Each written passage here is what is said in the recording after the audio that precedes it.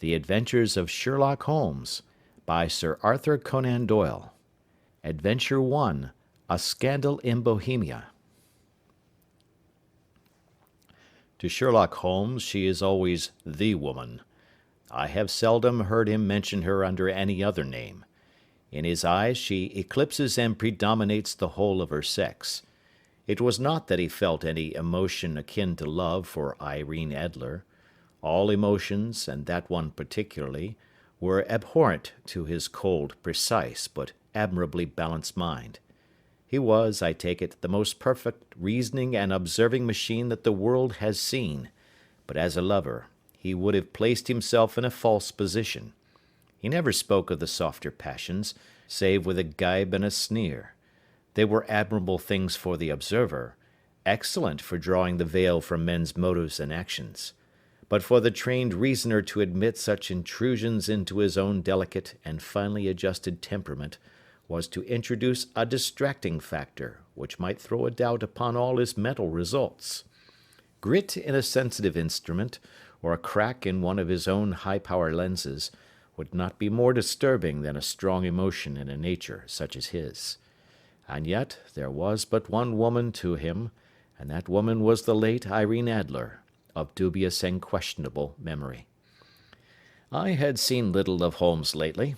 My marriage had drifted us away from each other. My own complete happiness, and the home-centered interests which rise up around the man who first finds himself master of his own establishment, was sufficient to absorb all my attention, while Holmes, who loathed every form of society with his whole Bohemian soul, remained in our lodgings in Baker Street, buried among his old books, and alternating from week to week between cocaine and ambition, the drowsiness of the drug, and the fierce energy of his own keen nature.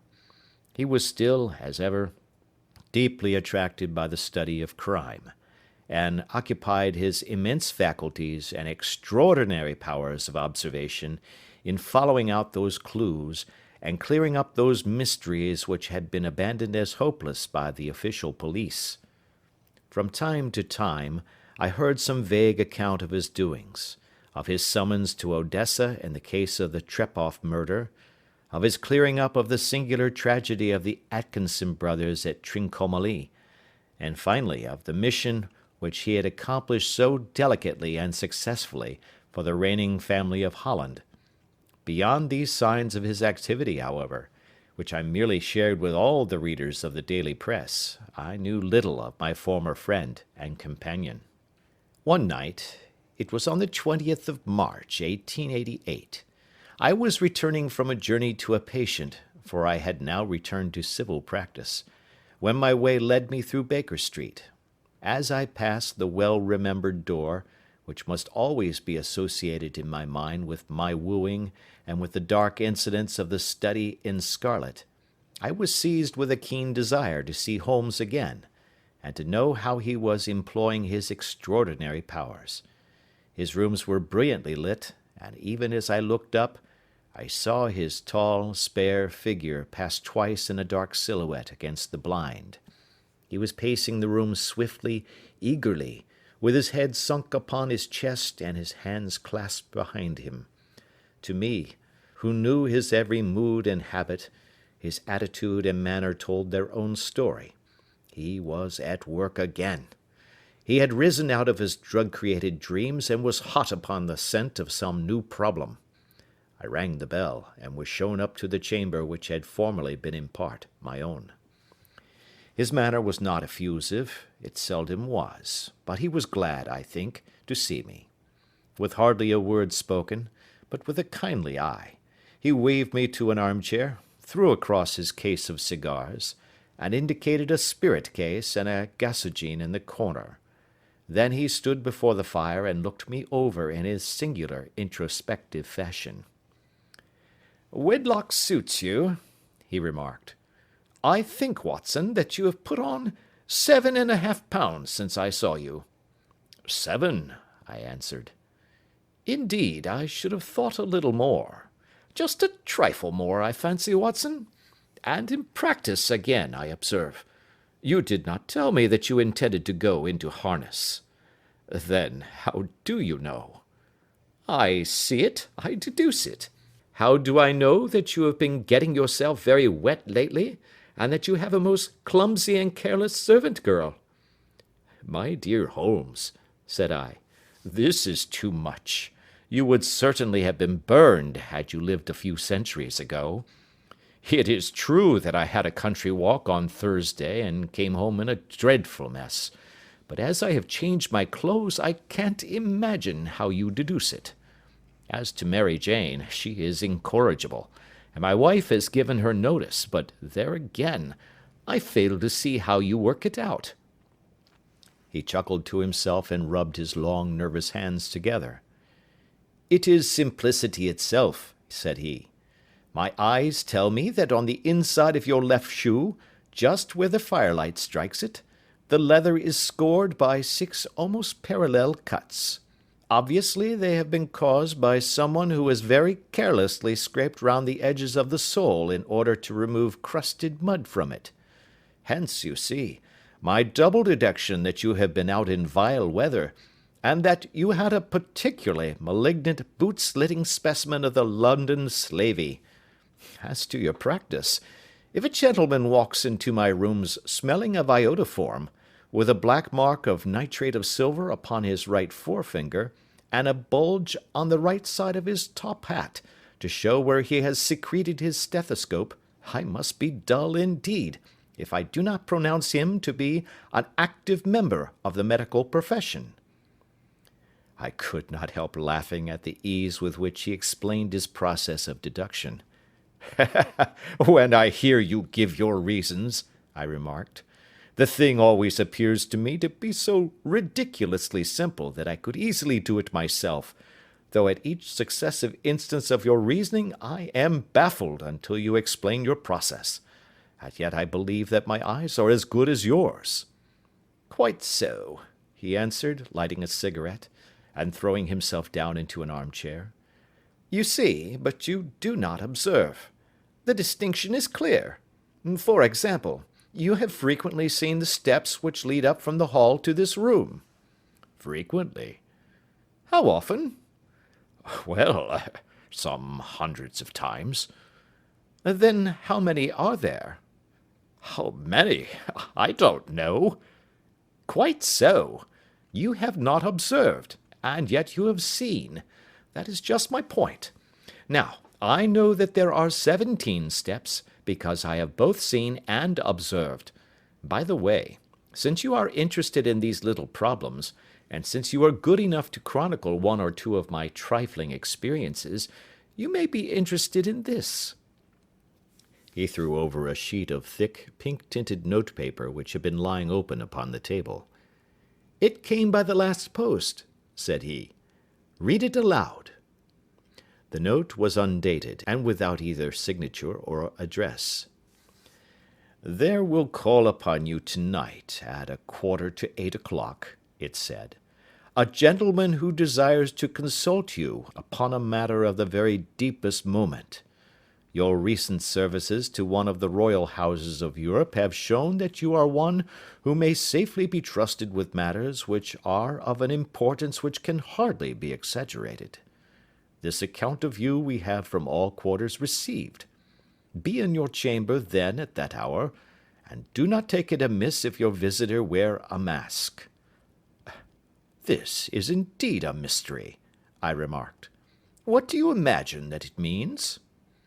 I have no data yet. It is a capital mistake to theorize before one has data.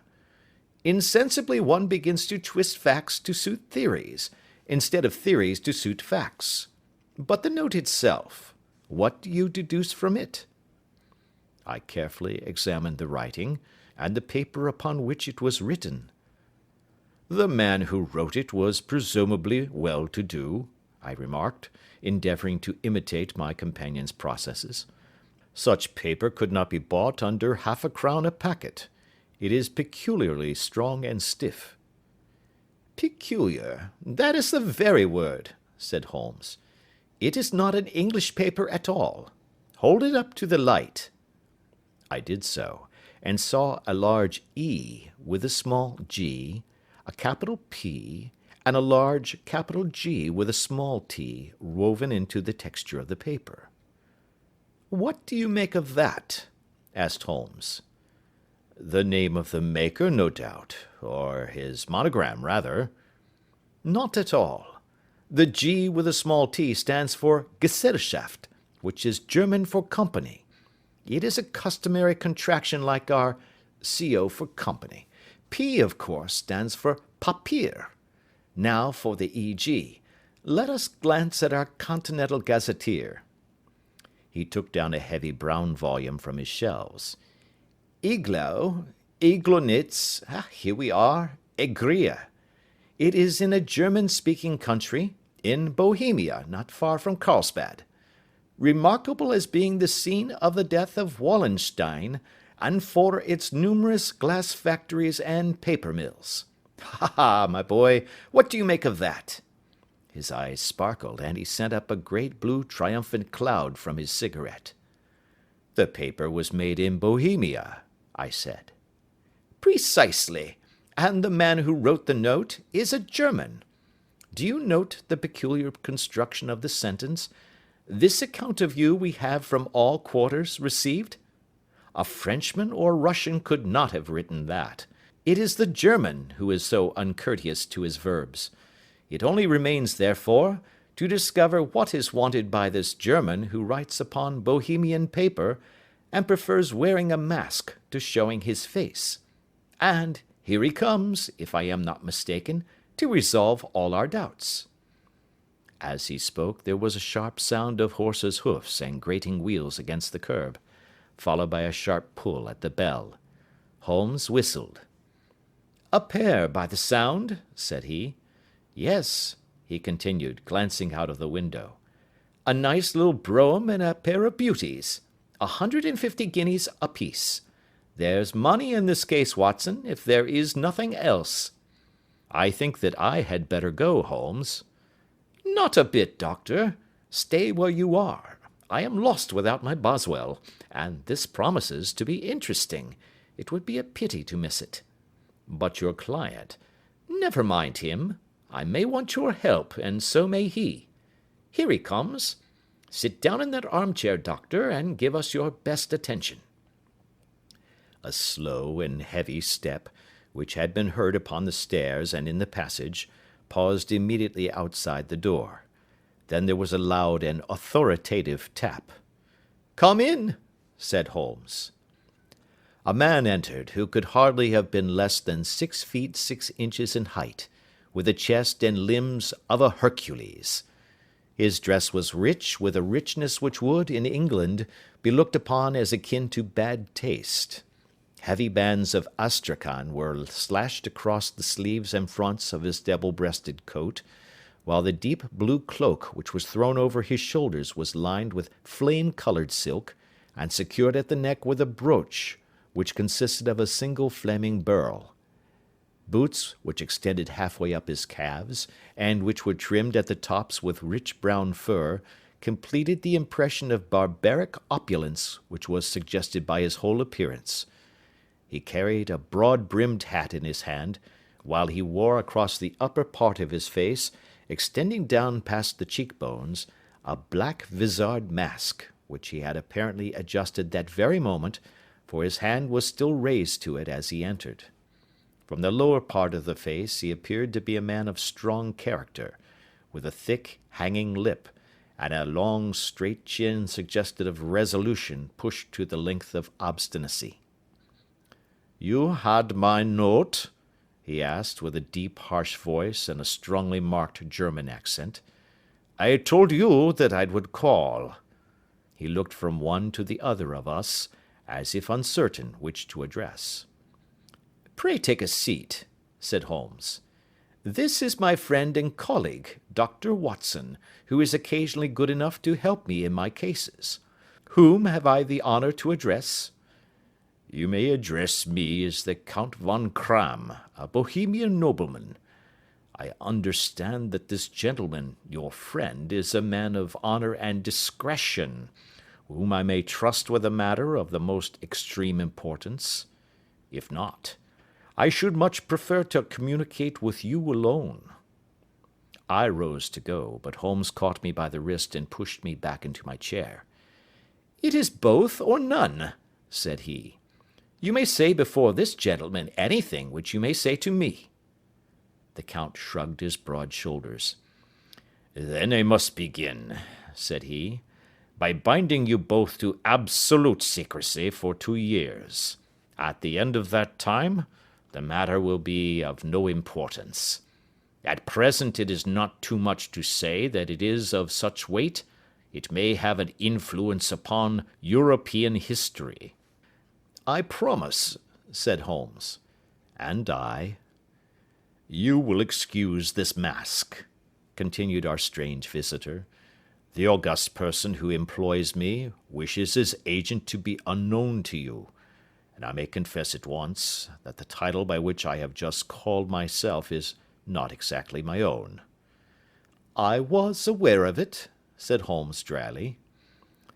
"The circumstances are of great delicacy, and every precaution has to be taken to quench what might grow to be an immense scandal, and seriously compromise one of the reigning families of Europe. To speak plainly, the matter implicates the great house of Ormstein, hereditary kings of Bohemia." "I was also aware of that," murmured Holmes, settling himself down in his armchair and closing his eyes. Our visitor glanced with some apparent surprise at the languid, lounging figure of the man who had been no doubt depicted to him as the most incisive reasoner and most energetic agent in Europe. Holmes slowly reopened his eyes and looked impatiently at his gigantic client. "If your Majesty would condescend to state your case," he remarked, "I should be better able to advise you." The man sprang from his chair and paced up and down the room in uncontrollable agitation. Then, with a gesture of desperation, he tore the mask from his face and hurled it upon the ground. "You are right," he cried. "I am the king. Why should I attempt to conceal it?" "Why, indeed?" murmured Holmes. "Your Majesty had not spoken before I was aware that I was addressing Wilhelm Gottschalk Sigmunds von Ormstein, Grand Duke of Cassel-Felstein, and hereditary king of Bohemia." "But you can understand," said our strange visitor, sitting down once more and passing his hand over his high white forehead, "you can understand that I am not accustomed to doing such business in my own person. Yet the matter was so delicate that I could not confide it to an agent without putting myself in his power. I have come incognito from Prague for the purpose of consulting you." "Then pray consult," said Holmes, shutting his eyes once more. "The facts are briefly these. Some 5 years ago, during a lengthy visit to Warsaw, I made the acquaintance of the well-known adventuress Irene Adler. The name is no doubt familiar to you." "Kindly look her up in my index, Doctor," murmured Holmes without opening his eyes. For many years he had adopted a system of docketing all paragraphs concerning men and things, so that it was difficult to name a subject or a person on which he could not at once furnish information. In this case I found her biography sandwiched in between that of a Hebrew rabbi and that of a staff commander who had written a monograph upon the deep-sea fishes. "Let me see," said Holmes. Born in New Jersey in the year 1858. Contralto. La Scala. Prima donna Imperial Opera of Warsaw. Yes. Retired from operatic stage. Ha! Living in London. Quite so. Your Majesty, as I understand, became entangled with this young person, wrote her some compromising letters, and is now desirous of getting those letters back." "Precisely so. But how? Was there a secret marriage?" "None." "No legal papers or certificates?" "None." "Then I failed to follow your Majesty. If this young person should produce her letters for blackmailing or other purposes, How is she to prove their authenticity? There is the writing. Pooh, pooh, forgery. My private notepaper. Stolen. My own seal. Imitated. My photograph. Bought. We were both in the photograph. Oh, dear, that is very bad. Your Majesty has indeed committed an indiscretion. I was mad, insane. You have compromised yourself seriously. I was only crown prince then. I was young. I am but 30 now. It must be recovered. We have tried and failed. Your Majesty must pay. It must be bought. She will not sell. Stolen, then. 5 attempts have been made. Twice burglars in my pay ransacked her house. Once we diverted her luggage when she traveled. Twice she has been waylaid. There has been no result. No sign of it? Absolutely none. Holmes laughed. It is quite a pretty little problem, said he. But a very serious one to me, returned the king reproachfully. Very, indeed. And what does she propose to do with the photograph? To ruin me. But how?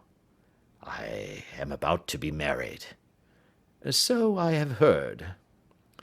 To Clotilde Lothman von Saxe-Meiningen, second daughter of the King of Scandinavia. You may know the strict principles of her family. She is herself the very soul of delicacy. A shadow of a doubt as to my conduct would bring the matter to an end. And Irene Adler? Threatens to send them the photograph, and she will do it. I know that she will do it.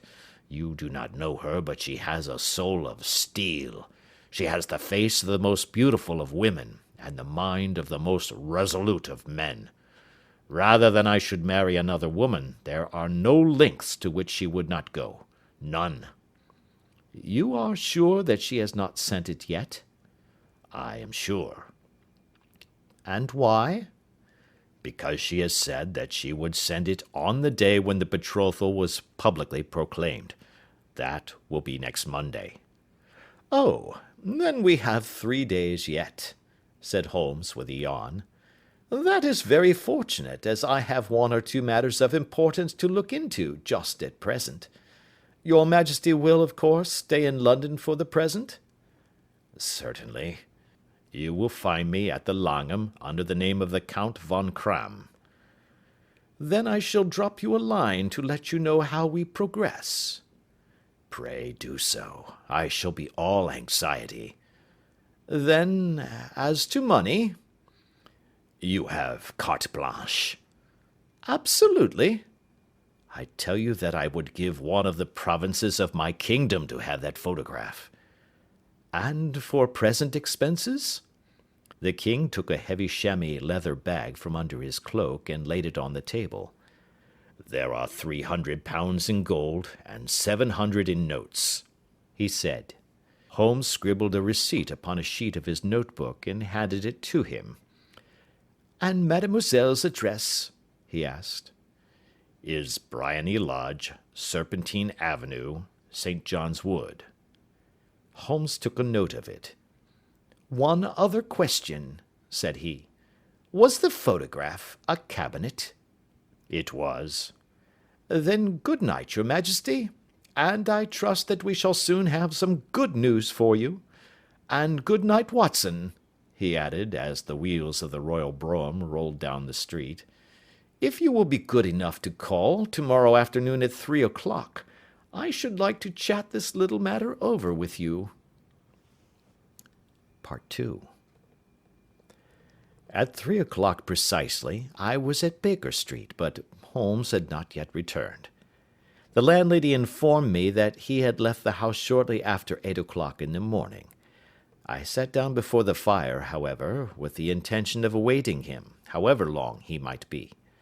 I was already deeply interested in his inquiry, for, though it was surrounded by none of the grim and strange features which were associated with the two crimes which I have already recorded, still, the nature of the case and the exalted station of his client gave it a character of its own. Indeed, apart from the nature of the investigation which my friend had on hand, there was something in his masterly grasp of a situation, and his keen, incisive reasoning, which made it a pleasure to me to study his system of work, and to follow the quick, subtle methods by which he disentangled the most inextricable mysteries. So accustomed was I to his invariable success that the very possibility of his failing had ceased to enter into my head.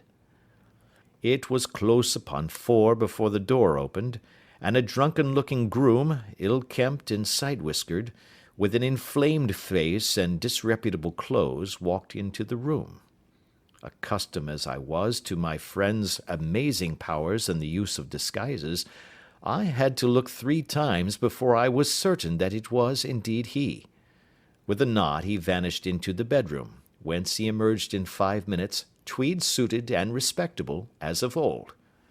Putting his hands into his pockets, he stretched out his legs in front of the fire, and laughed heartily for some minutes. "Well, really!"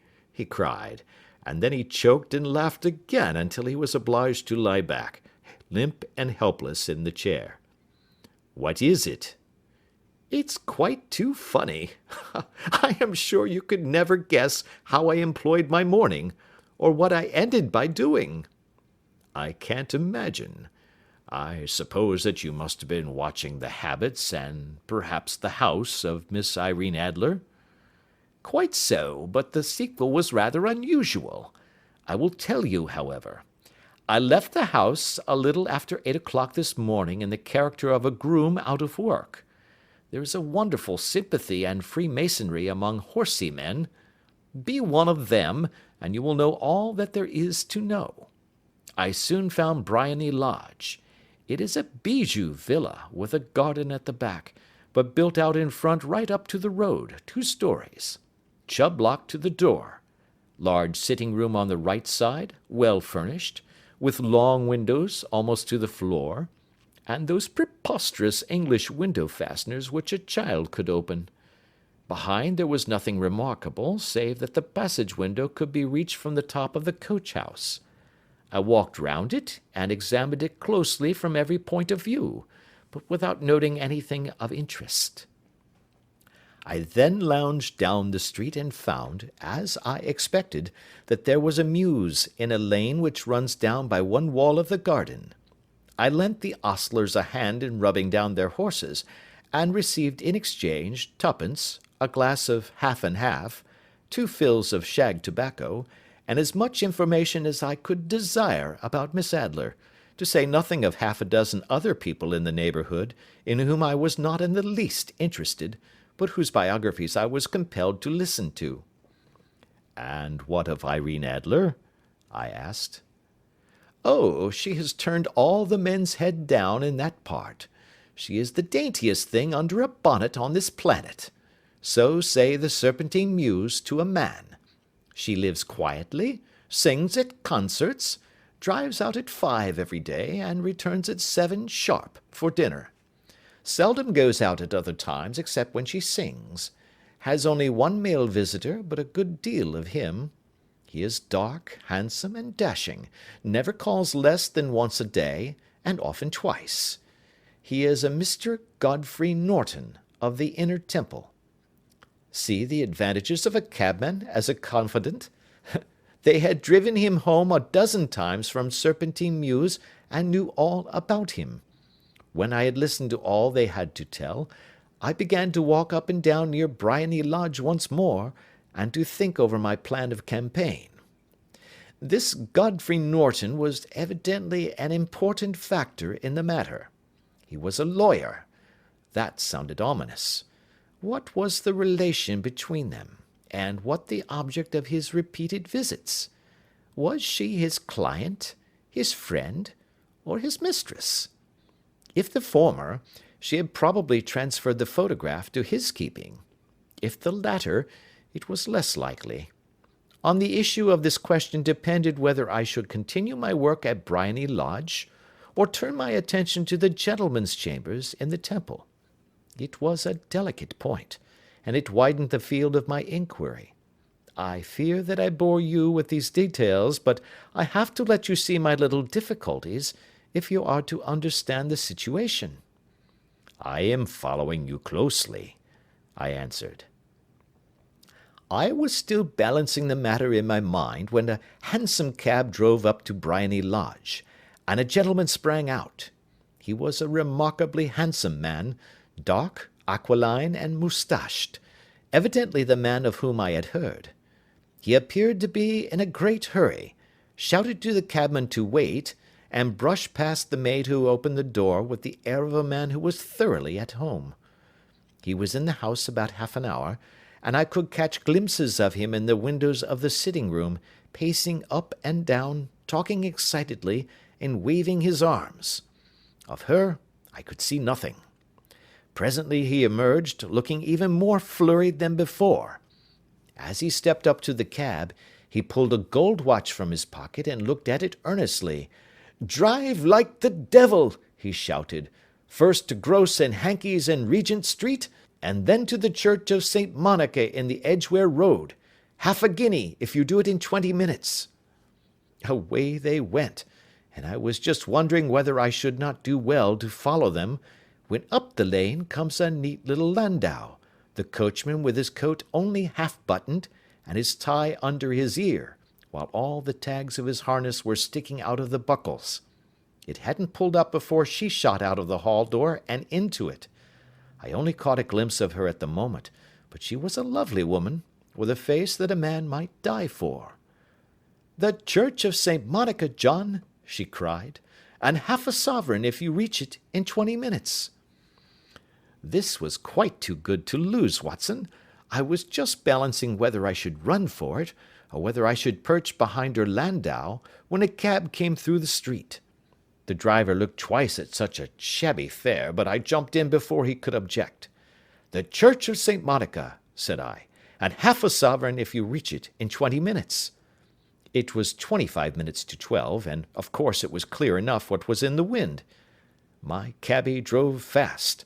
I don't think I ever drove faster, but the others were there before us. The cab and the landau with their steaming horses were in front of the door when I arrived. I paid the man and hurried into the church. There was not a soul there save the two whom I had followed, and a surpliced clergyman, who seemed to be expostulating with them. They were all three standing in a knot in front of the altar. I lounged up the side aisle like any other idler who has dropped into a church. Suddenly, to my surprise, the three at the altar faced round to me, and Godfrey Norton came running as hard as he could towards me. "Thank God!" he cried. "You'll do. Come, come." "What then?" I asked. "Come, man, come. Only 3 minutes, or it won't be legal." I was half dragged up to the altar, and before I knew where I was, I found myself mumbling responses which were whispered in my ear, and vouching for things of which I knew nothing, and generally assisting in the secure tying up of Irene Adler, spinster, to Godfrey Norton, bachelor. It was all done in an instant, and there was the gentleman thanking me on the one side, and the lady on the other, while the clergyman beamed on me in front. It was the most preposterous position in which I ever found myself in my life, and it was the thought of it that started me laughing just now. It seems that there had been some informality about their license, that the clergyman absolutely refused to marry them without a witness of some sort, and that my lucky appearance saved the bridegroom from having to sally out into the streets in search of a best man.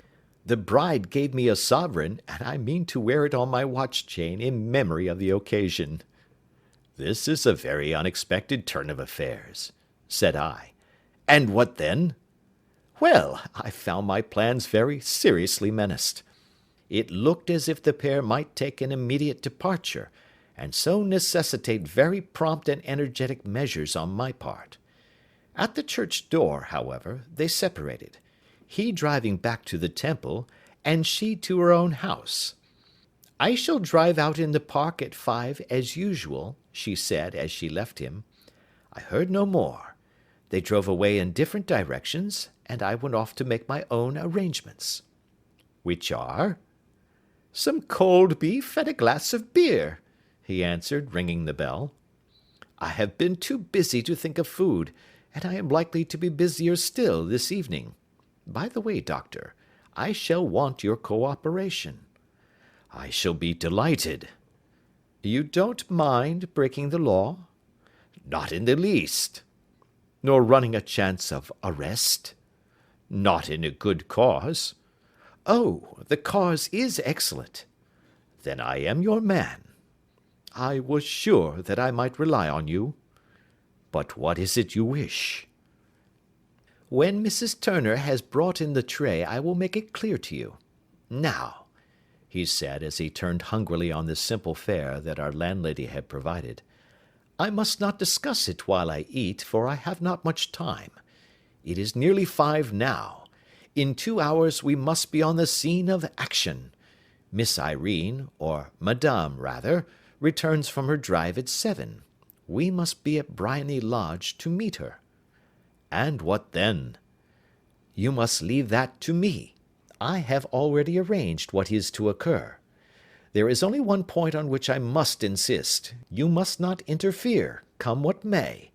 You understand?" "I am to be neutral?" "To do nothing whatever. There will probably be some small unpleasantness. Do not join in it. It will end in my being conveyed into the house. 4 or 5 minutes afterwards the sitting-room window will open. You are to station yourself close to that open window." "Yes." "You are to watch me, for I will be visible to you." "Yes." "And when I raise my hand, so, you will throw into the room what I give you to throw, and will, at the same time, raise the cry of fire. You quite follow me?" "Entirely." "It is nothing very formidable," he said, taking a long cigar-shaped roll from his pocket. "It is an ordinary plumber's smoke rocket, fitted with a cap at either end to make it self-lighting. Your task is confined to that. When you raise your cry of fire, it will be taken up by quite a number of people. You may then walk to the end of the street, and I will rejoin you in 10 minutes. I hope that I have made myself clear?" "I am to remain neutral, to get near the window, to watch you, and at the signal to throw in this object, then to raise the cry of fire, and to wait you at the corner of the street." "Precisely." "Then you may entirely rely on me." "That is excellent. I think perhaps it is almost time that I prepare for the new role I have to play." He disappeared into his bedroom, and returned in a few minutes in the character of an amiable and simple-minded nonconformist clergyman. His broad black hat, his baggy trousers, his white tie, his sympathetic smile, and general look of peering and benevolent curiosity were such as Mr. John Hare alone could have equalled. It was not merely that Holmes changed his costume. His expression, his manner, his very soul seemed to vary with every fresh part that he assumed. The stage lost a fine actor, even as science lost an acute reasoner when he became a specialist in crime. It was 6:15 when we left Baker Street, and it still wanted 10 minutes to the hour when we found ourselves in Serpentine Avenue. It was already dusk, and the lamps were just being lighted as we paced up and down in front of Briony Lodge, waiting for the coming of its occupant. The house was just such as I had pictured it from Sherlock Holmes's succinct description, but the locality appeared to be less private than I expected. On the contrary, for a small street in a quiet neighbourhood, it was remarkably animated. There was a group of shabbily dressed men smoking and laughing in a corner, a scissors grinder with his wheel, 2 guardsmen who were flirting with a nurse girl, and several well-dressed young men who were lounging up and down with cigars in their mouths. "You see," remarked Holmes, as we paced to and fro in front of the house, This marriage rather simplifies matters. The photograph becomes a double-edged weapon now. The chances are that she would be as averse to its being seen by Mr. Godfrey Norton as our client is to its coming to the eyes of his princess. Now the question is, where are we to find the photograph? Where indeed? It is most unlikely that she carries it about with her. It is cabinet size, too large for easy concealment about a woman's dress. She knows that the king is capable of having her waylaid and searched. 2 attempts of the sort have already been made. We may take it, then, that she does not carry it about with her. Where, then? Her banker or her lawyer? There is that double possibility. But I am inclined to think neither. Women are naturally secretive, and they like to do their own secreting. Why should she hand it over to anyone else? She could trust her own guardianship, but she could not tell what indirect or political influence might be brought to bear upon a business man. Besides, remember that she had resolved to use it within a few days. It must be where she can lay her hands upon it. It must be in her own house. But it has twice been burgled. Pshaw! They did not know how to look. But how will you look? I will not look. What then? I will get her to show me. But she will refuse. She will not be able to. But I hear the rumble of wheels. It is her carriage. Now, carry out my orders to the letter. As he spoke, the gleam of the sidelights of a carriage came round the curve of the avenue. It was a smart little landau which rattled up to the door of Briony Lodge. As he pulled up, one of the loafing men at the corner dashed forward to open the door in the hope of earning a copper, but was elbowed away by another loafer, who had rushed up with the same intention. A fierce quarrel broke out, which was increased by the 2 guardsmen, who took sides with one of the loungers, and by the scissors grinder, who was equally hot upon the other side. A blow was struck, and in an instant the lady, who had stepped from her carriage, was the centre of a little knot of flushed and struggling men, who struck savagely at each other with their fists and sticks. Holmes dashed into the crowd to protect the lady, but, just as he reached her, he gave a cry and dropped to the ground, with the blood running freely down his face. At his fall the guardsmen took to their heels in one direction, and the loungers in the other, while a number of better-dressed people, who had watched the scuffle without taking part in it, crowded in to help the lady and to attend to the injured man. Irene Adler, as I will still call her, had hurried up the steps, but she stood at the top with her superb figure outlined against the lights of the hall, looking back into the street. "Is the poor gentleman much hurt?" she asked. "He is dead," cried several voices. "No, no, there's life in him," shouted another, "but he'll be gone before you can get him to hospital." "He's a brave fellow," said a woman. "They would have had the lady's purse and watch if it hadn't been for him. They were a gang, and a rough one too. Ah, he's breathing now." "He can't lie in the street. May we bring him in, marm?" "Surely. Bring him into the sitting-room. There is a comfortable sofa. This way, please." Slowly and solemnly he was borne into Briony Lodge and laid out in the principal room, while I still observed the proceedings from my post by the window. The lamps had been lit, but the blinds had not been drawn, so that I could see Holmes as he lay upon the couch.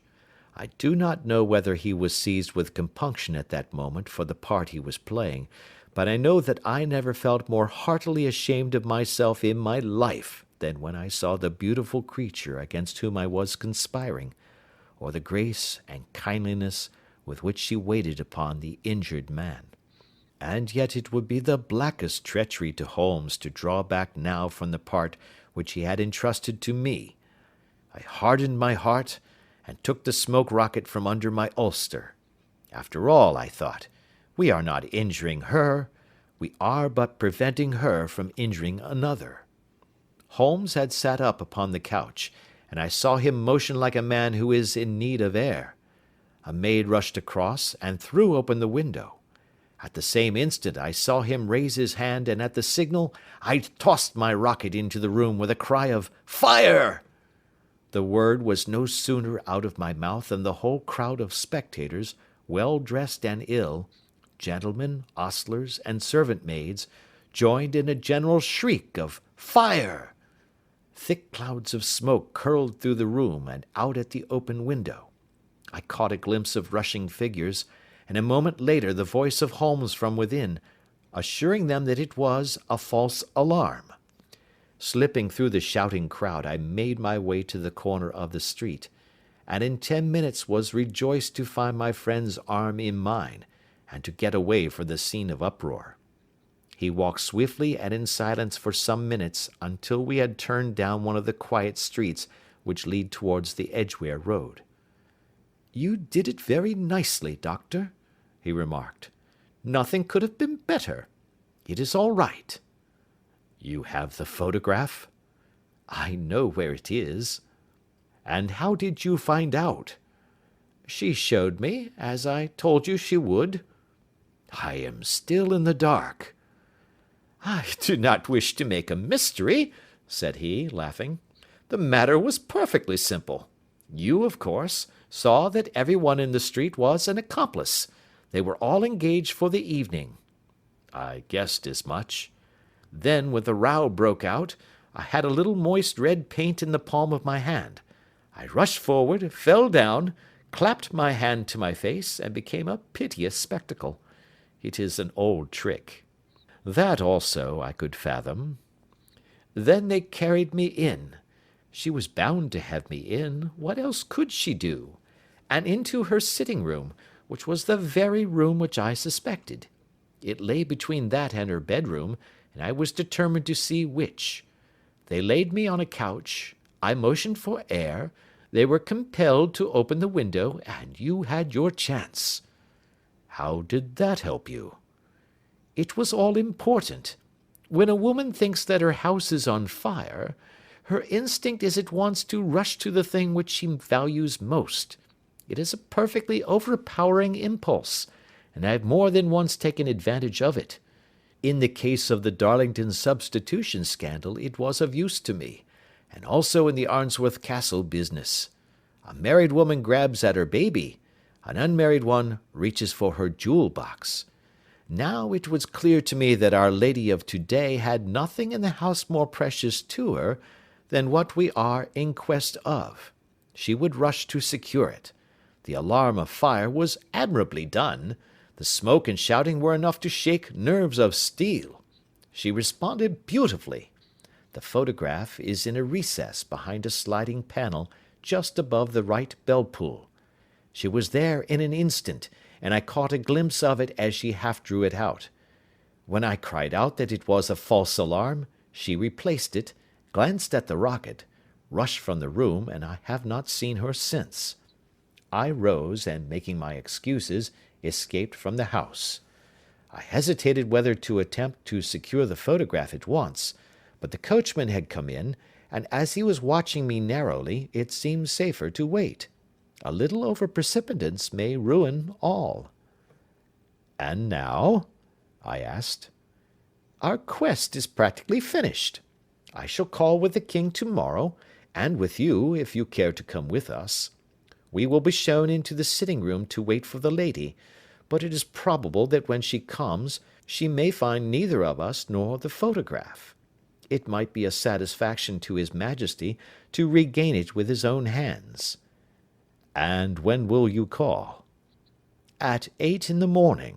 She will not be up, so that we shall have a clear field. Besides, we must be prompt, for this marriage may mean a complete change in her life and habits. I must wire to the king without delay." We had reached Baker Street, and had stopped at the door.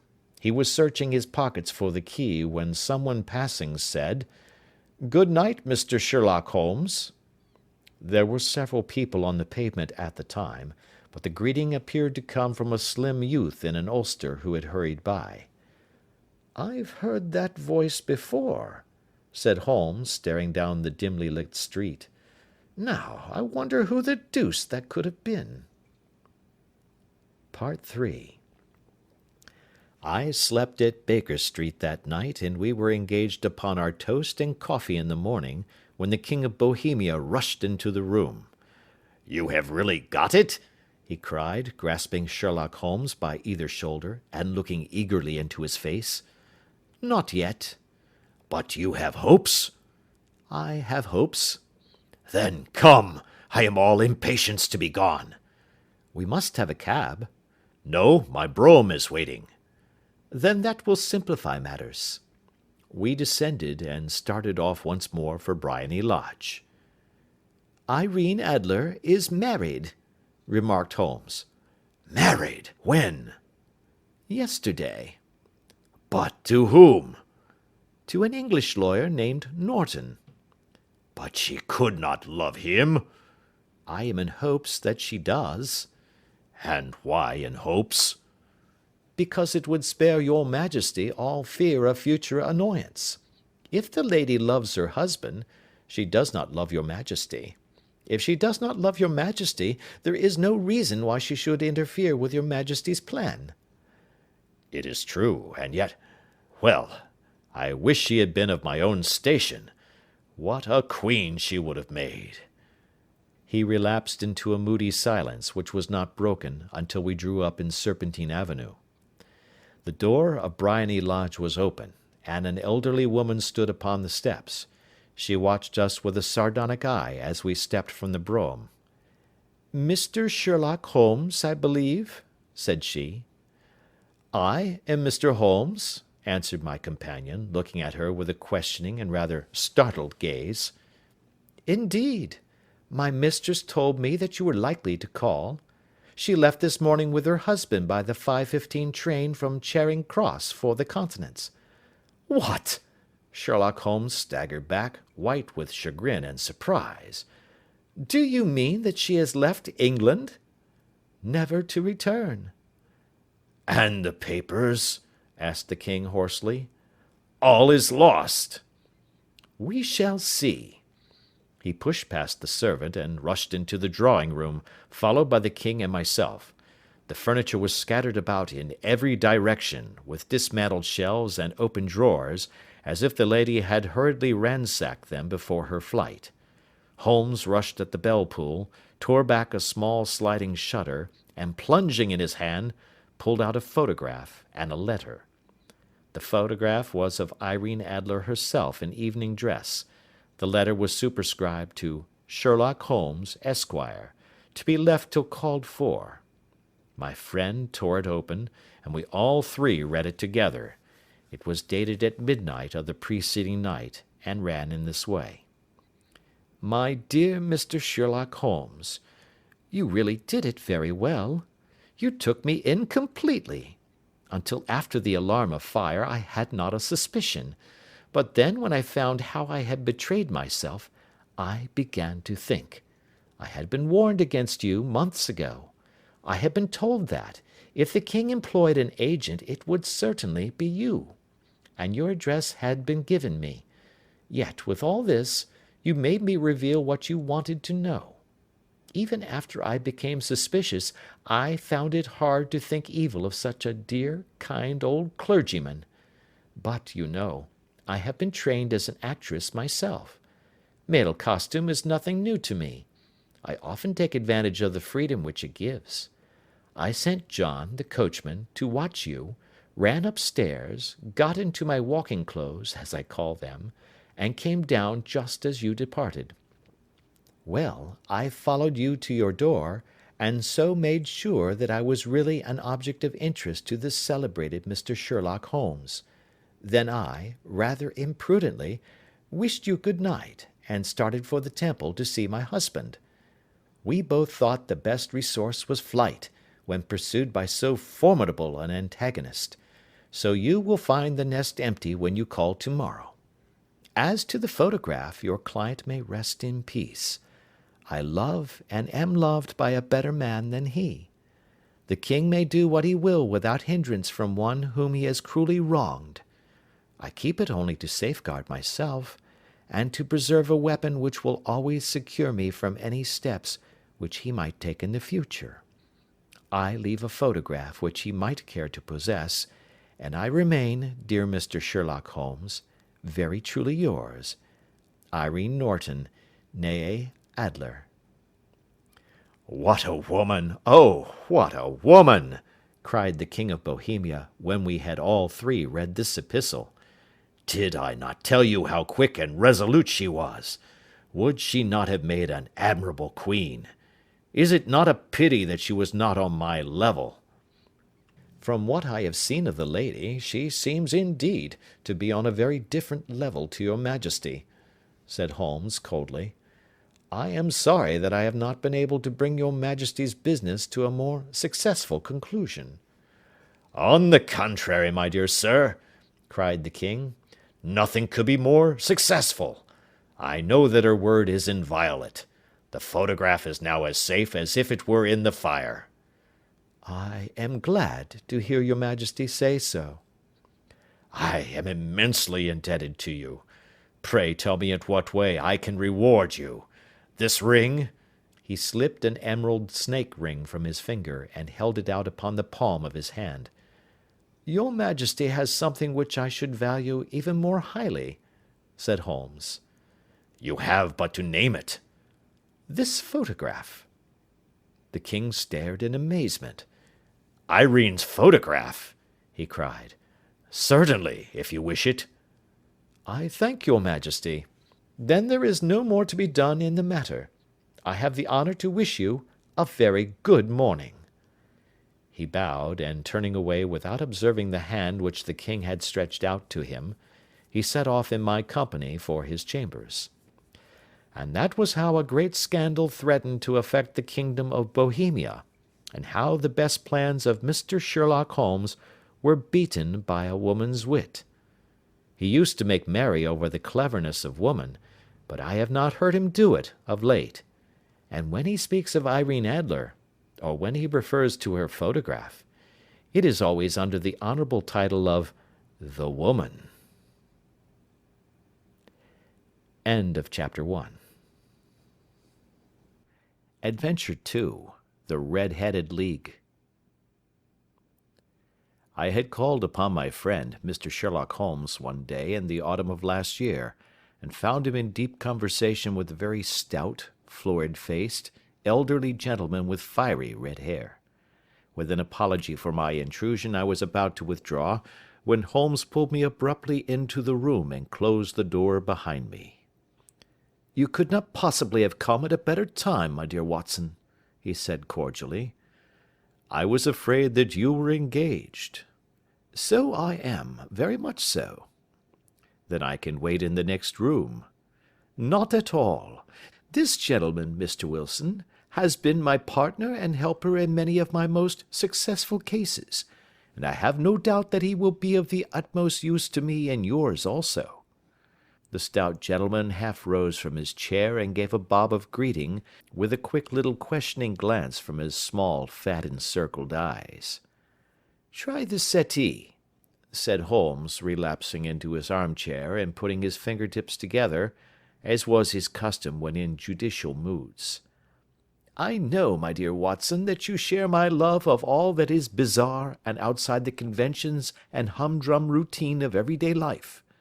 You have shown your relish for it by the enthusiasm which has prompted you to chronicle, and, if you will excuse my saying so, somewhat to embellish so many of my own little adventures." "Your cases have indeed been of the greatest interest to me," I observed. "You will remember that I remarked the other day, just before we went into the very simple problem presented by Miss Mary Sutherland, that for strange effects and extraordinary combinations we must go to life itself, which is always far more daring than any effort of the imagination." "A proposition which I took the liberty of doubting." "You did, doctor, but none the less you must come round to my view, for otherwise I shall keep on piling fact upon fact on you until your reason breaks down under them and acknowledges me to be right. Now, Mr. Jabez Wilson here has been good enough to call upon me this morning, and to begin a narrative which promises to be one of the most singular which I have listened to for some time. You have heard me remark that the strangest and most unique things are very often connected not with the larger but with the smaller crimes, and occasionally, indeed, where there is room for doubt whether any positive crime has been committed. As far as I have heard, it is impossible for me to say whether the present case is an instance of crime or not, but the course of events is certainly among the most singular that I have ever listened to. Perhaps, Mr. Wilson, you would have the great kindness to recommence your narrative. I ask you not merely because my friend Dr. Watson has not heard the opening part, but also because the peculiar nature of the story makes me anxious to have every possible detail from your lips. As a rule, when I have heard some slight indication of the course of events, I am able to guide myself by thousands of other similar cases which occur to my memory. In the present instance, I am forced to admit that the facts are, to the best of my belief, unique." The portly client puffed out his chest with an appearance of some little pride, and pulled a dirty and wrinkled newspaper from the inside pocket of his greatcoat.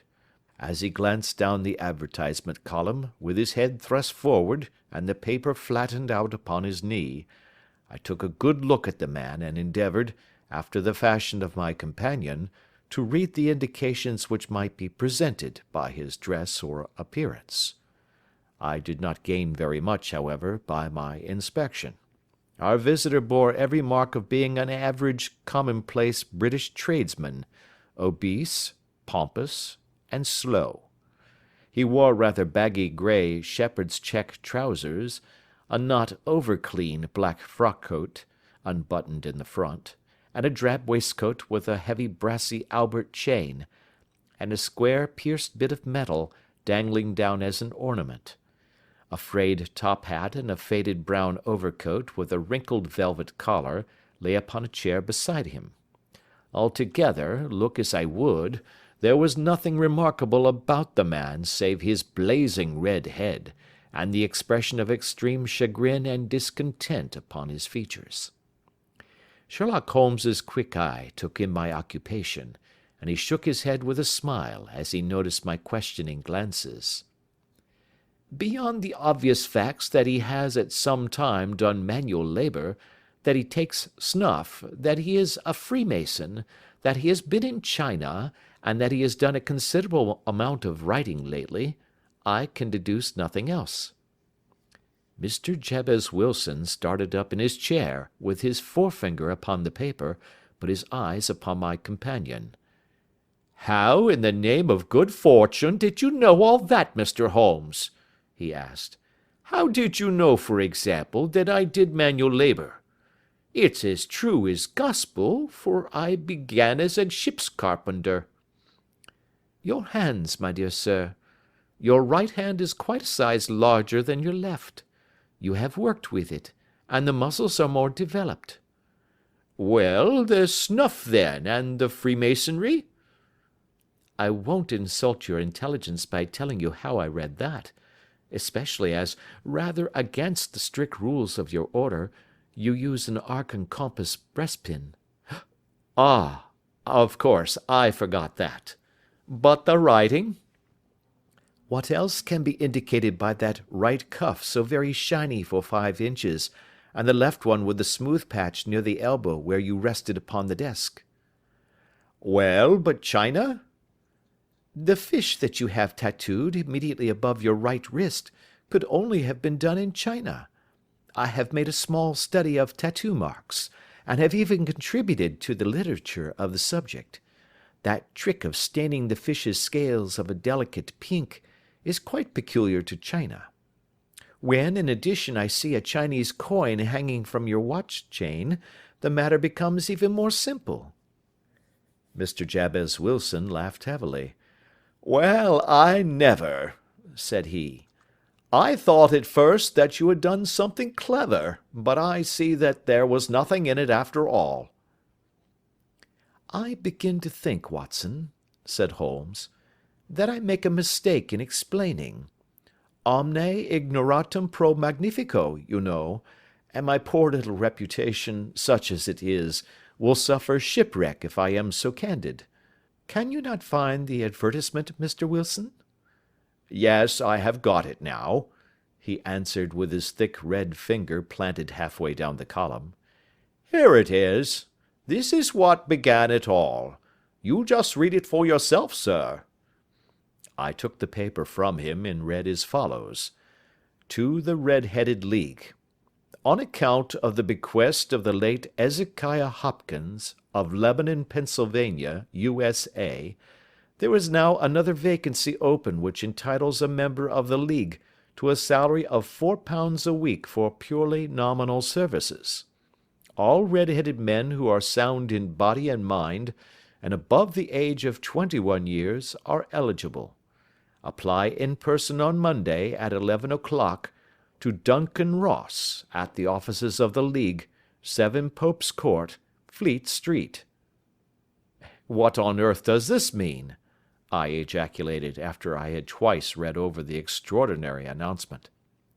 Holmes chuckled and wriggled in his chair, as was his habit when in high spirits. "It is a little off the beaten track, isn't it?" said he. "And now, Mr. Wilson, off you go at scratch and tell us all about yourself, your household, and the effect which this advertisement had upon your fortunes. You will first make a note, Doctor, of the paper and the date." "It is the Morning Chronicle of April 27, 1890, just 2 months ago." "Very good. Now, Mr. Wilson?" "Well, it is just as I have been telling you, Mr. Sherlock Holmes," said Jabez Wilson, mopping his forehead. "I have a small pawnbroker's business at Coburg Square, near the city.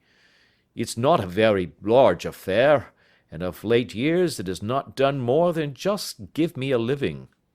I used to be able to keep 2 assistants, but now I only keep 1, and I would have a job to pay him but that he is willing to come for half wages so as to learn the business." "What is the name of this obliging youth?" asked Sherlock Holmes. "His name is Vincent Spaulding, and he's not such a youth either. It's hard to say his age.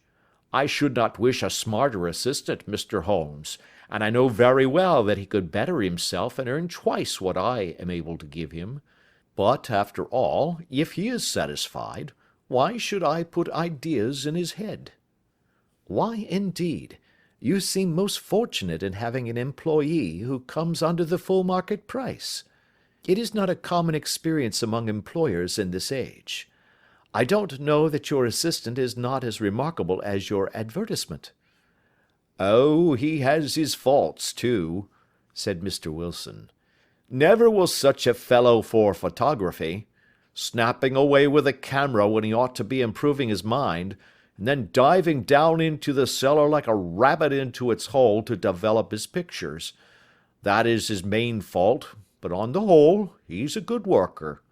There's no vice in him." "He is still with you, I presume?" "Yes, sir.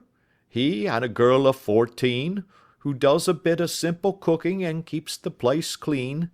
That's all I have in the house, for I am a widower and never had any family. We live very quietly, sir, the 3 of us, and we keep a roof over our heads and pay our debts, if we do nothing more. The first thing that put us out was that advertisement. Spaulding, he came down into the office just this day 8 weeks, with this very paper in his hand, and he says, 'I wish to the Lord, Mr. Wilson, that I was a red-headed man.' 'Why that?' I asks. 'Why,' says he, 'here's another vacancy on the League of the Red-Headed Men. It's worth quite a little fortune to any man that gets it, and I understand that there are more vacancies than there are men, so that the trustees are at their wits' end what to do with the money. If my hair would only change colour, Here's a nice little crib all ready for me to step into." "Why, what is it, then?" I asked. "You see, Mr. Holmes, I am a very stay-at-home man, and as my business come to me instead of my having to go to it, I was often weeks on end without putting my foot over the doormat. In that way, I didn't know much of what was going on outside, and I was always glad of a bit of news." "Have you never heard of the League of the Red-Headed Men?" he asked with his eyes open. "Never." "Why, I wonder at that, for you are eligible yourself for one of the vacancies." "And what are they worth?" I asked. "Oh, merely a couple of hundred a year, but the work is slight, and it need not interfere very much with one's other occupations." Well, you can easily think that that made me prick up my ears, for the business has not been over good for some years, and an extra couple of hundred would have been very handy. "Tell me all about it," said I. "Well," said he, showing me the advertisement, "you can see for yourself that the League has a vacancy, and there is the address where you should apply for particulars. As far as I can make out, the League was founded by an American millionaire, Ezekiah Hopkins, who was very peculiar in his ways. He was himself red-headed, and he had a great sympathy for all red-headed men. So, when he died, it was found that he had left his enormous fortune in the hands of trustees, with instructions to apply the interest to the providing of easy berths to men whose hair is of that color. From all I hear, it is splendid pay and very little to do." "But," said I, "there would be millions of red-headed men who would apply." "Not so many as you might think," he answered. "You see, it is really confined to Londoners and to grown men. This American had started from London when he was young, and he wanted to do the old town a good turn. Then again, I have heard it is no use your applying if your hair is light red, or dark red, or anything but real bright, blazing, fiery red. Now, if you cared to apply, Mr. Wilson, you would just walk in, but perhaps it would hardly be worth your while to put yourself out of the way for the sake of a few £100.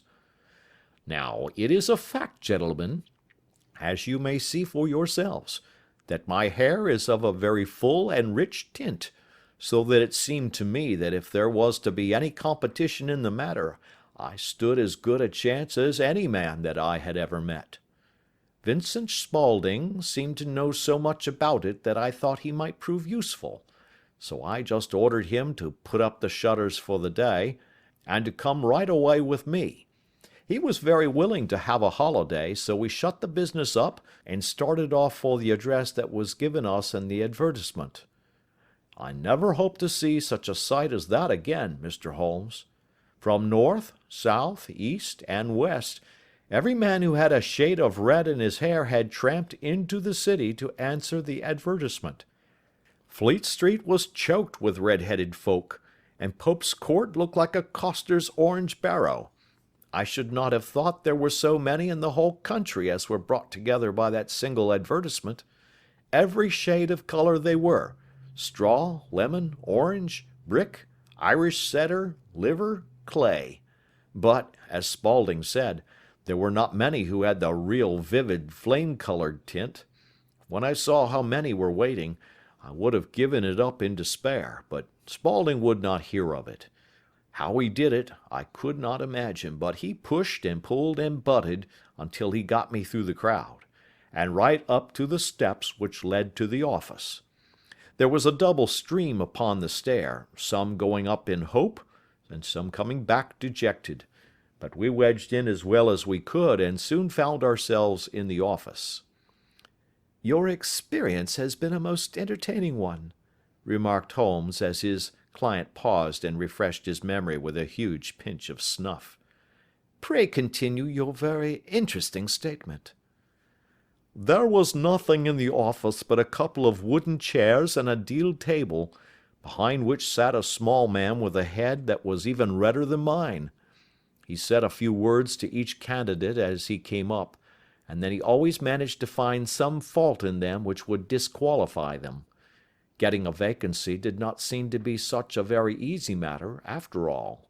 However, when our turn came, the little man was much more favourable to me than to any of the others, and he closed the door as we entered, so that he might have a private word with us. "This is Mr. Jabez Wilson," said my assistant, "and he is willing to fill a vacancy in the league." "And he is admirably suited for it," the other answered. "He has every requirement. I cannot recall when I have seen anything so fine." He took a step backward, cocked his head on one side, and gazed at my hair until I felt quite bashful. Then suddenly he plunged forward, wrung my hand, and congratulated me warmly on my success. "It would be injustice to hesitate," said he. "You will, however, I am sure, excuse me for taking an obvious precaution." With that he seized my hair in both his hands and tugged until I yelled with the pain. "There is water in your eyes," said he as he released me. "I perceive that all is as it should be. But we have to be careful, for we have twice been deceived by wigs and once by paint. I could tell you tales of cobbler's wax which would disgust you with human nature." He stepped over to the window and shouted through it at the top of his voice that the vacancy was filled. A groan of disappointment came up from below, and the folk all trooped away in different directions until there was not a red head to be seen except my own and that of the manager. "My name," said he, "is Mr. Duncan Ross, and I am myself one of the pensioners upon the fund left by our noble benefactor. Are you a married man, Mr. Wilson? Have you a family?" I answered that I had not. His face fell immediately. "Dear me," he said gravely, "that is very serious indeed. I am sorry to hear you say that. The fund was, of course, for the propagation and spread of the red heads as well as for their maintenance. It is exceedingly unfortunate that you should be a bachelor." My face lengthened at this, Mr. Holmes, for I thought that I was not to have the vacancy after all, but after thinking it over for a few minutes he said that it would be all right. "In the case of another," said he, "the objection might be fatal, but we must stretch a point in favor of a man with such a head of hair as yours. When shall you be able to enter upon your new duties?" "Well, it is a little awkward, for I have a business already," said I. "Oh, never mind about that, Mr. Wilson," said Vincent Spaulding. "I shall be able to look after that for you." "What would be the hours?" I asked. 10 to 2. Now, a pawnbroker's business is mostly done of an evening, Mr. Holmes, especially Thursday and Friday evening, which is just before payday. So it would suit me very well to earn a little in the mornings. Besides, I knew that my assistant was a good man, and that he would see to anything that turned up. "That would suit me very well," said I. "And the pay?" "Is £4 a week." "And the work?" "Is purely nominal." "What do you call purely nominal?" "Well, you have to be in the office, or at least in the building, the whole time. If you leave, you forfeit your whole position forever. The will is very clear upon that point. You don't comply with the conditions if you budge from the office during that time." "It's only 4 hours a day, and I should not think of leaving," said I. "No excuse will avail," said Mr. Duncan Ross. "Neither sickness nor business nor anything else. There you must stay, or you lose your billet." "And the work?" "Is to copy out the Encyclopaedia Britannica. There is the first volume of it in that press. You must find your own ink, pens, and blotting paper, but we provide this table and chair. Will you be ready tomorrow?" "Certainly," I answered.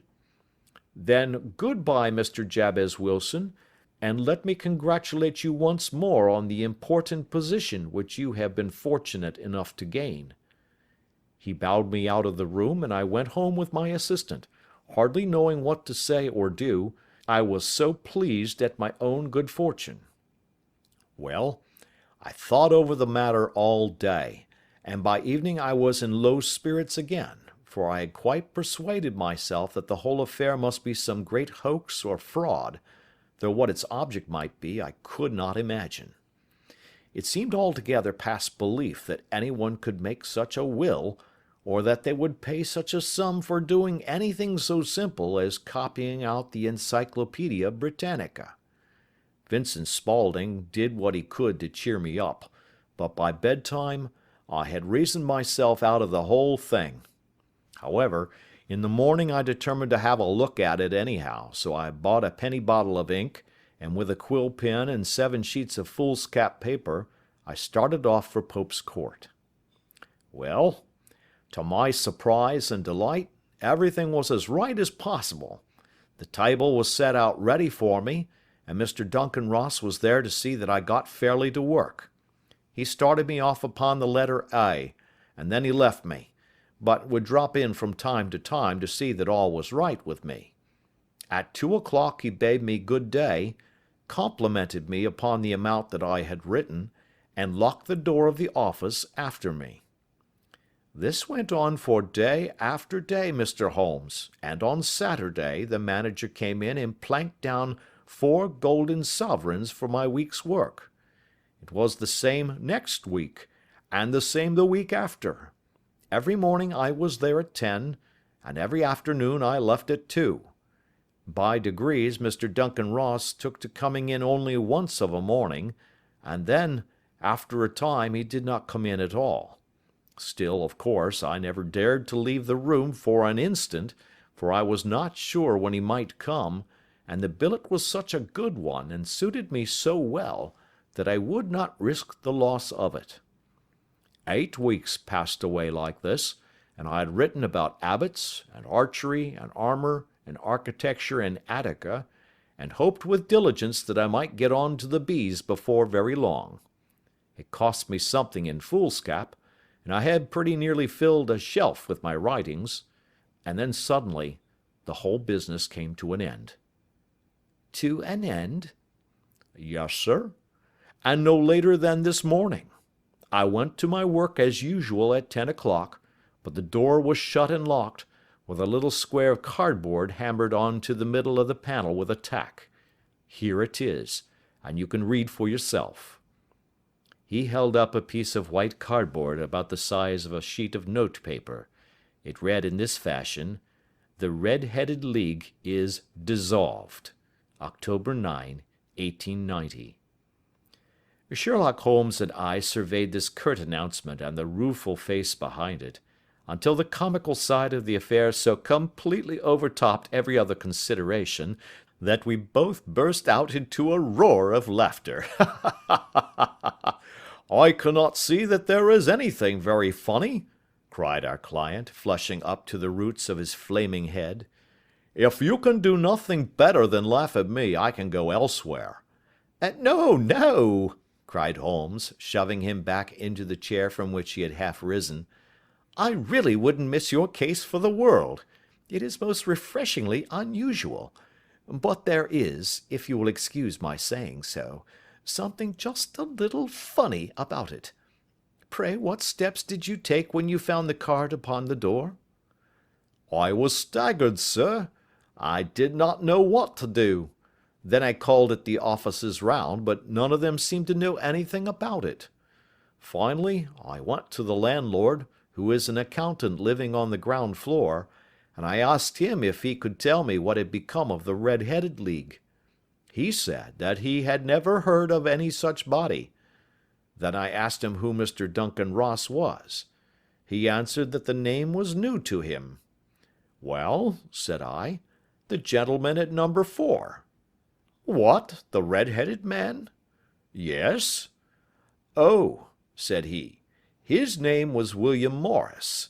He was a solicitor, and was using my room as a temporary convenience until his new premises were ready. He moved out yesterday." "Where could I find him?" "Oh, at his new offices. He did tell me the address. Yes, 17 King Edward Street, near St. Paul's. I started off, Mr. Holmes, but when I got to that address it was a manufactory of artificial knee-caps, and no one in it had ever heard of either Mr. William Morris or Mr. Duncan Ross. And what did you do then? Asked Holmes. I went home to Saxe Coburg Square, and I took the advice of my assistant, but he could not help me in any way. He could only say that if I waited I should hear by post. But that was not quite good enough, Mr. Holmes. I did not wish to lose such a place without a struggle, so, as I have heard that you were good enough to give advice to poor folk who were in need of it, I came right away to you. And you did very wisely, said Holmes. Your case is an exceedingly remarkable one, and I shall be happy to look into it. From what you have told me, I think it is possible that graver issues hang from it than might at first sight appear. Grave enough, said Mr. Jabez Wilson. Why, I have lost £4 a week. As far as you are personally concerned, remarked Holmes, I do not see that you have any grievance against this extraordinary league. On the contrary, you are, as I understand, richer by some £30, to say nothing of the minute knowledge which you have gained on every subject which comes under the letter A. You have lost nothing by them. No, sir, but I want to find out about them, and who they are, and what their object was in playing this prank, if it was a prank, upon me. It was a pretty expensive joke for them, for it cost them £32. We shall endeavour to clear up these points for you. And first, 1 or 2 questions, Mr. Wilson. This assistant of yours, who first called your attention to the advertisement, how long has he been with you? About a month, then. How did he come? In answer to an advertisement. Was he the only applicant? No, I had a dozen. Why did you pick him? Because he was handy and would come cheap. At half wages, in fact. Yes. What is he like, this Vincent Spaulding? Small, stout-built, very quick in his ways, no hair on his face, though he's not short of 30. Has a white splash of acid upon his forehead. Holmes sat up in his chair in considerable excitement. I thought as much, said he. Have you ever observed that his ears are pierced for earrings? Yes, sir. He told me that a gipsy had done it for him when he was a lad. Said Holmes, sinking back in deep thought. He is still with you? Oh, yes, sir. I have only just left him. And has your business been attended to in your absence? Nothing to complain of, sir. There's never very much to do of a morning. That will do, Mr. Wilson. I shall be happy to give you an opinion upon the subject in the course of a day or two. To-day is Saturday, and I hope that by Monday we may come to a conclusion. Well, Watson, said Holmes, when our visitor had left us, what do you make of it all? I make nothing of it, I answered frankly. It is a most mysterious business. As a rule, said Holmes, the more bizarre a thing is, the less mysterious it proves to be. It is your commonplace, featureless crimes which are really puzzling, just as a commonplace face is the most difficult to identify. But I must be prompt over this matter. What are you going to do, then? I asked. To smoke, he answered. It is quite a 3-pipe problem, and I beg that you won't speak to me for 50 minutes. He curled himself up in his chair, with his thin knees drawn up to his hawk-like nose, and there he sat with his eyes closed and his black clay pipe thrusting out like the bill of some strange bird. I had come to the conclusion that he had dropped asleep, and indeed was nodding myself, when he suddenly sprang out of his chair with the gesture of a man who has made up his mind, and put his pipe down upon the mantelpiece. "Sarasate plays at St. James's Hall this afternoon," he remarked. "What do you think, Watson? Could your patient spare you for a few hours?" I have nothing to do today. My practice is never very absorbing. Then put on your hat and come. I am going through the city first, and we can have some lunch on the way. I observe that there is a good deal of German music on the programme, which is rather more to my taste than Italian or French. It is introspective, and I want to introspect. Come along." We travelled by the Underground as far as Aldersgate, and a short walk took us to Saxe Coburg Square, the scene of the singular story which we had listened to in the morning. It was a poky, little, shabby, genteel place, where 4 lines of dingy 2-storied brick houses looked out into a small railed-in enclosure, where a lawn of weedy grass and a few clumps of faded laurel bushes made a hard fight against a smoke-laden and uncongenial atmosphere. 3 gilt balls and a brown board with Jabez Wilson in white letters upon a corner house announced the place where our red-headed client carried on his business. Sherlock Holmes stopped in front of it with his head on one side and looked it all over, with his eyes shining brightly between puckered lids. Then he walked slowly up the street and then down again to the corner, still looking keenly at the houses. Finally he returned to the pawnbroker's, and, having thumped vigorously upon the pavement with his stick 2 or 3 times, he went up to the door and knocked. It was instantly opened by a bright-looking, clean-shaven young fellow, who asked him to step in. "Thank you," said Holmes. "I only wish to ask you how you would go from here to the Strand."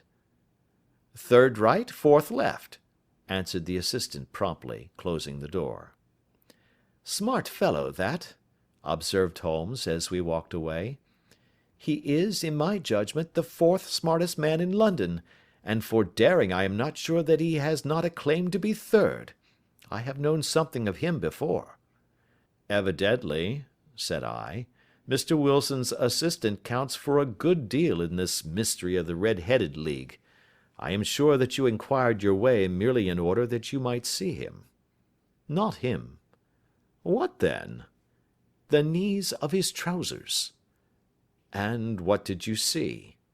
"What I expected to see." "Why did you beat the pavement?"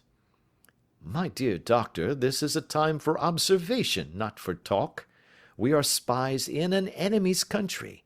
We know something of Saxe Coburg Square. Let us now explore the parts which lie behind it." The road in which we found ourselves as we turned round the corner from the retired Saxe Coburg Square presented as great a contrast to it as the front of a picture does to the back. It was one of the main arteries which conveyed the traffic of the city to the north and west. The roadway was blocked with the immense stream of commerce flowing in a double tide inward and outward, while the footpaths were black with the hurrying swarm of pedestrians. It was difficult to realize, as we looked at the line of fine shops and stately business premises, that they really abutted on the other side upon the faded and stagnant square which we had just quitted. "Let me see," said Holmes, standing at the corner and glancing along the line. "I should like just to remember the order of the houses here. It is a hobby of mine to have an exact knowledge of London.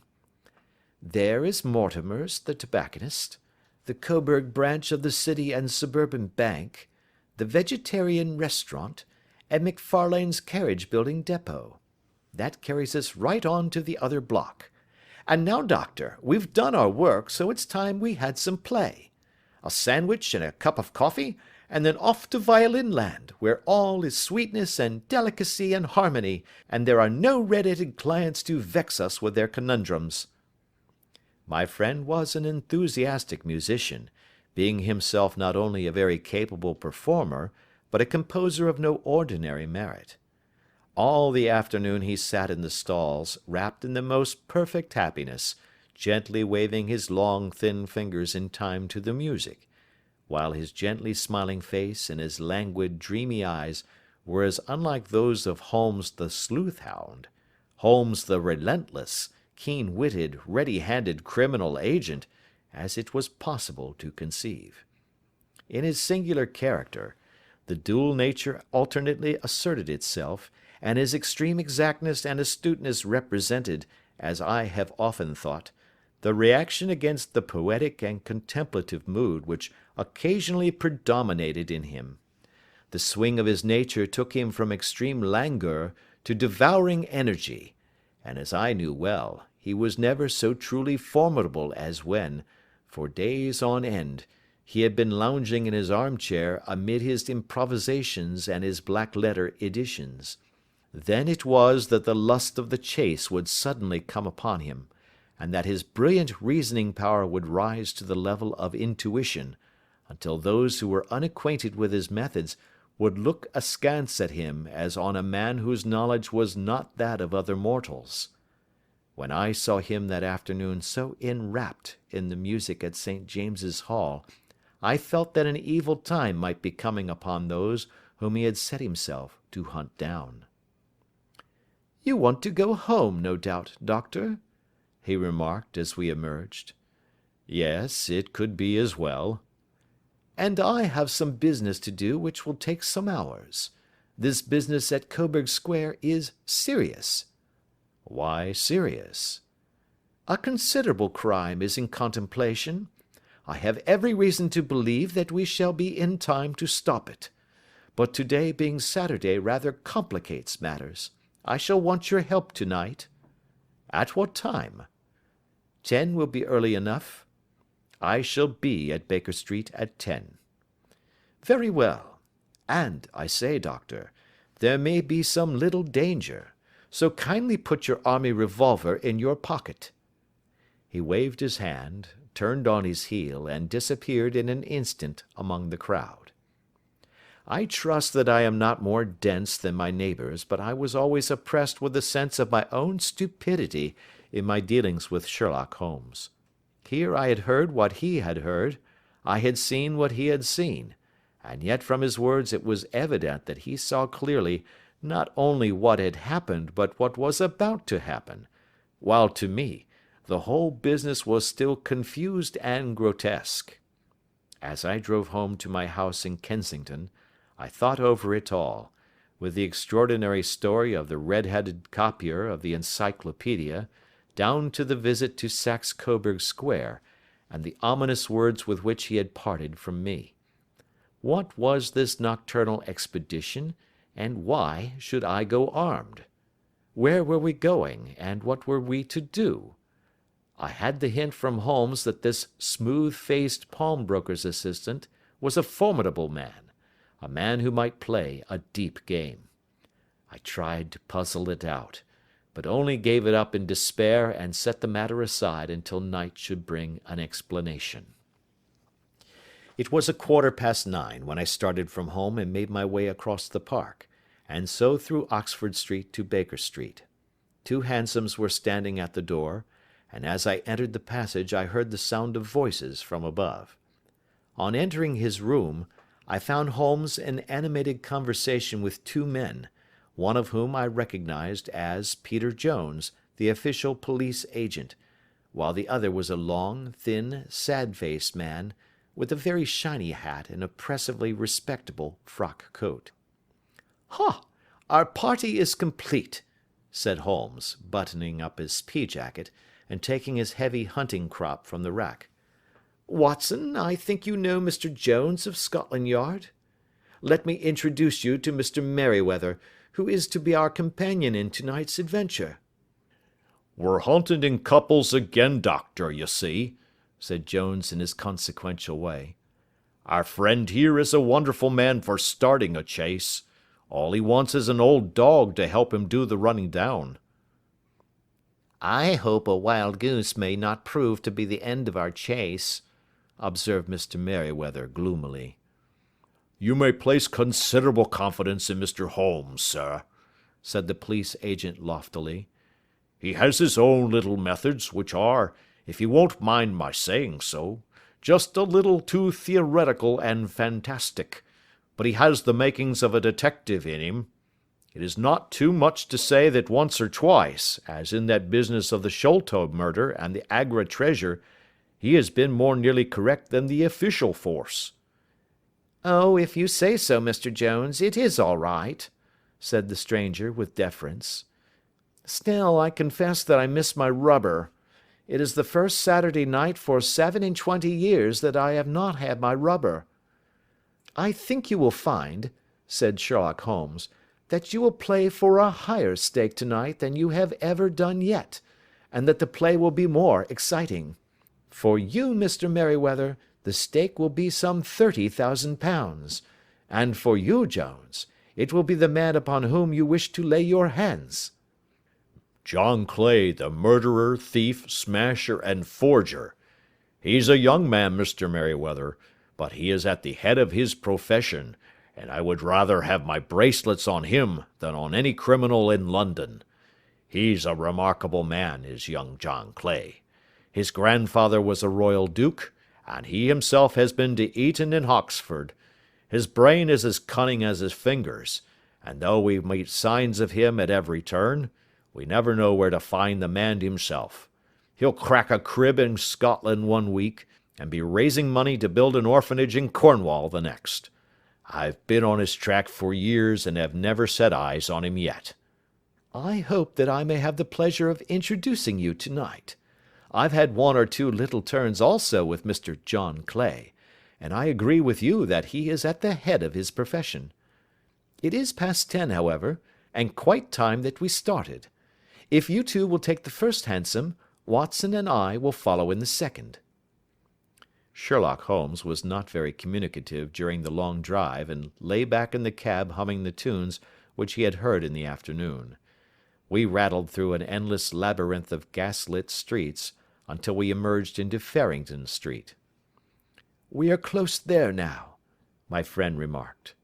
"This fellow Merryweather is a bank director, and personally interested in the matter. I thought it as well to have Jones with us also. He is not a bad fellow, though an absolute imbecile in his profession. He has one positive virtue: he is as brave as a bulldog, and as tenacious as a lobster if he gets his claws upon anyone. Here we are, and they are waiting for us." We had reached the same crowded thoroughfare in which we had found ourselves in the morning. Our cabs were dismissed, and following the guidance of Mr. Merryweather, we passed down a narrow passage and through a side door, which he opened for us. Within there was a small corridor, which ended in a very massive iron gate. This also was opened, and led down a flight of winding stone steps, which terminated at another formidable gate.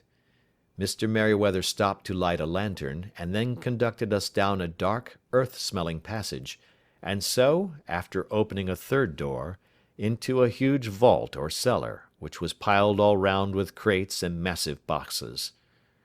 "You are not very vulnerable from above," Holmes remarked as he held up the lantern and gazed about him. "Nor from below," said Mr. Merryweather, striking his stick upon the flags which lined the floor. "Why, dear me, it sounds quite hollow," he remarked, looking up in surprise. "I must really ask you to be a little more quiet," said Holmes severely.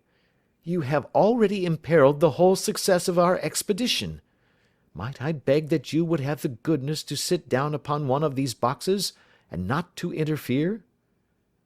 The solemn Mr. Merryweather perched himself upon a crate, with a very injured expression upon his face, while Holmes fell upon his knees upon the floor, and, with the lantern and a magnifying lens, began to examine minutely the cracks between the stones. A few seconds sufficed to satisfy him, for he sprang to his feet again, and put his glass in his pocket. "We have at least an hour before us," he remarked, "for they can hardly take any steps until the good pawnbroker is safely in bed. Then they will not lose a minute, for the sooner they do their work the longer time they will have for their escape. We are at present, Doctor, as no doubt you have divined, in the cellar of the City branch of one of the principal London banks.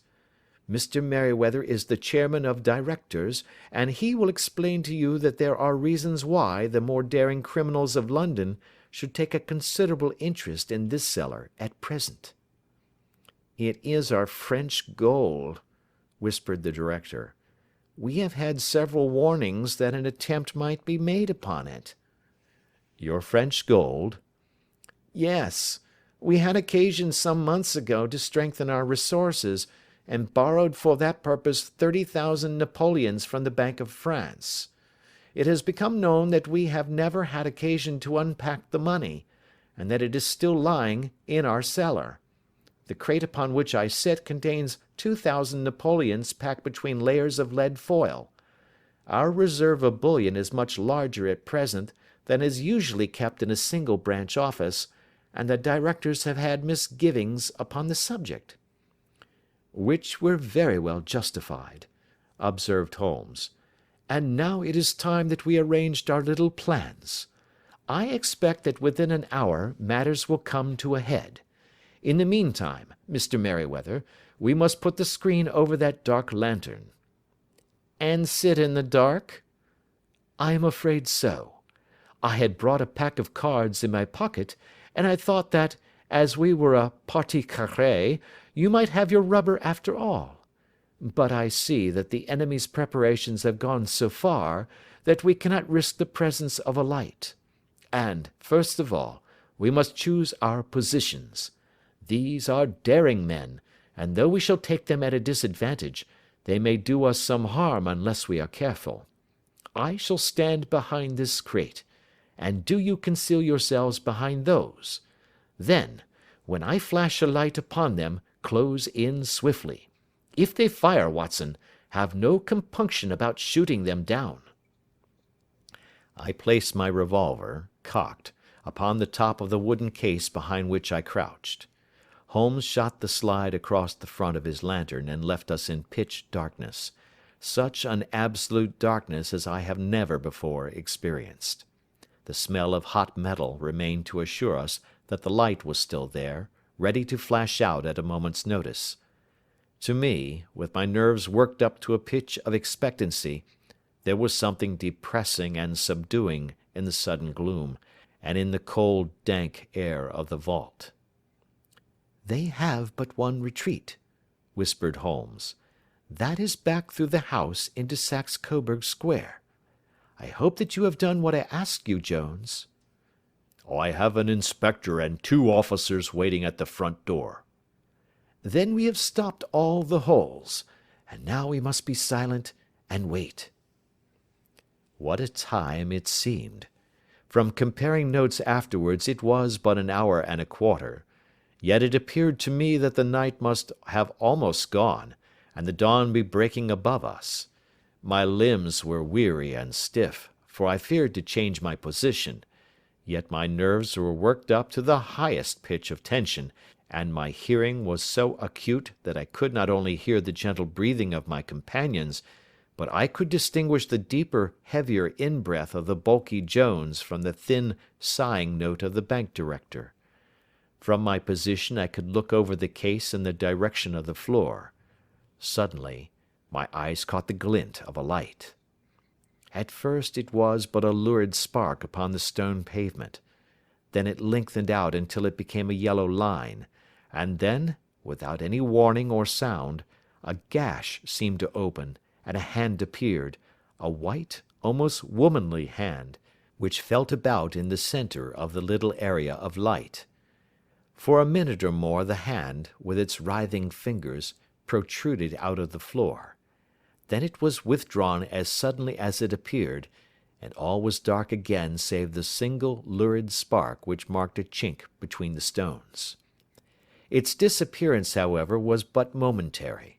With a rending, tearing sound, one of the broad white stones turned over upon its side and left a square, gaping hole, through which streamed the light of a lantern. Over the edge there peeped a clean-cut, boyish face, which looked keenly about it, and then, with a hand on either side of the aperture, drew itself shoulder-high and waist-high, until one knee rested upon the edge. In another instant he stood at the side of the hole and was hauling after him a companion, lithe and small like himself, with a pale face, and a shock of very red hair. "It's all clear," he whispered. "Have you the chisel and the bags? Great Scott! Jump, Archie, jump, and I'll swing for it." Sherlock Holmes had sprung out and seized the intruder by the collar. The other dived down the hole, and I heard the sound of rending cloth as Jones clutched at his skirts. The light flashed upon the barrel of a revolver, but Holmes's hunting crop came down on the man's wrist, and the pistol clinked upon the stone floor. "It's no use, John Clay," said Holmes blandly. "You have no chance at all." "So I see," the other answered with the utmost coolness. "I fancy that my pal is all right, though I see you have got his coat-tails." "There are 3 men waiting for him at the door," said Holmes. "Oh, indeed. You seem to have done the thing very completely. I must compliment you." "And I you," Holmes answered. "Your red-headed idea was very new and effective." "You'll see your pal again presently," said Jones. "He's quicker at climbing down holes than I am. Just hold out while I fix the derbies." "I beg that you will not touch me with your filthy hands," remarked our prisoner as the handcuffs clattered upon his wrist. "You may not be aware that I have royal blood in my veins. Have the goodness also, when you address me, always to say sir and please." "All right," said Jones with a stare and a snigger. "Well, would you please, sir, march upstairs where we can get a cab to carry your highness to the police station?" "That is better," said John Clay serenely. He made a sweeping bow to the 3 of us, and walked quietly off in the custody of the detective. "Really, Mr. Holmes," said Mr. Merryweather, as we followed them from the cellar, "I do not know how the bank can thank you or repay you. There is no doubt that you have detected and defeated in the most complete manner one of the most determined attempts at bank robbery that have ever come within my experience." "I have had 1 or 2 little scores of my own to settle with Mr. John Clay," said Holmes.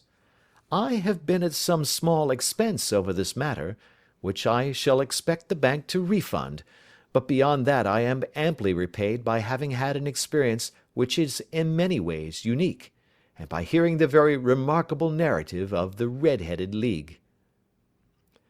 You see, Watson," he explained in the early hours of the morning, as we sat over a glass of whisky and soda in Baker Street, "it was perfectly obvious from the first that the only possible object of this rather fantastic business of the advertisement of the League, and the copying of the Encyclopedia, must be to get this not over-bright pawnbroker out of the way for a number of hours every day.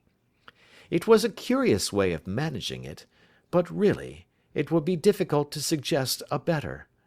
The method was no doubt suggested to Clay's ingenious mind by the colour of his accomplice's hair. The £4 a week was a lure which must draw him, and what was it to them, who were playing for thousands? They put in the advertisement, one rogue has the temporary office, the other rogue incites the man to apply for it, and together they manage to secure his absence every morning in the week. From the time that I heard of the assistant having come for half wages, it was obvious to me that he had some strong motive for securing the situation." "But how could you guess what the motive was?" "Had there been women in the house, I should have suspected a mere vulgar intrigue. That, however, was out of the question. The man's business was a small one, and there was nothing in his house which could account for such elaborate preparations, and such an expenditure as they were at. It must, then, be something out of the house. What could it be? I thought of the assistant's fondness for photography, and his trick of vanishing into the cellar. The cellar! There was the end of this tangled clue. Then I made inquiries as to this mysterious assistant, and found that I had to deal with one of the coolest and most daring criminals in London. He was doing something in the cellar, something which took many hours a day for months on end. What could it be, once more? I could think of nothing save that he was running a tunnel to some other building. So far I had got when we went to visit the scene of action. I surprised you by beating upon the pavement with my stick. I was ascertaining whether the cellar stretched out in front or behind. It was not in front. Then I rang the bell, and as I hoped, the assistant answered it. We have had some skirmishes, but we had never set eyes upon each other before. I hardly looked at his face. His knees were what I wished to see. You must yourself have remarked how worn, wrinkled, and stained they were. They spoke of those hours of burrowing. The only remaining point was what they were burrowing for. I walked round the corner, saw the City and Suburban Bank abutted on our friend's premises, and felt that I had solved my problem. When you drove home after the concert, I called upon Scotland Yard and upon the chairman of the bank directors, with the result that you have seen.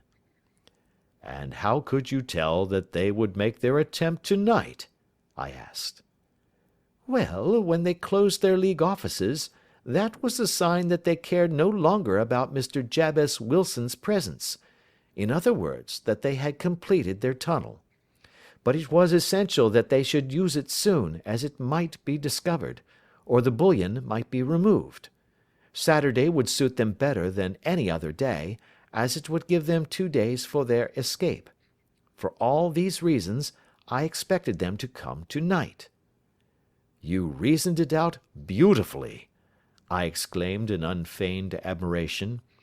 It is so long a chain, and yet every link rings true.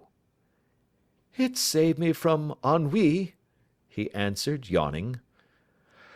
Alas, I already feel it closing in upon me. My life is spent in one long effort to escape from the commonplaces of existence. These little problems help me to do so. And you are a benefactor of the race, said I. He shrugged his shoulders. Well, perhaps, after all, it is of some little use, he remarked. L'homme c'est rien, l'œuvre c'est tout, as Gustave Flaubert wrote to George Sand. End of Adventure 2. Adventure 3.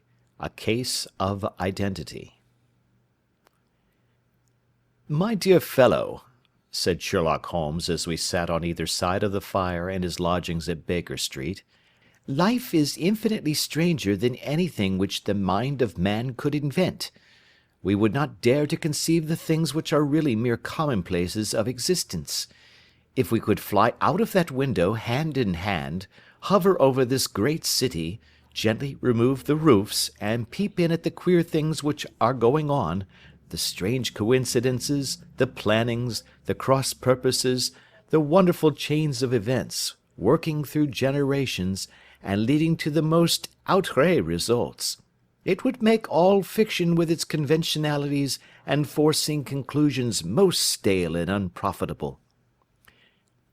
And yet I am not convinced of it, I answered. The cases which come to light in the papers are, as a rule, bald enough and vulgar enough. We have in our police reports realism pushed to its extreme limits, and yet the result is, it must be confessed, neither fascinating nor artistic. A certain selection and discretion must be used in producing a realistic effect, remarked Holmes. This is wanting in the police report, where more stress is laid, perhaps, upon the platitudes of the magistrate than upon the details, which to an observer contain the vital essence of the whole matter. Depend upon it, there is nothing so unnatural as the commonplace. I smiled and shook my head. I can quite understand your thinking so, I said. Of course, in your position of unofficial adviser and helper to everybody who is absolutely puzzled throughout 3 continents, you are brought in contact with all that is strange and bizarre. But here, I picked up the morning paper from the ground, let us put it to a practical test. Here is the first heading upon which I come. A husband's cruelty to his wife. There is half a column of print, but I know without reading it that it is all perfectly familiar to me. There is, of course, the other woman, the drink, the push, the blow, the bruise, the sympathetic sister or landlady. The crudest of writers could invent nothing more crude. "Indeed, your example is an unfortunate one for your argument," said Holmes, taking the paper and glancing his eye down it. "This is the Dundas separation case, and, as it happens, I was engaged in clearing up some small points in connection with it. The husband was a teetotaler. There was no other woman, and the conduct complained of was that he had drifted into the habit of winding up every meal by taking out his false teeth and hurling them at his wife, which, you will allow, is not an action likely to occur to the imagination of the average story-teller. Take a pinch of snuff, doctor, and acknowledge that I have scored over you in your example." He held out his snuff-box of old gold, with a great amethyst in the centre of the lid. Its splendour was in such contrast to his homely ways and simple life that I could not help commenting upon it. "Ah," said he, "I forgot that I had not seen you for some weeks. It is a little souvenir from the King of Bohemia, in return for my assistance in the case of the Irene Adler papers." "And the ring?" I asked, glancing at a remarkable brilliant which sparkled upon his finger. "It was from the reigning family of Holland, though the matter in which I served them was of such delicacy that I cannot confide it even to you, who have been good enough to chronicle one or two of my little problems." "And have you any on hand just now?" I asked with interest. "Some 10 or 12, but none which present any feature of interest. They are important, you understand, without being interesting. Indeed, I have found that it is usually in unimportant matters that there is a field for the observation, and for the quick analysis of cause and effect which gives the charm to an investigation.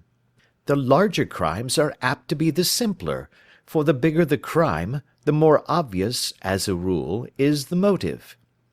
In these cases, save for one rather intricate matter which has been referred to me from Marseilles, there is nothing which presents any features of interest. It is possible, however, that I may have something better before very many minutes are over, for this is one of my clients, or I am much mistaken." He had risen from his chair and was standing between the parted blinds, gazing down into the dull, neutral-tinted London street. Looking over his shoulder, I saw that on the pavement opposite there stood a large woman with a heavy fur boa round her neck, and a large curling red feather in a broad-brimmed hat, which was tilted in a coquettish Duchess of Devonshire fashion over her ear. From under this great panoply she peeped up in a nervous, hesitating fashion at our windows, while her body oscillated backward and forward, and her fingers fidgeted with her glove buttons. Suddenly, with a plunge, as of the swimmer who leaves the bank, she hurried across the road, and we heard the sharp clang of the bell. "I have seen those symptoms before," said Holmes, throwing his cigarette into the fire. "Oscillation upon the pavement always means an affaire à coeur. She would like advice, but it is not sure that the matter is not too delicate for communication. And yet even here we may discriminate. When a woman has been seriously wronged by a man she no longer oscillates, and the usual symptom is a broken bell wire. Here we may take it that there is a love matter, but that the maiden is not so much angry as perplexed or grieved. But here she comes in person to resolve our doubts." As he spoke there was a tap at the door, and the boy in buttons entered to announce Miss Mary Sutherland, while the lady herself loomed behind his small black figure like a full-sailed merchantman behind a tiny pilot-boat. Sherlock Holmes welcomed her with the easy courtesy for which he was remarkable, and having closed the door and bowed her into an arm-chair, he looked her over in the minute yet abstracted fashion which was peculiar to him. "Do you not find," he said, "that with your short sight it is a little trying to do so much typewriting?" "I did at first," she answered, "but now I know where the letters are without looking." Then, suddenly realizing the full purport of his words, she gave a violent start and looked up, with fear and astonishment upon her broad, good-humoured face. "You've heard about me, Mr. Holmes," she cried. "Else how could you know all that?" "Ha! Never mind," said Holmes, laughing. "It is my business to know things. Perhaps I have trained myself to see what others overlook. If not, why should you come to consult me?" "I came to you, sir, because I heard of you from Mrs. Etheridge, whose husband you found so easy when the police and everyone had given him up for dead. Oh, Mr. Holmes, I wish you would do as much for me. I'm not rich, but still I have 100 a year in my own right, besides the little that I make by the machine, and I would give it all to know what has become of Mr. Hosmer Angel." "Why did you come away to consult me in such a hurry?" asked Sherlock Holmes, with his finger-tips together and his eyes to the ceiling. Again a startled look came over the somewhat vacuous face of Miss Mary Sutherland. "Yes, I did bang out of the house," she said, "for it made me angry to see the easy way in which Mr. Winbank, that is, my father, took it all. He would not go to the police, and he would not go to you, and so at last, as he would do nothing, and kept on saying that there was no harm done, it made me mad, and I just on with my things and came right away to you." "Your father?" said Holmes. "Your stepfather, surely, since the name is different." "Yes, my stepfather. I call him father, though it sounds funny, too, for he is only 5 years and 2 months older than myself." "And your mother is alive?" "Oh, yes, mother is alive and well. I wasn't best pleased, Mr. Holmes, when she married again so soon after father's death, and a man who was nearly 15 years younger than herself. Father was a plumber in the Tottenham Court Road, and he left a tidy business behind him, which mother carried on with Mr. Hardy, the foreman, but when Mr. Windibank came he made her sell the business, for he was very superior, being a traveller in wines.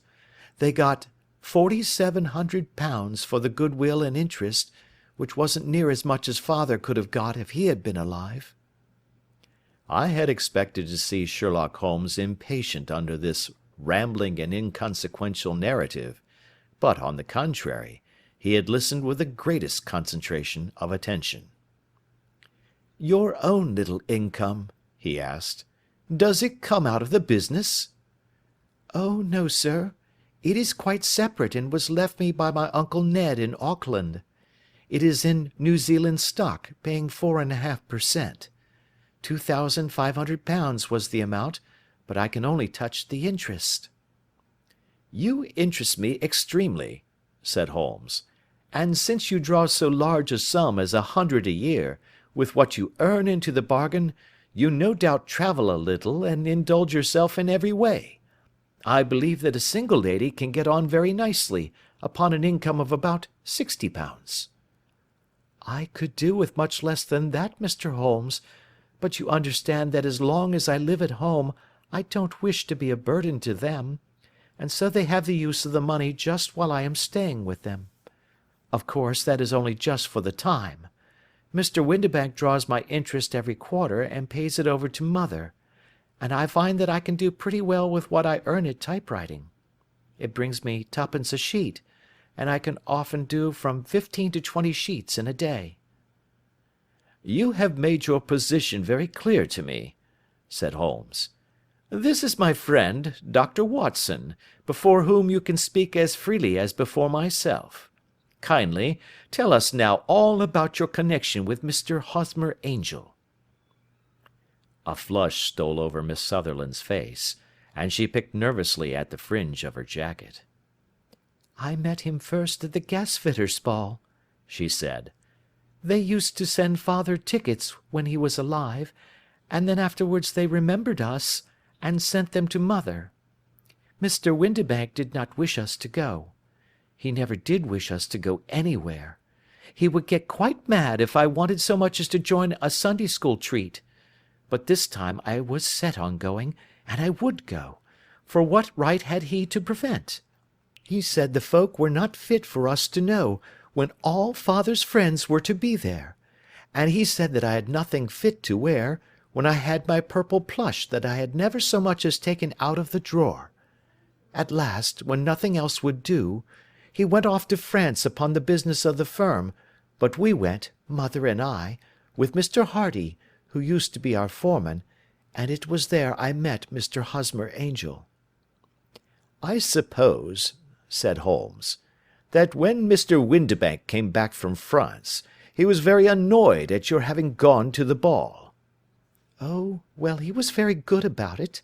He laughed, I remember, and shrugged his shoulders, and said there was no use denying anything to a woman, for she would have her way." "I see. Then at the gasfitters' ball you met, as I understand, a gentleman called Mr. Hosmer Angel." "Yes, sir. I met him that night, and he called next day to ask if we had got home all safe, and after that we met him. That is to say, Mr. Holmes, I met him twice for walks, but after that father came back again, and Mr. Hosmer Angel could not come to the house any more." "No?" "Well, you know father didn't like anything of the sort. He wouldn't have any visitors if he could help it, and he used to say that a woman should be happy in her own family circle. But then, as I used to say to mother, a woman wants her own circle to begin with, and I had not got mine yet." "But how about Mr. Hosmer Angel? Did he make no attempt to see you?" "Well, father was going off to France again in a week, and Hosmer wrote and said that it would be safer and better not to see each other until he had gone. We could write in the meantime, and he used to write every day. I took the letters in the morning, so there was no need for father to know." "Were you engaged to the gentleman at this time?" "Oh, yes, Mr. Holmes. We were engaged after the first walk that we took. Hosmer, Mr. Angel, was a cashier in an office in Leadenhall Street, and—" "What office?" "That's the worst of it, Mr. Holmes. I don't know." "Where did he live, then?" "He slept on the premises." "And you don't know his address?" "No, except that it was Leadenhall Street." "Where did you address your letters, then?" "To the Leadenhall Street post office, to be left till called for. He said that if they were sent to the office he would be chaffed by all the other clerks about having letters from a lady, so I offered to typewrite them, like he did his, but he wouldn't have that, for he said that when I wrote them they seemed to come from me, but when they were typewritten he always felt that the machine had come between us. That will just show you how fond he was of me, Mr. Holmes, and the little things that he would think of." "It was most suggestive," said Holmes.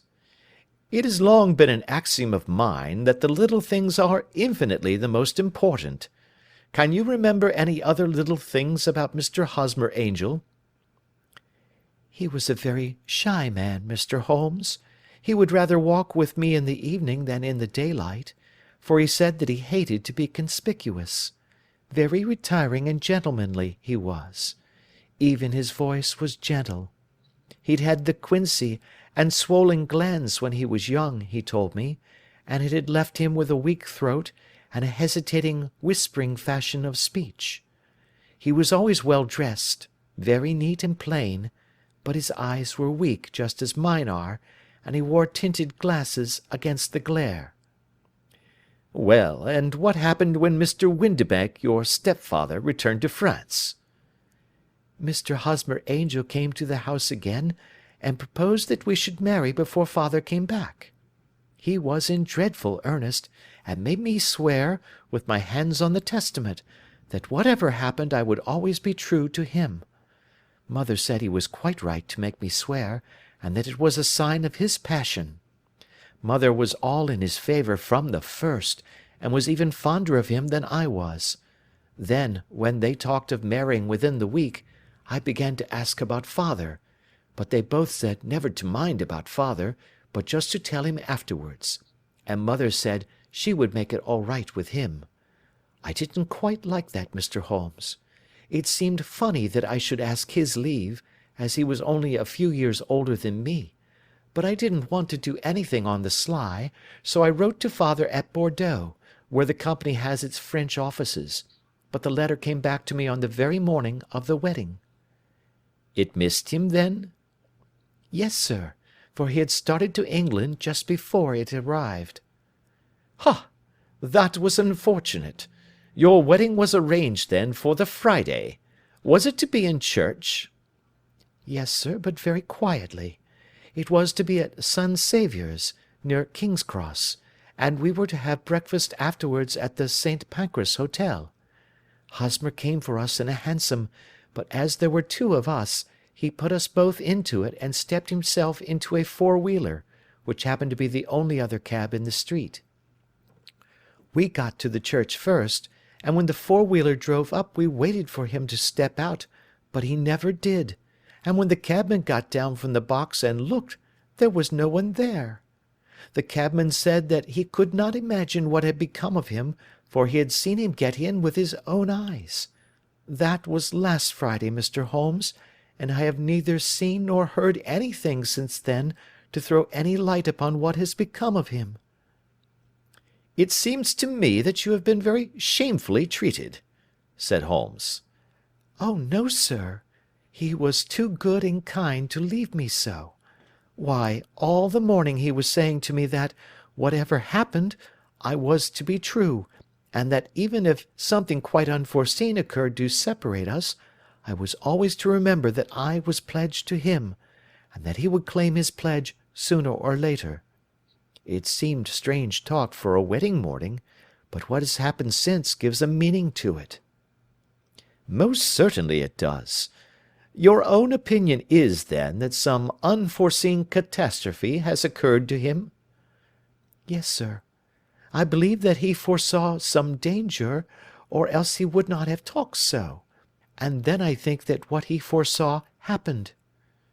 "But you have no notion as to what it could have been?" "None." "One more question. How did your mother take the matter?" "She was angry, and said that I was never to speak of the matter again." "And your father? Did you tell him?" "Yes, and he seemed to think, with me, that something had happened, and that I should hear of Hosmer again. As he said, what interest could anyone have in bringing me to the doors of the church, and then leaving me? Now, if he had borrowed my money, or if he had married me and got my money settled on him, there might be some reason, but Hosmer was very independent about money, and never would look at a shilling of mine. And yet, what could have happened? And why could he not write? Oh, it drives me half mad to think of it, and I can't sleep a wink at night." She pulled a little handkerchief out of her muff, and began to sob heavily into it. "I shall glance into the case for you," said Holmes, rising, "and I have no doubt that we shall reach some definite result. Let the weight of the matter rest upon me now, and do not let your mind dwell upon it further. Above all, try to let Mr. Hosmer Angel vanish from your memory, as he has done from your life." "Then you don't think I'll see him again?" "I fear not." "Then what has happened to him?" "You will leave that question in my hands. I should like an accurate description of him, and any letters of his which you can spare." "I advertised for him in last Saturday's Chronicle," said she. "Here is the slip, and here are 4 letters from him." "Thank you. And your address?" "Number 31 Lion Place, Camberwell." "Mr. Angel's address you never had, I understand. Where is your father's place of business?" "He travels for Westhouse and Marbank, the great claret importers of Fenchurch Street." "Thank you. You have made your statement very clearly. You will leave the papers here, and remember the advice which I have given you. Let the whole incident be a sealed book, and do not allow it to affect your life." "You are very kind, Mr. Holmes, but I cannot do that. I shall be true to Hosmer. He shall find me ready when he comes back." For all the preposterous hat and the vacuous face, there was something noble in the simple faith of our visitor which compelled our respect.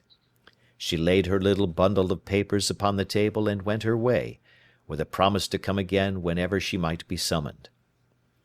Sherlock Holmes sat silent for a few minutes with his finger-tips still pressed together, his legs stretched out in front of him, and his gaze directed upward to the ceiling. Then he took down from the rack the old and oily clay pipe, which was to him as a counsellor, and, having lit it, he leaned back in his chair, with the thick blue cloud-wreaths spinning up from him, and a look of infinite languor in his face. "Quite an interesting study, that maiden," he observed. "I found her more interesting than her little problem, which, by the way, is rather a trite one. You will find parallel cases, if you consult my index, in Andover in '77, and there was something of the sort at The Hague last year. Old as is the idea, however, there were one or two details which were new to me, but the maiden herself was most instructive." "You appeared to read a good deal upon her which was quite invisible to me," I remarked. "Not invisible, but unnoticed, Watson. You did not know where to look, and so you missed all that was important. I can never bring you to realize the importance of sleeves, the suggestiveness of thumbnails, or the great issues that may hang from a bootlace.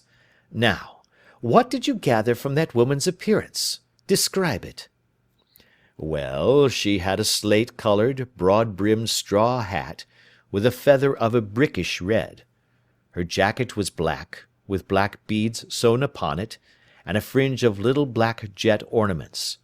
Her dress was brown, rather darker than coffee colour, with a little purple plush at the neck and sleeves.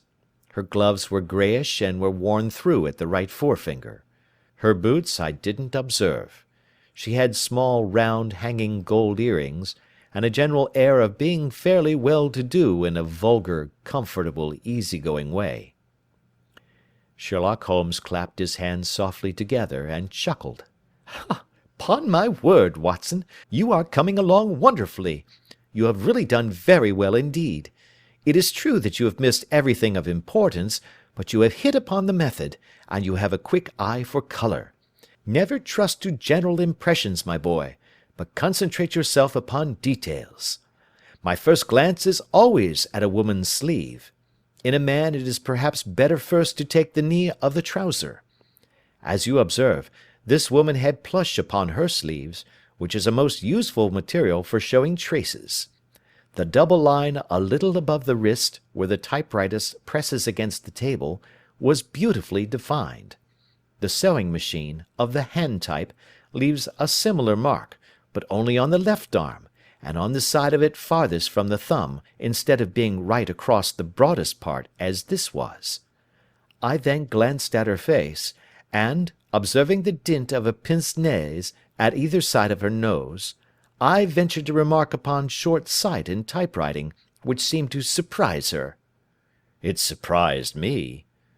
"But surely it was obvious. I was then much surprised and interested on glancing down to observe that, though the boots which she was wearing were not unlike each other, they were really odd ones, the one having a slightly decorated toe-cap, and the other a plain one. One was buttoned only in the 2 lower buttons out of 5, and the other at the 1st, 3rd, and 5th. Now, when you see that a young lady, otherwise neatly dressed, has come away from home with odd boots, half buttoned, it is no great deduction to say that she came away in a hurry." "And what else?" I asked, keenly interested, as I always was, by my friend's incisive reasoning. "I noted, in passing, that she had written a note before leaving home, but after being fully dressed. You observed that her right glove was torn at the forefinger, but you did not apparently see that both glove and finger were stained with violet ink. She had written in a hurry and dipped her pen too deep. It must have been this morning, or the mark would not remain clear upon the finger. All this is amusing, though rather elementary, but I must go back to business, Watson. Would you mind reading me the advertised description of Mr. Hosmer Angel?" I held the little printed slip to the light. Missing, it said, on the morning of the 14th, a gentleman named Hosmer Angel, about 5 feet 7 inches in height, strongly built, sallow complexion, black hair, a little bald in the centre, bushy black side whiskers and moustache, tinted glasses, slight infirmity of speech, was dressed when last seen in black frock coat faced with silk, black waistcoat, gold Albert chain, and grey Harris tweed trousers with brown gaiters over elastic-sided boots, known to have been employed in an office in Leadenhall Street. Anybody bringing— "That will do," said Holmes. "As to the letters," he continued, glancing over them, "they are very commonplace. Absolutely no clue in them to Mr. Angel, save that he quotes Balzac once. There is one remarkable point, however, which will no doubt strike you." "They are typewritten," I remarked. "Not only that, but the signature is typewritten. Look at the neat little Hosmer Angel at the bottom. There is a date, you see, but no superscription except Leadenhall Street, which is rather vague. The point about the signature is very suggestive. In fact, we may call it conclusive." "Of what?" "My dear fellow, is it possible you do not see how strongly it bears upon the case?" "I cannot say that I do, unless it were that he wished to be able to deny his signature if an action for breach of promise were instituted." "No, that was not the point. However, I shall write 2 letters, which should settle the matter. One is to a firm in the city, the other is to the young lady's stepfather, Mr. Windibank, asking him whether he could meet us here at 6 o'clock to-morrow evening. It is just as well that we should do business with the male relatives. And now, Doctor, we can do nothing until the answers to those letters come, so we may put our little problem upon the shelf for the interim." I had had so many reasons to believe in my friend's subtle powers of reasoning and extraordinary energy in action, that I felt that he must have some solid grounds for the assured and easy demeanour with which he treated the singular mystery which he had been called upon to fathom. Once only had I known him to fail, in the case of the King of Bohemia and the Irene Adler photograph; but when I looked back to the weird business of the sign of 4, and the extraordinary circumstances connected with the study in scarlet, I felt that it would be a strange tangle indeed which he could not unravel.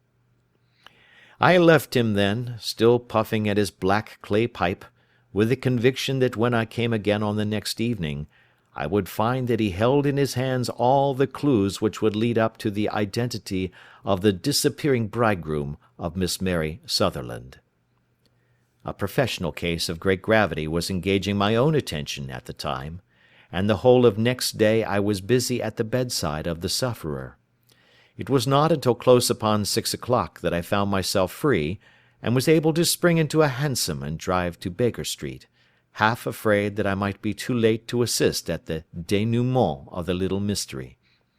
I found Sherlock Holmes alone, however, half asleep, with his long, thin form curled up in the recesses of his armchair. A formidable array of bottles and test tubes, with the pungent, cleanly smell of hydrochloric acid, told me that he had spent his day in the chemical work which was so dear to him. "Well, have you solved it?" I asked as I entered. "Yes, it was the bisulfate of baryta." "No, no, the mystery!" I cried. "Oh, that! I thought of the salt that I had been working upon. There was never any mystery in the matter, though, as I said yesterday, some of the details are of interest. The only drawback is that there is no law, I fear, that can touch the scoundrel." "Who was he, then, and what was his object in deserting Miss Sutherland?" The question was hardly out of my mouth, and Holmes had not yet opened his lips to reply, when we heard a heavy footfall in the passage, and a tap at the door. "This is the girl's stepfather, Mr. James Windibank," said Holmes. "He has written to me to say that he would be here at 6. Come in."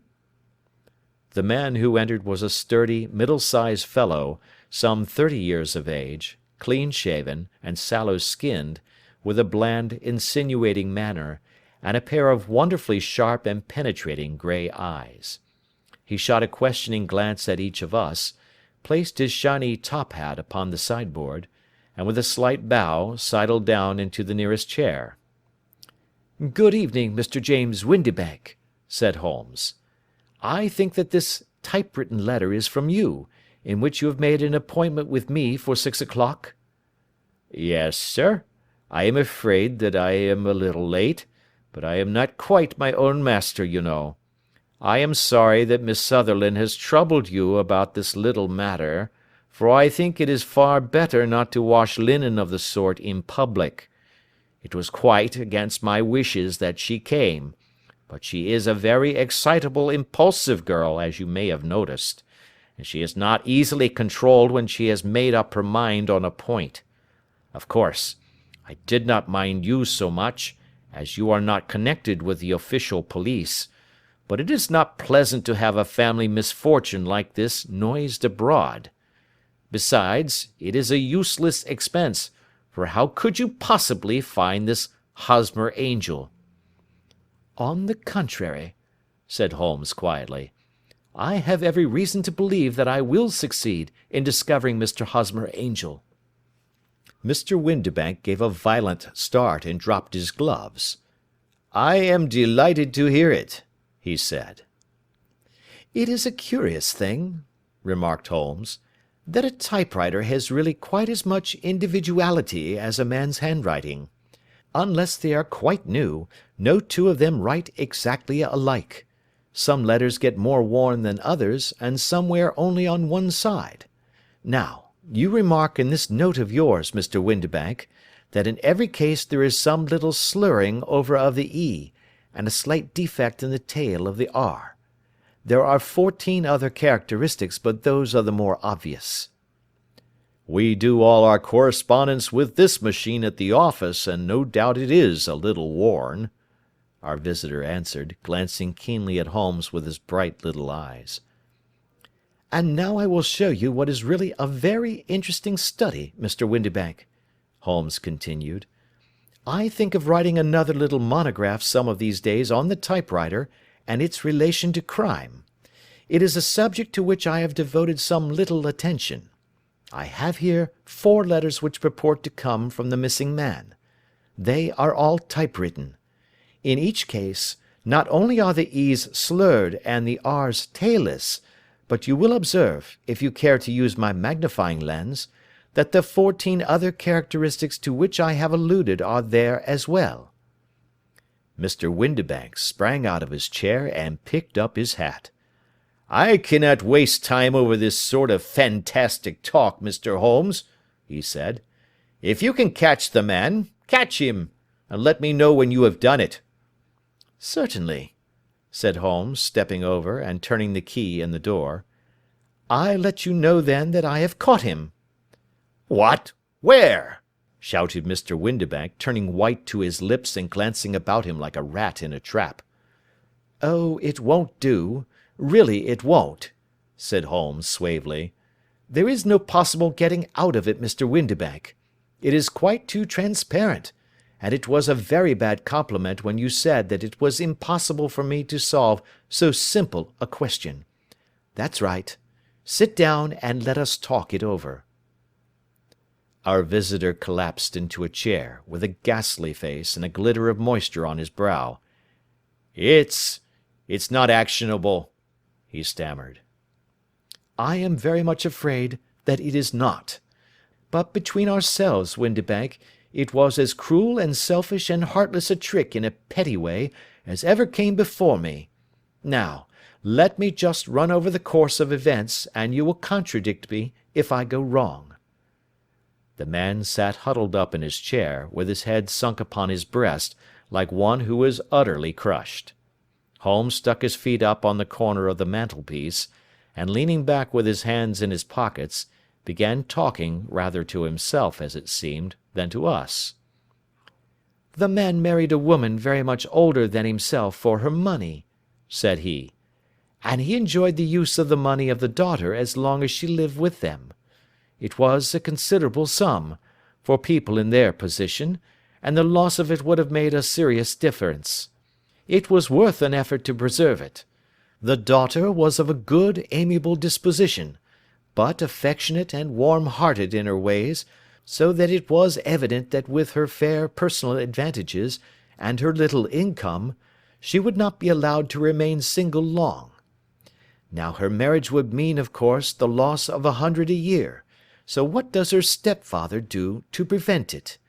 He takes the obvious course of keeping her at home, and forbidding her to seek the company of people of her own age. But soon he found that that would not answer for ever. She became restive, insisted upon her rights, and finally announced her positive intention of going to a certain ball.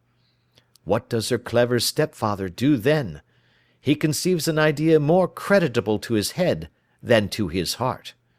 With the connivance and assistance of his wife, he disguised himself, covered those keen eyes with tinted glasses, masked the face with a moustache and a pair of bushy whiskers, sunk that clear voice into an insinuating whisper, and doubly secure on account of the girl's short sight, he appears as Mr. Hosmer Angel, and keeps off other lovers by making love himself.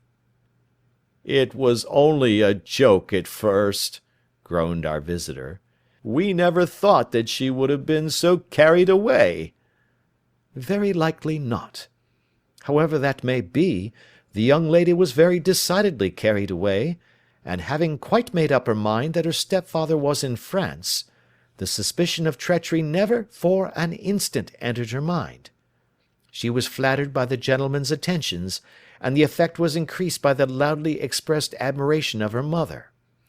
Then Mr. Angel began to call, for it was obvious that the matter should be pushed as far as it would go if a real effect were to be produced. There were meetings, and an engagement, which would finally secure the girl's affections from turning towards any one else. But the deception could not be kept up for ever. These pretended journeys to France were rather cumbrous. The thing to do was clearly to bring the business to an end in such a dramatic manner that it would leave a permanent impression upon the young lady's mind, and prevent her from looking upon any other suitor for some time to come. Hence those vows of fidelity exacted upon a testament, and hence also the allusions to a possibility of something happening on the very morning of the wedding. James Windibank wished Miss Sutherland to be so bound to Hosmer Angel, and so uncertain as to his fate, that for 10 years to come, at any rate, she would not listen to another man. As far as the church door he brought her, and then, as he could go no farther, he conveniently vanished away by the old trick of stepping in at one door of a four-wheeler, and out at the other. I think that was the chain of events, Mr. Windibank." Our visitor had recovered something of his assurance while Holmes had been talking, and he rose from his chair now with a cold sneer upon his pale face. "It may be so, or it may not, Mr. Holmes," said he. "But if you are so very sharp, you ought to be sharp enough to know that it is you who are breaking the law now, and not me. I have done nothing actionable from the first, but as long as you keep that door locked, you lay yourself open to an action for assault and illegal constraint." "The law cannot, as you say, touch you," said Holmes, unlocking and throwing open the door. "Yet there never was a man who deserved punishment more. If the young lady has a brother or a friend, he ought to lay a whip across your shoulders, by Jove," he continued, flushing up at the sight of the bitter sneer upon the man's face. "It is not part of my duties to my client, but here's a hunting crop handy, and I think I shall just treat myself to—" He took 2 swift steps to the whip, but before he could grasp it there was a wild clatter of steps upon the stairs, the heavy hall door banged, and from the window we could see Mr. James Windibank running at the top of his speed down the road. "There's a cold-blooded scoundrel," said Holmes, laughing, as he threw himself down into his chair once more. That fellow will rise from crime to crime until he does something very bad and ends on a gallows. The case has, in some respects, been not entirely devoid of interest." "I cannot now entirely see all the steps of your reasoning," I remarked. "Well, of course it was obvious from the first that this Mr. Hosmer Angel must have some strong object for his curious conduct, and it was equally clear that the only man who really profited by the incident, as far as we could see, was the stepfather. Then the fact that the two men were never together, but that the one always appeared when the other was away, was suggestive. So were the tinted spectacles and the curious voice, which both hinted at a disguise, as did the bushy whiskers. My suspicions were all confirmed by his peculiar action in typewriting his signature, which, of course, inferred that his handwriting was so familiar to her that she would recognize even the smallest sample of it. You see, all these isolated facts, together with many minor ones, all pointed in the same direction." "And how did you verify them?" "Having once spotted my man, it was easy to get corroboration. I knew the firm for which this man worked. Having taken the printed description, I eliminated everything from it which could be the result of a disguise, the whiskers, the glasses, the voice, and I sent it to the firm, with a request that they would inform me whether it answered to the description of any of their travellers. I had already noticed the peculiarities of the typewriter, and I wrote to the man himself at his business address, asking him if he would come here. As I expected, his reply was typewritten, and revealed the same trivial but characteristic defects. The same post brought me a letter from Westhouse and Marbank, of Fenchurch Street, to say that the description tallied in every respect with that of their employee, James Windibank. Voilà tout." "And Miss Sutherland?" "If I tell her, she will not believe me. You may remember the old Persian saying, 'There is danger for him who taketh the tiger cub, and danger also for whoso snatches a delusion from a woman.' There is as much sense in Hafiz as in Horace, and as much knowledge of the world." End of Adventure 3. Adventure 4. The Bascombe Valley Mystery. We were seated at breakfast one morning, my wife and I, when the maid brought in a telegram. It was from Sherlock Holmes, and ran in this way: "Have you a couple of days to spare? Have just been wired for from the west of England in connection with Bascombe Valley tragedy. Shall be glad if you will come with me. Air and scenery perfect. Leave Paddington by the 11:15. "What do you say, dear?" said my wife, looking across at me. "Will you go?" "I really don't know what to say. I have a fairly long list at present." "Oh, Anstruther would do your work for you. You have been looking a little pale lately. I think that the change would do you good, and you are always so interested in Mr. Sherlock Holmes's cases." "I should be ungrateful if I were not, seeing what I gained through one of them," I answered. "But if I am to go, I must pack at once, for I have only half an hour." My experience of camp life in Afghanistan had at least had the effect of making me a prompt and ready traveller. My wants were few and simple, so that in less than the time stated I was in a cab with my valise, rattling away to Paddington Station. Sherlock Holmes was pacing up and down the platform, his tall, gaunt figure made even gaunter and taller by his long grey travelling cloak and close-fitting cloth cap. "It is really very good of you to come, Watson," said he. "It makes a considerable difference to me, having someone with me on whom I can thoroughly rely. Local aid is always either worthless or else biased. If you will keep the two corner seats, I shall get the tickets." We had the carriage to ourselves, save for an immense litter of papers which Holmes had brought with him. Among these he rummaged and read, with intervals of note-taking and of meditation, until we were past Reading. Then he suddenly rolled them all into a gigantic ball, and tossed them up on to the rack. "Have you heard anything of the case?" he asked. "Not a word. I have not seen a paper for some days." "The London press has not had very full accounts.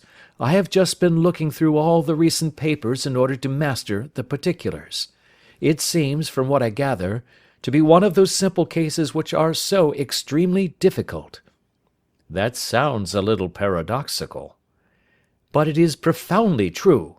Singularity is almost invariably a clue. The more featureless and commonplace a crime is, the more difficult it is to bring it home. In this case, however, they have established a very serious case against the son of the murdered man." "It is a murder, then?" "Well, it is conjectured to be so. I shall take nothing for granted until I have the opportunity of looking personally into it. I will explain the state of things to you, as far as I have been able to understand it, in a very few words. Bascombe Valley is a country district not very far from Ross, in Herefordshire. The largest landed proprietor in that part is a Mr. John Turner, who made his money in Australia, and returned some years ago to the old country. One of the farms which he held, that of Hatherley, was let to Mr. Charles McCarthy, who was also an ex-Australian. The men had known each other in the colonies, so that it was not unnatural that when they came to settle down, they should do so as near each other as possible. Turner was apparently the richer man, so McCarthy became his tenant, but still remained, it seems, upon terms of perfect equality, as they were frequently together. McCarthy had one son, a lad of 18, and Turner had an only daughter of the same age, but neither of them had wives living. They appeared to have avoided the society of the neighbouring English families and to have led retired lives, though both the McCarthys were fond of sport, and were frequently seen at the race meetings of the neighbourhood. McCarthy kept 2 servants, a man and a girl. Turner had a considerable household, some half-dozen at the least. That is as much as I have been able to gather about the families. Now for the facts. On June 3rd, that is, on Monday last, McCarthy left his house at Hatherley about 3 in the afternoon, and walked down to the Bascombe Pool, which is a small lake formed by the spreading out of the stream which runs down the Bascombe valley. He had been out with his serving man in the morning at Ross, and he had told the man that he must hurry, as he had an appointment of importance to keep at 3. From that appointment he never came back alive. From Hatherley farmhouse to the Bascombe Pool is a quarter of a mile, and 2 people saw him as he passed over this ground. One was an old woman, whose name is not mentioned, and the other was William Crowder, a gamekeeper in the employ of Mr. Turner. Both these witnesses depose that Mr. McCarthy was walking alone. The gamekeeper adds that within a few minutes of his seeing McCarthy pass, he had seen his son, Mr. James McCarthy, going the same way with a gun under his arm. To the best of his belief, the father was actually in sight at the time, and the son was following him. He thought no more of the matter until he heard in the evening of the tragedy that had occurred. The 2 McCarthys were seen after the time when William Crowder, the gamekeeper, lost sight of them. The Bascombe Pool is thickly wooded round, with just a fringe of grass and of reeds around the edge. A girl of 14, Patience Moran, who is the daughter of the lodge-keeper of the Bascombe Valley estate, was in one of the woods, picking flowers. She states that while she was there she saw, at the border of the wood, and close by the lake, Mr. McCarthy and his son, and that they appeared to be having a violent quarrel. She heard Mr. McCarthy the elder using very strong language to his son, and she saw the latter raise up his hand as if to strike his father. She was so frightened by their violence that she ran away and told her mother, when she reached home, that she had left the 2 McCarthys quarrelling near Bascombe Pool, and that she was afraid that they were going to fight.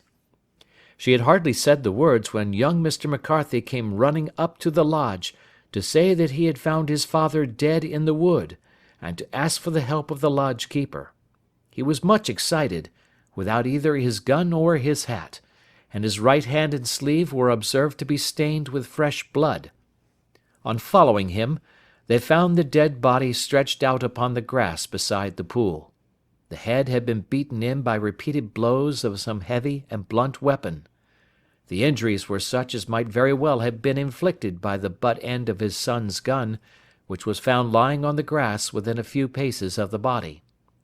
Under these circumstances the young man was instantly arrested, and a verdict of wilful murder having been returned at the inquest on Tuesday, he was on Wednesday brought before the magistrates at Ross, who have referred the case to the next assizes. Those are the main facts of the case, as they came out before the coroner and the police court." "I could hardly imagine a more damning case," I remarked. "If ever circumstantial evidence pointed to a criminal, it does so here." "Circumstantial evidence is a very tricky thing," answered Holmes thoughtfully. "It may seem to point very straight to one thing, but if you shift your own point of view a little, you will find it pointing in an equally uncompromising manner to something entirely different. It must be confessed, however, that the case looks exceedingly grave against the young man, and it is very possible that he is indeed the culprit. There are several people in the neighbourhood, however, and among them Miss Turner, the daughter of the neighbouring landowner, who believe in his innocence, and who have retained Lestrade, whom you may recollect in connection with the study in scarlet, to work out the case in his interest.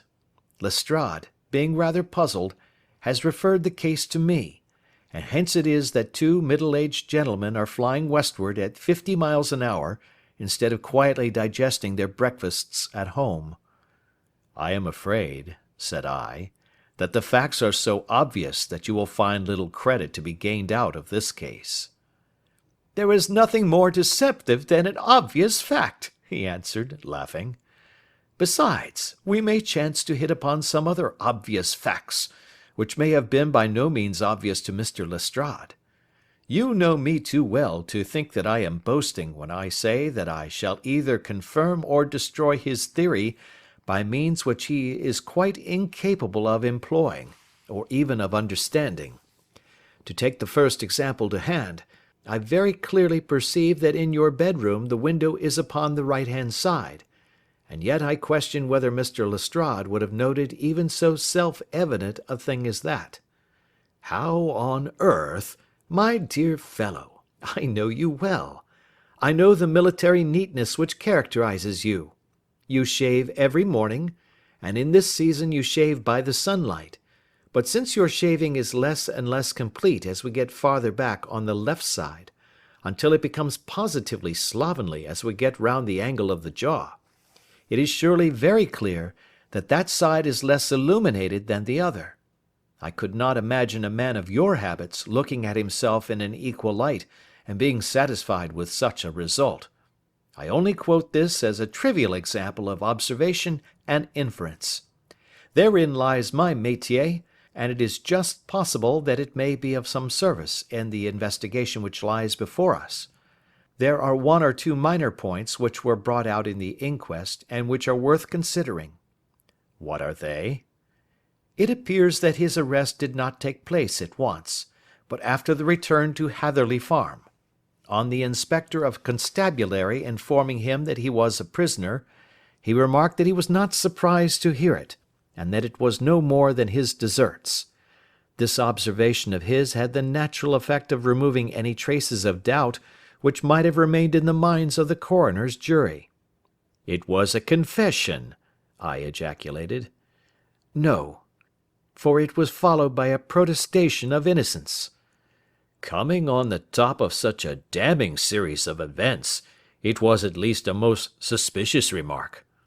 "On the contrary," said Holmes, "it is the brightest rift which I can at present see in the clouds. However innocent he might be, he could not be such an absolute imbecile as not to see that the circumstances were very black against him.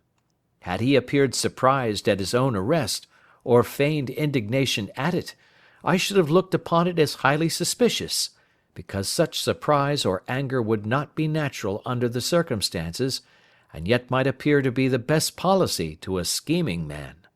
His frank acceptance of the situation marks him as either an innocent man, or else as a man of considerable self-restraint and firmness. As to his remark about his deserts, it was also not unnatural if you consider that he stood beside the dead body of his father, and that there is no doubt that he had that very day so far forgotten his filial duty as to bandy words with him, and even, according to the little girl whose evidence is so important, to raise his hand as if to strike him. The self-reproach and contrition which are displayed in his remark appear to me to be the signs of a healthy mind rather than of a guilty one. I shook my head. Many men have been hanged on far slighter evidence, I remarked. So they have, and many men have been wrongfully hanged. What is the young man's own account of the matter? It is, I'm afraid, not very encouraging to his supporters, though there are one or two points in it which are suggestive. You will find it here, and may read it for yourself. He picked out from his bundle a copy of the local Herefordshire paper, and having turned down the sheet, he pointed out the paragraph in which the unfortunate young man had given his own statement of what had occurred. I settled myself down in the corner of the carriage, and read it very carefully. It ran in this way. Mr. James McCarthy, the only son of the deceased, was then called and gave evidence as follows. I had been away from home for 3 days at Bristol, and had only just returned upon the morning of last Monday, the 3rd. My father was absent from home at the time of my arrival, and I was informed by the maid that he had driven over to Ross with John Cobb, the groom. Shortly after my return, I heard the wheels of his trap in the yard, and looking out of my window, I saw him get out and walk rapidly out of the yard, though I was not aware in which direction he was going. I then took my gun and strolled out in the direction of the Bascombe pool, with the intention of visiting the rabbit warren which is upon the other side. On my way I saw William Crowder, the gamekeeper, as he had stated in his evidence, but he is mistaken in thinking that I was following my father. I had no idea that he was in front of me. When about 100 yards from the pool I heard a cry of "Coo-ee!" which was a usual signal between my father and myself. I then hurried forward, and found him standing by the pool. He appeared to be much surprised at seeing me, and asked me rather roughly what I was doing there. A conversation ensued which led to high words and almost to blows, for my father was a man of a very violent temper. Seeing that his passion was becoming ungovernable, I left him, and returned towards Hatherley Farm. I had not gone more than 150 yards, however, when I heard a hideous outcry behind me, which caused me to run back again. I found my father expiring upon the ground, with his head terribly injured. I dropped my gun and held him in my arms, but he almost instantly expired. I knelt beside him for some minutes, and then made my way to Mr. Turner's lodge-keeper, his house being the nearest, to ask for assistance. I saw no one near my father when I returned, and I have no idea how he came by his injuries. He was not a popular man, being somewhat cold and forbidding in his manners, but he had, as far as I know, no active enemies. I know nothing further of the matter. The Coroner: Did your father make any statement to you before he died? Witness: He mumbled a few words, but I could only catch some allusion to a rat. The Coroner: What did you understand by that? Witness: It conveyed no meaning to me. I thought that he was delirious. The Coroner: What was the point upon which you and your father had this final quarrel? Witness: I should prefer not to answer. The Coroner: I am afraid that I must press it. Witness: It is really impossible for me to tell you. I can assure you that it has nothing to do with the sad tragedy which followed. The Coroner: That is for the court to decide. I need not point out to you that your refusal to answer will prejudice your case considerably in any future proceedings which may arise. Witness. I must still refuse. The Coroner. I understand that the cry of "Cooee" was a common signal between you and your father? Witness. It was. The Coroner. How was it then that he uttered it before he saw you, and before he even knew that you had returned from Bristol? Witness, with considerable confusion. I do not know. A juryman. Did you see nothing which aroused your suspicions when you returned on hearing the cry, and found your father fatally injured? Witness. Nothing definite. The Coroner. What do you mean? Witness. I was so disturbed and excited as I rushed out into the open that I could think of nothing except of my father. Yet I have a vague impression that as I ran forward something lay upon the ground to the left of me. It seemed to me to be something grey in colour, a coat of some sort, or a plaid perhaps. When I rose from my father I looked round for it, but it was gone. Do you mean that it disappeared before you went for help? Yes, it was gone. You cannot say what it was? No, I had a feeling something was there. How far from the body? A dozen yards or so. And how far from the edge of the wood? About the same. Then if it was removed, it was while you were within a dozen yards of it? Yes, but with my back toward it. This concluded the examination of the witness. I see, said I, as I glanced down the column, that the coroner in his concluding remarks was rather severe upon young McCarthy. He calls attention, and with reason, to the discrepancy about his father having signalled to him before seeing him, also to his refusal to give details of his conversation with his father, and his singular account of his father's dying words. They are all, as he remarks, very much against the son. Holmes laughed softly to himself and stretched himself out upon the cushioned seat. Both you and the coroner have been at some pains, said he, to single out the very strongest points in the young man's favour. Don't you see that you alternately give him credit for having too much imagination and too little? Too little, if he could not invent a cause of quarrel which would give him the sympathy of the jury. Too much, if he evolved from his own inner consciousness anything so outré as a dying reference to a rat, and the incident of the vanishing cloth. No, sir, I shall approach this case from the point of view that what this young man says is true, and we shall see whither that hypothesis will lead us. And now here is my pocket Petrarch, and not another word shall I say of this case until we are on the scene of action. We lunch at Swindon, and I see that we shall be there in 20 minutes. It was nearly 4 o'clock when we at last, after passing through the beautiful Stroud Valley, and over the broad gleaming Severn, found ourselves at the pretty little country town of Ross. A lean, ferret-like man, furtive and sly-looking, was waiting for us upon the platform. In spite of the light brown dust-coat and leather leggings which he wore in deference to his rustic surroundings, I had no difficulty in recognising Lestrade, of Scotland Yard. With him we drove to the Hereford Arms, where a room had already been engaged for us. "I have ordered a carriage," said Lestrade, as we sat over a cup of tea. "I knew your energetic nature, and that you would not be happy until you had been on the scene of the crime." "It was very nice and complimentary of you," Holmes answered. "It is entirely a question of barometric pressure." Lestrade looked startled. "I do not quite follow," he said. "How is the glass? 29, I see. No wind, and not a cloud in the sky.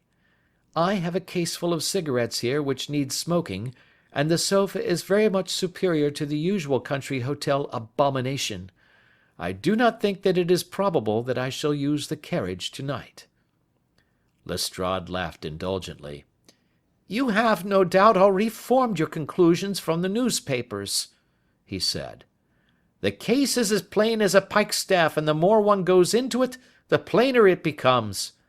Still, of course, one can't refuse a lady, and such a very positive one too.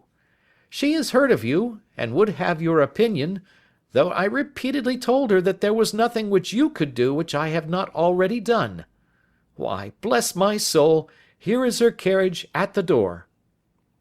He had hardly spoken before there rushed into the room one of the most lovely young women that I have ever seen in my life. Her violet eyes shining, her lips parted, a pink flush upon her cheeks, all thought of her natural reserve lost in her overpowering excitement and concern.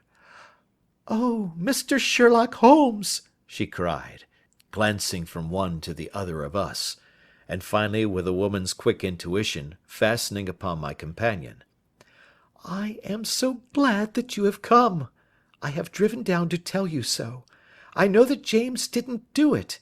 I know it, and I want you to start upon your work knowing it, too. Never let yourself doubt upon that point. We have known each other since we were little children, and I know his faults as no one else does, but he is too tender-hearted to hurt a fly. Such a charge is absurd to anyone who really knows him."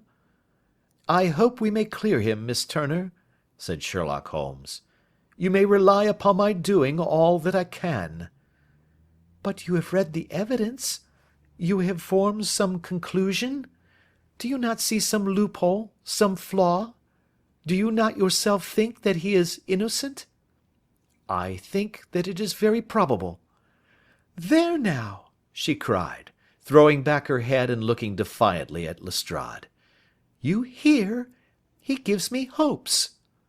Lestrade shrugged his shoulders. "I am afraid that my colleague has been a little quick in forming his conclusions," he said. "But he is right. Oh, I know that he is right. James never did it, and about his quarrel with his father, I am sure that the reason why he would not speak about it to the coroner was because I was concerned in it." "In what way?" asked Holmes. "It is no time for me to hide anything. James and his father had many disagreements about me. Mr. McCarthy was very anxious that there should be a marriage between us. James and I have always loved each other as brother and sister, but of course he is young and has seen very little of life yet, well, he naturally did not wish to do anything like that yet. And there were quarrels, and this I am sure was one of them." "And your father?" asked Holmes. "Was he in favour of such a union?" "No, he was quite averse to it also. No one but Mr. McCarthy was in favour of it." A quick blush passed over her fresh young face as Holmes shot one of his keen questioning glances at her. "Thank you for this information," said he. "May I see your father if I call to-morrow?" "I am afraid the doctor won't allow it." "The doctor?" "Yes. Have you not heard? Poor father has never been strong for years back, but this has broken him down completely. He is taken to his bed, and Dr. Willows says that he is a wreck, and that his nervous system is shattered. Mr. McCarthy was the only man alive who had known Dad in the old days in Victoria." "Ha! In Victoria! That is important." "Yes, at the mines." "Quite so, at the gold mines, where, as I understand, Mr. Turner made his money." "Yes, certainly." "Thank you, Miss Turner. You have been of material assistance to me." "You will tell me if you have any news to-morrow. No doubt you will go to the prison to see James. Oh, if you do, Mr. Holmes, do tell him that I know him to be innocent." "I will, Miss Turner." "I must go home now, for Dad is very ill, and he misses me so if I leave him. Good-bye, and God help you in your undertaking." She hurried from the room as impulsively as she had entered, and we heard the wheels of her carriage rattle off down the street. "I am ashamed of you, Holmes," said Lestrade with dignity after a few minutes' silence. "Why should you raise up hopes which you are bound to disappoint? I am not over-tender of heart, but I call it cruel." "I think that I see my way to clearing James McCarthy," said Holmes. "Have you an order to see him in prison?" "Yes, but only for you and me." "Then I shall reconsider my resolution about going out. We have still time to take a train to Hereford and see him to-night?" "Ample." "Then let us do so. Watson, I fear that you will find it very slow, but I shall only be away a couple of hours." I walked down to the station with them, and then wandered through the streets of the little town, finally returning to the hotel, where I lay upon the sofa and tried to interest myself in a yellow-backed novel. The puny plot of the story was so thin, however, when compared to the deep mystery through which we were groping, and I found my attention wander so continually from the action to the fact, that I at last flung it across the room and gave myself up entirely to a consideration of the events of the day.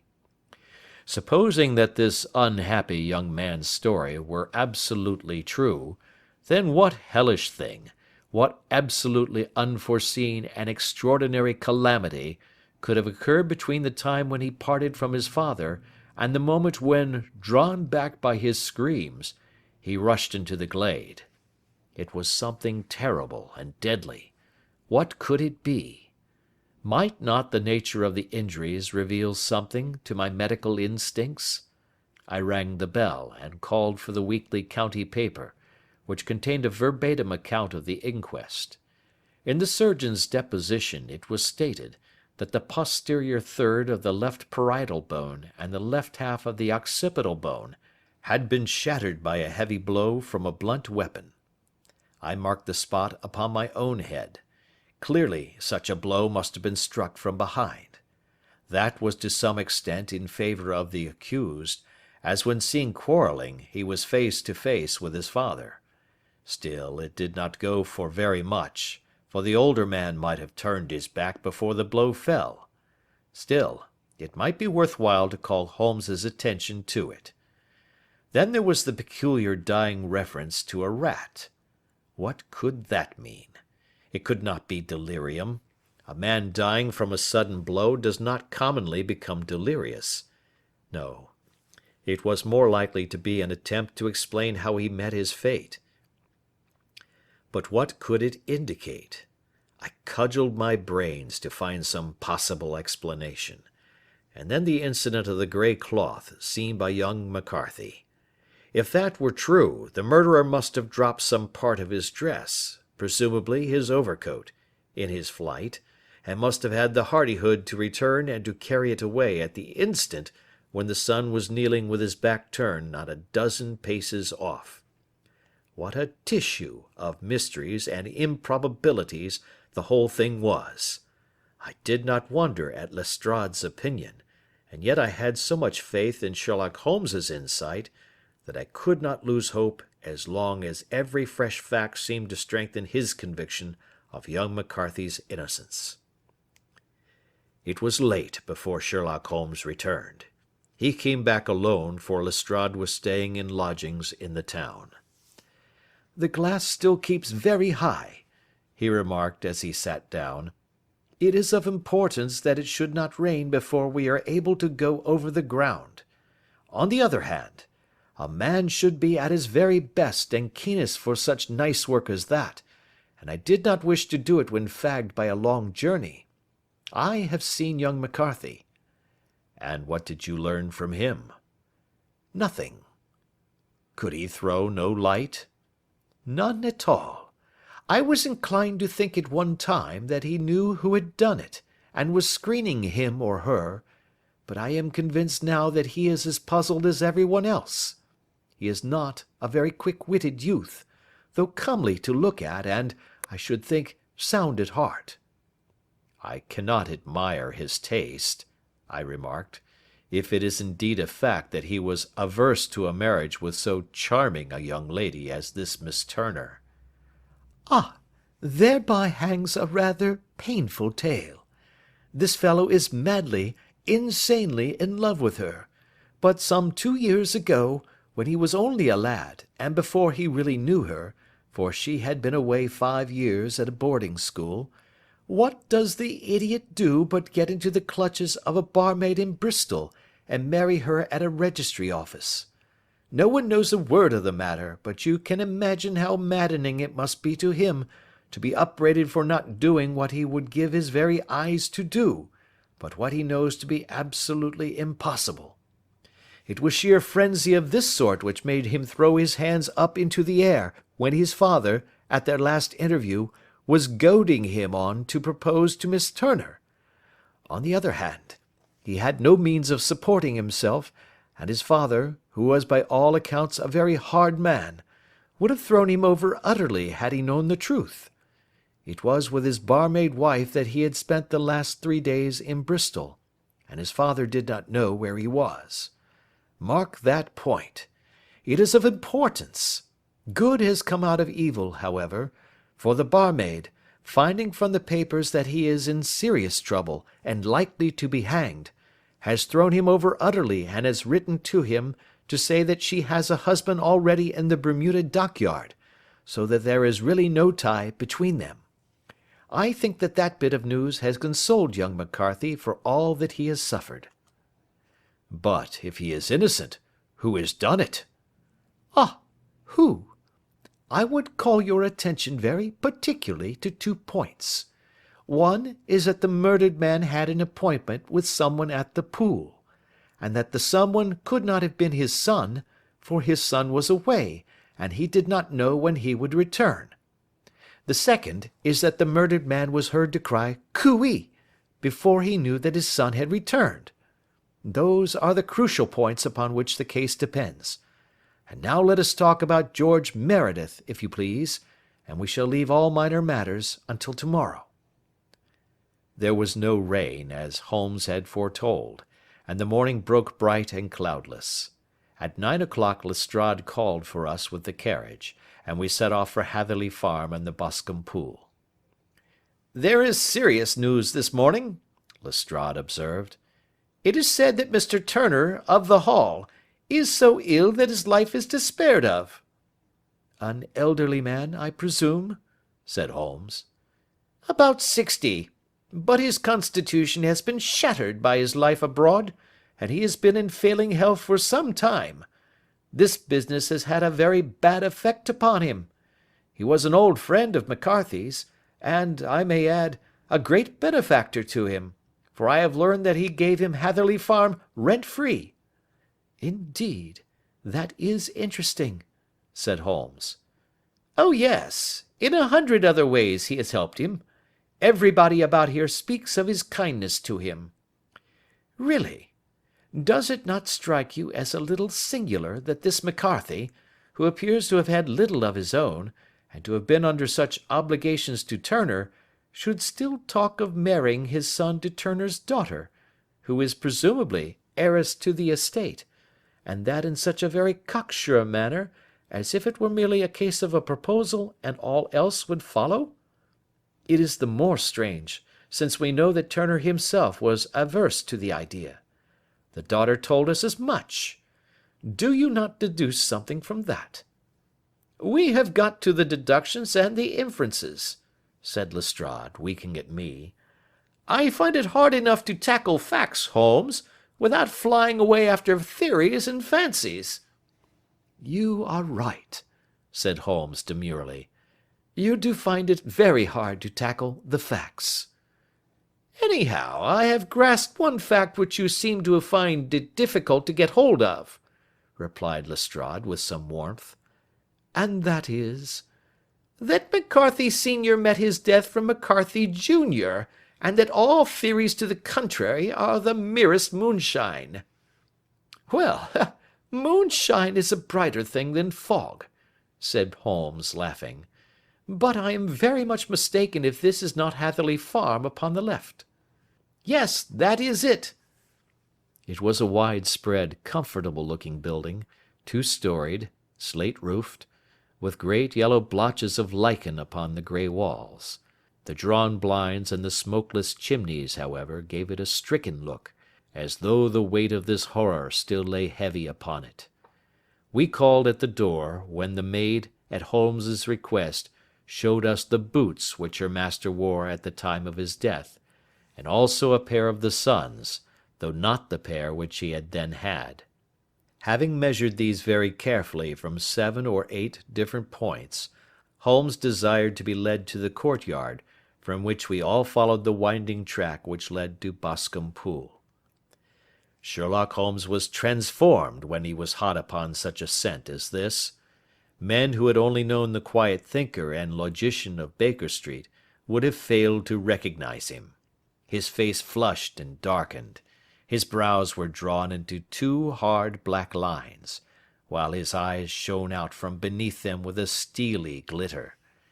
His face was bent downward, his shoulders bowed, his lips compressed, and a vein stood out like whipcord in his long sinewy neck. His nostrils seemed to dilate with a purely animal lust for the chase, and his mind was so absolutely concentrated upon the matter before him, that a question or remark fell unheeded upon his ears, or at the most only provoked a quick, impatient snarl in reply. Swiftly and silently he made his way along the track which ran through the meadows, and so by way of the woods to the Bascombe Pool. It was damp, marshy ground, as is all that district, and there were marks of many feet, both upon the path and amid the short grass which bounded it on either side. Sometimes Holmes would hurry on, sometimes stop dead, and once he made quite a little detour into the meadow. Lestrade and I walked behind him, the detective indifferent and contemptuous, while I watched my friend with the interest which sprang from the conviction that every one of his actions was directed towards a definite end. The Bascombe Pool, which is a little reed-girt sheet of water some 50 yards across, is situated at the boundary between the Hatherley farm and the private park of the wealthy Mr. Turner. Above the woods which lined it upon the farther side we could see the red jutting pinnacles which marked the site of the rich landowner's dwelling. On the Hatherley side of the pool the woods grew very thick, and there was a narrow belt of sodden grass 20 paces across, between the edge of the trees and the reeds which lined the lake. Lestrade showed us the exact spot at which the body had been found, and indeed, so moist was the ground, that I could plainly see the traces which had been left by the fall of the stricken man. To Holmes, as I could see by his eager face and peering eyes, very many other things were to be read upon the trampled grass. He ran round like a dog who is picking up a scent, and then turned upon my companion. "What did you go into the pool for?" he asked. "I fished about with a rake. I thought there might be some weapon or other trace. But how on earth—" "Oh, tut, tut, I have no time. That left foot of yours with its inward twist is all over the place. A mole could trace it, and there it vanishes among the reeds. Oh, how simple it would all have been had I been here before they came like a herd of buffalo and wallowed all over it. Here is where the party with the lodge-keeper came, and they have covered all tracks for 6 or 8 feet round the body. But here are 3 separate tracks of the same feet." He drew out a lens, and lay down upon his waterproof to have a better view, talking all the time rather to himself than to us. "These are young McCarthy's feet. Twice he was walking, and once he ran swiftly, so that the soles are deeply marked and the heels hardly visible. That bears out his story. He ran when he saw his father on the ground. Then here are the father's feet as he paced up and down. What is this, then? It is the butt end of the gun as the son stood listening. And this?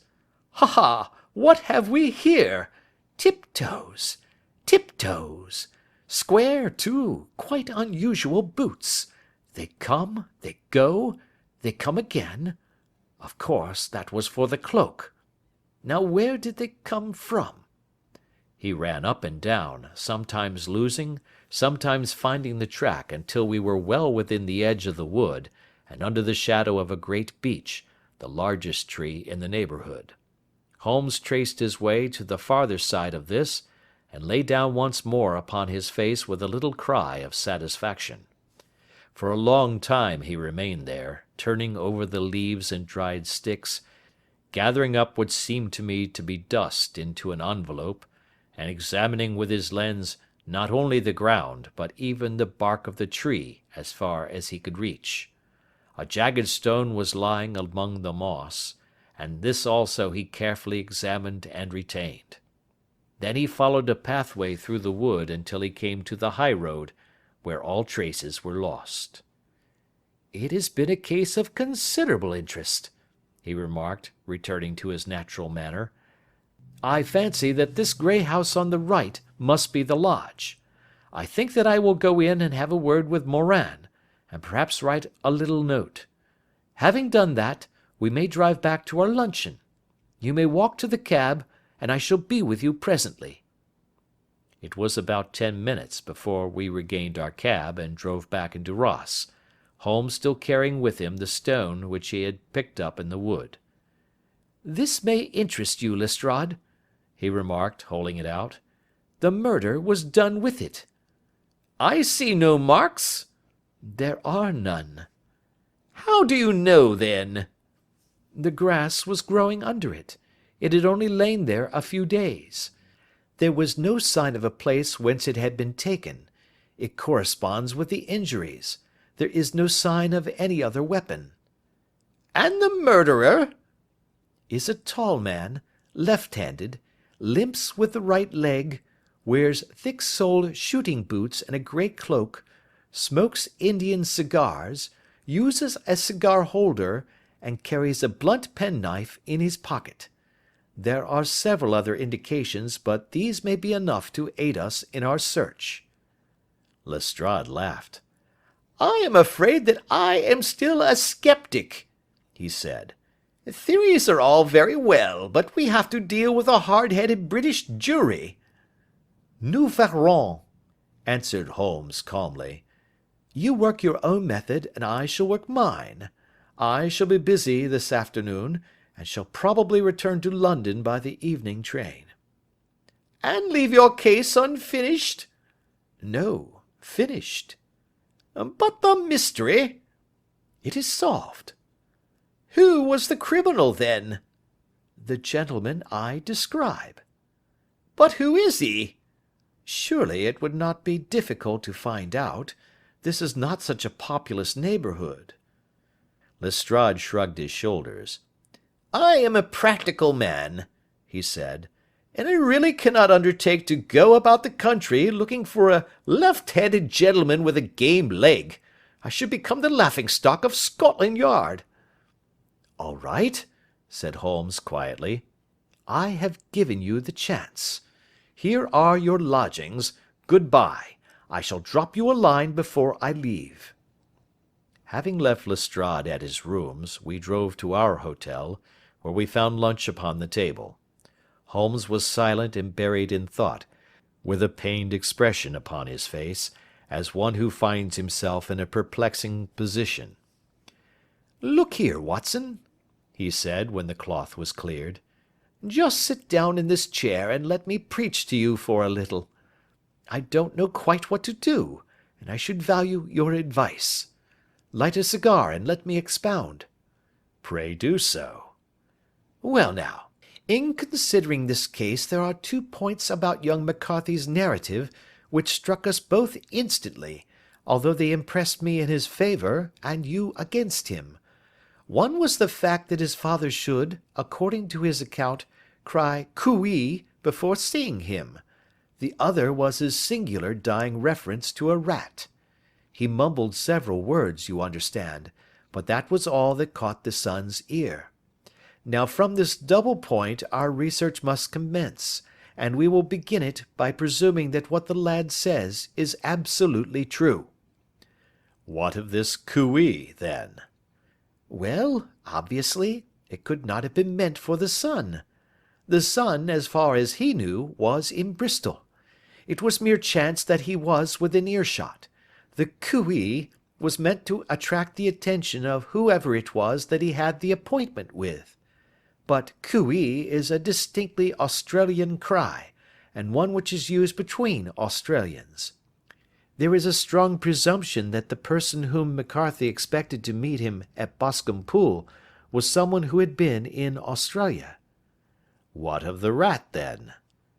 Sherlock Holmes took a folded paper from his pocket and flattened it out on the table. "This is a map of the colony of Victoria," he said. "I wired to Bristol for it last night." He put his hand over part of the map. "What do you read?" "A rat," I read. "And now?" He raised his hand. "Ballarat." "Quite so. That was the word the man uttered, and of which his son only caught the last 2 syllables. He was trying to utter the name of his murderer, so and so of Ballarat." "It is wonderful!" I exclaimed. "It is obvious. And now you see I had narrowed the field down considerably. The possession of a grey garment was a third point which, granting the son's statement to be correct, was a certainty. We have come now out of mere vagueness to the definite conception of an Australian from Ballarat with a grey cloak." "Certainly." "And one who was at home in the district, for the pool can only be approached by the farm or by the estate, where strangers could hardly wander." "Quite so." "Then comes our expedition of to-day. By an examination of the ground, I gained the trifling details which I gave to that imbecile Lestrade, as to the personality of the criminal." "But how did you gain them?" "You know my method. It is founded upon the observation of trifles." "His height I know that you might roughly judge from the length of his stride. His boots, too, might be told from their traces." "Yes, they were peculiar boots." "But his lameness?" "The impression of his right foot was always less distinct than his left. He put less weight upon it. Why? Because he limped. He was lame." "But his left-handedness?" "You were yourself struck by the nature of the injury as recorded by the surgeon at the inquest. The blow was struck from immediately behind, and yet was upon the left side. Now, how can that be unless it were by a left-handed man? He had stood behind that tree during the interview between the father and the son. He had even smoked there. I found the ash of a cigar, which my special knowledge of tobacco ashes enables me to pronounce as an Indian cigar. I have, as you know, devoted some attention to this, and written a little monograph on the ashes of 140 different varieties of pipe, cigar, and cigarette tobacco. Having found the ash, I then looked round and discovered the stump among the moss where he had tossed it. It was an Indian cigar, of the variety which are rolled in Rotterdam." "And the cigar holder?" "I could see that the end had not been in his mouth. Therefore he used a holder. The tip had been cut off, not bitten off, but the cut was not a clean one, so I deduced a blunt penknife." "Holmes," I said, "you have drawn a net round this man from which he cannot escape, and you have saved an innocent human life as truly as if you had cut the cord which was hanging him. I see the direction in which all this points. The culprit is—" "Mr. John Turner," cried the hotel waiter, opening the door of our sitting room, and ushering in a visitor. The man who entered was a strange and impressive figure. His slow, limping step and bowed shoulders gave the appearance of decrepitude, and yet his hard, deep-lined, craggy features, and his enormous limbs showed that he was possessed of unusual strength of body and of character. His tangled beard, grizzled hair, and outstanding drooping eyebrows combined to give an air of dignity and power to his appearance, but his face was of an ashen white, while his lips and the corners of his nostrils were tinged with a shade of blue. It was clear to me at a glance that he was in the grip of some deadly and chronic disease. "Pray sit down on the sofa," said Holmes gently. You had my note. Yes, the lodge-keeper brought it up. You said that you wished to see me here to avoid scandal. I thought people would talk if I went to the hall. And why did you wish to see me? He looked across at my companion with despair in his weary eyes, as though his question was already answered. Yes, said Holmes, answering the look rather than the words. It is so. I know all about McCarthy. The old man sank his face in his hands. God help me, he cried. But I would not have let the young man come to harm. I give you my word that I would have spoken out if it went against him at the assizes. I am glad to hear you say so, said Holmes gravely. I would have spoken now had it not been for my dear girl. It would break her heart. It will break her heart when she hears that I am arrested. It may not come to that, said Holmes. What? I am no official agent. I understand that it was your daughter who required my presence here, and I am acting in her interests. Young McCarthy must be got off, however. I am a dying man, said old Turner. I have had diabetes for years. My doctor says it is a question whether I shall live a month. Yet I would rather die under my own roof than in a jail. Holmes rose and sat down at the table with his pen in his hand and a bundle of paper before him. Just tell us the truth, he said. I shall jot down the facts. You will sign it, and Watson here can witness it. Then I could produce your confession at the last extremity to save young McCarthy. I promise you that I shall not use it unless it is absolutely needed. It's as well, said the old man. It's a question whether I shall live to the assizes, so it matters little to me, but I should wish to spare Alice the shock. And now I will make the thing clear to you. It has been a long time in the acting, but will not take me long to tell. You didn't know this dead man, McCarthy. He was a devil incarnate. I tell you that. God keep you out of the clutches of such a man as he. His grip has been upon me these 20 years, and he has blasted my life. I'll tell you first how I came to be in his power. It was in the early 60s at the diggings. I was a young chap then, hot-blooded and reckless, ready to turn my hand at anything. I got among bad companions, took to drink, had no luck with my claim, took to the bush, and in a word became what you would call over here a highway robber. There were 6 of us, and we had a wild, free life of it, sticking up a station from time to time, or stopping the wagons on the road to the diggings. Black Jack of Ballarat was the name I went under, and our party is still remembered in the colony as the Ballarat Gang. One day, a gold convoy came down from Ballarat to Melbourne, and we lay in wait for it and attacked it. There were 6 troopers and 6 of us, so it was a close thing, but we emptied 4 of their saddles at the first volley.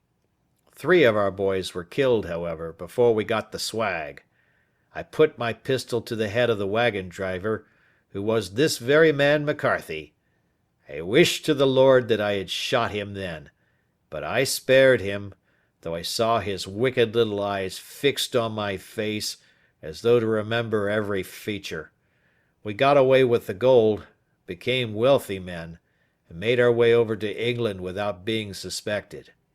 There I parted from my old pals and determined to settle down to a quiet and respectable life. I bought this estate, which chanced to be in the market, and I set myself to do a little good with my money, to make up for the way in which I had earned it. I married, too, and though my wife died young, she left me my dear little Alice.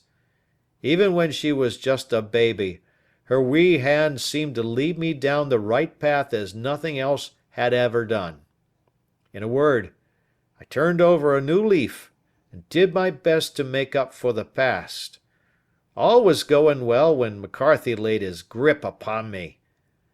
I had gone up to town about an investment, and I met him in Regent Street with hardly a coat to his back or a boot to his foot. "Here we are, Jack," says he, touching me on the arm. "We'll be as good as a family to you. There's two of us, me and my son, and you can have the keeping of us. If you don't, it's a fine law-abiding country is England, and there's always a policeman within hail." Well, down they came to the West Country, there was no shaking them off, and there they have lived rent-free on my best land ever since. There was no rest for me, no peace, no forgetfulness. Turn where I would, there was his cunning, grinning face at my elbow. It grew worse as Alice grew up, for he soon saw I was more afraid of her knowing my past than of the police. Whatever he wanted he must have, and whatever it was I gave him without question, land, money, houses, until at last he asked a thing which I could not give. He asked for Alice.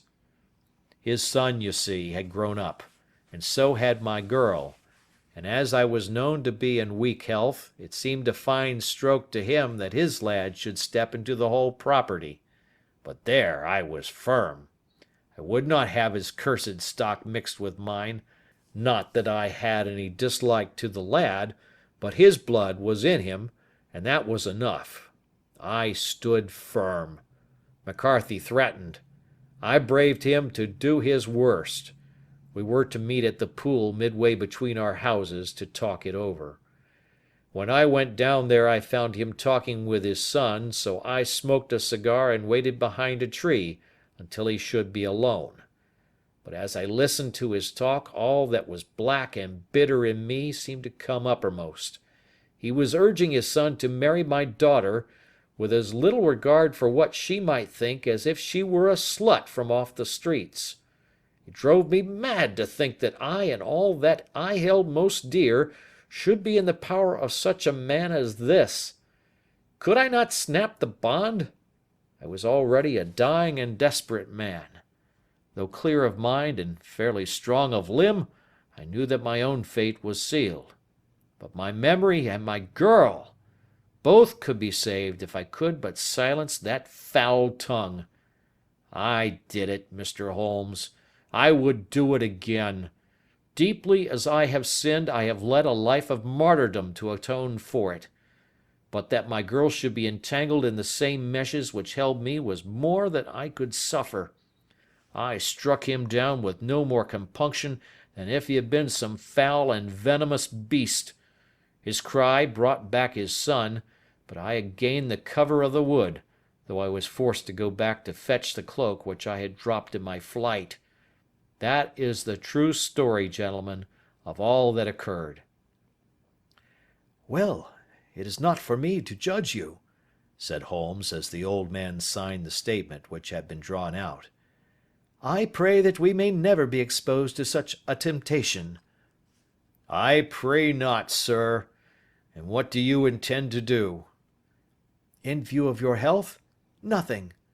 You are yourself aware that you will soon have to answer for your deed at a higher court than the assizes. I will keep your confession, and if McCarthy is condemned I shall be forced to use it. If not, it shall never be seen by mortal eye, and your secret, whether you be alive or dead, shall be safe with us. Farewell, then, said the old man solemnly. Your own deathbeds, when they come, will be the easier for the thought of the peace which you have given to mine. Tottering and shaking in all his giant frame, he stumbled slowly from the room. God help us, said Holmes after a long silence. Why does fate play such tricks with poor helpless worms? I never hear of such a case as this that I do not think of Baxter's words and say, there, but for the grace of God, goes Sherlock Holmes. James McCarthy was acquitted at the assizes on the strength of a number of objections which had been drawn out by Holmes and submitted to the defending counsel. Old Turner lived for 7 months after our interview, but he is now dead, and there is every prospect that the son and daughter may come to live happily together in ignorance of the black cloud which rests upon their past. End of Adventure 4.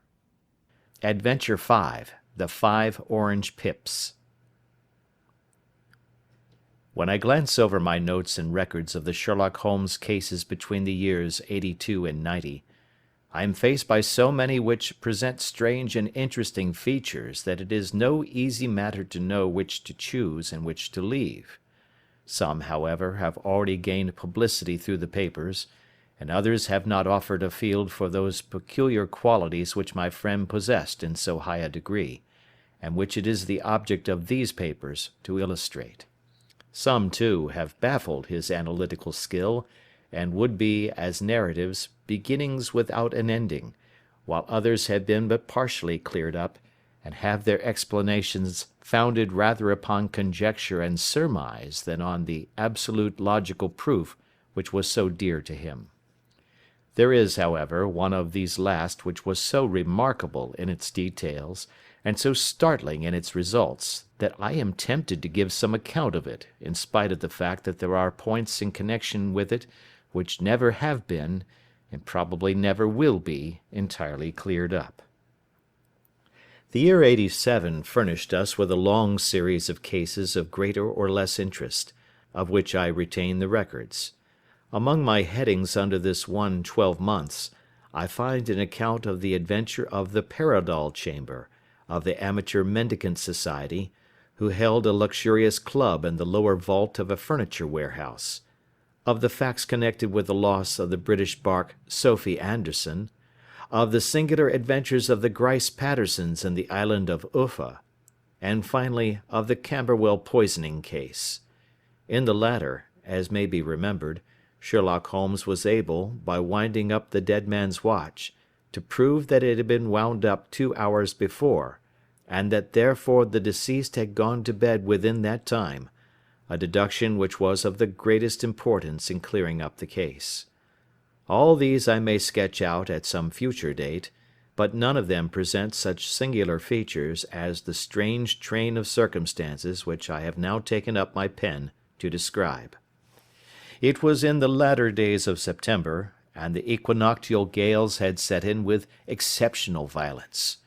All day the wind had screamed and the rain had beaten against the windows, so that even here, in the heart of great, hand-made London, we were forced to raise our minds for the instant from the routine of life and to recognize the presence of those great elemental forces which shriek at mankind through the bars of his civilization, like untamed beasts in a cage. As evening drew in, the storm grew higher and louder, and the wind cried and sobbed like a child in the chimney. Sherlock Holmes sat moodily at one side of the fireplace, cross-indexing his records of crime, while I at the other was deep in one of Clark Russell's fine sea stories, until the howl of the gale from without seemed to blend with the text, and the splash of the rain to lengthen out into the long swash of the sea waves. My wife was on a visit to her mother's, and for a few days I was a dweller once more in my old quarters at Baker Street. "Why," said I, glancing up at my companion, "that was surely the bell. Who could come to-night? Some friend of yours, perhaps?" "Except yourself, I have none," he answered. "I do not encourage visitors." "A client, then?" "If so, it is a serious case. Nothing less would bring a man out on such a day and at such an hour. But I take it that it is more likely to be some crony of the landlady's." Sherlock Holmes was wrong in his conjecture, however, for there came a step in the passage and a tapping at the door. He stretched out his long arm to turn the lamp away from himself and towards the vacant chair upon which a newcomer must sit. "Come in," said he. The man who entered was young, some 22 at the outside, well groomed and trimly clad, with something of refinement and delicacy in his bearing. The streaming umbrella which he held in his hand, and his long shining waterproof told of the fierce weather through which he had come. He looked about him anxiously in the glare of the lamp, and I could see that his face was pale and his eyes heavy, like those of a man who is weighed down with some great anxiety. "I owe you an apology," he said, raising his golden pince-nez to his eyes. "I trust that I am not intruding. I fear that I have brought some traces of the storm and rain into your snug chamber." "Give me your coat and umbrella," said Holmes. "They may rest here on the hook, and will be dry presently. You have come up from the southwest, I see." "Yes, from Horsham." "That clay and chalk mixture which I see upon your toe-caps is quite distinctive."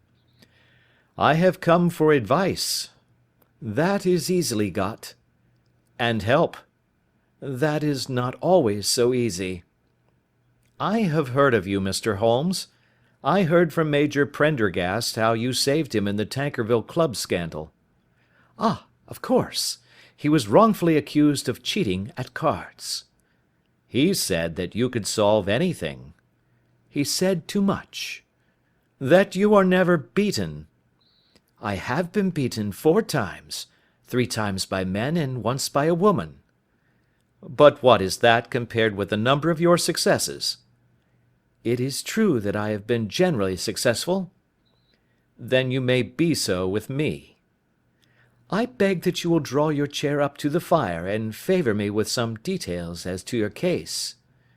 "It is no ordinary one." "None of those which come to me are. I am the last court of appeal." "And yet I question, sir, whether, in all your experience, you have ever listened to a more mysterious and inexplicable chain of events than those which have happened to my own family." "You fill me with interest," said Holmes.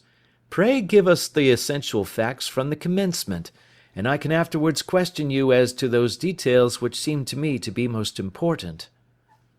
The young man pulled his chair up and pushed his wet feet out towards the blaze.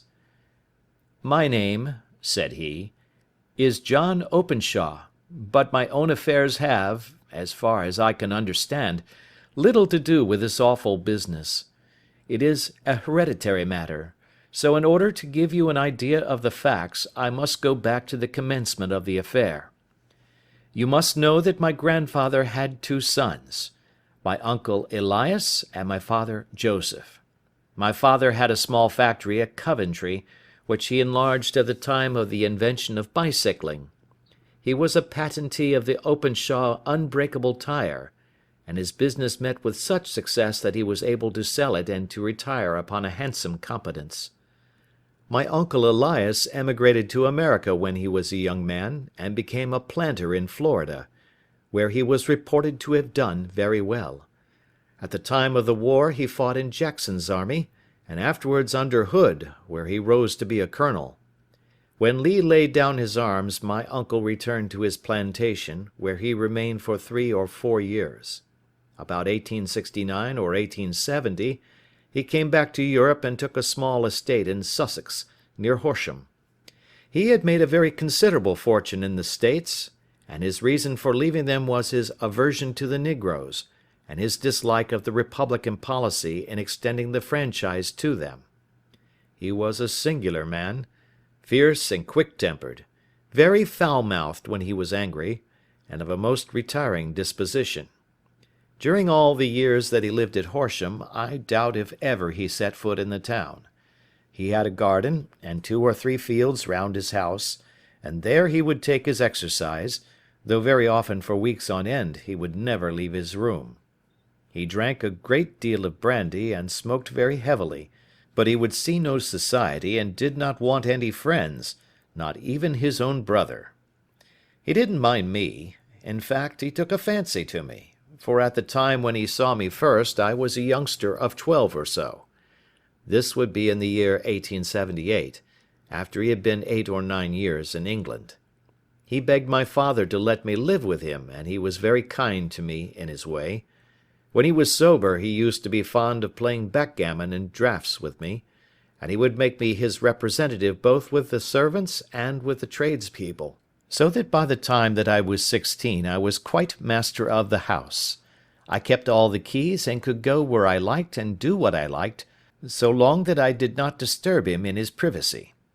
There was one singular exception, however, for he had a single room, a lumber room up among the attics, which was invariably locked, and which he would never permit either me or anyone else to enter.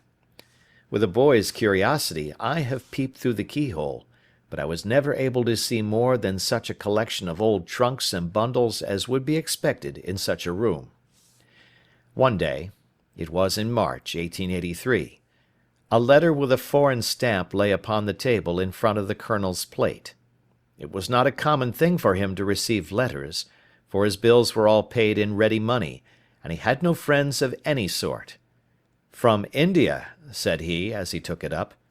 "Pondicherry postmark. What can this be?" Opening it hurriedly, out there jumped 5 little dried orange pips, which pattered down upon his plate. I began to laugh at this, but the laugh was struck from my lips at the sight of his face. His lip had fallen, his eyes were protruding, his skin the colour of putty, and he glared at the envelope which he still held in his trembling hand. "K, he shrieked, and then, my God, my sins have overtaken me." "What is it, uncle?" I cried. "Death," said he, and rising from the table he retired to his room, leaving me palpitating with horror. I took up the envelope and saw scrawled in red ink upon the inner flap, just above the gum, the letter K 3 times repeated. There was nothing else save the 5 dried pips. What could be the reason of his overpowering terror? I left the breakfast table, and as I ascended the stair I met him coming down with an old rusty key, which must have belonged to the attic, in one hand, and a small brass box, like a cash box, in the other. "They may do what they like, but I'll checkmate them still," said he with an oath. "Tell Mary that I shall want a fire in my room today, and send down to Fordham the Horsham lawyer." I did as he ordered, and when the lawyer arrived I was asked to step up to the room. The fire was burning brightly, and in the grate there was a mass of black fluffy ashes as of burned paper, while the brass box stood open and empty beside it. As I glanced at the box I noticed, with a start, that upon the lid was printed the treble K which I had read in the morning upon the envelope. "I wish you, John," said my uncle, "to witness my will. I leave my estate, with all its advantages and all its disadvantages, to my brother, your father, whence it will, no doubt, descend to you. If you can enjoy it in peace, well and good.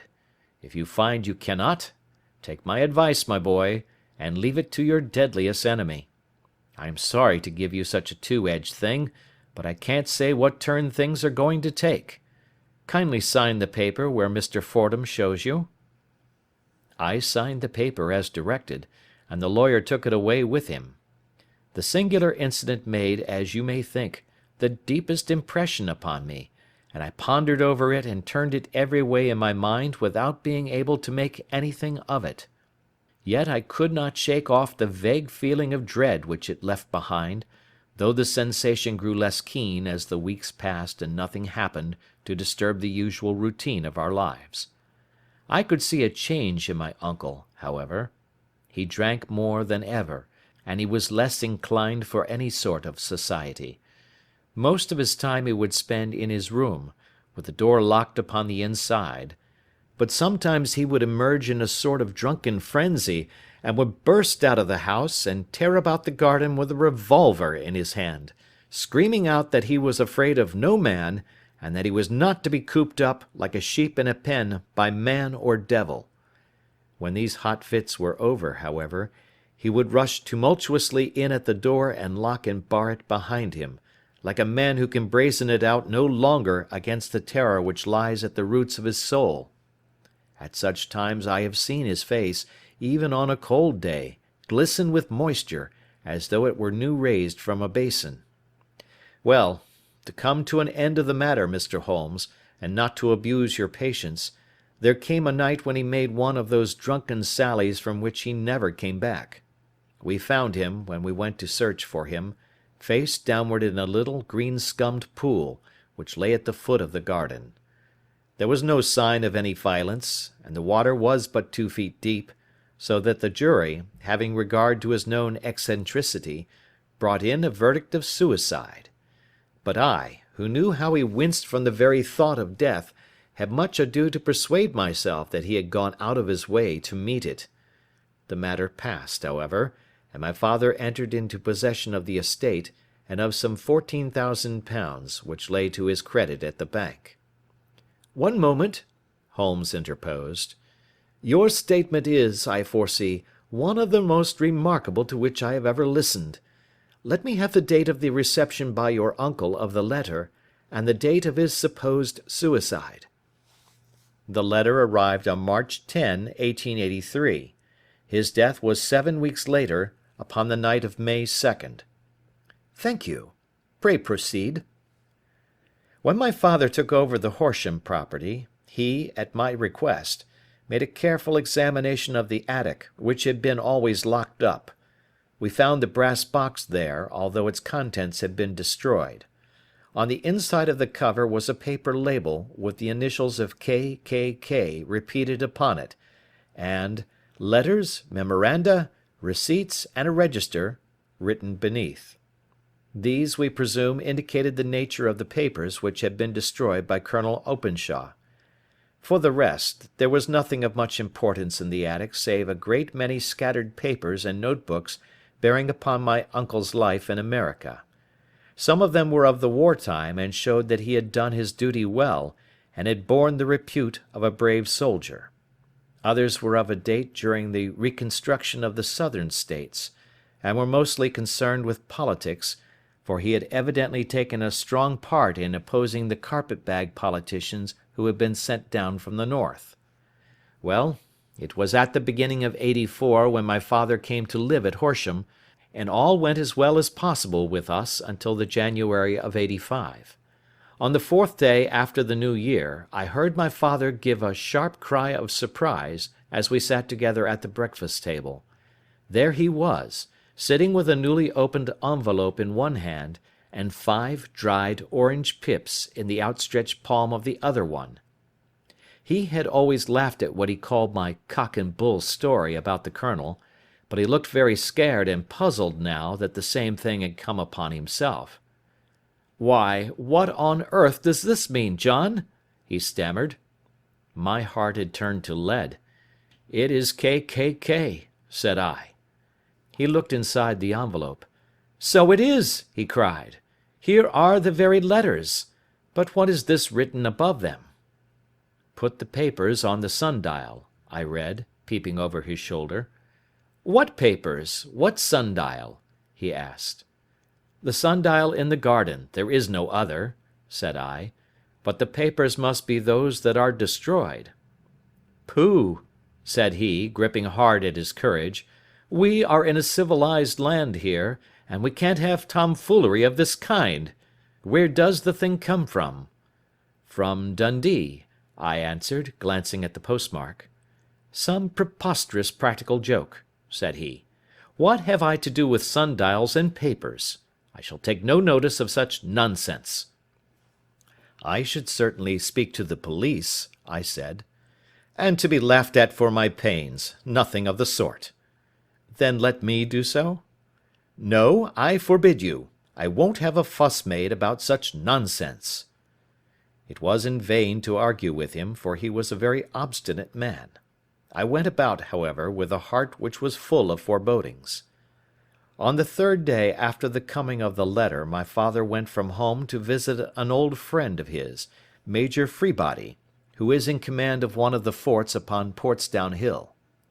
I was glad that he should go up, for it seemed to me that he was farther from danger when he was away from home. In that, however, I was in error.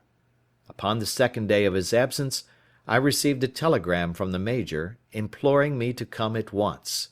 My father had fallen over one of the deep chalk pits which abound in the neighbourhood, and was lying senseless, with a shattered skull. I hurried to him, but he passed away without having ever recovered his consciousness. He had, as it appears, been returning from Fareham in the twilight, and as the country was unknown to him, and the chalk pit unfenced, the jury had no hesitation in bringing in a verdict of death from accidental causes. Carefully as I examined every fact connected with his death, I was unable to find anything which could suggest the idea of murder. There were no signs of violence, no footmarks, no robbery, no record of strangers having been seen upon the roads. And yet I need not tell you that my mind was far from at ease, and that I was well nigh certain that some foul plot had been woven round him. In this sinister way I came into my inheritance. You will ask me why I did not dispose of it? I answer, because I was well convinced that our troubles were in some way dependent upon an incident in my uncle's life, and that the danger would be as pressing in one house as in another. It was in January, '85, that my poor father met his end, and 2 years and 8 months have elapsed since then. During that time I have lived happily at Horsham, and I had begun to hope that his curse had passed away from the family, and that it had ended with the last generation. I had begun to take comfort too soon, however. Yesterday morning the blow fell in the very shape in which it had come upon my father.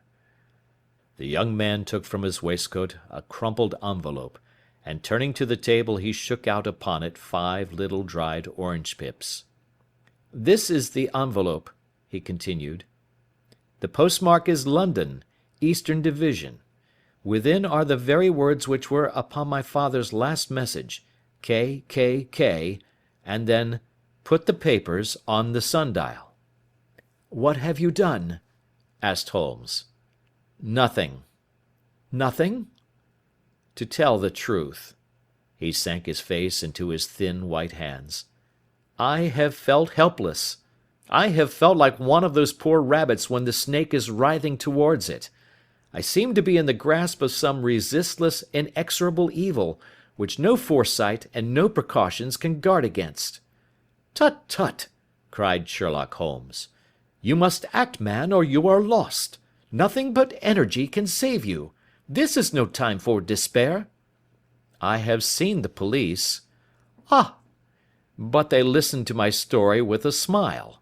I am convinced that the inspector has formed the opinion that the letters are all practical jokes, and that the deaths of my relations were really accidents, as the jury stated, and were not to be connected with the warnings."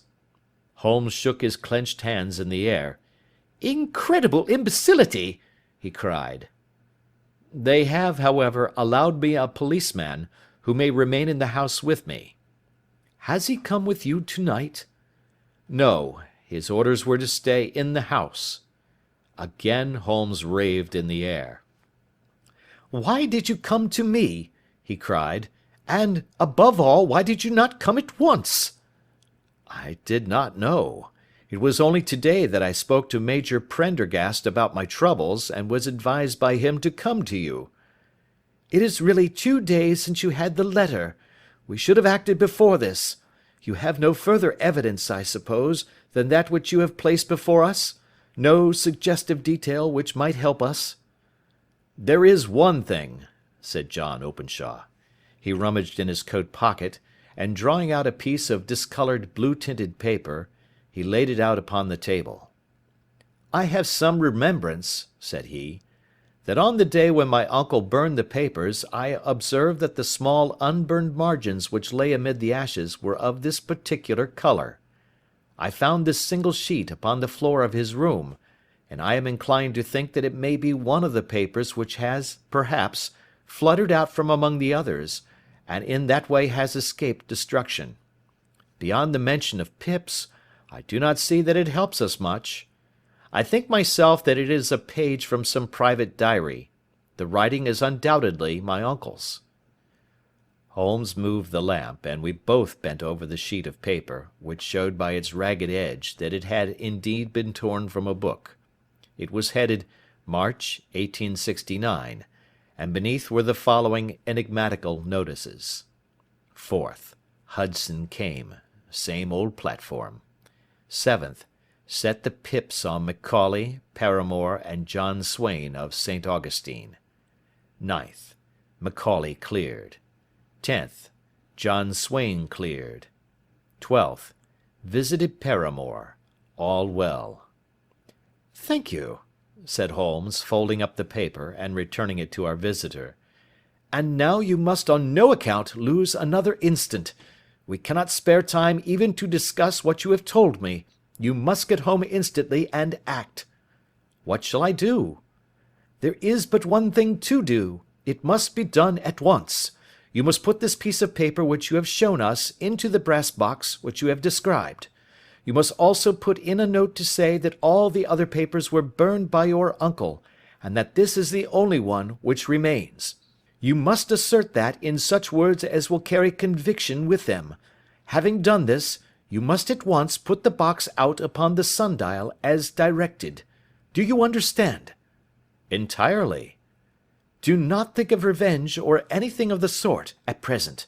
I think that we may gain that by means of the law, but we have our web to weave, while theirs is already woven. The first consideration is to remove the pressing danger which threatens you. The second is to clear up the mystery and to punish the guilty parties. I thank you, said the young man, rising and pulling on his overcoat. You have given me fresh life and hope. I shall certainly do as you advise. Do not lose an instant, and, above all, take care of yourself in the meanwhile, for I do not think that there can be a doubt that you are threatened by a very real and imminent danger. How do you go back? By train from Waterloo. It is not yet 9. The streets will be crowded, so I trust that you may be in safety, and yet you cannot guard yourself too closely. I am armed. That is well. Tomorrow I shall set to work upon your case. I shall see you at Horsham, then? No, your secret lies in London. It is there that I shall seek it. Then I shall call upon you in a day, or in 2 days, with news as to the box and the papers. I shall take your advice in every particular. He shook hands with us and took his leave. Outside the wind still screamed and the rain splashed and pattered against the windows. This strange, wild story seemed to have come to us from amid the mad elements, blown in upon us like a sheet of seaweed in a gale, and now to have been reabsorbed by them once more. Sherlock Holmes sat for some time in silence, with his head sunk forward and his eyes bent upon the red glow of the fire. Then he lit his pipe, and leaning back in his chair he watched the blue smoke rings as they chased each other up to the ceiling. I think, Watson, he remarked at last, that of all our cases we have had none more fantastic than this. Save, perhaps, the sign of 4. Well, yes, save, perhaps, that. And yet this John Openshaw seems to me to be walking amid even greater perils than did the Sholtos. But have you, I asked, formed any definite conception as to what these perils are? There can be no question as to their nature, he answered. Then what are they? Who is this KKK, and why does he pursue this unhappy family? Sherlock Holmes closed his eyes and placed his elbows upon the arms of his chair, with his fingertips together. The ideal reasoner, he remarked, would, when he had once been shown a single fact in all its bearings, deduce from it not only all the chain of events which led up to it, but also all the results which would follow from it. As Cuvier could correctly describe a whole animal by the contemplation of a single bone, so the observer who has thoroughly understood one link in a series of incidents should be able to accurately state all the other ones, both before and after. We have not yet grasped the results which the reason alone can attain to. Problems may be solved in the study which have baffled all those who have sought a solution by the aid of their senses. To carry the art, however, to its highest pitch, it is necessary that the reasoner should be able to utilize all the facts which have come to his knowledge. And this in itself implies, as you will readily see, a possession of all knowledge, which, even in these days of free education and encyclopedias, is a somewhat rare accomplishment. It is not so impossible, however, that a man should possess all knowledge which is likely to be useful to him in his work, and this I have endeavoured in my case to do. If I remember rightly, you on one occasion, in the early days of our friendship, defined my limits in a very precise fashion. Yes, I answered, laughing. It was a singular document. Philosophy, astronomy, and politics were marked at 0, I remember. Botany variable, geology profound as regards the mud stains from any region within 50 miles of town, chemistry eccentric, anatomy unsystematic, sensational literature and crime records unique, violin player, boxer, swordsman, lawyer, and self-poisoner by cocaine and tobacco. Those, I think, were the main points of my analysis. Holmes grinned at the last item. Well, he said, I say now, as I said then, that a man should keep his little brain attic stocked with all the furniture that he is likely to use, and the rest he can put away in the lumber room of his library, where he can get it if he wants it. Now, for such a case as the one which has been submitted to us tonight, we need certainly to muster all our resources. Kindly hand me down the letter K of the American Encyclopedia which stands upon the shelf beside you. Thank you. Now let us consider the situation, and see what may be deduced from it. In the first place, we may start with a strong presumption that Colonel Openshaw had some very strong reason for leaving America. Men at his time of life do not change all their habits and exchange willingly the charming climate of Florida for the lonely life of an English provincial town. His extreme love of solitude in England suggests the idea that he was in fear of someone or something, so we may assume as a working hypothesis that it was fear of someone or something which drove him from America. As to what it was he feared, we can only deduce that by considering the formidable letters which were received by himself and his successors. Did you remark the postmarks of these letters? The first was from Pondicherry, the second from Dundee, and the third from London. From East London. What do you deduce from that? They are all seaports, that the writer was on board of a ship. Excellent. We have already a clue. There can be no doubt that the probability, the strong probability, is that the writer was on board of a ship. And now let us consider another point. In the case of Pondicherry, 7 weeks elapsed between the threat and its fulfilment. In Dundee it was only some 3 or 4 days. Does that suggest anything? A greater distance to travel. But the letter had also a greater distance to come. Then I do not see the point. There is at least a presumption that the vessel in which the man or men are is a sailing ship. It looks as if they always send their singular warning or token before them when starting upon their mission. You see how quickly the deed followed the sign when it came from Dundee. If they had come from Pondicherry in a steamer, they would have arrived almost as soon as their letter.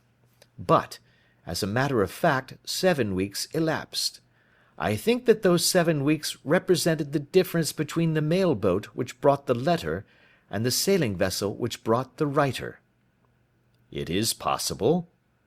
More than that, it is probable. And now you see the deadly urgency of this new case, and why I urged young Openshaw to caution. The blow has always fallen at the end of the time which it would take the senders to travel the distance. But this one comes from London, and therefore we cannot count upon delay. Good God! I cried. What can it mean, this relentless persecution? The papers which Openshaw carried are obviously of vital importance to the person or persons in the sailing ship. I think that it is quite clear that there must be more than one of them. A single man could not have carried out 2 deaths in such a way as to deceive a coroner's jury. There must have been several in it, and they must have been men of resource and determination. Their papers they mean to have, be the holder of them who it may. In this way you see KKK ceases to be the initials of an individual, and becomes the badge of a society." "But of what society?" "Have you never," said Sherlock Holmes, bending forward and sinking his voice, "have you never heard of the Ku Klux Klan?" "I never have." Holmes turned over the leaves of the book upon his knee. "Here it is," said he presently.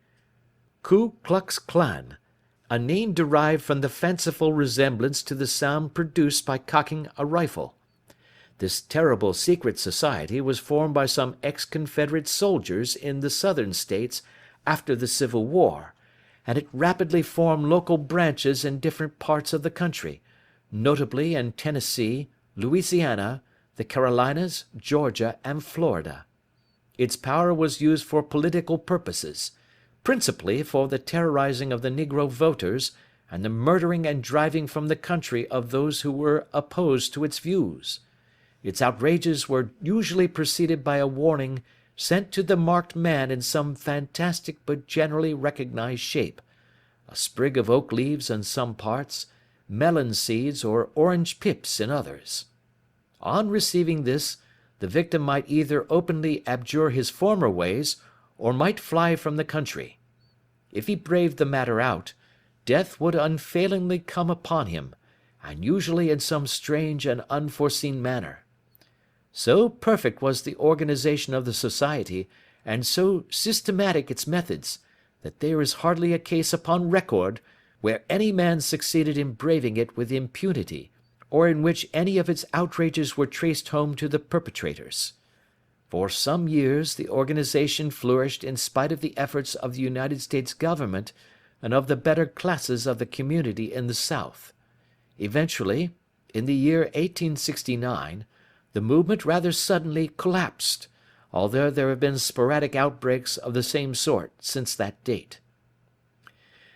"You will observe," said Holmes, laying down the volume, "that the sudden breaking up of the society was coincident with the disappearance of Openshaw from America with their papers. It may well have been cause and effect. It is no wonder that he and his family have some of the more implacable spirits upon their track. You can understand that this register and diary may implicate some of the first men in the South, and that there may be many who will not sleep easy at night until it is recovered. Then the page we have seen is such as we might expect. It ran, if I remember right, sent the pips to A, B, and C. That is, sent the society's warning to them. Then there are successive entries that A and B cleared, or left the country, and finally that C was visited, with, I fear, a sinister result for C.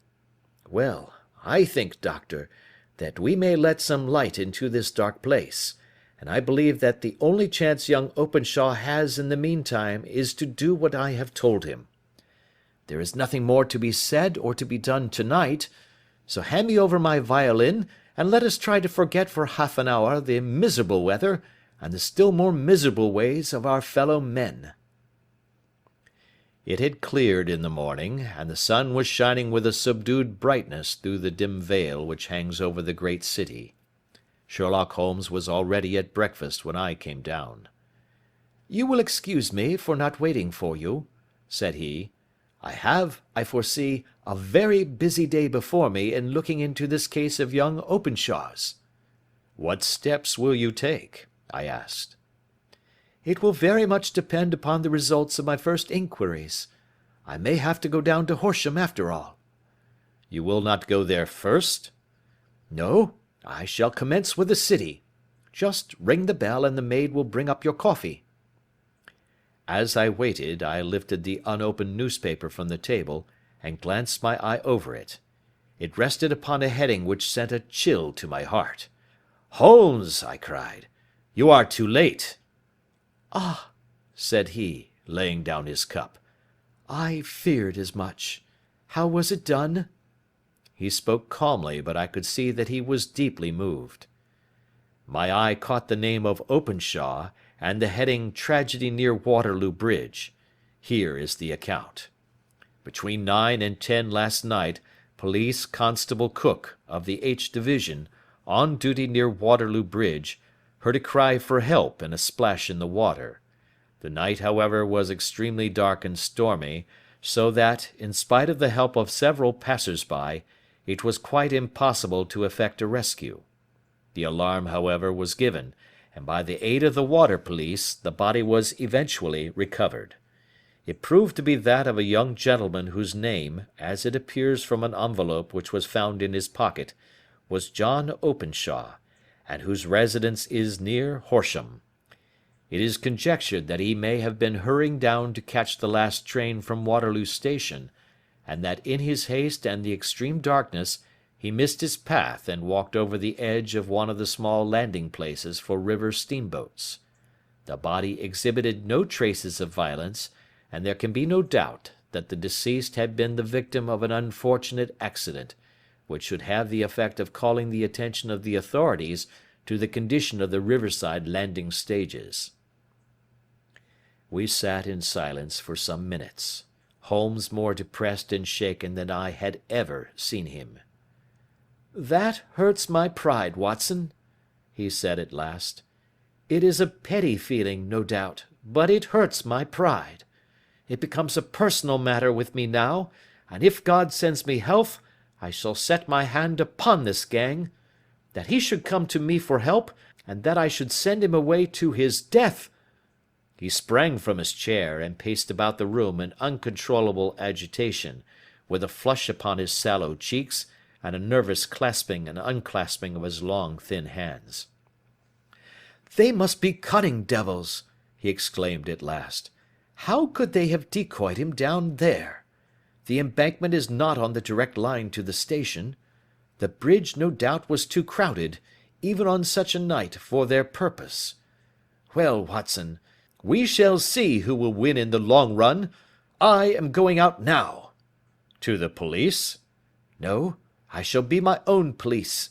When I have spun the web they may take the flies, but not before." All day I was engaged in my professional work, and it was late in the evening before I returned to Baker Street. Sherlock Holmes had not come back yet. It was nearly 10 o'clock before he entered, looking pale and worn. He walked up to the sideboard, and tearing a piece from the loaf he devoured it voraciously, washing it down with a long draught of water. "You are hungry," I remarked. "Starving. It had escaped my memory. I have had nothing since breakfast." "Nothing?" "Not a bite. I had no time to think of it." "And how have you succeeded?" "Well." "You have a clue?" "I have them in the hollow of my hand. Young Openshaw shall not long remain unavenged. Why, Watson, let us put their own devilish trademark upon them. It is well thought of." "What do you mean?" He took an orange from the cupboard, and tearing it to pieces he squeezed out the pips upon the table. Of these he took 5 and thrust them into an envelope. On the inside of the flap he wrote S.H. for J.O. Then he sealed it and addressed it to Captain James Calhoun, Bark Lone Star, Savannah, Georgia. "This will await him when he enters port," said he, chuckling. "It may give him a sleepless night. He will find it as sure a precursor of his fate as Openshaw did before him." "And who is this Captain Calhoun?" "The leader of the gang. I shall have the others, but he first." "How did you trace it, then?" He took a large sheet of paper from his pocket, all covered with dates and names. "I have spent the whole day," said he, "over Lloyd's registers and files of the old papers, following the future career of every vessel which touched at Pondicherry in January and February in '83. There were 36 ships of fair tonnage which were reported there during those months. Of these, one, the Lone Star, instantly attracted my attention, since, although it was reported as having cleared from London, the name is that which is given to one of the states of the Union." "Texas, I think." "I was not and am not sure which, but I knew that the ship must have an American origin." "What then?" "I searched the Dundee records, and when I found that the bark Lone Star was there in January 85, my suspicion became a certainty. I then inquired as to the vessels which lay at present in the port of London. Yes. The Lone Star had arrived here last week. I went down to the Albert Dock and found that she had been taken down the river by the early tide this morning, homeward bound to Savannah. I wired to Gravesend, and learned that she had passed some time ago, and as the wind is easterly, I have no doubt that she is now past the Goodwins and not very far from the Isle of Wight. What will you do, then? Oh, I have my hand upon him. He and the 2 mates are, as I learn, the only native-born Americans in the ship. The others are Finns and Germans. I know also that they were all 3 away from the ship last night. I had it from the stevedore who has been loading their cargo. By the time that their sailing ship reaches Savannah, the mail-boat will have carried this letter, and the cable will have informed the police of Savannah that these 3 gentlemen are badly wanted here upon a charge of murder. There is ever a flaw, however, in the best laid of human plans, and the murderers of John Openshaw were never to receive the orange pips which would show them that another, as cunning and as resolute as themselves, was upon their track. Very long and very severe were the equinoctial gales that year. We waited long for news of the Lone Star of Savannah, but none ever reached us. We did at last hear that somewhere, far out in the Atlantic, a shattered sternpost of a boat was seen swinging in the trough of a wave, with the letters L.S. carved upon it, and that is all which we shall ever know of the fate of the Lone Star. End of Adventure 5. Adventure 6. The Man with a Twisted Lip. Isa Whitney, brother of the late Elias Whitney, D.D., principal of the Theological College of St. George's, was much addicted to opium. The habit grew upon him, as I understand, from some foolish freak when he was at college, for having read De Quincey's description of his dreams and sensations, he had drenched his tobacco with laudanum in an attempt to produce the same effects. He found, as so many more have done, that the practice is easier to attain than to get rid of, and for many years he continued to be a slave to the drug, an object of mingled horror and pity to his friends and relatives. I can see him now, with yellow pasty face, drooping lids, and pinpoint pupils, all huddled in a chair, the wreck and ruin of a noble man. One night, it was in June '89, there came a ring to my bell, about the hour when a man gives his first yawn and glances at the clock. I sat up in my chair, and my wife laid her needlework down in her lap and made a little face of disappointment. "A patient," said she. "You'll have to go out." I groaned, for I was newly come back from a weary day. We heard the door open, a few hurried words, and then quick steps upon the linoleum. Our own door flew open, and a lady, clad in some dark-coloured stuff, with a black veil, entered the room. "You will excuse my calling so late," she began, and then, suddenly losing her self-control, she ran forward, threw her arms about my wife's neck, and sobbed upon her shoulder. "Oh, I'm in such trouble!" she cried. "I do so want a little help." "Why," said my wife, pulling up her veil, "it is Kate Whitney. How you startled me, Kate! I had not an idea who you were when you came in." "I don't know what to do, so I came straight to you." That was always the way.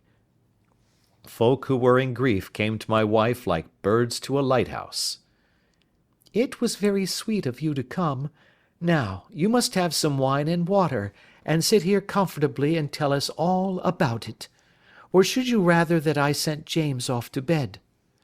"Oh, no, no! I want the doctor's advice and help too. It's about Isa. He's not been home for 2 days. I'm so frightened about him." It was not the first time that she had spoken to us of her husband's trouble, to me as a doctor, to my wife as an old friend and school companion. We soothed and comforted her by such words as we could find. Did she know where her husband was? Was it possible that we could bring him back to her? It seems that it was. She had the surest information that of late he had, when the fit was on him, made use of an opium den in the farthest east of the city. Hitherto his orgies had always been confined to one day, and he had come back twitching and shattered in the evening. But now the spell had been upon him 48 hours, and he lay there, doubtless among the dregs of the docks, breathing in the poison or sleeping off the effects. There he was to be found, she was sure of it, at the Bar of Gold, in Upper Swandam Lane. But what was she to do? How could she, a young and timid woman, make her way into such a place and pluck her husband out from among the ruffians who surrounded him? There was the case, and of course there was but one way out of it. Might I not escort her to this place? And then, as a second thought, why should she come at all? I was Isa Whitney's medical adviser, and as such I had influence over him. I could manage it better if I were alone. I promised her on my word that I would send him home in a cab within 2 hours, if he were indeed at the address which she had given me. And so in 10 minutes I had left my armchair and cheery sitting-room behind me, and was speeding eastward in a hansom on a strange errand, as it seemed to me at the time, though the future only could show how strange it was to be. But there was no great difficulty in the first stage of my adventure. Upper Swandam Lane is a vile alley lurking behind the high wharves which line the north side of the river to the east of London Bridge. Between a slop shop and a gin shop, approached by a steep flight of steps leading down to a black gap like the mouth of a cave, I found the den of which I was in search. Ordering my cab to wait, I passed down the steps, worn hollow in the centre by the ceaseless tread of drunken feet, and by the light of a flickering oil lamp above the door I found the latch and made my way into a long, low room, thick and heavy with the brown opium smoke, and terraced with wooden berths like the forecastle of an emigrant ship. Through the gloom one could dimly catch a glimpse of bodies lying in strange, fantastic poses, bowed shoulders, bent knees, heads thrown back, and chins pointing upward, with here and there a dark, lacklustre eye turned upon the newcomer. Out of the black shadows there glimmered little red circles of light, now bright, now faint, as the burning poison waxed or waned in the bowls of the metal pipes. The most lay silent, but some muttered to themselves, and others talked together in a strange, low, monotonous voice, their conversation coming in gushes, and then suddenly tailing off into silence, each mumbling out his own thoughts and paying little heed to the words of his neighbour. At the farther end was a small brazier of burning charcoal, beside which on a three-legged wooden stool there sat a tall, thin old man, with his jaw resting upon his two fists and his elbows upon his knees, staring into the fire. As I entered, a sallow Malay attendant had hurried up with a pipe for me and a supply of the drug, beckoning me to an empty berth. "Thank you, I have not come to stay," said I. "There is a friend of mine here, Mr. Isa Whitney, and I wish to speak with him." There was a movement and an exclamation from my right, and peering through the gloom, I saw Whitney, pale, haggard, and unkempt, staring out at me. "My God, it's Watson!" said he. He was in a pitiable state of reaction, with every nerve in a twitter. "I say, Watson, what o'clock is it?" "Nearly 11. "Of what day?" "Of Friday, June 19th. "Good heavens, I thought it was Wednesday." "It is Wednesday. What do you want to frighten a chap for?" He sank his face onto his arms and began to sob in a high treble key. "I tell you that it is Friday, man. Your wife has been waiting this 2 days for you. You should be ashamed of yourself." "So I am. But you've got mixed, Watson, for I have only been here a few hours. 3 pipes, 4 Pipes, I forget how many. But I'll go home with you. I wouldn't frighten Kate, poor little Kate. Give me your hand. Have you a cab? Yes, I have one waiting. Then I shall go in it. But I must owe something. Find what I owe, Watson. I am all off colour. I can do nothing for myself. I walked down the narrow passage between the double row of sleepers, holding my breath to keep out the vile, stupefying fumes of the drug, and looking about for the manager. As I passed the tall man who sat by the brazier, I felt a sudden pluck at my skirt, and a low voice whispered, "Walk past me, and then look back at me." The words fell quite distinctly upon my ear. I glanced down. They could only have come from the old man at my side, and yet he sat now as absorbed as ever, very thin, very wrinkled, bent with age, an opium pipe dangling down from between his knees as though it had dropped in sheer lassitude from his fingers. I took 2 steps forward and looked back. It took all my self-control to prevent me from breaking out into a cry of astonishment. He had turned his back so that none could see him but I. His form had filled out, his wrinkles were gone, the dull eyes had regained their fire, and there, sitting by the fire and grinning at my surprise, was none other than Sherlock Holmes.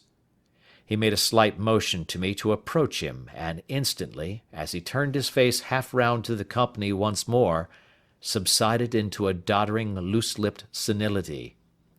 "Holmes," I whispered, "what on earth are you doing in this den?" "As low as you can," he answered. "I have excellent ears. If you would have the great kindness to get rid of that sottish friend of yours, I should be exceedingly glad to have a little talk with you." "I have a cab outside." "Then pray send him home in it. You may safely trust him, for he appears to be too limp to get into any mischief. I should recommend you also to send a note by the cabman to your wife to say that you have thrown in your lot with me. If you will wait outside, I shall be with you in 5 minutes." It was difficult to refuse any of Sherlock Holmes's requests, for they were always so exceedingly definite, and put forward with such a quiet air of mastery. I felt, however, that when Whitney was once confined in the cab my mission was practically accomplished, and for the rest, I could not wish anything better than to be associated with my friend in one of those singular adventures which were the normal condition of his existence. In a few minutes I had written my note, paid Whitney's bill, led him out to the cab, and seen him driven through the darkness. In a very short time a decrepit figure had emerged from the opium den, and I was walking down the street with Sherlock Holmes. For 2 streets he shuffled along with a bent back and an uncertain foot. Then, glancing quickly round, he straightened himself out and burst into a hearty fit of laughter. "I suppose, Watson," said he, "that you imagine that I have added opium smoking to cocaine injections, and all the other little weaknesses on which you have favoured me with your medical views." "I was certainly surprised to find you there." "But not more so than I to find you." "I came to find a friend." "And I to find an enemy." "An enemy?" "Yes, one of my natural enemies, or, shall I say, my natural prey.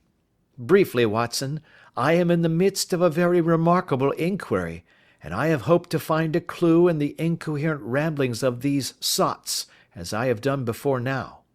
Had I been recognised in that den my life would not have been worth an hour's purchase, for I have used it before now for my own purposes, and the rascally Lascar who runs it has sworn to have vengeance upon me.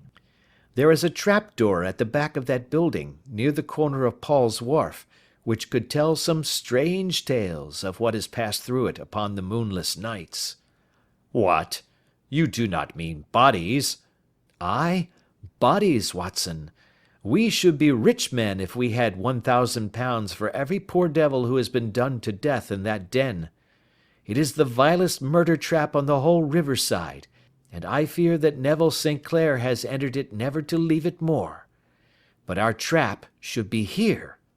He put his 2 forefingers between his teeth and whistled shrilly, a signal which was answered by a similar whistle from the distance, followed shortly by the rattle of wheels and the clink of horses' hoofs.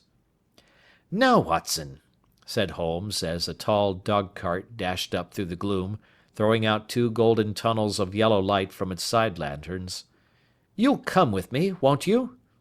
"If I can be of use."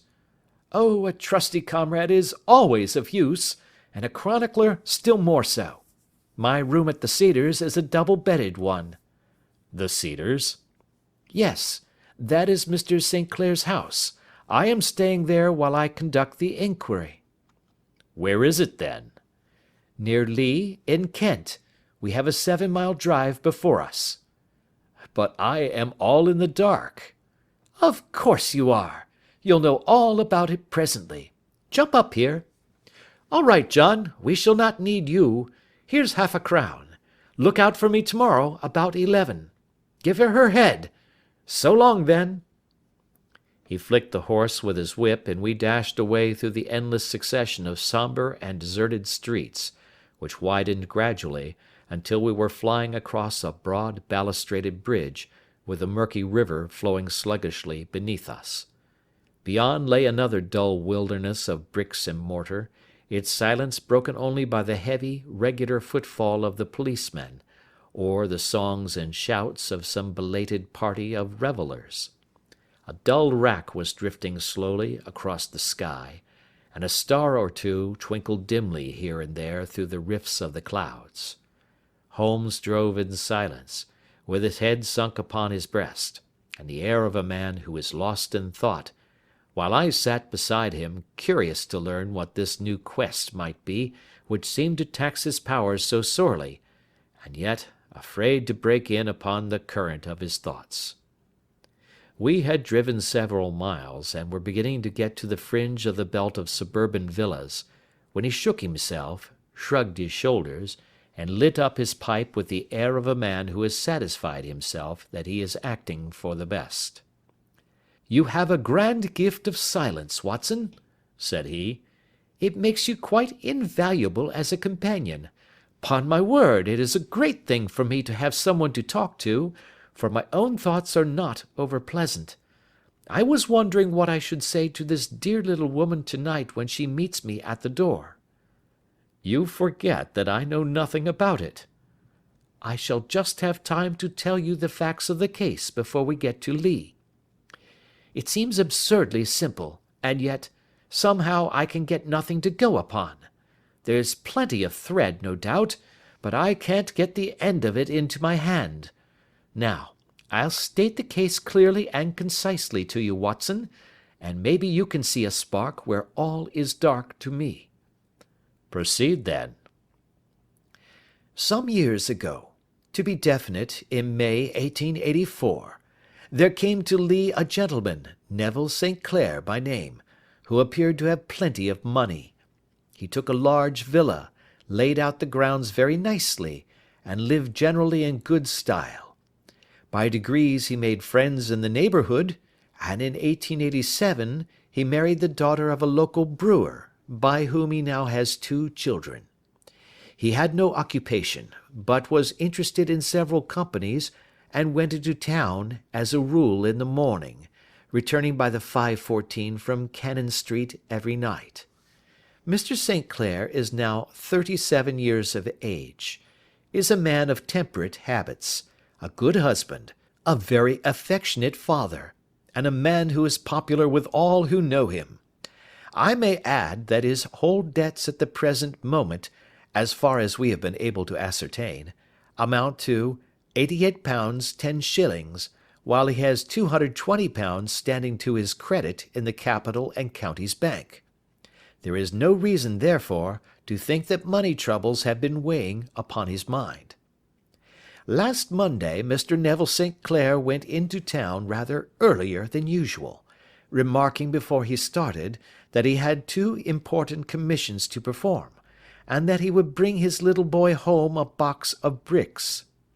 Now, by the merest chance, His wife received a telegram upon this same Monday, very shortly after his departure, to the effect that a small parcel of considerable value which she had been expecting was waiting for her at the offices of the Aberdeen Shipping Company. Now, if you are well up in your London, you will know that the office of the company is in Fresno Street, which branches out of Upper Swandam Lane, where you found me to-night. Mrs. St. Clair had her lunch, started for the city, did some shopping, proceeded to the company's office, got her packet, and found herself at exactly 4:35 walking through Swandam Lane on her way back to the station. Have you followed me so far? It is very clear. If you remember, Monday was an exceedingly hot day, and Mrs. St. Clair walked slowly, glancing about in the hope of seeing a cab, as she did not like the neighbourhood in which she found herself. While she was walking in this way down Swandam Lane, she suddenly heard an ejaculation or cry, and was struck cold to see her husband looking down at her and, as it seemed to her, beckoning to her from a second-floor window. The window was open, and she distinctly saw his face, which she describes as being terribly agitated. He waved his hands frantically to her, and then vanished from the window so suddenly that it seemed to her that he had been plucked back by some irresistible force from behind. One singular point, which struck her quick feminine eye, was that although he wore some dark coat, such as he had started to town in, he had on neither collar nor necktie. Convinced that something was amiss with him, she rushed down the steps, for the house was none other than the opium den in which you found me to-night, and running through the front room, she attempted to ascend the stairs which led to the first floor. At the foot of the stairs, however, she met this Lascar scoundrel of whom I have spoken, who thrust her back, and, aided by a Dane, who acts as assistant there, pushed her out into the street. Filled with most maddening doubts and fears, she rushed down the lane, and by rare good fortune, met in Fresno Street a number of constables with an inspector, all on their way to their beat.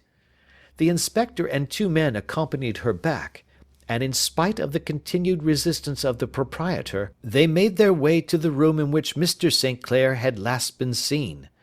There was no sign of him there.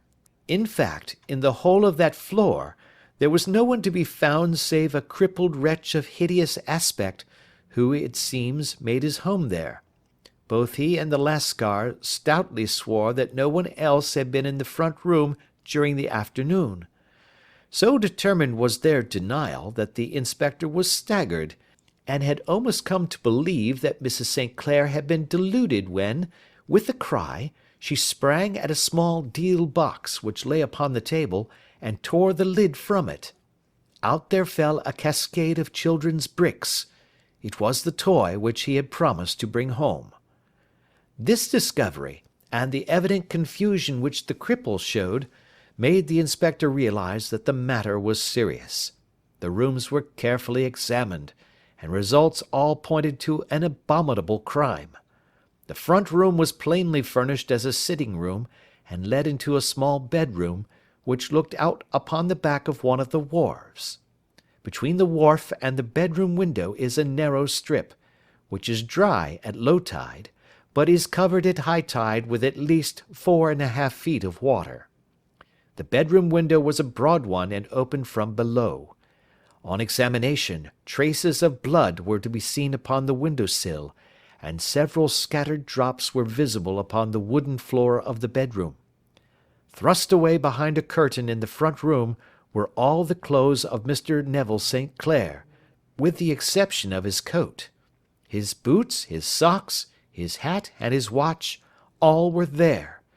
There were no signs of violence upon any of these garments, and there were no other traces of Mr. Neville St. Clair.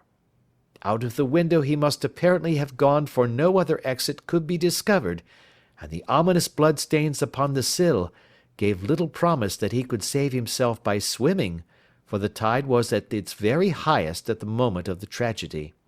And now, as to the villains who seemed to be immediately implicated in the matter. The Lascar was known to be a man of the vilest antecedents, but as, by Mrs. St. Clair's story, he was known to have been at the foot of the stair within a very few seconds of her husband's appearance at the window, he could hardly have been more than an accessory to the crime. His defence was one of absolute ignorance, and he protested that he had no knowledge as to the doings of Hugh Bone, his lodger, and that he could not account in any way for the presence of the missing gentleman's clothes. So much for the Lascar manager. Now for the sinister cripple who lives upon the second floor of the opium den, and who was certainly the last human being whose eyes rested upon Neville St. Clair. His name is Hugh Bone, and his hideous face is one which is familiar to every man who goes much to the city. He is a professional beggar, though in order to avoid the police regulations he pretends to a small trade in wax vestas. Some little distance down Threadneedle Street, upon the left-hand side, there is, as you may have remarked, a small angle in the wall. Here it is that this creature takes his daily seat, cross-legged with his tiny stock of matches on his lap, and as he is a piteous spectacle, a small rain of charity descends into the greasy leather cap which lies upon the pavement beside him. I have watched the fellow more than once before ever I thought of making his professional acquaintance, and I have been surprised at the harvest which he has reaped in a short time.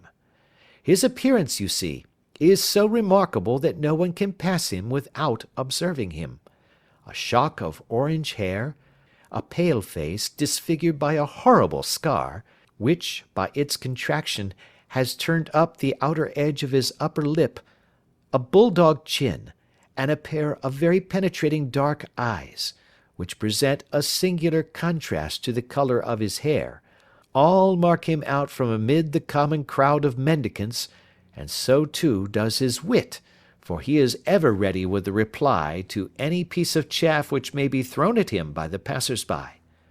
This is the man whom we now learn to have been the lodger at the opium den, and to have been the last man to see the gentleman of whom we are in quest. But a cripple, said I.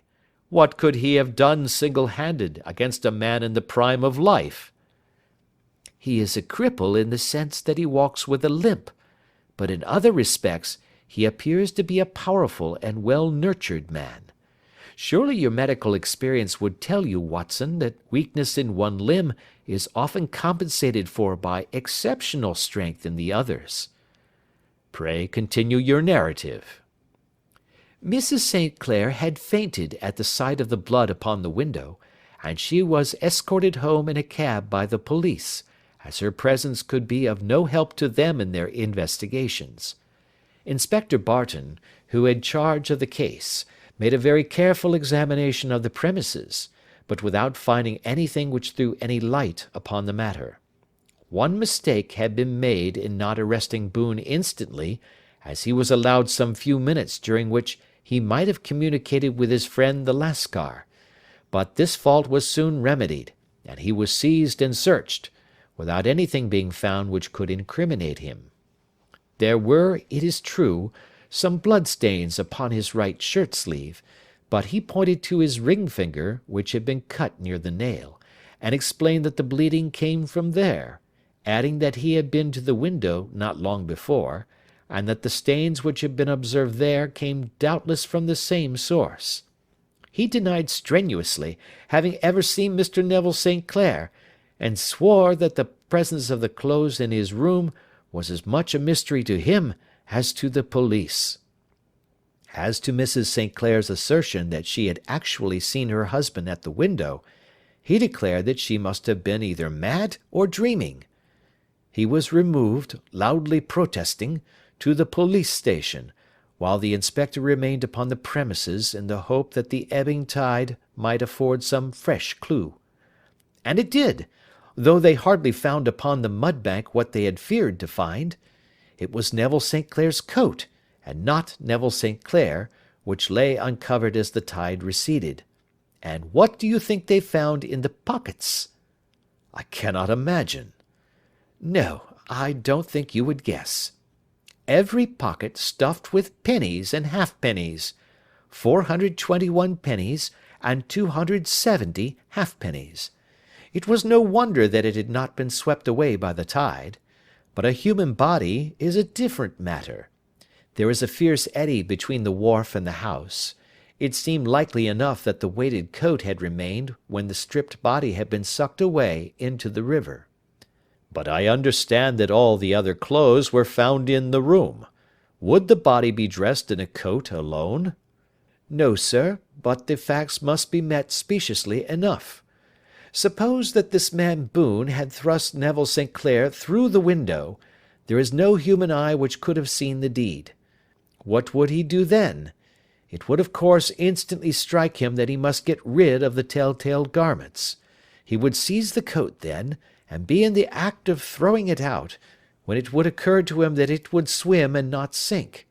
He has little time, for he has heard the scuffle downstairs when the wife tried to force her way up, and perhaps he has already heard from his Lascar confederate that the police are hurrying up the street. There is not an instant to be lost. He rushes to some secret hoard, where he has accumulated the fruits of his beggary, and he stuffs all the coins upon which he can lay his hands into the pockets to make sure of the coat's sinking.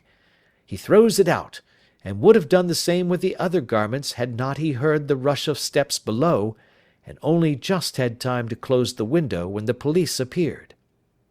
It certainly sounds feasible. Well, we will take it as a working hypothesis for want of a better. Boone, as I have told you, was arrested and taken to the station, but it could not be shown that there had ever before been anything against him. He had for years been known as a professional beggar, but his life appeared to have been a very quiet and innocent one. There the matter stands at present, and the questions which have to be solved. What Neville St. Clair was doing in the opium den, what happened to him when there, where he is now, and what Hugh Boone had to do with his disappearance, are all as far from a solution as ever. I confess that I cannot recall any case within my experience which looked at the first glance so simple, and yet which presented such difficulties.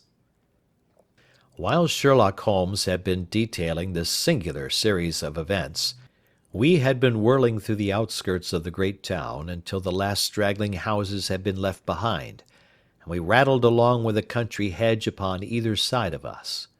Just as he finished, however, we drove through two scattered villages, where a few lights still glimmered in the windows. "We are on the outskirts of Lee," said my companion. "We have touched on 3 English counties in our short drive, starting in Middlesex, passing over an angle of Surrey, and ending in Kent. See that light among the trees? That is the Cedars, and beside that lamp sits a woman whose anxious ears have already, I have little doubt, caught the clink of our horses' feet." "But why are you not conducting the case from Baker Street?" I asked. "Because there are many inquiries which must be made out here. Mrs. St. Clair has most kindly put 2 rooms at my disposal, and you may rest assured that she will have nothing but a welcome for my friend and colleague. I hate to meet her, Watson, when I have no news of her husband. Here we are. Whoa there, whoa!" We had pulled up in front of a large villa which stood within its own grounds. A stable boy had run out to the horse's head, and springing down, I followed Holmes up the small, winding gravel drive which led to the house. As we approached, the door flew open, and a little blonde woman stood in the opening, clad in some sort of light mousseline de Sol, with a touch of fluffy pink chiffon at her neck and wrists. She stood with her figure outlined against the flood of light, one hand upon the door, one half raised in her eagerness, her body slightly bent, her head and face protruded, with eager eyes and parted lips, a standing question. "Well?" she cried. "Well?" And then, seeing that there were 2 of us, she gave a cry of hope, which sank into a groan as she saw that my companion shook his head and shrugged his shoulders. "No good news?" "None." No bad? No. Thank God for that. But come in. You must be weary, for you have had a long day. This is my friend Dr. Watson.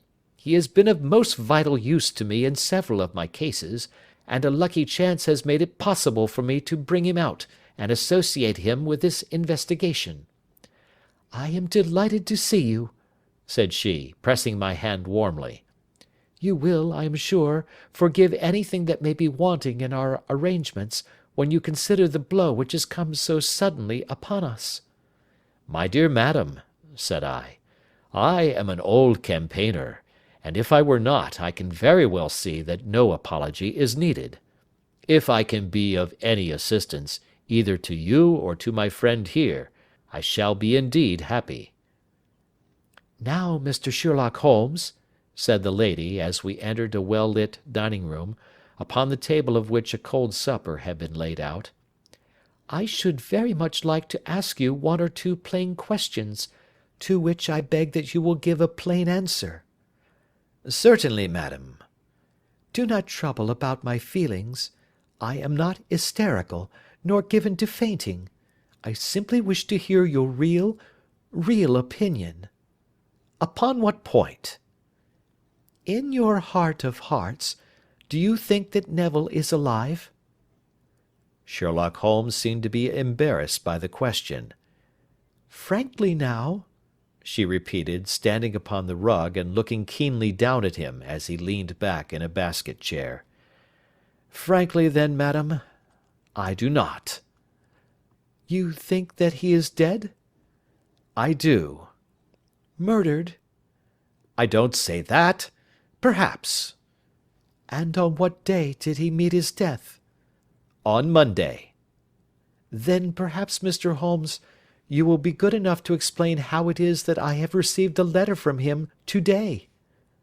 Sherlock Holmes sprang out of his chair as if he had been galvanized. What? He roared. Yes, to-day. She stood smiling, holding up a little slip of paper in the air. May I see it? Certainly. He snatched it from her in his eagerness, and smoothing it out upon the table, he drew over the lamp and examined it intently. I had left my chair, and was gazing at it over his shoulder. The envelope was a very coarse one, and was stamped with the Gravesend postmark, and with the date of that very day, or rather of the day before, for it was considerably after midnight. Coarse writing, murmured Holmes. Surely this is not your husband's writing, madam? No, but the enclosure is. I perceive also that whoever addressed the envelope had to go and inquire as to the address. How can you tell that? The name, you see, is in perfectly black ink, which has dried itself. The rest is of a greyish colour, which shows that blotting paper has been used. If it had been written straight off and then blotted, none would be of a deep black shade. This man has written the name, and there has then been a pause before he wrote the address, which can only mean that he was not familiar with it. It is, of course, a trifle, but there is nothing so important as trifles. Now, let us now see the letter. Ha! There has been an enclosure here. Yes, there was a ring, his signet ring. And you are sure that this is your husband's hand? One of his hands. One? His hand when he wrote hurriedly. It is very unlike his usual writing, and yet I know it well. Dearest, do not be frightened. All will come well. There is a huge error which it may take some time to rectify. Wait in patience. Neville. Written in pencil upon the flyleaf of a book, octavo size, no watermark. Posted today in Gravesend by a fellow with a dirty thumb. Ha! And the flap has been gummed, if I am not very much in error, by a person who has been chewing tobacco. And you have no doubt that it is your husband's hand, madam? None. Neville wrote these words. And they were posted to-day at Gravesend. Well, Mrs. St. Clair, the clouds lighten, though I should not venture to say that the danger is over. But he must be alive, Mr. Holmes. Unless this is a clever forgery to put us on the wrong scent. The ring, after all, proves nothing. It may have been taken from him. No, no, it is. It is his very own writing. Very well. It may, however, have been written on Monday and only posted today. That is possible. If so, much may have happened between. Oh, you must not discourage me, Mr. Holmes. I know that all is well with him. There is so keen a sympathy between us that I should know if evil came upon him. On the very day that I saw him last, he cut himself in the bedroom, and yet I in the dining room rushed upstairs instantly with the utmost certainty that something had happened. Do you think that I would respond to such a trifle, and yet be ignorant of his death? I have seen too much not to know that the impression of a woman may be more valuable than the conclusion of an analytical reasoner.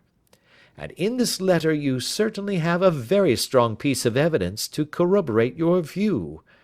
But if your husband is alive and able to write letters, why should he remain away from you? I cannot imagine. It is unthinkable. And on Monday he made no remarks before leaving you? No.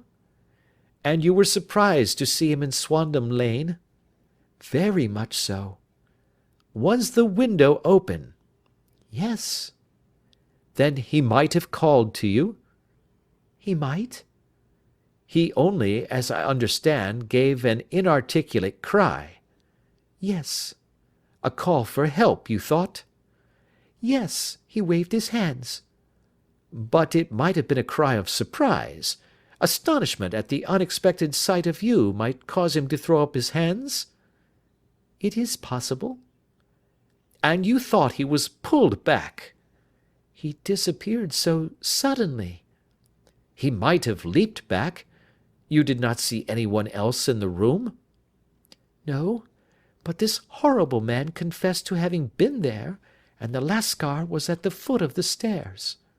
Quite so. Your husband, as far as you could see, had his ordinary clothes on? But without his collar or tie. I distinctly saw his bare throat. Had he ever spoken of Swandam Lane? Never. Had he ever showed any signs of having taken opium? Never. Thank you, Mrs. St. Clair.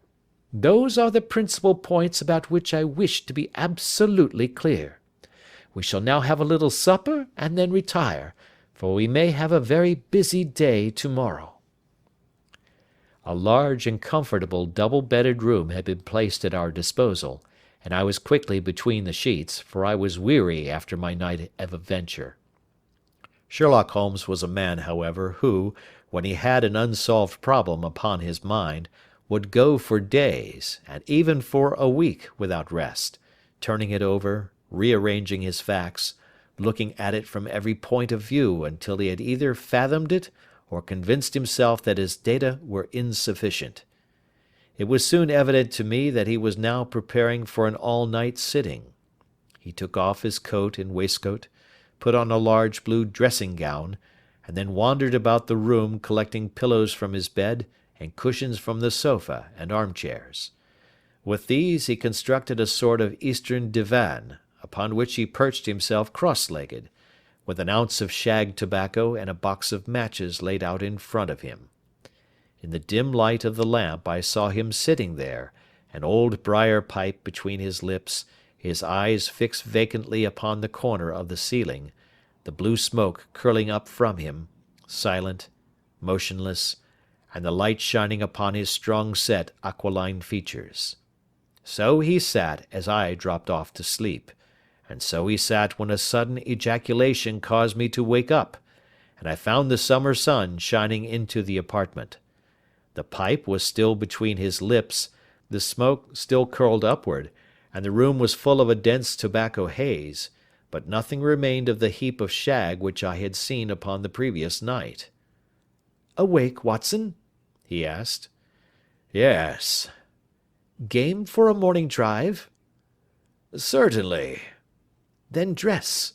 No one is stirring yet, but I know where the stable boy sleeps, and we shall soon have the trap out." He chuckled to himself as he spoke, his eyes twinkled, and he seemed a different man to the sombre thinker of the previous night.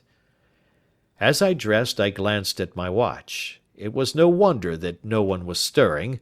It was 25 minutes past 4.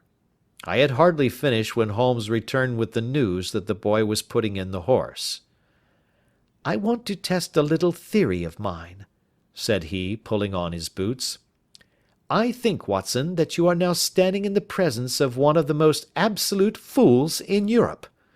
I deserve to be kicked from here to Charing Cross. But I think I have the key of the affair now." "And where is it?" I asked, smiling. "In the bathroom," he answered. "Oh yes, I am not joking," he continued, seeing my look of incredulity. "I have just been there, and I have taken it out, and I have got it in this Gladstone bag. Come on, my boy, and we shall see whether it will fit the lock." We made our way downstairs as quietly as possible, and out into the bright morning sunshine. In the road stood our horse and trap, with the half-clad stable-boy waiting at the head. We both sprang in, and away we dashed down the London road. A few country carts were stirring, bearing in vegetables to the metropolis, but the lines of villas on either side were as silent and lifeless as some city in a dream. "It has been in some points a singular case," said Holmes, flicking the horse on into a gallop. "I confess that I have been as blind as a mole, but it is better to learn wisdom late than never to learn it at all." In town, the earliest risers were just beginning to look sleepily from their windows as we drove through the streets of the Surrey side. Passing down the Waterloo Bridge Road, we crossed over the river, and dashing up Wellington Street, wheeled sharply to the right and found ourselves in Bow Street. Sherlock Holmes was well known to the force, and the two constables at the door saluted him. One of them held the horse's head, while the other led us in. "Who is on duty?" asked Holmes. "Inspector Bradstreet, sir." "Ah, Bradstreet, how are you?" A tall, stout official had come down the stone-flagged passage in a peaked cap and frogged jacket. "I wish to have a quiet word with you, Bradstreet." "Certainly, Mr. Holmes. Step into my room here." It was a small office-like room, with a huge ledger upon the table, and a telephone projecting from the wall. The inspector sat down at his desk. "What can I do for you, Mr. Holmes?" "I called about that beggarman, Boone, the one who was charged with being concerned in the disappearance of Mr. Neville St. Clair, of Lee." "Yes, he was brought up and remanded for further inquiries." "So I heard. You have him here?" "In the cells." "Is he quiet?" "Oh, he gives no trouble, but he is a dirty scoundrel." "Dirty?" "Yes, it is all we can do to make him wash his hands, and his face is as black as a tinker's. Well, when once his case has been settled, he will have a regular prison bath, and I think, if you saw him, you would agree with me that he needed it." "I should like to see him very much." "Would you? That is easily done. Come this way. You can leave your bag." "No, I think that I'll take it." "Very good. Come this way, if you please." He led us down a passage, opened a barred door, passed down a winding stair, and brought us to a whitewashed corridor with a line of doors on each side. "The third on the right is his," said the inspector. "Here it is." He quietly shot back a panel in the upper part of the door and glanced through. "He is asleep," said he. "You can see him very well." We both put our eyes to the grating. The prisoner lay with his face towards us in a very deep sleep, breathing slowly and heavily. He was a middle-sized man, coarsely clad as became his calling, with a coloured shirt protruding through the rent in his tattered coat. He was, as the inspector had said, extremely dirty, but the grime which covered his face could not conceal its repulsive ugliness. A broad wheal from an old scar ran right across it from eye to chin, and by its contraction had turned up one side of the upper lip, so that 3 teeth were exposed in a perpetual snarl. A shock of very bright red hair grew low over his eyes and forehead. "He's a beauty, isn't he?" said the inspector. "He certainly needs a wash," remarked Holmes. "I had an idea that he might, and I took the liberty of bringing the tools with me." He opened the Gladstone bag as he spoke, and took out, to my astonishment, a very large bath sponge. "Ha! You are a funny one," chuckled the inspector. "Now, if you will have the great goodness to open that door very quietly, we will soon make him cut a much more respectable figure." "Well, I don't know why not," said the inspector. "He doesn't look a credit to the Bow Street cells, does he?" He slipped his key into the lock, and we all very quietly entered the cell. The sleeper half turned, and then settled down once more into a deep slumber. Holmes stooped to the water jug, moistened his sponge, and then rubbed it twice vigorously across and down the prisoner's face. "Let me introduce you," he shouted, "to Mr. Neville St. Clair of Lee in the county of Kent." Never in my life had I seen such a sight. The man's face peeled off under the sponge like the bark from a tree. Gone was the coarse brown tint. Gone, too, was the horrid scar which had seamed it across, and the twisted lip which had given the repulsive sneer to the face. A twitch brought away the tangled red hair, and there, sitting up in his bed, was a pale, sad-faced, refined-looking man, black-haired and smooth-skinned, rubbing his eyes and staring about him with sleepy bewilderment. Then suddenly realizing the exposure, he broke into a scream and threw himself down with his face to the pillow. "Good heavens!" cried the inspector. "It is indeed the missing man. I know him from the photograph." The prisoner turned with the reckless air of a man who abandons himself to his destiny. "Be it so," said he. "And pray what am I charged with?" "With making away with Mr. Neville St. Oh, come, you can't be charged with that unless they make a case of attempted suicide of it," said the inspector with a grin.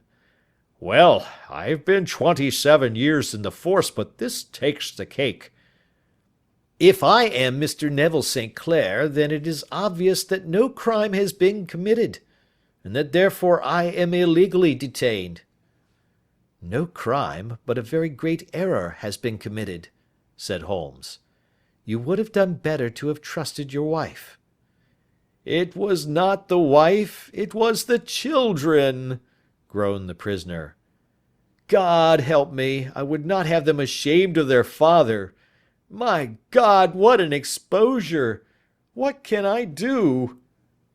Sherlock Holmes sat down beside him on the couch, and patted him kindly on the shoulder. "If you leave it to a court of law to clear the matter up," said he, "of course you can hardly avoid publicity. On the other hand, if you convince the police authorities that there is no possible case against you, I do not know that there is any reason that the details should find their way into the papers. Inspector Bradsheet would, I am sure, make notes upon anything which you might tell us and submit it to the proper authorities. The case would then never go into court at all." "God bless you!" cried the prisoner passionately. "I would have endured imprisonment, aye, even execution, rather than have left my miserable secret as a family blot to my children. You are the first who have ever heard my story. My father was a schoolmaster in Chesterfield, where I received an excellent education. I travelled in my youth, took to the stage, and finally became a reporter on an evening paper in London. One day my editor wished to have a series of articles upon begging in the metropolis, and I volunteered to supply them. There was the point from which all my adventures started. It was only by trying begging as an amateur that I could get the facts upon which to base my articles. When an actor, I had, of course, learned all the secrets of making up, and had been famous in the green room for my skill. I took advantage now of my attainments. I painted my face, and to make myself as pitiable as possible, I made a good scar and fixed one side of my lip in a twist by the aid of a small slip of flesh-coloured plaster. Then, with a red head of hair, and an appropriate dress, I took my station in the business part of the city, ostensibly as a match-seller, but really as a beggar. For 7 hours I plied my trade, and when I returned home in the evening, I found to my surprise that I had received no less than 26 shillings 4 pence. I wrote my articles and thought little more of the matter until, some time later, I backed a bill for a friend and had a writ served upon me for £25. I was at my wits' end where to get the money, but a sudden idea came to me. I begged a fortnight's grace from the creditor, asked for a holiday from my employers, and spent the time in begging in the city under my disguise. In 10 days I had the money and had paid the debt. Well, you can imagine how hard it was to settle down to arduous work at £2 a week, when I knew that I could earn as much in a day by smearing my face with a little paint, laying my cap on the ground, and sitting still. It was a long fight between my pride and the money, but the dollars won at last, and I threw up reporting and sat day after day in the corner which I had first chosen, inspiring pity by my ghastly face, and filling my pockets with coppers. Only one man knew my secret. He was the keeper of a low den in which I used to lodge in Swandam Lane, where I could every morning emerge as a squalid beggar, and in the evenings transform myself into a well-dressed man about town. This fellow, a Lascar, was well paid by me for his rooms, so that I knew that my secret was safe in his possession. Well, very soon I found that I was saving considerable sums of money. I do not mean that any beggar in the streets of London could earn £700 a year, which is less than my average takings, but I had exceptional advantages in my power of making up, and also in a facility of repartee, which improved by practice and made me quite a recognized character in the city. All day a stream of pennies, varied by silver, poured in upon me, and it was a very bad day in which I failed to take £2. As I grew richer I grew more ambitious, took a house in the country, and eventually married, without anyone having a suspicion as to my real occupation. My dear wife knew that I had business in the city. She little knew what. Last Monday I had finished for the day and was dressing in my room above the opium den, when I looked out of my window and saw, to my horror and astonishment, that my wife was standing in the street, with her eyes fixed full upon me. I gave a cry of surprise, threw up my arms to cover my face, and, rushing to my confidant, the Lascar, entreated him to prevent anyone from coming up to me. I heard her voice downstairs, but I knew that she could not ascend. Swiftly I threw off my clothes, pulled on those of a beggar, and put on my pigments and wig. Even a wife's eyes could not pierce so complete a disguise. But then it occurred to me that there might be a search in the room, and that the clothes might betray me. I threw open the window, reopening by my violence a small cut which I had inflicted upon myself in the bedroom that morning. Then I seized my coat, which was weighted by the coppers which I had just transferred to it from the leather bag in which I carried my takings. I hurled it out of the window, and it disappeared into the Thames. The other clothes would have followed, but at that moment there was a rush of constables up the stair, and a few minutes after I found, rather, I confess, to my relief, that instead of being identified as Mr. Neville St. Clair, I was arrested as his murderer. I do not know that there is anything else for me to explain. I was determined to preserve my disguise as long as possible, and hence my preference for a dirty face. Knowing that my wife would be terribly anxious, I slipped off my ring and confided it to the Lascar at a moment when no constable was watching me, together with a hurried scrawl, telling her that she had no cause to fear. "That note only reached her yesterday," said Holmes. "Good God! What a week she must have spent!" "The police have watched this Lascar," said Inspector Bradstreet, "and I can quite understand that he might find it difficult to post a letter unobserved. Probably he handed it to some sailor customer of his who forgot all about it for some days." "That was it," said Holmes, nodding approvingly. "I have no doubt of it. But have you never been prosecuted for begging?" "Many times. But what was a fine to me?" "It must stop here, however," said Bradstreet. "If the police are to hush this thing up, there must be no more of Hugh Boone." "I have sworn it by the most solemn oaths which a man can take." "In that case, I think that it is probable that no further steps may be taken.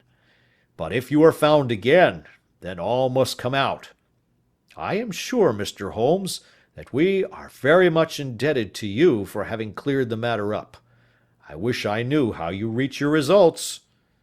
"I reach this one," said my friend, "by sitting upon 5 pillows and consuming an ounce of shag.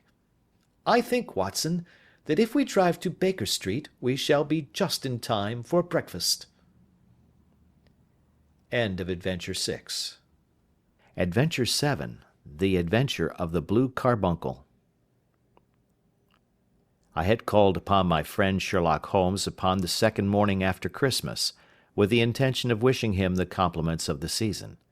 He was lounging upon the sofa in a purple dressing-gown, a pipe-rack within his reach upon the right, and a pile of crumpled morning papers, evidently newly studied, near at hand.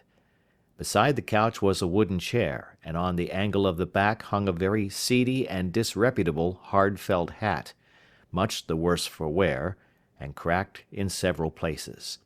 A lens and a forceps lying upon the seat of the chair suggested that the hat had been suspended in this manner for the purpose of examination. "You are engaged," said I. "Perhaps I interrupt you." "Not at all. I am glad to have a friend with whom I can discuss my results. The matter is a perfectly trivial one." He jerked his thumb in the direction of the old hat. "But there are points in connection with it which are not entirely devoid of interest and even of instruction." I seated myself in his armchair and warmed my hands before his crackling fire, for a sharp frost had set in, and the windows were thick with the ice crystals. "I suppose," I remarked, "that, homely as it looks, this thing has some deadly story linked on to it, that it is the clue which will guide you in the solution of some mystery and the punishment of some crime." No crime," said Sherlock Holmes, laughing. "Only one of those whimsical little incidents which will happen when you have 4,000,000 human beings all jostling each other within the space of a few square miles. Amid the action and reaction of so dense a swarm of humanity, every possible combination of events may be expected to take place, and many a little problem will be presented which may be striking and bizarre without being criminal. We already had experience of such." "So much so," I remarked, "that of the last 6 cases which I have added to my notes, 3 have been entirely free of any legal crime." "Precisely. You allude to my attempt to recover the Irene Adler papers, to the singular case of Miss Mary Sutherland, and to the adventure of the man with the twisted lip. Well, I have no doubt that this small matter will fall into the same innocent category. You know Peterson, the commissionaire?" "Yes." "It is to him that this trophy belongs?" "It is his hat." No, he found it. Its owner is unknown. I beg that you will look upon it not as a battered billycock, but as an intellectual problem. And first, as to how it came here. It arrived upon Christmas morning, in company with good fat goose, which is, I have no doubt, roasting at this moment in front of Peterson's fire. The facts are these. About 4 o'clock on Christmas morning, Peterson, who, as you know, is a very honest fellow, was returning from some small jollification, and was making his way homeward down Tottenham Court Road. In front of him he saw, in the gaslight, a tallish man, walking with a slight stagger, and carrying a white goose slung over his shoulder. As he reached the corner of Goodge Street, a row broke out between this stranger and a little knot of roughs. One of the latter knocked off the man's hat, on which he raised his stick to defend himself, and swinging it over his head, smashed the shop window behind him. Peterson had rushed forward to protect the stranger from his assailants, but the man, shocked at having broken the window, and seeing an official-looking person in uniform rushing towards him, dropped his goose, took to his heels, and vanished amid the labyrinth of small streets which lie at the back of Tottenham Court Road. The roughs had also fled at the appearance of Peterson, so that he was left in possession of the field of battle, and also of the spoils of victory, in the shape of this battered hat and a most unimpeachable Christmas goose, which surely he restored to their owner. My dear fellow, there lies the problem. It is true that "For Mrs. Henry Baker" was printed upon a small card which was tied to the bird's left leg, and it is also true that the initials H.B. are legible upon the lining of his hat, but as there are some thousands of Bakers, and some hundreds of Henry Bakers in this city of ours, it is not easy to restore lost property to any one of them. What then did Peterson do? He brought round both hat and goose to me on Christmas morning, knowing that even the smallest problems are of interest to me. The goose we retained until this morning, when there were signs that, in spite of the slight frost, it would be well that it should be eaten without unnecessary delay. Its finder has carried it off, therefore, to fulfil the ultimate destiny of a goose, while I continue to retain the hat of the unknown gentleman who lost his Christmas dinner. Did he not advertise? No. Then what clue could you have as to his identity? Only as much as we can deduce. From his hat? Precisely. But you are joking. What can you gather from this old battered felt? Here is my lens. You know my methods. What can you gather yourself as to the individuality of the man who has worn this article? I took the tattered object in my hands and turned it over rather ruefully.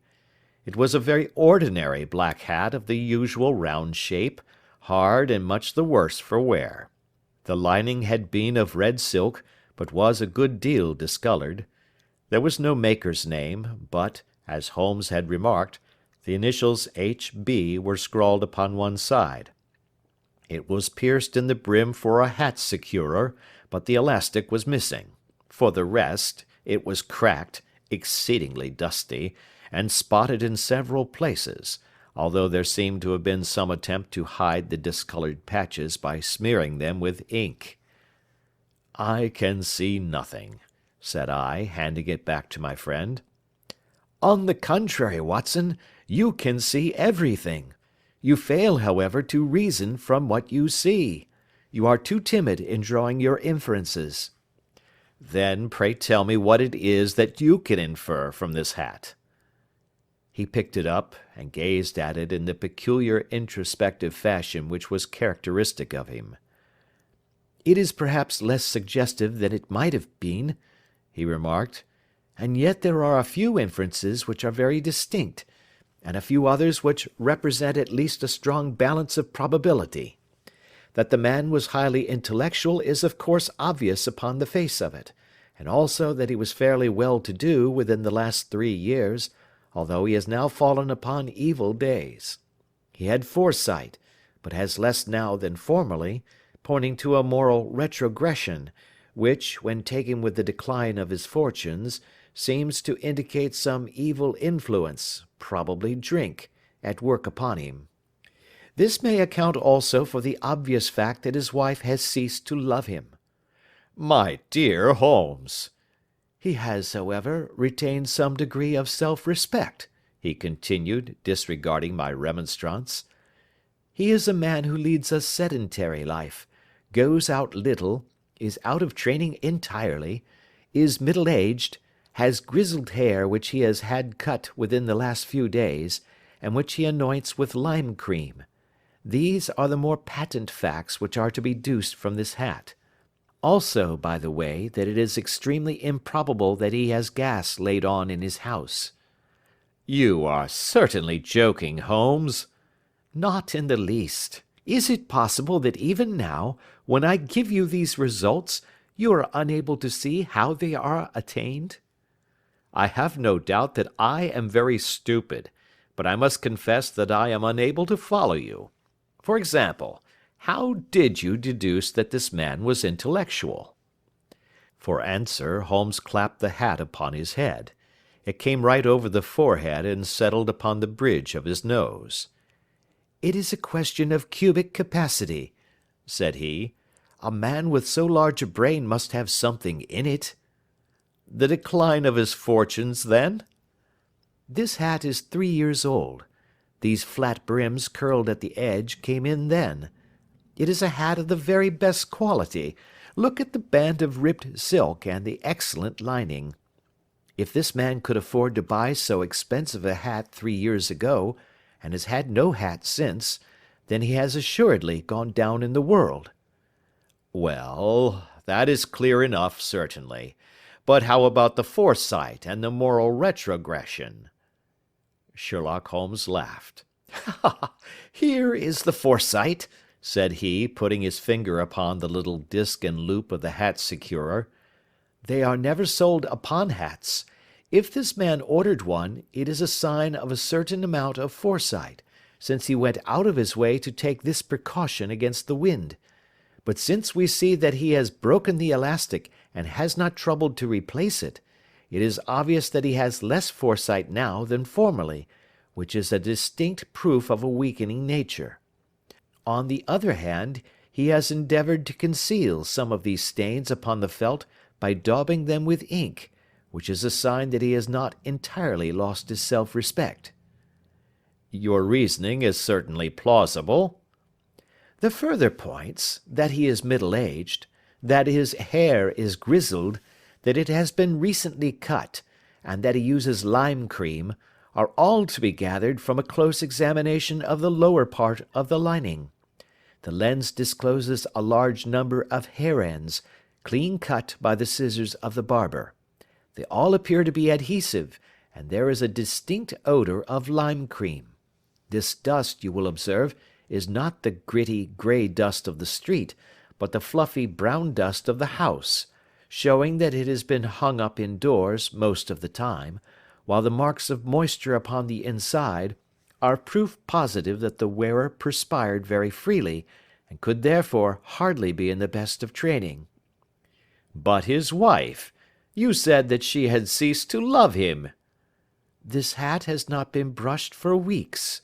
When I see you, my dear Watson, with a week's accumulation of dust upon your hat, and when your wife allows you to go out in such a state, I shall fear that you also have been unfortunate enough to lose your wife's affection." "But he might be a bachelor."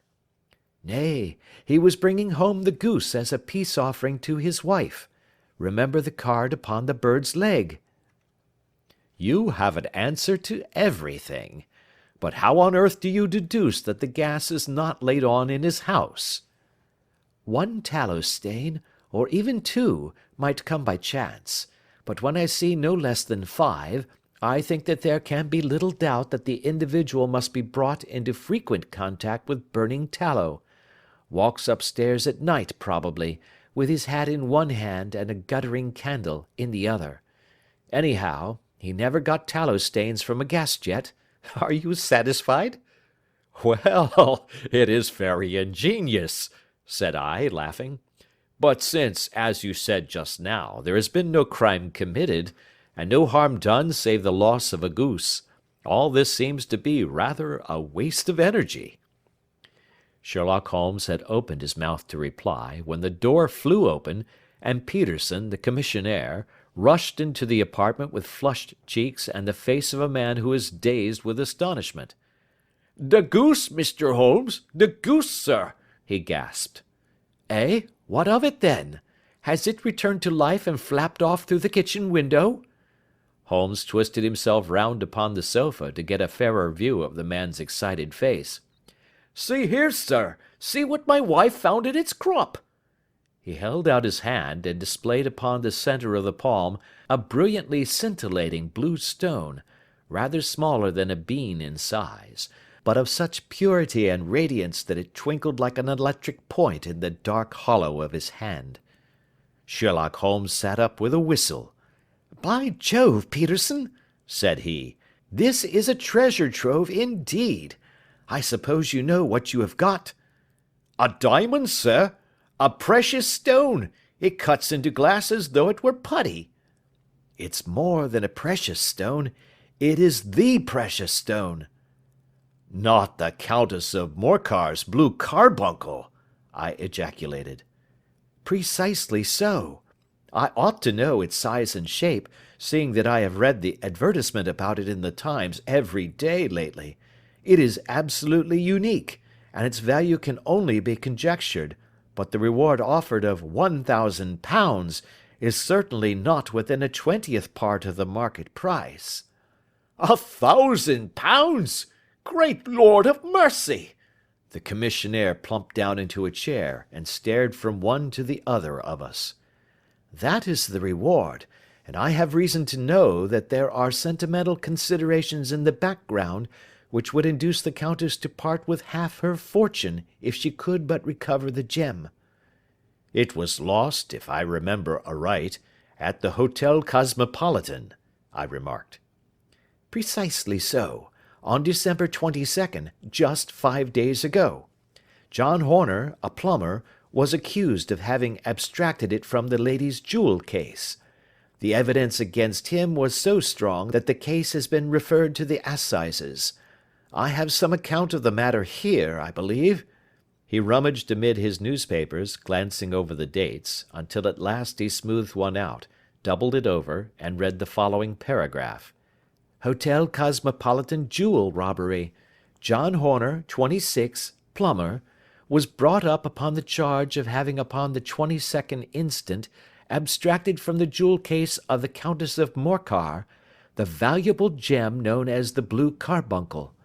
James Ryder, upper attendant at the hotel, gave his evidence to the effect that he had shown Horner up to the dressing room of the Countess of Morcar upon the day of the robbery, in order that he might solder the second bar of the grate, which was loose. He had remained with Horner some little time, but had finally been called away. On returning, he found that Horner had disappeared, that the bureau had been forced open, and that the small morocco casket in which, as it afterwards transpired, the Countess was accustomed to keep her jewel, was lying empty upon the dressing-table. Ryder instantly gave the alarm, and Horner was arrested the same evening, but the stone could not be found either upon his person or in his rooms.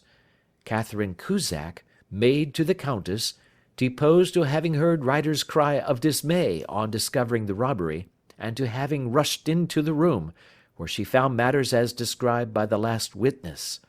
Inspector Bradstreet, B Division, gave evidence as to the arrest of Horner, who struggled frantically, and protested his innocence in the strongest terms. Evidence of a previous conviction for robbery having been given against the prisoner, the magistrate refused to deal summarily with the offence, but referred it to the assizes. Horner, who had shown signs of intense emotion during the proceedings, fainted away at the conclusion and was carried out of court. So much for the police court," said Holmes thoughtfully, tossing aside the paper. "The question for us now to solve is the sequence of events leading from a rifled jewel case, at one end, to the crop of a goose in Tottenham Court Road, at the other. You see, Watson, our little deductions have suddenly assumed a much more important and less innocent aspect. Here is the stone. The stone came from the goose, and the goose came from Mr. Henry Baker, the gentleman with the bad hat, and all the other characteristics with which I have bored you.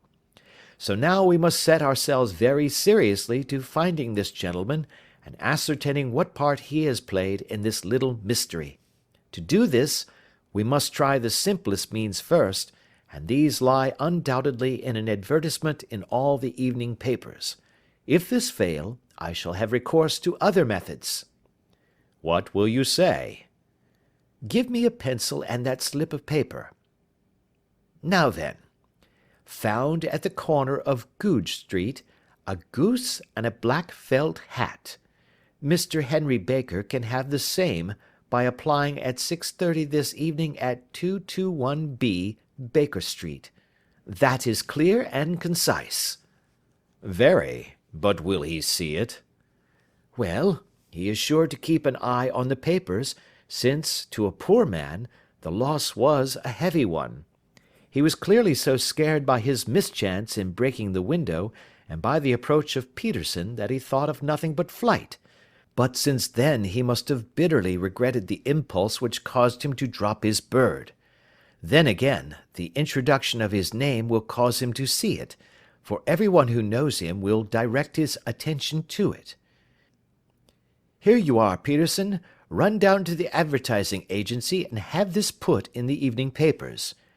In which, sir? Oh, in the Globe, Star, Pall Mall, St. James's, Evening News, Standard, Echo, and any others that occur to you. Very well, sir. And this stone? Ah, yes. I shall keep the stone. Thank you.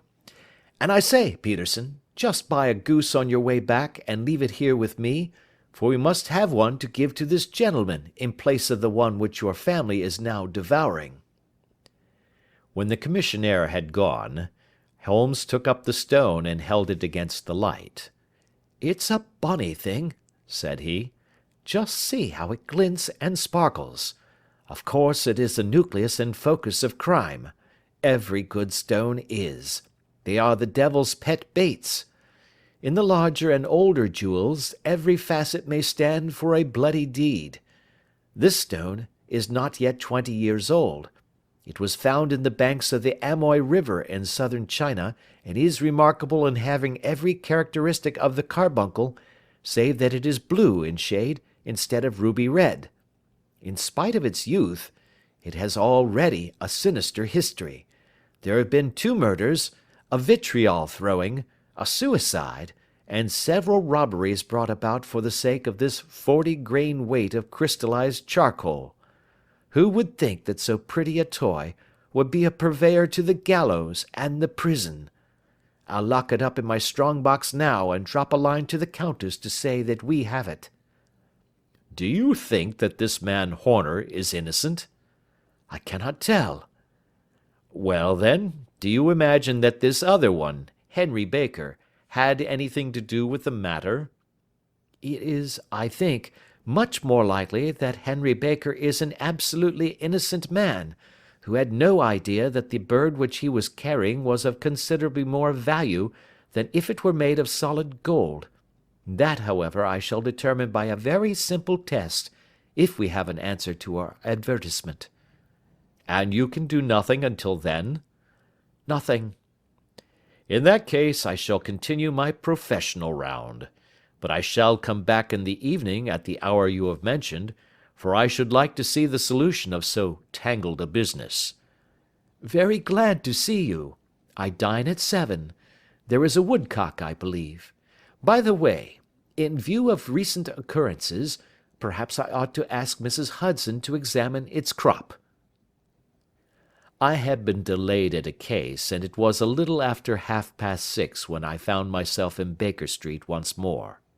As I approached the house I saw a tall man in a Scotch bonnet, with a coat which was buttoned up to its chin, waiting outside in the bright semicircle which was thrown from the fanlight. Just as I arrived the door was opened, and we were shown up together to Holmes's room. "Mr. Henry Baker, I believe," said he, rising from his armchair and greeting his visitor with the easy air of geniality which he could so readily assume. "Pray take this chair by the fire, Mr. Baker. It is a cold night, and I observe that your circulation is more adapted for summer than for winter. Ah, Watson, you have just come at the right time. Is that your hat, Mr. Baker?" "Yes, sir, that is undoubtedly my hat." He was a large man, with rounded shoulders, a massive head, and a broad, intelligent face, sloping down to a pointed beard of grizzled brown. A touch of red in nose and cheeks, with a slight tremor of his extended hand, recalled Holmes's surmise as to his habits. His rusty black frock coat was buttoned right up in front, with the collar turned up, and his lank wrists protruded from his sleeves without a sign of cuff or shirt. He spoke in a slow staccato fashion, choosing his words with care, and gave the impression generally of a man of learning and letters, who had had ill usage at the hands of fortune. "We have retained these things for some days," said Holmes, "because we expected to see an advertisement from you giving your address. I am at a loss to know why you did not advertise." Our visitor gave a rather shamefaced laugh.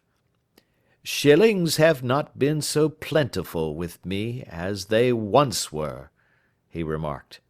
"I had no doubt that the gang of roughs who assaulted me had carried off both my hat and the bird. I did not care to spend more money in a hopeless attempt at recovering them." "Very naturally. By the way, about the bird, we were compelled to eat it." "To eat it?" Our visitor half rose from his chair in his excitement. "Yes, it would have been of no use to anyone had we not done so. But I presume that this other goose upon the sideboard, which is about the same weight and perfectly fresh, will answer your purpose equally well?" "Oh, certainly, certainly," answered Mr. Baker, with a sigh of relief. "Of course, we still have the feathers, legs, crop, and so on of your own bird, so if you wish—" The man burst into a hearty laugh. "They might be useful to me as relics of my adventure," said he, "but beyond that I can hardly see what use the disjecta membra of my late acquaintance are going to be to me. No, sir, I think that, with your permission, I will confine my attentions to the excellent bird which I perceive upon the sideboard." Sherlock Holmes glanced sharply across at me with a slight shrug of his shoulders. "There is your hat, then, and there your bird," said he. "By the way, would it bore you to tell me where you got the other one from? I am somewhat of a fowl fancier, and I have seldom seen a better grown goose." "Certainly, sir," said Baker, who had risen and tucked his newly gained property under his arm. "There are a few of us who frequent the Alpha Inn, near the museum. We are to be found in the museum itself during the day, you understand. This year our good host, Windigate by name, instituted a goose club, by which, on consideration of some few pence every week, we were each to receive a bird at Christmas.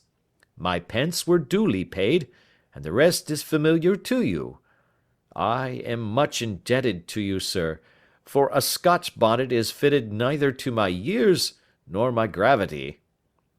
With a comical pomposity of manner, he bowed solemnly to both of us, and strode off upon his way. "So much for Mr. Henry Baker," said Holmes, when he had closed the door behind him. "It is quite certain that he knows nothing whatever about the matter. Are you hungry, Watson?" "Not particularly." "Then I suggest that we turn our dinner into a supper and follow up this clue while it is still hot." "By all means." It was a bitter night, so we drew on our ulsters and wrapped cravats about our throats. Outside, the stars were shining coldly in a cloudless sky, and the breath of the passers-by blew out into smoke like so many pistol shots. Our footfalls rang out crisply and loudly as we swung out through the Doctor's Quarter, Wimpole Street, Harley Street, and so through Wigmore Street into Oxford Street.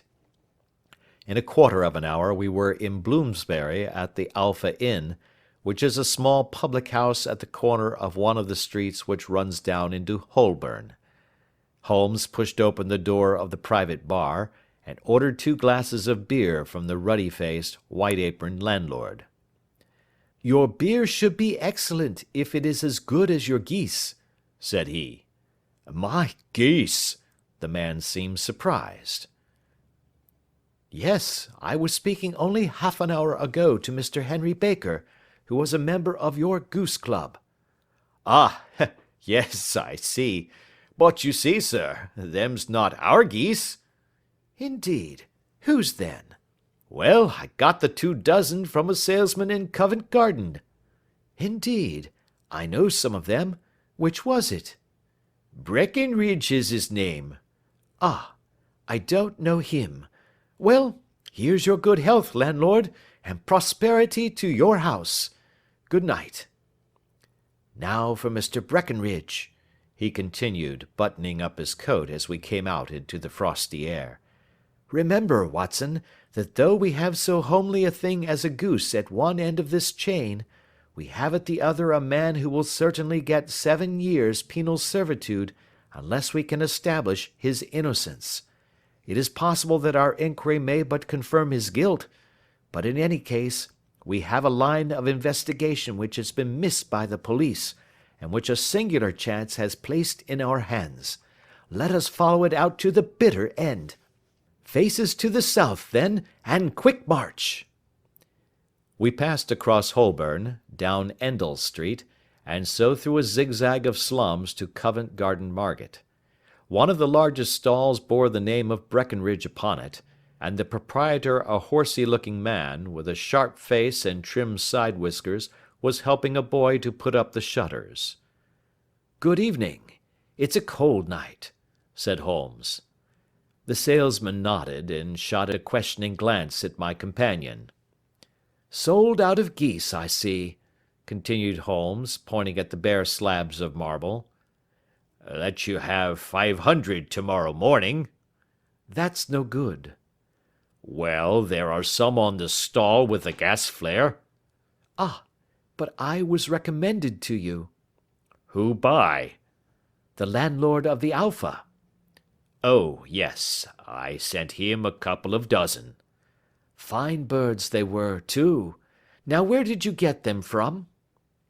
To my surprise, the question provoked a burst of anger from the salesman.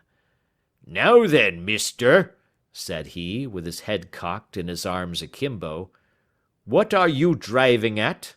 Let's have it straight now." "It is straight enough. I should like to know who sold you the geese which you supplied to the Alpha."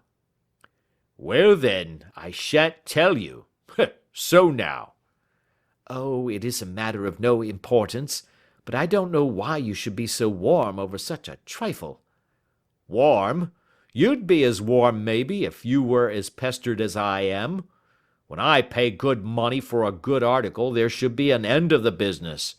But it's, where are the geese? And who did you sell the geese to? And what will you take for the geese? One would think they were the only geese in the world, to hear the fuss that is made over them." "Well, I have no connection with any other people who have been making inquiries," said Holmes carelessly. "If you won't tell us, the bet is off, that is all. But I'm always ready to back my opinion on a matter of fowls, and I have a fiver on it that the bird I ate is country bred." "Well, then, you've lost your fiver, for it's town bred," snapped the salesman. "It's nothing of the kind." "I say it is." "I don't believe it." "Do you think you know more about fowls than I, who have handled them ever since I was a nipper? I tell you, all those birds that went to the Alpha were town bred." "You'll never persuade me to believe that." "Will you bet, then?"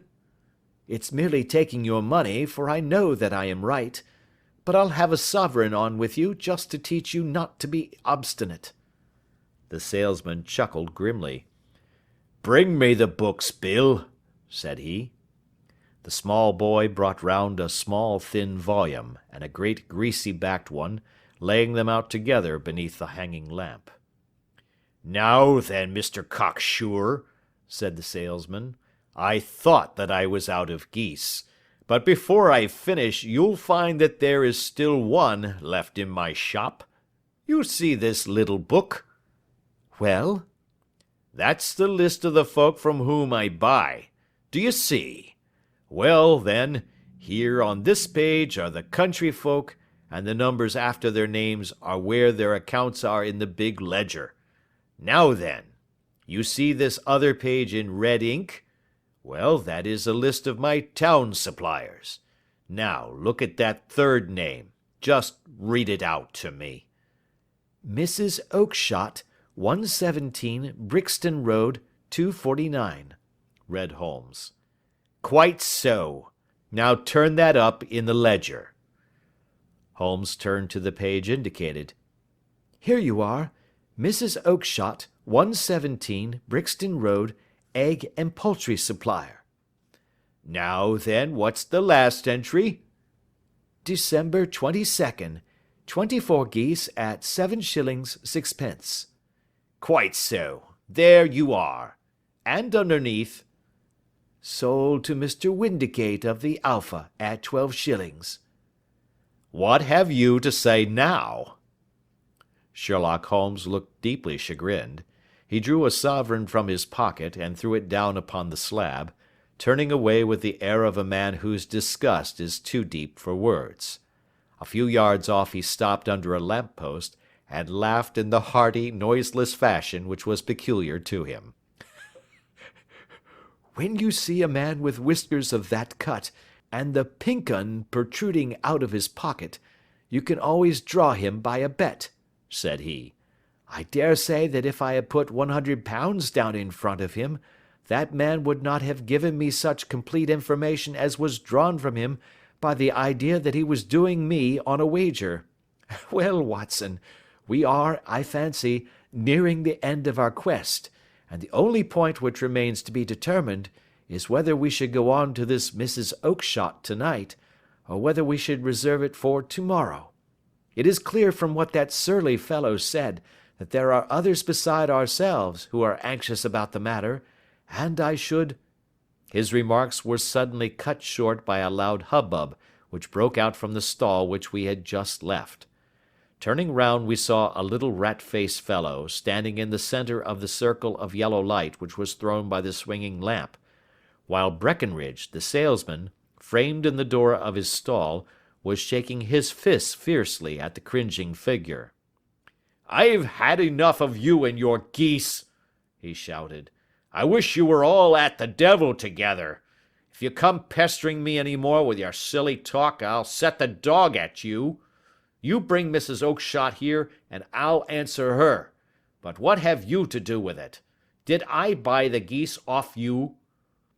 "No, but one of them was mine all the same," whined the little man. "Well, then, ask Mrs. Oakshott for it." "She told me to ask you." "Well, you can ask the King of Prussia for all I care. I've had enough of it. Get out of this." He rushed fiercely forward, and the inquirer flitted away into the darkness. "Ha!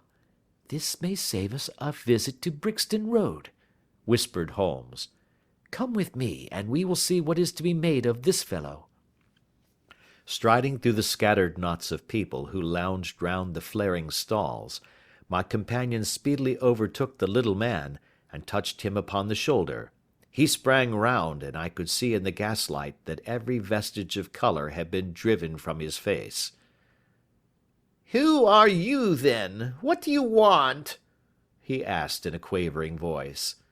"You will excuse me," said Holmes blandly, "but I could not help overhearing the questions which you put to the salesman just now. I think that I could be of assistance to you." "You? Who are you? How could you know anything of the matter?"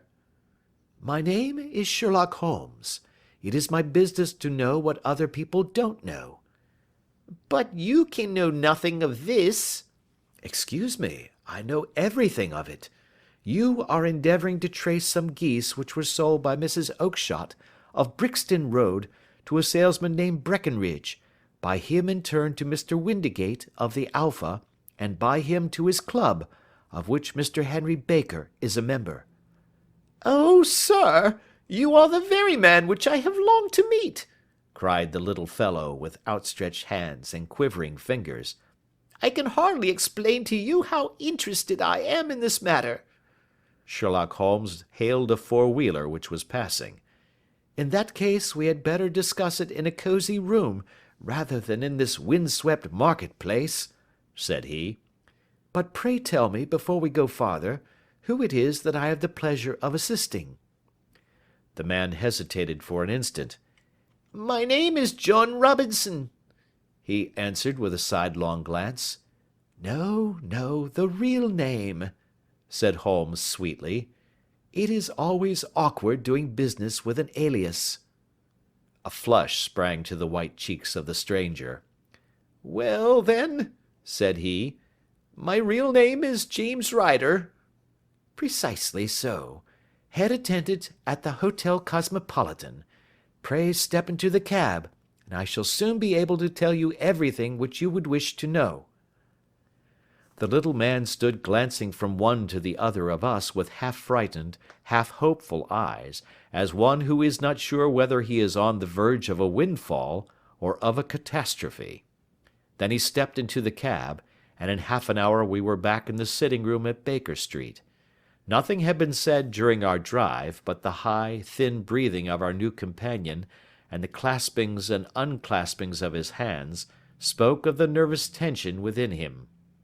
"Here we are," said Holmes cheerily as we filed into the room. "The fire looks very seasonable in this weather. You look cold, Mr. Ryder. Pray take the basket chair. I will just put on my slippers before we settle this little matter of yours. Now then, you want to know what became of those geese?" "Yes, sir." "Or rather, I fancy, of that goose. It was one bird, I imagine, in which you were interested, white, with a black bar across the tail." Ryder quivered with emotion. "Oh, sir," he cried, "can you tell me where it went to?" "It came here." "Here?" "Yes, and a most remarkable bird it proved. I don't wonder that you should take an interest in it. It laid an egg after it was dead. The bonniest, brightest little blue egg that ever was seen. I have it here in my museum." Our visitor staggered to his feet and clutched the mantelpiece with his right hand. Holmes unlocked his strong box and held up the blue carbuncle, which shone out like a star with a cold, brilliant, many-pointed radiance. Ryder stood glaring with a drawn face, uncertain whether to claim or to disown it. "The game's up, Ryder," said Holmes quietly. "Hold up, man, or you'll be into the fire. Give him an arm back into his chair, Watson. He's not got blood enough to go in for felony with impunity. Give him a dash of brandy. So, now he looks a little more human. What a shrimp it is, to be sure." For a moment he had staggered and nearly fallen, but the brandy brought a tinge of colour into his cheeks, and he sat staring with frightened eyes at his accuser. "I have almost every link in my hands, and all the proofs which I could possibly need, so there is little which you need tell me. Still, that little may as well be cleared up to make the case complete.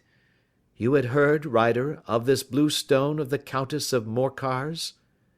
"It was Catherine Cusack who told me of it," he said in a cracking voice. "I see. Her ladyship's waiting maid. Well, the temptation of sudden wealth so easily acquired was too much for you, as it has been for better men before you, but you were not very scrupulous in the means you used. It seems to me, Ryder, that there is the making of a very pretty villain in you. You knew that this man Horner, the plumber, had been concerned in some such matter before, and that suspicion would rest the more readily upon him. What did you do then? You made some small job in my lady's room, you and your confederate Cusack, and you managed that he should be the man sent for. Then, when he had left, you rifled the jewel case, raised the alarm, and had this unfortunate man arrested. You then—" Ryder threw himself down suddenly upon the rug and clutched at my companion's knees. "For God's sake, have mercy!" he shrieked. "Think of my father, of my mother. It would break their hearts. I never went wrong before. I never will again. I swear it! I'll swear it on a Bible! Oh, don't bring it into court! For Christ's sake, don't!" "Get back into your chair," said Holmes sternly. "It is very well to cringe and crawl now, but you thought little enough of this poor Horner in the dock for a crime of which he knew nothing." "I will fly, Mr. Holmes! I will leave the country, sir! Then the charge against him will break down." "We will talk about that. And now let us hear a true account of the next act. How came the stone into the goose, and how came the goose into the open market? Tell us the truth, for there lies your only hope of safety." Ryder passed his tongue over his parched lips. "I will tell you it just as it happened, sir," said he. "When Horner had been arrested, it seemed to me that it would be best for me to get away with the stone at once, for I did not know at what moment the police might not take it into their heads to search me and my room. There was no place about the hotel where it would be safe. I went out as if on some commission, and I made for my sister's house. She had married a man named Oakshott, and lived in Brixton Road, where she fattened fowls for the market. All the way there every man I met seemed to me to be a policeman or a detective, and for all that it was a cold night, the sweat was pouring down my face before I came to the Brixton Road. My sister asked me what was the matter, and why I was so pale, but I told her that I had been upset by the jewel robbery at the hotel. Then I went into the backyard and smoked a pipe and wondered what it would be best to do. I had a friend once called Maudsley, who went to the bad, and has just been serving his time in Pentonville. One day he had met me, and fell into talk about the ways of thieves, and how they could get rid of what they stole. I knew that he would be true to me, for I knew one or two things about him, so I made up my mind to go right on to Kilburn, where he lived, and take him into my confidence. He would show me how to turn the stone into money, but how to get to him in safety. I thought of the agonies I had gone through in coming from the hotel. I might at any moment be seized and searched, and there would be the stone in my waistcoat pocket.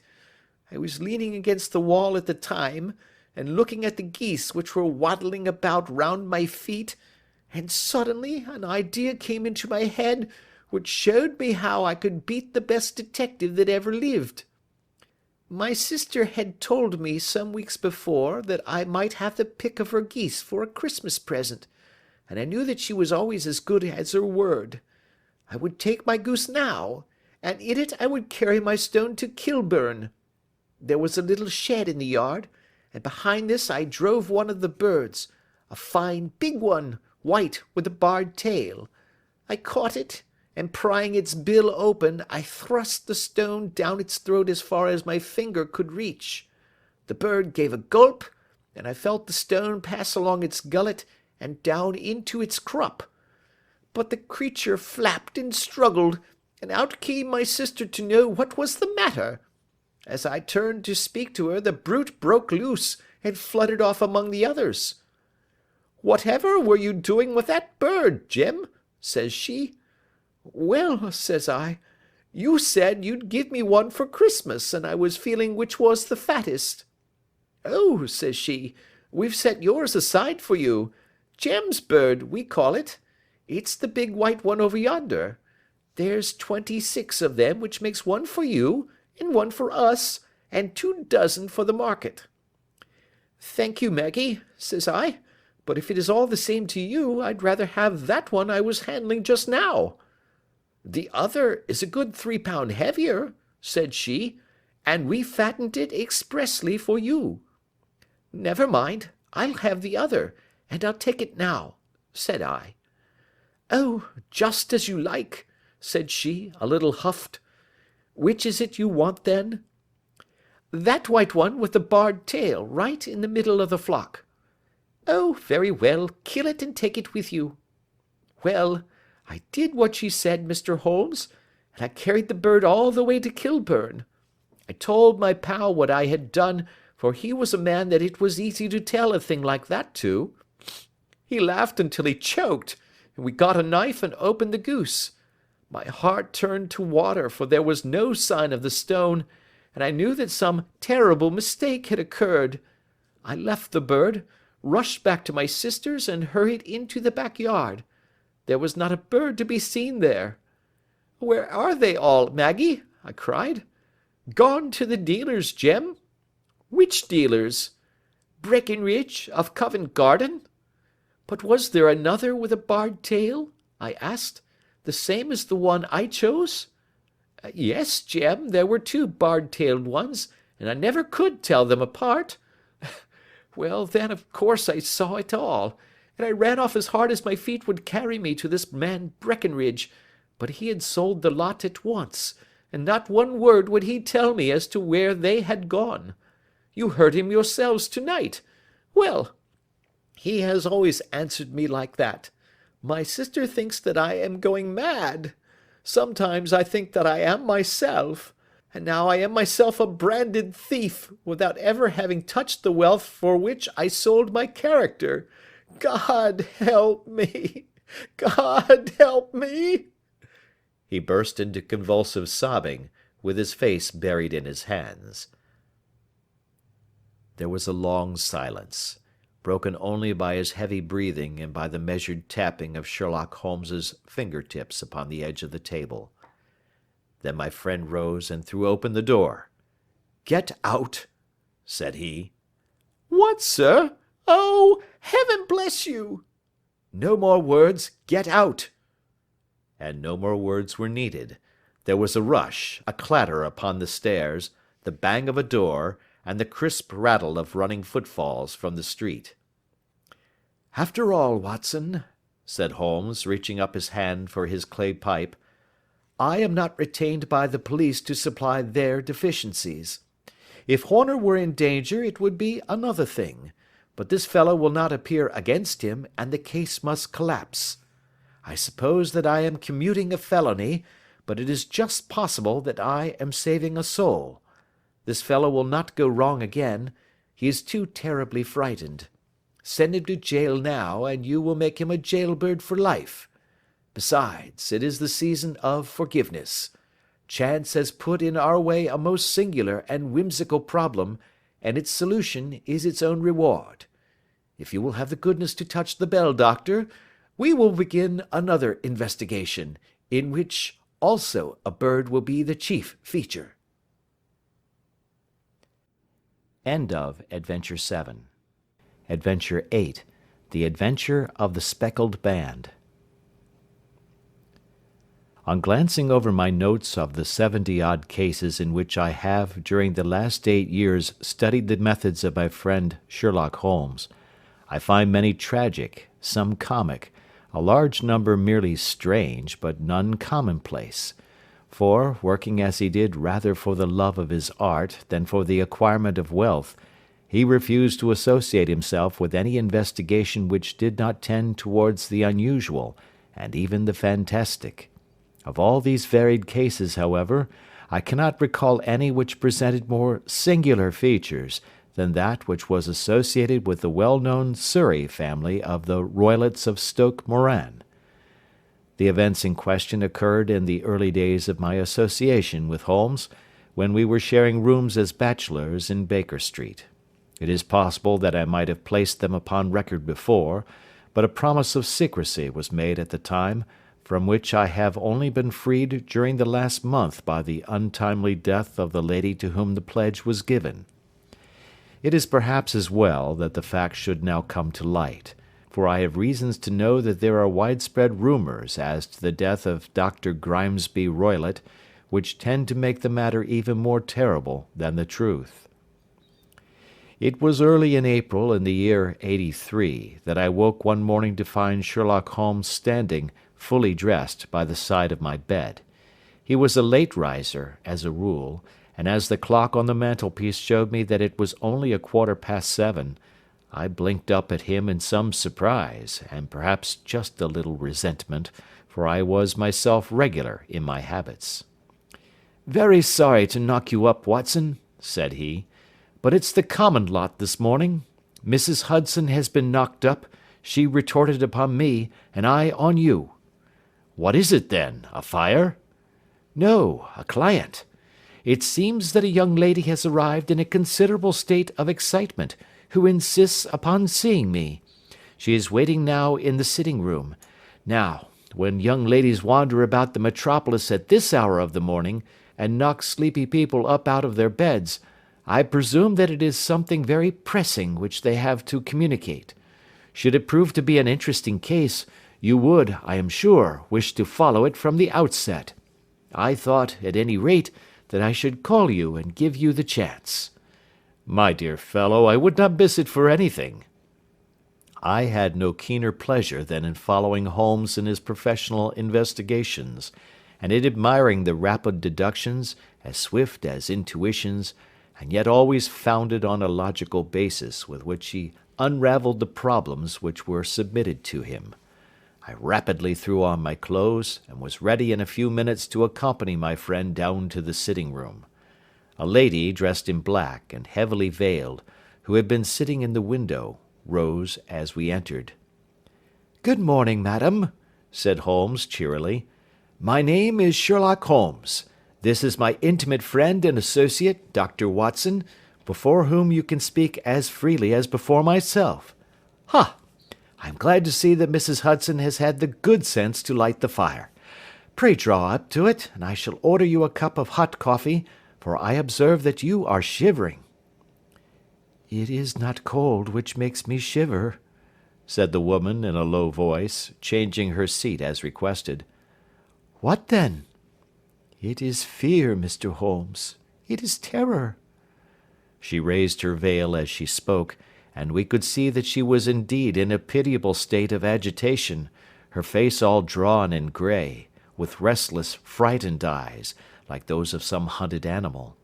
Her features and figure were those of a woman of 30, but her hair was shot with premature grey, and her expression was weary and haggard.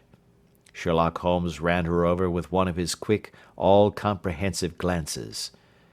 "You must not fear," said he, soothingly, bending forward and patting her forearm. "We shall soon set matters right, I have no doubt. You have come in by train this morning, I see." "You know me, then?" "No, but I observed the second half of a return ticket in the palm of your left glove. You must have started early, and yet you had a good drive in a dog-cart, along heavy roads, before you reached the station." The lady gave a violent start and stared in bewilderment at my companion. "There is no mystery, my dear madam," said he, smiling. "The left arm of your jacket is spattered with mud in no less than 7 places. The marks are perfectly fresh. There is no vehicle save a dog-cart which throws up mud in that way, and then only when you sit on the left-hand side of the driver." "Whatever your reasons may be, you are perfectly correct," said she. "I started from home before 6, reached Leatherwood at 20 past, and came in by the first train to Waterloo. Sir, I can stand this strain no longer. I shall go mad if it continues. I have no one to turn to, none, save only one, who cares for me, and he, poor fellow, can be of little aid. I have heard of you, Mr. Holmes. I have heard of you from Mrs. Farintosh, whom you helped in the hour of her sore need. It was from her that I had your address. Oh, sir, do you not think that you could help me, too, and at least throw a little light through the dense darkness which surrounds me? At present, it is out of my power to reward you for your services, but in a month or 6 weeks I shall be married, with the control of my own income, and then at least you shall not find me ungrateful." Holmes turned to his desk, and, unlocking it, drew out a small case-book, which he consulted. "Farintosh," said he. "Ah, yes, I recall the case. It was concerned with an opal tiara. I think it was before your time, Watson. I can only say, madam, that I shall be happy to devote the same care to your case as I did to that of your friend. As to reward, my profession is its own reward, but you are at liberty to defray whatever expenses I may be put to, at the time which suits you best. and now I beg that you will lay before us everything that may help us in forming an opinion upon the matter." "Alas," replied our visitor, "the very horror of my situation lies in the fact that my fears are so vague, and my suspicions depend so entirely upon small points, which might seem trivial to another, that even he to whom of all others I have a right to look for help and advice looks upon all that I tell him about it as the fancies of a nervous woman. He does not say so, but I can read it from his soothing answers and averted eyes. But I have heard, Mr. Holmes, that you can see deeply into the manifold wickedness of the human heart. You may advise me how to walk amid the dangers which encompass me." "I am all attention, madam." "My name is Helen Stoner, and I am living with my stepfather, who is the last survivor of one of the oldest Saxon families in England, the Roylotts of Stoke Moran, on the western border of Surrey." Holmes nodded his head. "The name is familiar to me," said he. "The family was at one time among the richest in England, and the estates extended over the borders into Berkshire in the north and Hampshire in the west. In the last century, however, 4 successive heirs were of a dissolute and wasteful disposition, and the family ruin was eventually completed by a gambler in the days of the Regency. Nothing was left save a few acres of ground, and the 200-year-old house, which is itself crushed under a heavy mortgage. The last squire dragged out his existence there, living the horrible life of an aristocratic pauper, but his only son, my stepfather, seeing that he must adapt himself to the new conditions, obtained an advance from a relative, which enabled him to take a medical degree, and went out to Calcutta, where, by his professional skill and his force of character, he established a large practice. In a fit of anger, however, caused by some robberies which had been perpetrated in the house, he beat his native butler to death and narrowly escaped a capital sentence. As it was, he suffered a long term of imprisonment, and afterwards returned to England a morose and disappointed man. When Dr. Roylott was in India he married my mother, Mrs. Stoner, the young widow of Major General Stoner, of the Bengal Artillery. My sister Julia and I were twins, and we were only 2 years old at the time of my mother's remarriage. She had a considerable sum of money, not less than £1,000 a year, and this she bequeathed to Dr. Roylott entirely while we resided with him, with the provision that a certain annual sum should be allowed to each of us in the event of our marriage. Shortly after our return to England my mother died. She was killed 8 years ago in a railway accident near Crewe. Dr. Roylott then abandoned his attempts to establish himself in practice in London, and took us to live with him in the old ancestral house at Stoke Moran. The money which my mother had left was enough for all our wants, and there seemed to be no obstacle to our happiness. But a terrible change came over our stepfather about this time. Instead of making friends and exchanging visits with our neighbours, who had at first been overjoyed to see a Roylott of Stoke Moran back in the old family seat, he shut himself up in his house, and seldom came out save to indulge in ferocious quarrels with whoever might cross his path. Violence of temper approaching to mania has been hereditary in the men of the family, and in my stepfather's case it had, I believe, been intensified by his long residence in the tropics. A series of disgraceful brawls took place, 2 of which ended in the police court, until at last he became the terror of the village, and the folks would fly at his approach, for he is a man of immense strength, and absolutely uncontrollable in his anger. Last week he hurled the local blacksmith over a parapet into a stream, and it was only by paying over all the money which I could gather together that I was able to avert another public exposure.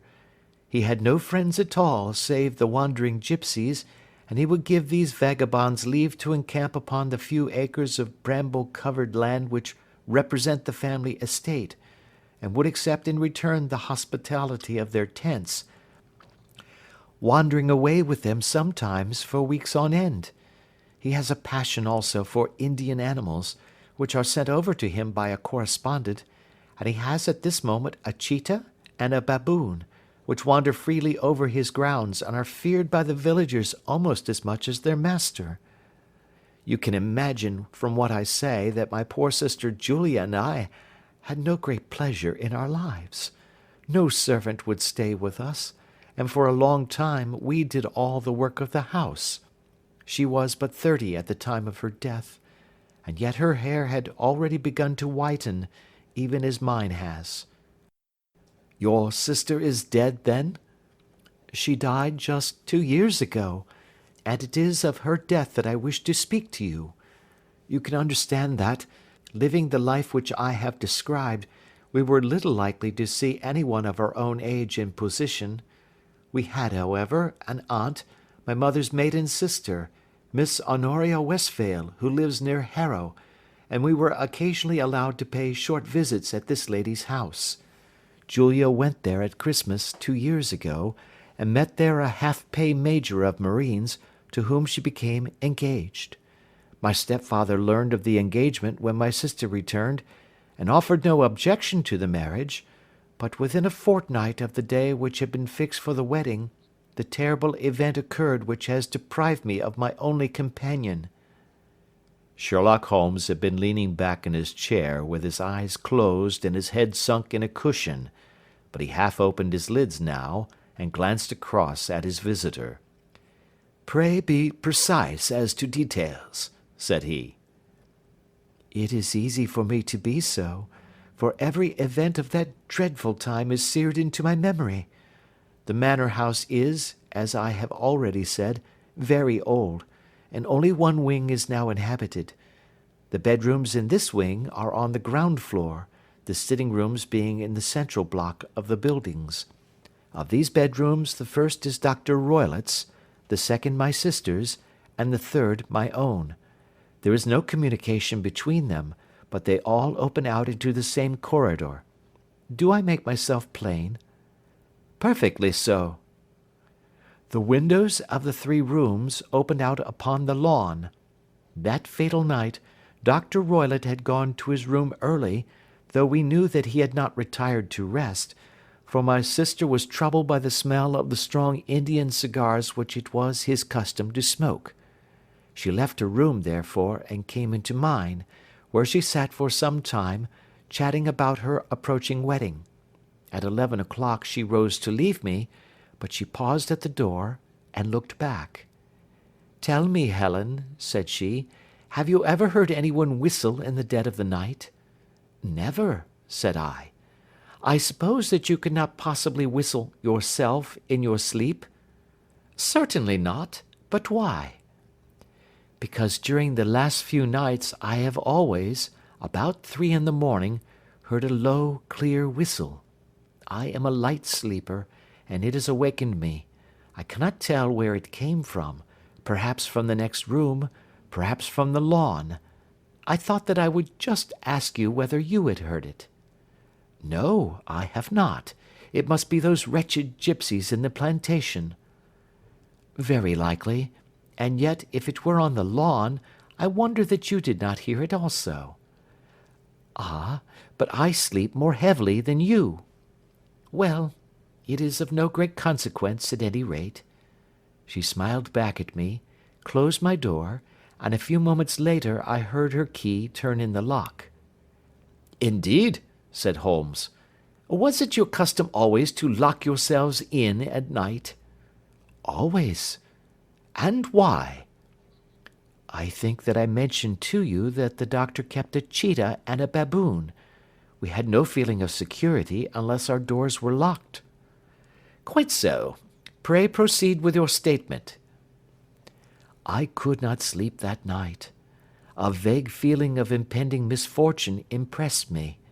My sister and I, you will recollect, were twins, and you know how subtle are the links which bind 2 souls which are so closely allied. It was a wild night.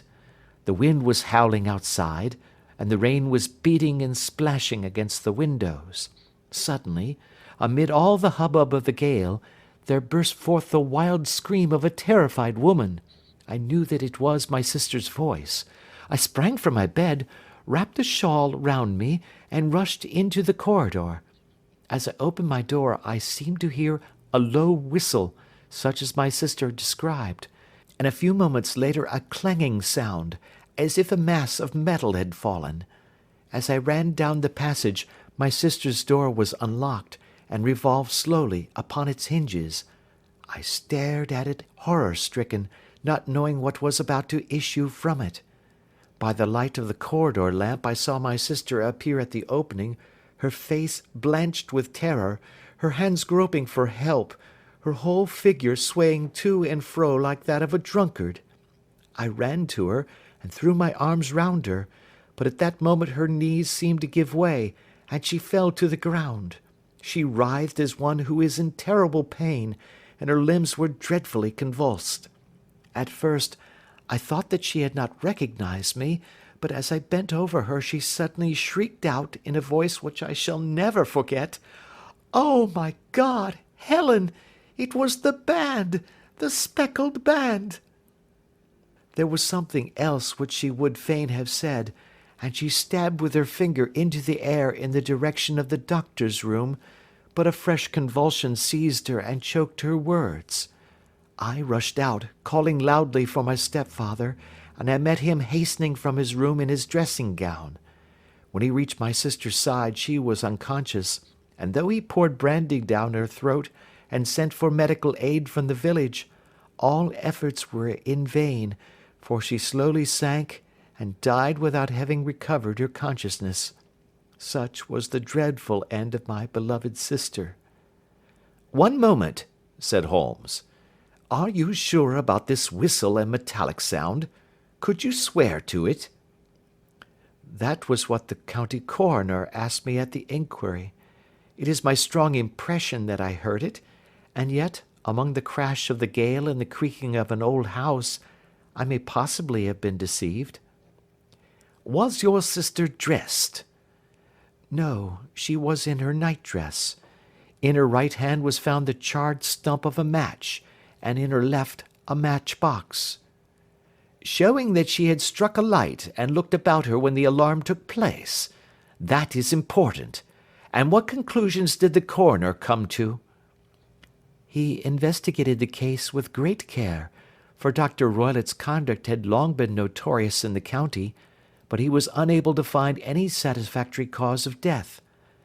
My evidence showed that the door had been fastened upon the inner side, and the windows were blocked by old-fashioned shutters with broad iron bars, which were secured every night. The walls were carefully sounded, and were shown to be quite solid all round, and the flooring was also thoroughly examined, with the same result. The chimney is wide, but is barred up by 4 large staples. It is certain, therefore, that my sister was quite alone when she met her end. Besides, there were no marks of any violence upon her." "How about poison?" "The doctors examined her for it, but without success." "What do you think that this unfortunate lady died of, then?" "It is my belief that she died of pure fear and nervous shock, though what it was that frightened her, I cannot imagine." "Were there gipsies in the plantation at the time?" "Yes, there were nearly always some there." "Ah, and what did you gather from this allusion to a band, a speckled band?" "Sometimes I have thought that it was merely the wild talk of delirium. Sometimes that it may have referred to some band of people, perhaps to these very gipsies in the plantation. I do not know whether the spotted handkerchiefs which so many of them wear over their heads might have suggested the strange adjective which he used." Holmes shook his head like a man who is far from being satisfied. "These are very deep waters," said he. "Pray go on with your narrative." 2 years have passed since then, and my life has been until lately lonelier than ever. A month ago, however, a dear friend, whom I have known for many years, has done me the honour to ask my hand in marriage. His name is Armitage, Percy Armitage, the second son of Mr. Armitage of Crane Water, near Reading. My stepfather has offered no opposition to the match, and we are to be married in the course of the spring. 2 days ago, some repairs were started in the west wing of the building, and my bedroom wall has been pierced, so that I have had to move into the chamber in which my sister died, and to sleep in the very bed in which she slept. Imagine, then, my thrill of terror when last night, as I lay awake, thinking over her terrible fate, I suddenly heard in the silence of the night the low whistle which had been the herald of her own death. I sprang up and lit the lamp, but nothing was to be seen in the room. I was too shaken to go to bed again, however, so I dressed, and as soon as it was daylight I slipped down, got a dog-cart at the Crown Inn, which is opposite, and drove to Leatherhead, from whence I have come on this morning with the one object of seeing you and asking your advice." "You have done wisely," said my friend. "But have you told me all?" "Yes, all." "Miss Roylott, you have not. You are screening your stepfather." "Why, what do you mean?"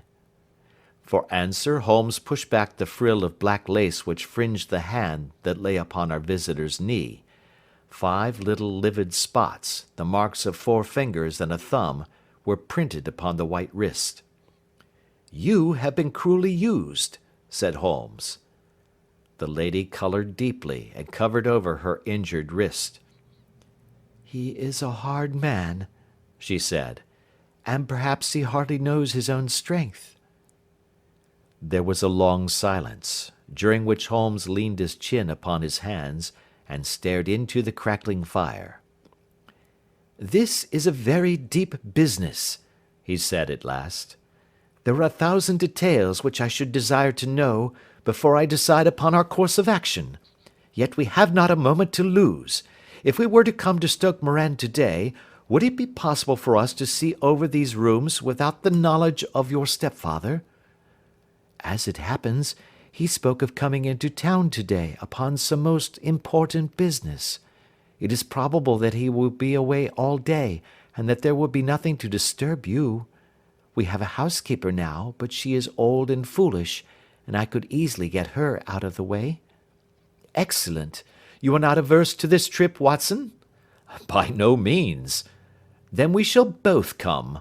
What are you going to do yourself?"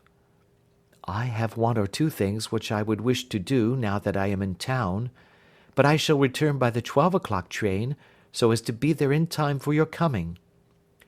"And you may expect us early in the afternoon. I have myself some small business matters to attend to. Will you not wait and breakfast?" "No, I must go. My heart is lightened already since I have confided my trouble to you. I shall look forward to seeing you again this afternoon." She dropped her thick black veil over her face and glided from the room. "And what do you think of it all, Watson?" asked Sherlock Holmes, leaning back in his chair. "It seems to me to be a most dark and sinister business." "Dark enough and sinister enough." "Yet if the lady is correct in saying that the flooring and walls are sound, and that the door, window, and chimney are impassable, then her sister must have been undoubtedly alone when she met her mysterious end." "What becomes then of these nocturnal whistles, and what of the very peculiar words of the dying woman?" "I cannot think." "When you combine the ideas of whistles at night, the presence of a band of gipsies who are on intimate terms with this old doctor, the fact that we have every reason to believe that the doctor has an interest in preventing his stepdaughter's marriage, the dying allusion to a band, and finally, the fact that Miss Helen Stoner heard a metallic clang, which might have been caused by one of those metal bars that secured the shutters falling back into its place, I think that there is good ground to think that the mystery may be cleared along those lines." "But what, then, did the gipsies do?" "I cannot imagine." "I see many objections to any such theory." "And so do I. It is precisely for that reason that we are going to Stoke Moran this day. I want to see whether the objections are fatal, or if they may be explained away. But what in the name of the devil—" The ejaculation had been drawn from my companion by the fact that our door had been suddenly dashed open, and that a huge man had framed himself in the aperture. His costume was a peculiar mixture of the professional and of the agricultural, having a black top hat, a long frock coat, and a pair of high gaiters, with a hunting crop swinging in his hand. So tall was he that his hat actually brushed the crossbar of the doorway, and his breadth seemed to span it across from side to side. A large face, seared with 1,000 wrinkles, burned yellow with the sun, and marked with every evil passion, was turned from one to the other of us, while his deep-set, bile-shot eyes, and his high, thin, fleshless nose gave him somewhat the resemblance to a fierce old bird of prey. "Which of you is Holmes?" asked this apparition. "My name, sir, but you have the advantage of me," said my companion quietly. "I am Dr. Grimesby Roylott of Stoke Moran." "Indeed, doctor," said Holmes blandly. "Pray take a seat." "I will do nothing of the kind. My stepdaughter has been here. I have traced her. What has she been saying to you?" "It is a little cold for the time of the year," said Holmes. "What has she been saying to you?" cried the old man furiously. "But I have heard that the crocuses promise well," continued my companion imperturbably. "Ha! You put me off, do you?" said our new visitor, taking a step forward and shaking his hunting crop. "I know you, you scoundrel. I have heard of you before. You are Holmes the meddler." My friend smiled. "Holmes the busybody." His smile broadened. "Holmes the Scotland Yard Jack-in-Office." Holmes chuckled heartily. "Your conversation is most entertaining," said he. "When you go out, close the door, for there is a decided draught." "I will go when I have said my say. Don't you dare to meddle with my affairs. I know that Miss Stoner has been here. I traced her. I am a dangerous man to fall foul of. See here." He stepped swiftly forward, seized the poker, and bent it into a curve with his huge brown hands. "See that you keep yourself out of my grip," he snarled, and hurling the twisted poker into the fireplace, he strode out of the room. "He seems a very amiable person," said Holmes, laughing. "Ha, ha, I am not quite so bulky, but if he had remained I might have shown him that my grip was not much more feeble than his own." As he spoke he picked up the steel poker and, with a sudden effort, straightened it out again. "Fancy his having the insolence to confound me with the official detective force. This incident gives zest to our investigation, however, and I only trust that our little friend will not suffer from her imprudence in allowing this brute to trace her. And now, Watson, we shall order breakfast, and afterwards I shall walk down to Doctors' Commons, where I hope to get some data which may help us in this matter." It was nearly 1 o'clock when Sherlock Holmes returned from his excursion. He held in his hand a sheet of blue paper, scrawled over with notes and figures. "I have seen the will of the deceased wife," said he. "To determine its exact meaning I have been obliged to work out the present prices of the investments with which it is concerned. The total income, which at the time of the wife's death was little short of £1,100, is now, through the fall in agricultural prices, not more than £750. Each daughter can claim an income of £250 in case of marriage. It is evident, therefore, that if both girls had married, this beauty would have been a mere pittance, while even one of them would cripple him to a very serious extent. My morning's work has not been wasted, since it has proved that he has the very strongest motives for standing in the way of anything of the sort. And now, Watson, this is too serious for dawdling, especially as the old man is aware that we are interesting ourselves in his affairs. So if you are ready, we shall call a cab and drive to Waterloo. I should be very much obliged if you would slip your revolver into your pocket. An Ely's number 2 is an excellent argument with gentlemen who can twist steel pokers into knots. That and a toothbrush are, I think, all that we need. At Waterloo we were fortunate in catching a train for Leatherhead, where we hired a trap at the station inn and drove for 4 or 5 miles through the lovely Surrey lanes. It was a perfect day, with a bright sun and a few fleecy clouds in the heavens. The trees and wayside hedges were just throwing out their first green shoots, and the air was full of the pleasant smell of the moist earth. To me, at least, there was a strange contrast between the sweet promise of the spring and this sinister quest upon which we were engaged. My companion sat in the front of the trap, his arms folded, his hat pulled down over his eyes, and his chin sunk upon his breast, buried in the deepest thought. Suddenly, however, he started, tapped me on the shoulder, and pointed over the meadows. "Look there," said he. A heavily timbered park stretched up in a gentle slope, thickening into a grove at the highest point. From amid the branches there jutted out the grey gables and high roof-tree of a very old mansion. "Stoke Moran?" said he. "Yes, sir, that be the house of Dr. Grimesby Roylott," remarked the driver. "There is some building going on there," said Holmes. "That is where we are going." "There's the village," said the driver, pointing to a cluster of roofs some distance to the left. "But if you want to get to the house, you'll find it shorter to get over this stile and so by the footpath over the fields. There it is, where the lady is walking." "And the lady, I fancy, is Miss Stoner," observed Holmes, shading his eyes. "Yes, I think we had better do as you suggest." We got off, paid our fare, and the trap rattled back on its way to Leatherhead. "I thought it as well," said Holmes as we climbed the stile, "that this fellow should think we had come here as architects, or on some definite business. It may stop his gossip. Good afternoon, Miss Stoner. You see that we have been as good as our word." Our client of the morning had hurried forward to meet us with a face which spoke her joy. "I have been waiting so eagerly for you," she cried, shaking hands with us warmly. "All has turned out splendidly. Dr. Roylott has gone to town, and it is unlikely that he will be back before evening." "We have had the pleasure of making the doctor's acquaintance," said Holmes, and in a few words he sketched out what had occurred. Miss Stoner turned white to the lips as she listened.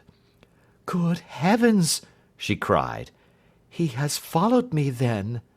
"So it appears." "He is so cunning that I never know when I am safe from him. What will he say when he returns?" "He must guard himself, for he may find that there is someone more cunning than himself upon his track. You must lock yourself up from him tonight. If he is violent, we shall take you away to your aunt's at Harrow. Now, we must make the best use of our time, so kindly take us at once to the rooms which we are to examine." The building was of grey, lichen-blotched stone, with a high central portion and 2 curving wings like the claws of a crab, thrown out on each side. In one of these wings the windows were broken and blocked with wooden boards, while the roof was partly caved in, a picture of ruin. The central portion was in little better repair, but the right-hand block was comparatively modern, and the blinds in the windows, with the blue smoke curling up from the chimneys, showed that this was where the family resided. Some scaffolding had been erected against the end wall, and the stonework had been broken into, but there were no signs of any workmen at the moment of our visit. Holmes walked slowly up and down the ill-trimmed lawn, and examined with deep attention the outsides of the windows.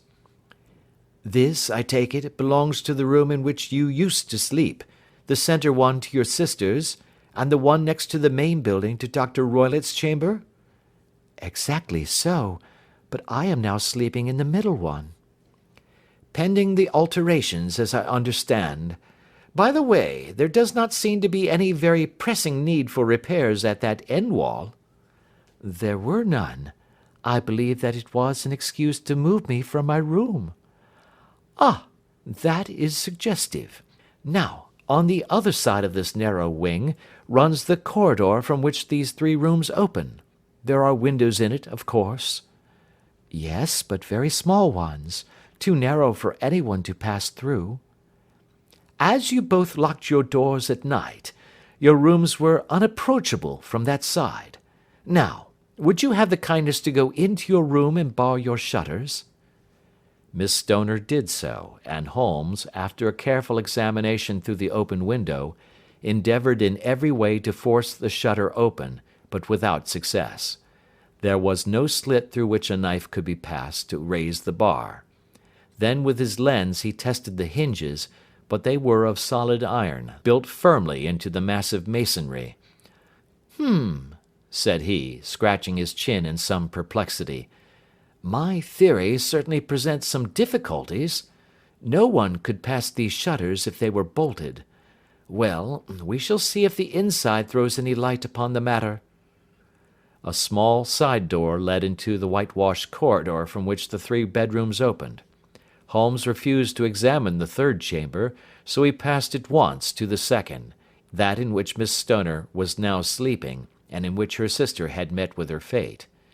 It was a homely little room, with a low ceiling and a gaping fireplace, after the fashion of old country houses.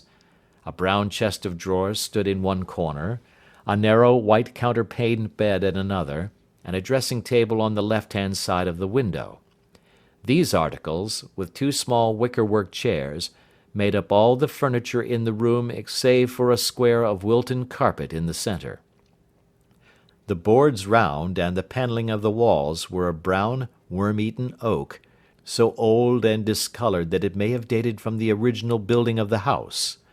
Holmes drew one of the chairs into a corner and sat silent, while his eyes travelled round and up and down, taking in every detail of the apartment. "Where does that bell communicate with?" he asked at last, pointing to a thick bell-rope which hung down beside the bed, the tassel actually lying upon the pillow. "It goes to the housekeeper's room." "It looks newer than the other things?" "Yes, it was only put there a couple of years ago." "Your sister asked for it, I suppose?" "No, I never heard of her using it. We used always to get what we wanted for ourselves." "Indeed! It seemed unnecessary to put so nice a bell-pull there. You will excuse me for a few minutes while I satisfy myself as to this floor." He threw himself down upon his face with his lens in his hand, and crawled swiftly backward and forward, examining minutely the cracks between the boards. Then he did the same with the woodwork with which the chamber was panelled. Finally he walked over to the bed, and spent some time in staring at it, and in running his eye up and down the wall. Finally he took the bell-rope in his hand and gave it a brisk tug. "Why, it's a dummy," said he. "Won't it ring?" "No, it is not even attached to a wire. This is very interesting. You can see now that it is fastened to a hook, just above where the little opening for the ventilator is." "How very absurd! I never noticed that before." "Very strange," muttered Holmes, pulling at the rope. "There are 1 or 2 very singular points about this room. For example, what a fool a builder must be to open a ventilator into another room, when with the same trouble he might have communicated with the outside air." "That is also quite modern," said the lady. "Done about the same time as the bell-rope," remarked Holmes. "Yes, there were several little changes carried out about that time." "They seem to have been of a most interesting character, dummy bell-ropes and ventilators which do not ventilate. With your permission, Miss Stoner, we shall now carry our researches into the inner apartment." Dr. Grimesby Roylott's chamber was larger than that of his stepdaughter, but was as plainly furnished. A camp bed, a small wooden shelf full of books, mostly of a technical character, an armchair beside the bed, a plain wooden chair against the wall, a round table, and a large iron safe were the principal things which met the eye. Holmes walked slowly round and examined each and all of them with the keenest interest. What's in here?" he asked, tapping the safe. My stepfather's business papers. "Oh, you have seen inside, then?" Only once, some years ago. I remember that it was full of papers. "There isn't a cat in it, for example?" No, what a strange idea. "Well, look at this." He took up a small saucer of milk which stood on the top of it. No, we don't keep a cat, but there is a cheetah and a baboon. "Ah, yes, of course. Well, a cheetah is just a big cat, and yet a saucer of milk does not go very far in satisfying its wants, I dare say. There is one point which I should wish to determine." He squatted down in front of the wooden chair and examined the seat of it with the greatest attention. "Thank you, that is quite settled," said he, rising and putting his lens in his pocket. "Hello! Here is something interesting." The object which had caught his eye was a small dog lash hung on one corner of the bed. The lash, however, was curled upon itself and tied so as to make a loop of whipcord. "What do you make of that, Watson?" "It's a common enough lash, but I don't know why it should be tied." "That is not quite so common, is it? Ah me! It's a wicked world, and when a clever man turns his brains to crime, it is the worst of all. I think that I have seen enough now, Miss Stoner, and with your permission we shall walk out upon the lawn." I had never seen my friend's face so grim, or his brows so dark as it was when we turned from the scene of this investigation. We had walked several times up and down the lawn, neither Miss Stoner nor myself liking to break in upon his thoughts before he roused himself from his reverie. "It is very essential, Miss Stoner," said he, "that you should absolutely follow my advice in every respect." I shall most certainly do so. "The matter is too serious for any hesitation. Your life may depend upon your compliance." I assure you that I am in your hands. "In the first place, both my friend and I must spend the night in your room." Both Miss Stoner and I gazed at him in astonishment. "Yes, it must be so. Let me explain. I believe that that is the village inn over there?" Yes, that is the Crown. "Very good. Your windows would be visible from there?" Certainly. "You must confine yourself to your room on pretence of a headache when your stepfather comes back. Then when you hear him retire for the night, you must open the shutters of your window, undo the hasp, put your lamp there as a signal to us, and then withdraw quietly with everything which you are likely to want into the room which you used to occupy. I have no doubt that, in spite of the repairs, you could manage there for one night." Oh, yes, easily. The rest you will leave in our hands. But what will you do? "We shall spend the night in your room, and we shall investigate the cause of this noise which has disturbed you." I believe, Mr. Holmes, that you have already made up your mind," said Miss Stoner, laying her hand upon my companion's sleeve. "Perhaps I have." "Then, for pity's sake, tell me what was the cause of my sister's death." "I should prefer to have clearer proofs before I speak." "You can at least tell me whether my own thought is correct, and if she died from some sudden fright." "No, I do not think so. I think that there was probably some more tangible cause.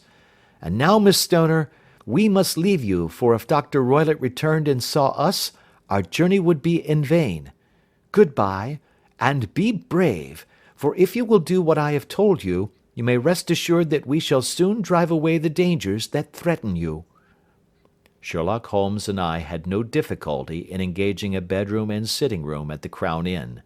They were on the upper floor, and from our window we could command a view of the avenue gate, and of the inhabited wing of Stoke Moran Manor House. At dusk we saw Dr. Grimesby Roylott drive past, his huge form looming up beside the little figure of the lad who drove him.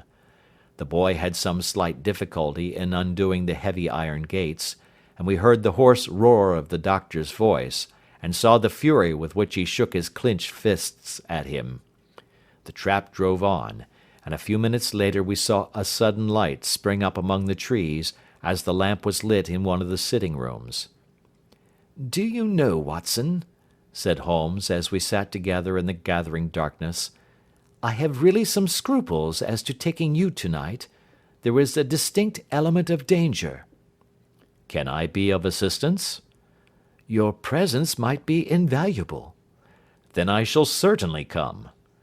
"It is very kind of you." "You speak of danger. You have evidently seen more in these rooms than was visible to me." "No, but I fancy that I may have deduced a little more. I imagine that you saw all that I did." "I saw nothing remarkable save the bell rope, and what purpose that could answer I confess is more than I can imagine." "You saw the ventilator too?" "Yes, but I do not think that it is such a very unusual thing to have a small opening between two rooms. It was so small that a rat could hardly pass through." "I knew that we should find a ventilator before ever we came to Stoke Moran." My dear Holmes! "Oh, yes, I did. You remember in her statement she said that her sister could smell Dr. Roylott's cigar. Now, of course that suggested at once that there must be a communication between the two rooms. It could only be a small one, or it would have been remarked upon at the coroner's inquiry. I deduced a ventilator."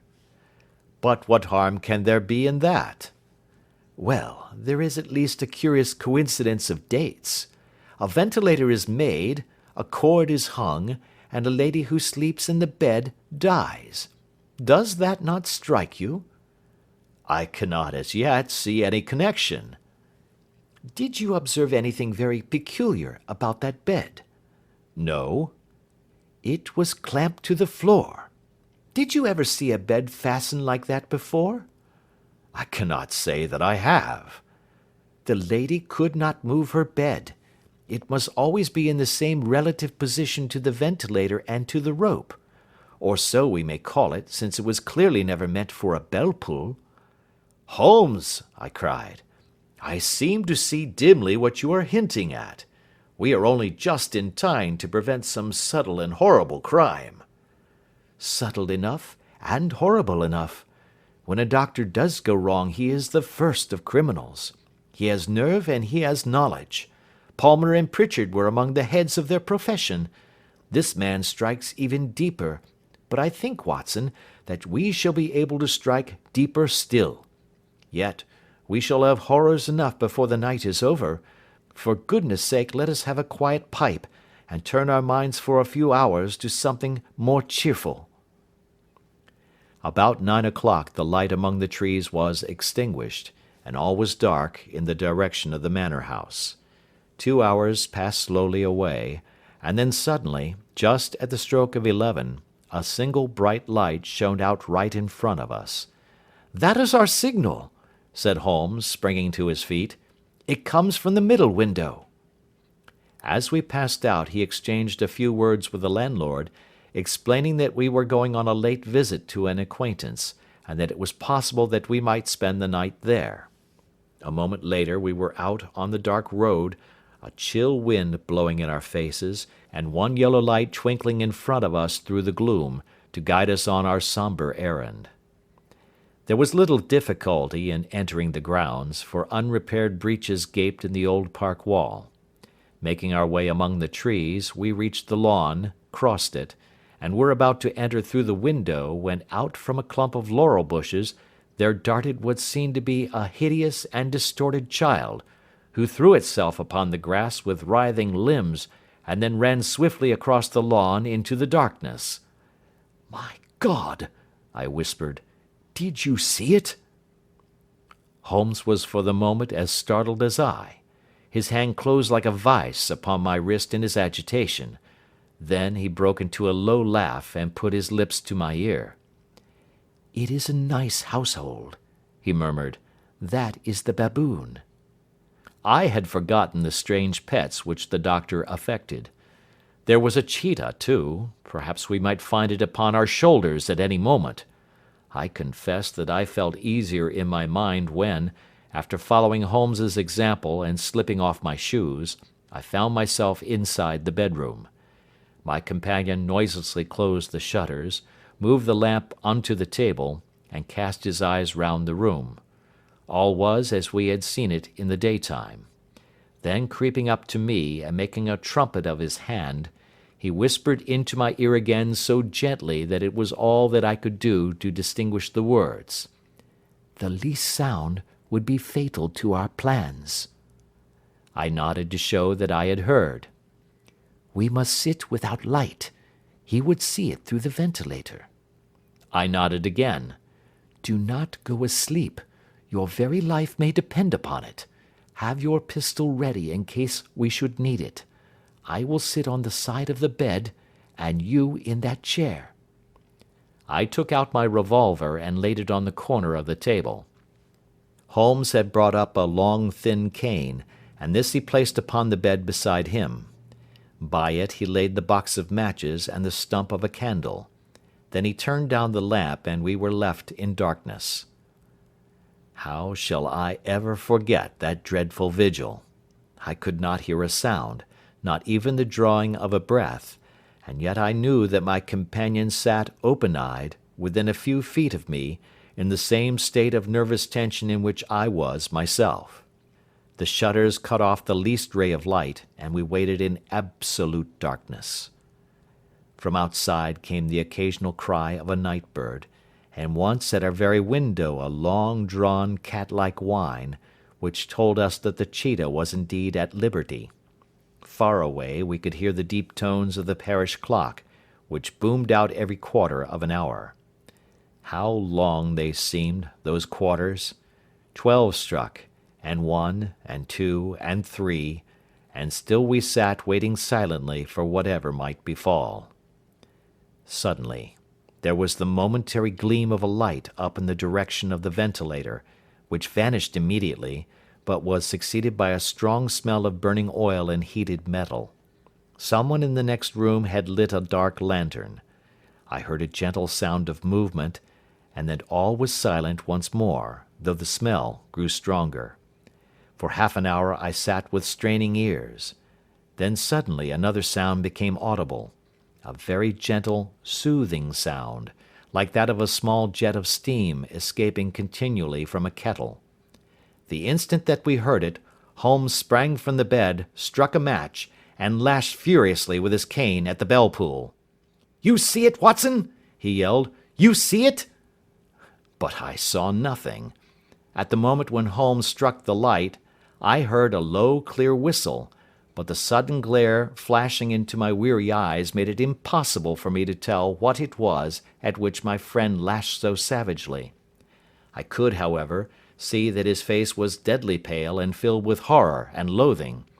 He had ceased to strike and was gazing up at the ventilator, when suddenly there broke from the silence of the night the most horrible cry to which I have ever listened.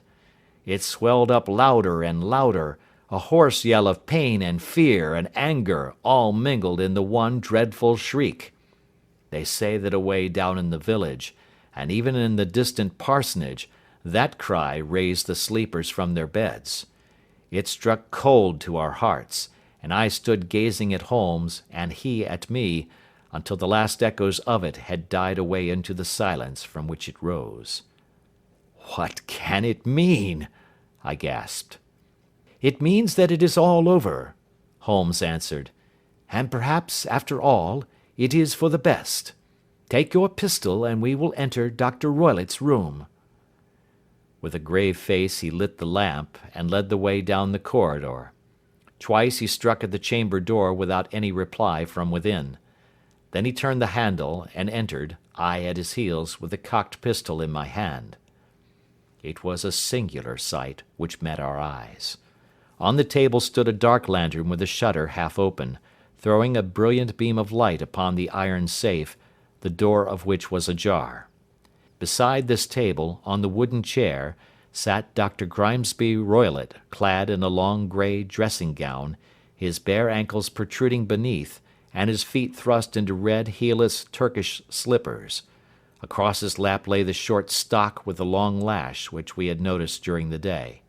His chin was cocked upward, and his eyes were fixed in a dreadful, rigid stare at the corner of the ceiling. Round his brow he had a peculiar yellow band, with brownish speckles, which seemed to be bound tightly round his head. As we entered, he made neither sound nor motion. "The band! The speckled band!" whispered Holmes. I took a step forward. In an instant his strange headgear began to move, and there reared itself from among his hair the squat, diamond-shaped head and puffed neck of a loathsome serpent. "It is a swamp adder!" cried Holmes. "The deadliest snake in India. He has died within 10 seconds of being bitten. Violence does in truth recoil upon the violent, and the schemer falls into the pit which he digs for another. Let us thrust this creature back into its den, and we can then remove Miss Stoner to some place of shelter, and let the county police know what has happened." As he spoke, he drew the dog whip swiftly from the dead man's lap, and throwing the noose round the reptile's neck, he drew it from its horrid perch, and carrying it at arm's length, threw it into the iron safe, which he closed upon it. Such are the true facts of the death of Dr. Grimesby Roylott of Stoke Moran. It is not necessary that I should prolong a narrative which has already run to too great a length by telling how we broke the sad news to the terrified girl, how we conveyed her by the morning train to the care of her good aunt at Harrow, of how the slow process of official inquiry came to the conclusion that the doctor met his fate while indiscreetly playing with a dangerous pet. The little which I had yet to learn of the case was told me by Sherlock Holmes as we travelled back next day. "I had," said he, "come to an entirely erroneous conclusion which shows, my dear Watson, how dangerous it always is to reason from insufficient data. The presence of the gipsies, and the use of the word band, which was used by the poor girl, no doubt, to explain the appearance which she had caught a hurried glimpse of by the light of her match, were sufficient to put me upon an entirely wrong scent. I can only claim the merit that I instantly reconsidered my position when, however, it became clear to me that whatever danger threatened an occupant of the room could not come either from the window or the door. My attention was speedily drawn, as I have already remarked to you, to this ventilator, and to the bell rope which hung down to the bed. The discovery that this was a dummy, and that the bed was clamped to the floor, instantly gave rise to the suspicion that the rope was there as a bridge for something passing through the hole and coming to the bed. The idea of a snake instantly occurred to me, and when I coupled it with my knowledge that the doctor was furnished with a supply of creatures from India, I felt that I was probably on the right track. The idea of using a form of poison which could not possibly be discovered by any chemical test was just such a one as would occur to a clever and ruthless man who had had an Eastern training. The rapidity with which such a poison would take effect would also, from his point of view, be an advantage. It would be a sharp-eyed coroner, indeed, who could distinguish the two little dark punctures which would show where the poisoned fangs had done their work. Then I thought of the whistle. Of course, he must recall the snake before the morning light revealed it to the victim. He had trained it, probably by the use of the milk which we saw, to return to him when summoned. He would put it through this ventilator at the hour that he thought best, with the certainty that it would crawl down the rope and land on the bed. It might or might not bite the occupant. Perhaps she might escape every night for a week, but sooner or later she must fall a victim. I had come to these conclusions before ever I had entered his room. An inspection of his chair showed me that he had been in the habit of standing on it, which of course would be necessary in order that he should reach the ventilator. The sight of the safe, the saucer of milk, and the loop of whipcord were enough to finally dispel any doubts which may have remained. The metallic clang heard by Miss Stoner was obviously caused by her stepfather hastily closing the door of his safe upon its terrible occupant. Having once made up my mind, you know the steps which I took in order to put the matter to the proof. I heard the creature hiss, as I have no doubt that you did also, and I instantly lit the light and attacked it. with the result of driving it through the ventilator. And also with the result of causing it to turn upon its master at the other side. Some of the blows of my cane came home and roused its snakish temper, so that it flew upon the first person it saw. In this way I am no doubt indirectly responsible for Dr. Grimesby Roylott's death, and I cannot say that it is likely to weigh very heavily upon my conscience. End of Adventure 8. Adventure 9. The Adventure of the Engineer's Thumb. Of all the problems which have been submitted to my friend, Mr. Sherlock Holmes, for solution during the years of our intimacy, there were only two which I was the means of introducing to his notice, that of Mr. Hatherley's thumb, and that of Colonel Warburton's madness. Of these the latter may have afforded a finer field for an acute and original observer, but the other was so strange in its inception, and so dramatic in its details, that it may be the more worthy of being placed upon record, even if it gave my friend fewer openings for those deductive methods of reasoning by which he achieved such remarkable results. The story has, I believe, been told more than once in the newspapers, but, like all such narratives, its effect is much less striking when set forth en bloc in a single half-column of print than when the facts slowly evolve before your own eyes, and the mystery clears gradually away as each new discovery furnishes a step which leads on to the complete truth. At the time the circumstances made a deep impression upon me, and the lapse of 2 years has hardly served to weaken the effect. It was in the summer of '89, not long after my marriage, that the events occurred which I am now about to summarize. I had returned to civil practice and had finally abandoned Holmes in his Baker Street rooms, although I continually visited him, and occasionally even persuaded him to forego his Bohemian habits so far as to come and visit us. My practice had steadily increased, and as I happened to live at no very great distance from Paddington Station, I got a few patients from among the officials.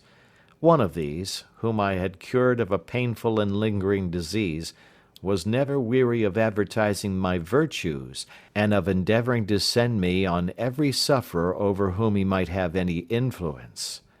One morning, at a little before 7 o'clock, I was awakened by the maid tapping at the door to announce that 2 men had come from Paddington and were waiting in the consulting room.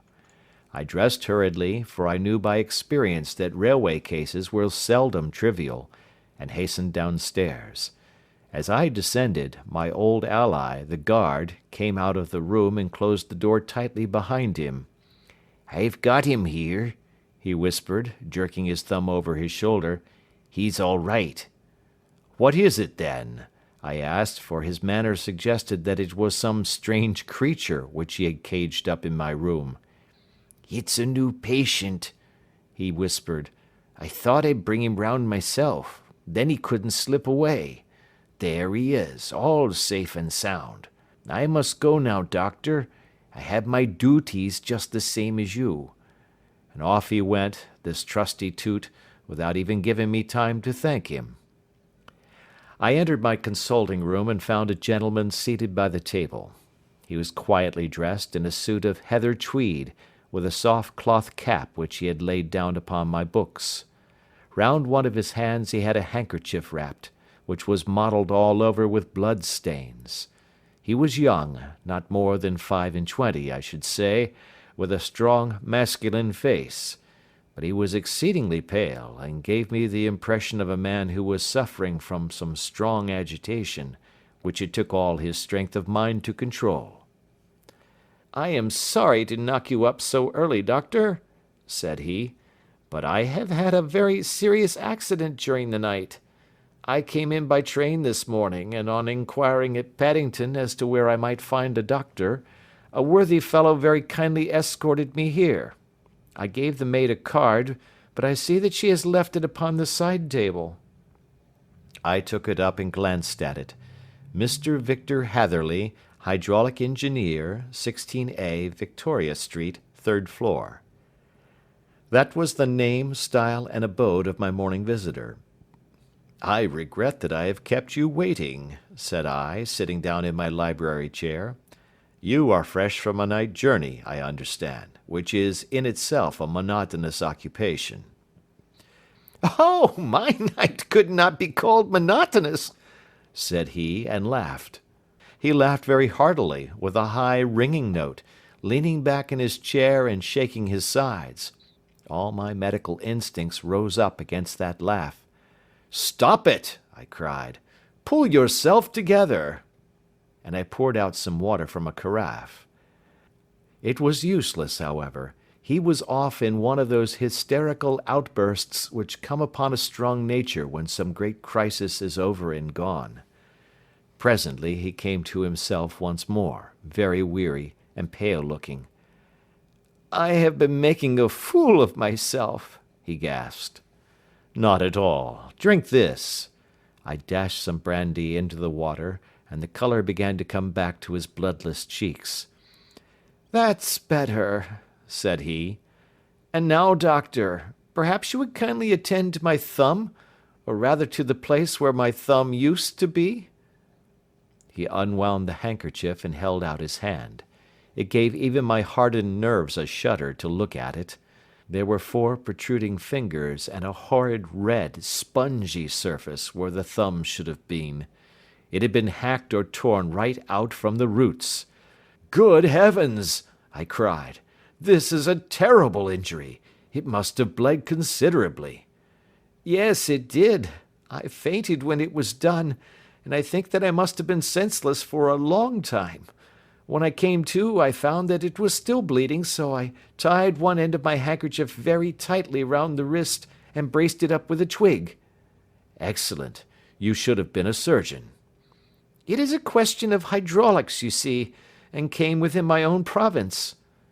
"This has been done," said I, examining the wound, "by a very heavy and sharp instrument."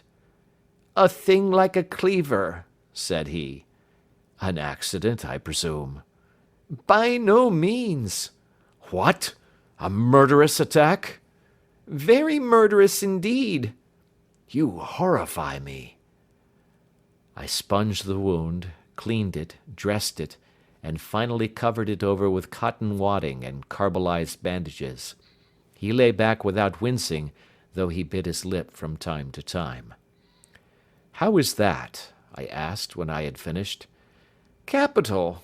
Between your brandy and your bandage, I feel a new man. I was very weak, but I have had a good deal to go through." "Perhaps you had better not speak of the matter. It is evidently trying to your nerves." "Oh, no, not now. I shall have to tell my tale to the police. But, between ourselves, if it were not for the convincing evidence of this wound of mine, I should be surprised if they believed my statement, for it is a very extraordinary one, and I have not much in the way of proof with which to back it up. And even if they believe me, the clues which I can give them are so vague that it is a question whether justice will be done." "Ha!" cried I. "If it is anything in the nature of a problem which you desire to see solved, I should strongly recommend you to come to my friend, Mr. Sherlock Holmes, before you go to the official police."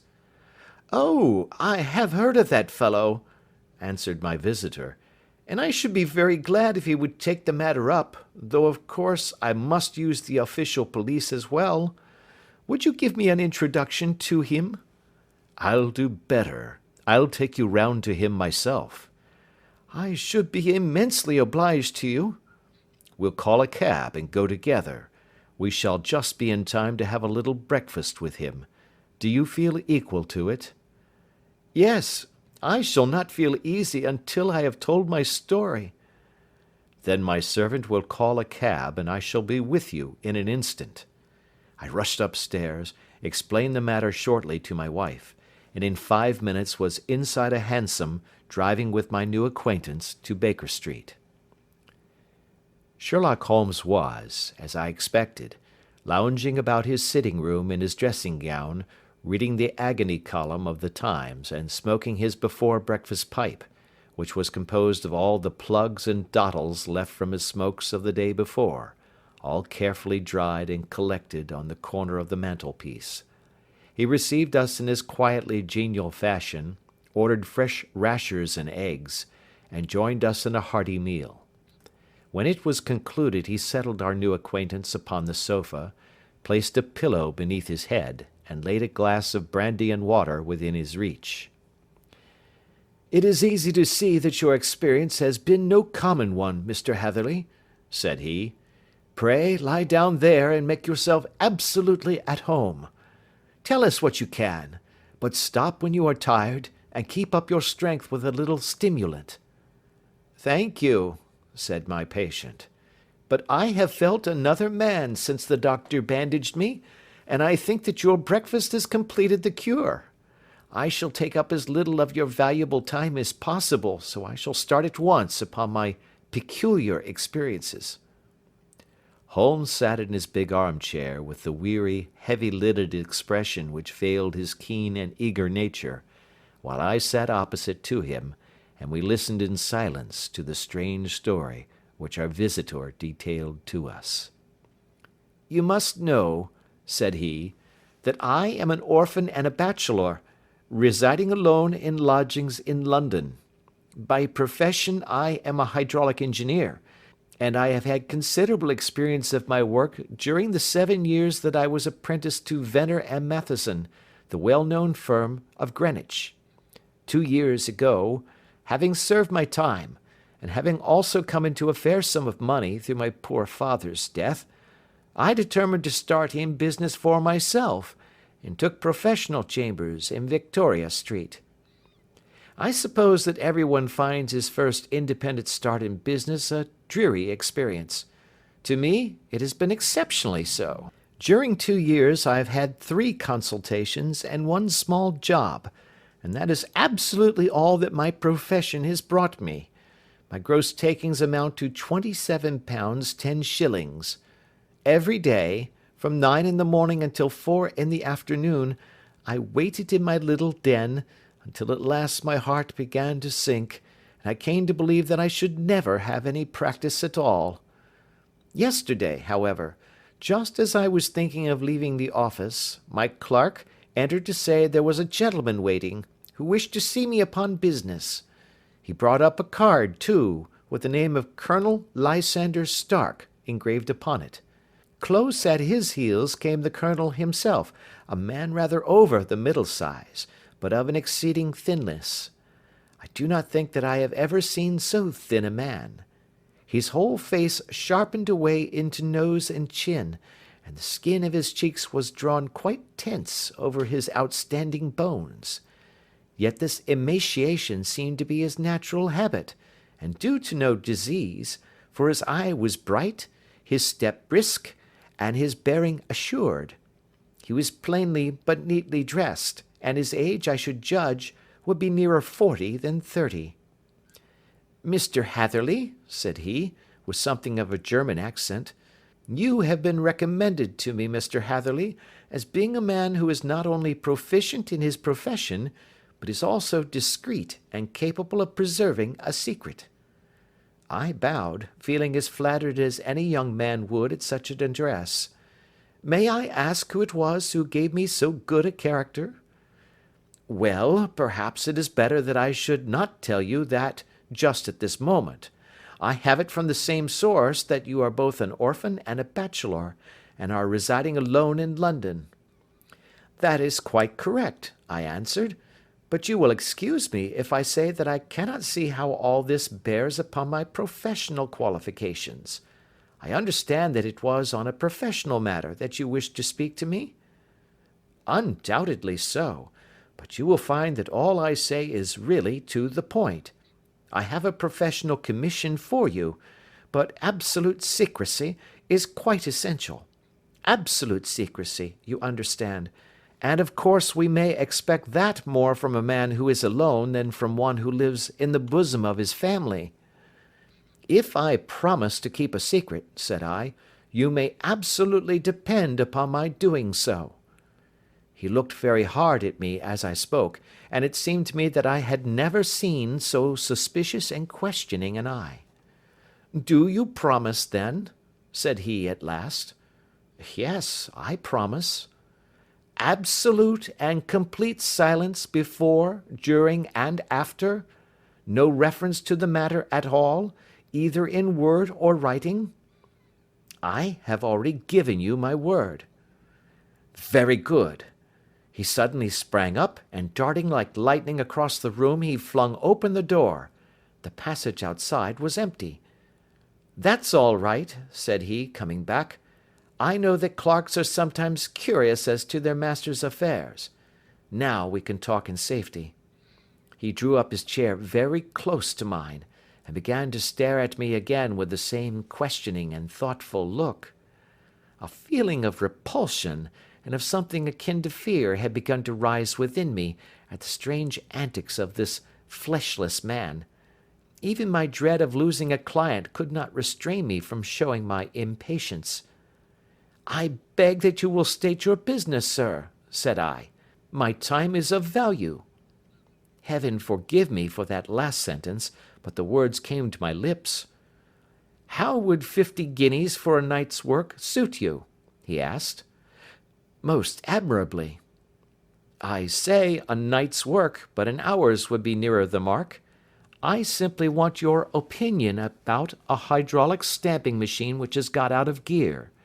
If you show us what is wrong, we shall soon set it right ourselves. What do you think of such a commission as that? The work appears to be light and the pay munificent. Precisely so. We shall want you to come tonight by the last train. Where to? To Eyford in Berkshire. It is a little place near the borders of Oxfordshire and within 7 miles of Reading. There is a train from Paddington which would bring you there at about 11:15. Very good.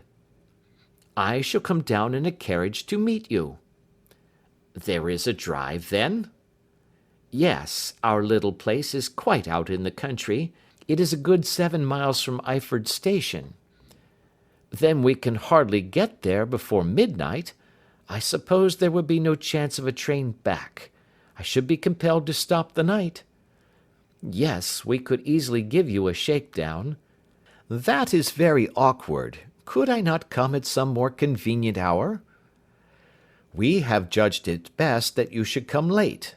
It is to recompense you for any inconvenience that we are paying to you, a young and unknown man, a fee which would buy an opinion from the very heads of your profession. Still, of course, if you would like to draw out of the business, there is plenty of time to do so. I thought of the 50 guineas, and of how useful they would be to me. Not at all, said I. I shall be very happy to accommodate myself to your wishes. I should like, however, to understand a little more clearly what it is that you wish me to do. Quite so.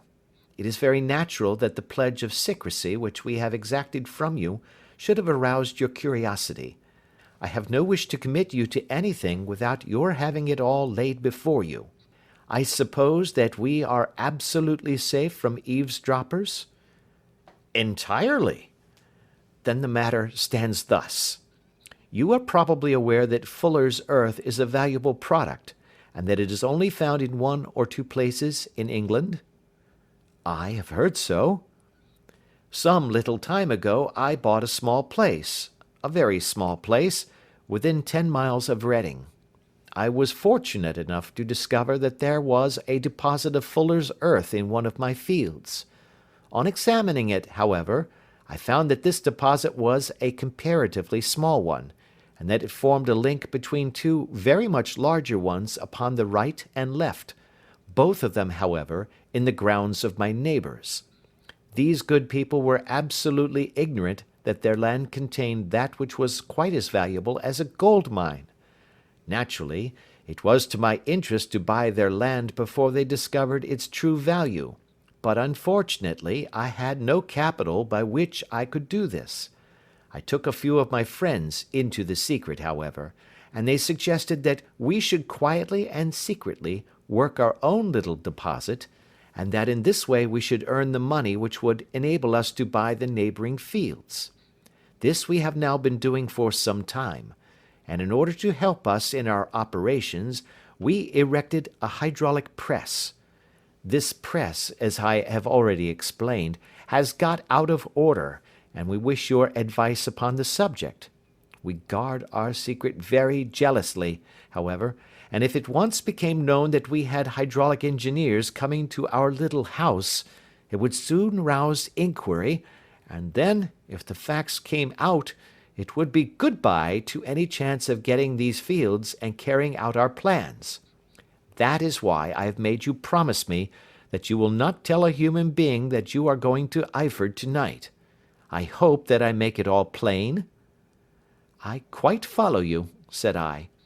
"The only point which I could not quite understand was, what use you could make of a hydraulic press in excavating fuller's earth, which, as I understand, is dug out like gravel from a pit." "Ah," said he carelessly, "we have our own process. We compress the earth into bricks, so as to remove them without revealing what they are. But that is a mere detail. I have taken you fully into my confidence now, Mr. Hatherley, and I have shown you how I trust you." He rose as he spoke. "I shall expect you, then, at Eyford at 11:15. "I shall certainly be there." "And not a word to a soul." He looked at me with a last long, questioning gaze, and then, pressing my hand in a cold, dank grasp, he hurried from the room. Well, when I came to think it all over in cool blood, I was very much astonished, as you may both think, at this sudden commission which has been entrusted to me. On the one hand, of course, I was glad, for the fee was at least tenfold what I should have asked had I set a price upon my own services, and it was possible that this order might lead to other ones. On the other hand, the face and manner of my patron had made an unpleasant impression upon me, and I could not think that his explanation of the fuller's earth was sufficient to explain the necessity of my coming at midnight, and his extreme anxiety lest I should tell any one of my errand. However, I threw all fears to the winds, ate a hearty supper, drove to Paddington, and started off, having obeyed to the letter the injunction as to holding my tongue. At Reading, I had to change not only my carriage but my station. However, I was in time for the last train to Eyford, and I reached the little dim-lit station after 11 o'clock. I was the only passenger who got out there, and there was no one upon the platform save a single sleepy porter with a lantern. As I passed out through the wicket gate, however, I found my acquaintance of the morning waiting in the shadow upon the other side. Without a word he grasped my arm and hurried me into a carriage, the door of which was standing open. He drew up the windows on either side, tapped on the woodwork, and away we went as fast as the horse could go. "One horse?" interjected Holmes.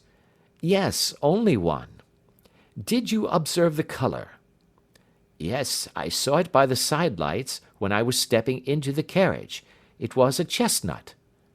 "Tired looking or fresh?" "Oh, fresh and glossy." "Thank you. I am sorry to have interrupted you. Pray continue your most interesting statement." "Away we went then, and we drove for at least an hour.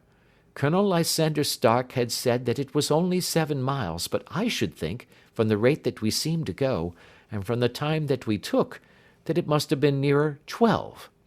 He sat at my side in silence all the time, and I was aware, more than once when I glanced in his direction, that he was looking at me with great intensity. The country road seemed to be not very good in that part of the world, for we lurched and jolted terribly. I tried to look out of the windows to see something of where we were, but they were made of frosted glass, and I could make out nothing save the occasional bright blur of a passing light. Now and then I hazarded some remark to break the monotony of the journey, but the colonel answered only in monosyllables, and the conversation soon flagged. At last, however, the bumping of the road was exchanged for the crisp smoothness of a gravel drive, and the carriage came to a stand.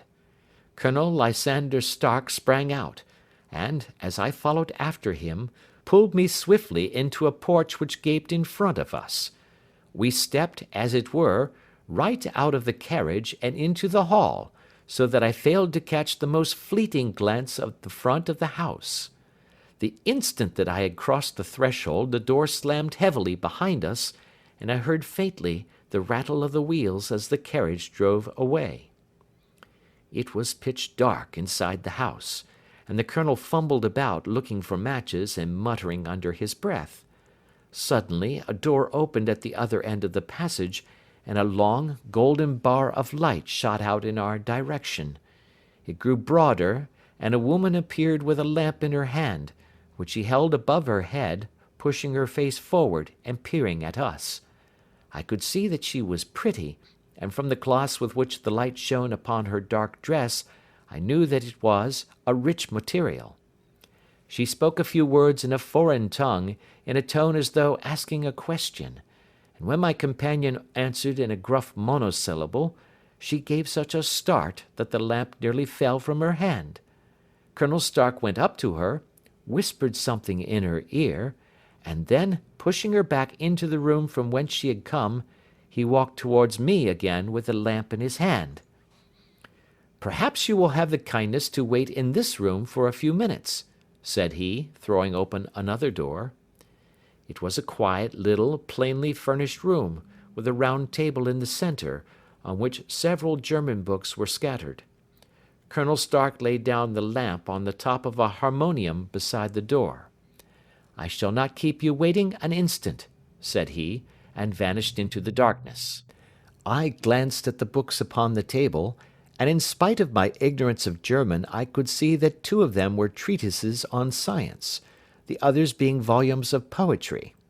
Then I walked across to the window, hoping that I might catch some glimpse of the countryside, but an oak shutter, heavily barred, was folded across it.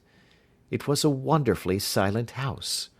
There was an old clock ticking loudly somewhere in the passage, but otherwise everything was deadly still. A vague feeling of uneasiness began to steal over me. Who were these German people, and what were they doing living in this strange, out-of-the-way place? And where was the place? I was 10 miles or so from Eyford, that was all I knew, but whether north, south, east, or west, I had no idea. For that matter, Reading, and possibly other large towns, were within that radius, so the place might not be so secluded after all. Yet it was quite certain, from the absolute stillness, that we were in the country. I paced up and down the room, humming a tune under my breath to keep up my spirits, and feeling that I was thoroughly earning my 50-guinea fee. Suddenly, without any preliminary sound in the midst of the utter stillness, the door of my room swung slowly open. The woman was standing in the aperture, the darkness of the hall behind her, the yellow light from my lamp beating upon her eager and beautiful face. I could see at a glance that she was sick with fear, and the sight sent a chill to my own heart.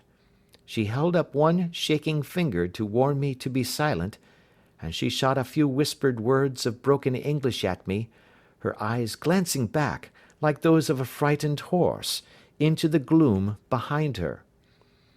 "I would go," said she, trying hard, as it seemed to me, to speak calmly. "I would go. I should not stay here. There is no good for you to do." "But, madam," said I have not yet done what I came for. I cannot possibly leave until I have seen the machine." "It is not worth your while to wait," she went on. "You can pass through the door, no one hinders." And then, seeing that I smiled and shook my head, she suddenly threw aside her constraint and made a step forward, with her hands wrung together. "For the love of heaven," she whispered, "get away from here before it is too late." But I am somewhat headstrong by nature, and the more ready to engage in an affair when there is some obstacle in the way. I thought of my 50-guinea fee, of my wearisome journey, and of the unpleasant night which seemed to be before me. Was it all to go for nothing? Why should I slink away without having carried out my commission, and without the payment which was my due? This woman might, for all I knew, be a monomaniac. With a stout bearing, therefore, though her manner had shaken me more than I cared to confess, I still shook my head, and declared my intention of remaining where I was. She was about to renew her entreaties, when a door slammed overhead, and the sound of several footsteps was heard upon the stairs. She listened for an instant, threw up her hands with a despairing gesture, and vanished as suddenly and as noiselessly as she had come. The newcomers were Colonel Lysander Stark, and a short, thick man with a chinchilla beard growing out of the creases of his double chin, who was introduced to me as Mr. Ferguson. "This is my secretary and manager," said the colonel. "By the way, I was under the impression that I left this door shut just now. I fear that you have felt the draught." "On the contrary," said I opened the door myself because I felt the room to be a little close." He shot one of his suspicious looks at me.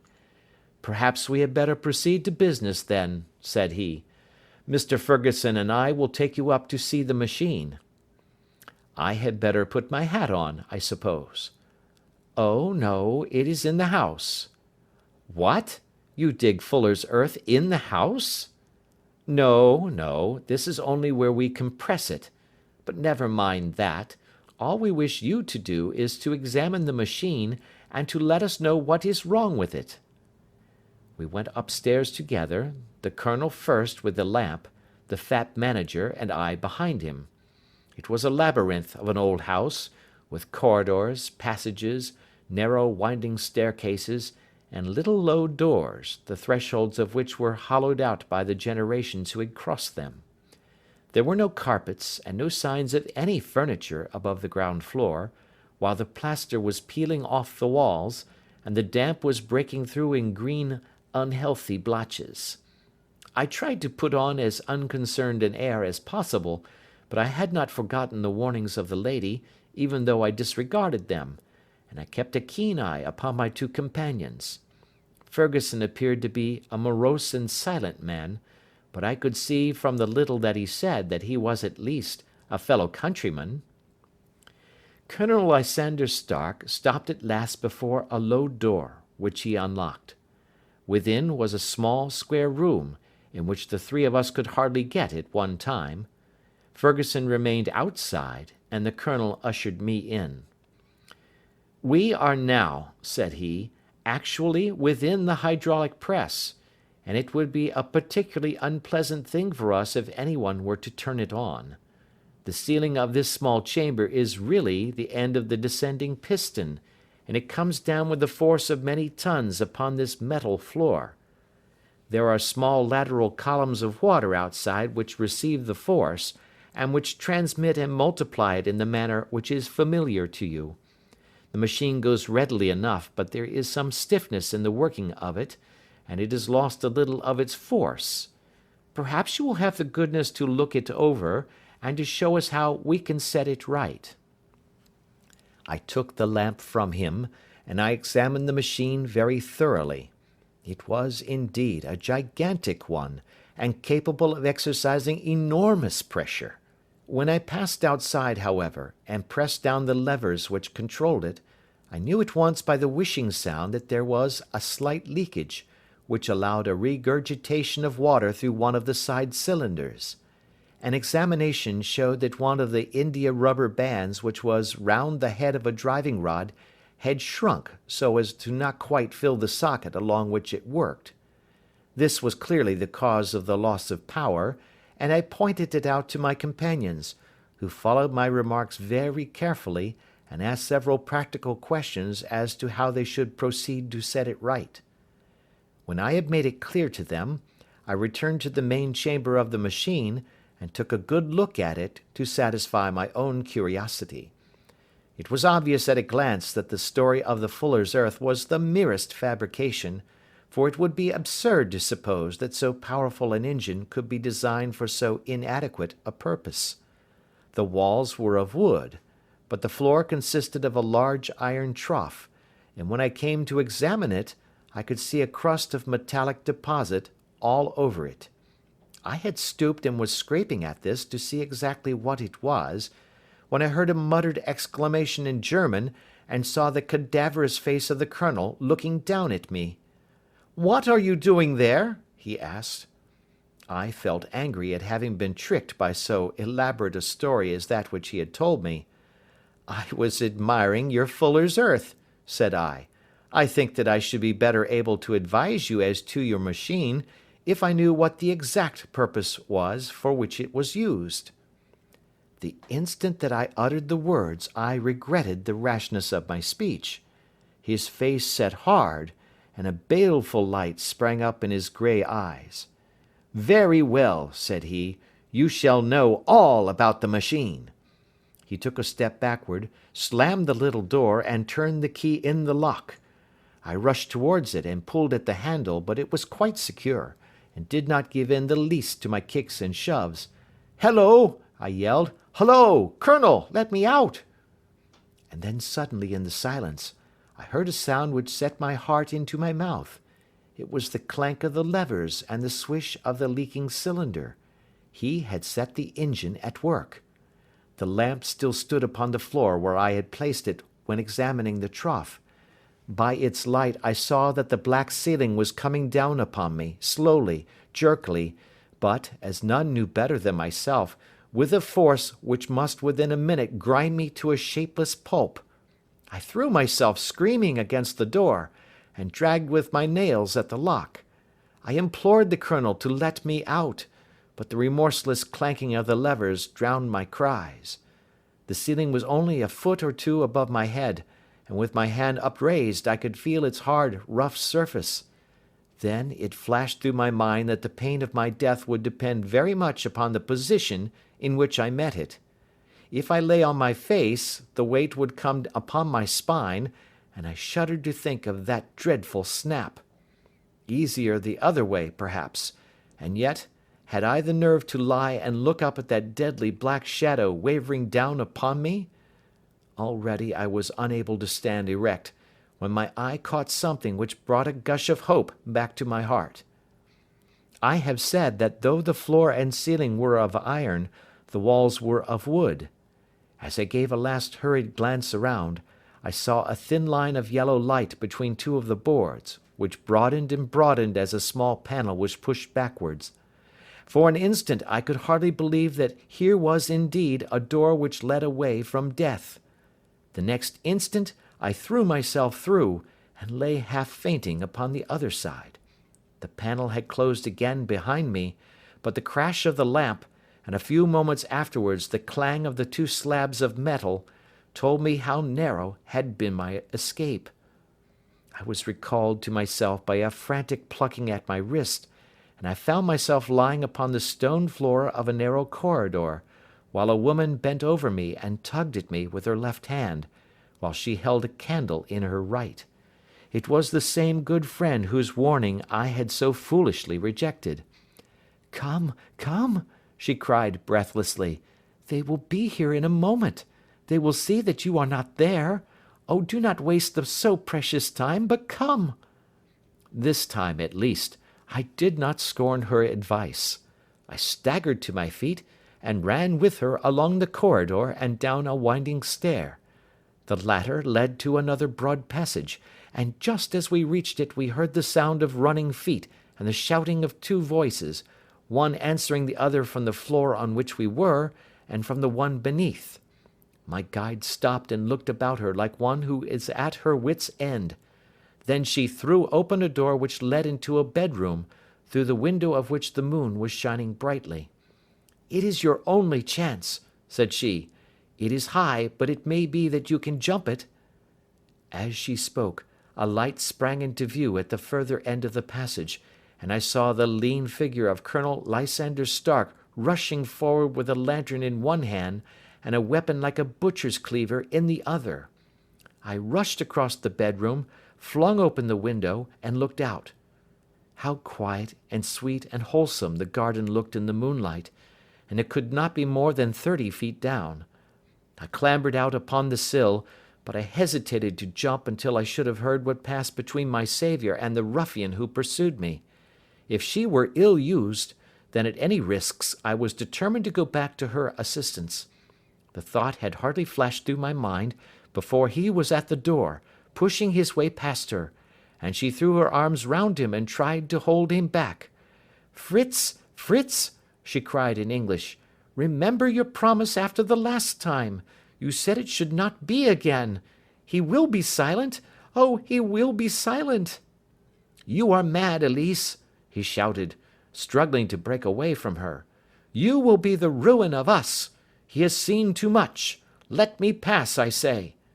He dashed her to one side, and rushing to the window, cut at me with his heavy weapon. I had let myself go, and was hanging by the hands to the sill, when his blow fell. I was conscious of a dull pain, my grip loosened, and I fell into the garden below. I was shaken, but not hurt by the fall, so I picked myself up and rushed off among the bushes as hard as I could run, for I understood that I was far from being out of danger yet. Suddenly, however, as I ran, a deadly dizziness and sickness came over me. I glanced down at my hand, which was throbbing painfully, and then for the first time saw that my thumb had been cut off, and that the blood was pouring from my wound. I endeavoured to tie my handkerchief round it, but there came a sudden buzzing in my ears, and next moment I fell in a dead faint among the rose bushes. How long I remained unconscious I cannot tell. It must have been a very long time, for the moon had sunk, and a bright morning was breaking when I came to myself. My clothes were all sodden with dew, and my coat sleeve was drenched with blood from my wounded thumb. The smarting of it recalled in an instant all the particulars of my night's adventure, and I sprang to my feet with the feeling that I might hardly yet be safe from my pursuers. But to my astonishment, when I came to look round me, neither house nor garden were to be seen. I had been lying in an angle of the hedge close by the high road, and just a little lower down was a long building, which proved, upon my approaching it, to be the very station at which I had arrived upon the previous night. Were it not for the ugly wound upon my hand, all that had passed during those dreadful hours might have been an evil dream. Half dazed, I went into the station and asked about the morning train. There would be one to Reading in less than an hour. The same porter was on duty, I found, as had been there when I arrived. I inquired of him whether he had ever heard of Colonel Lysander Stark. The name was strange to him. Had he observed a carriage the night before waiting for me? No, he had not. Was there a police station anywhere near? There was one about 3 miles off.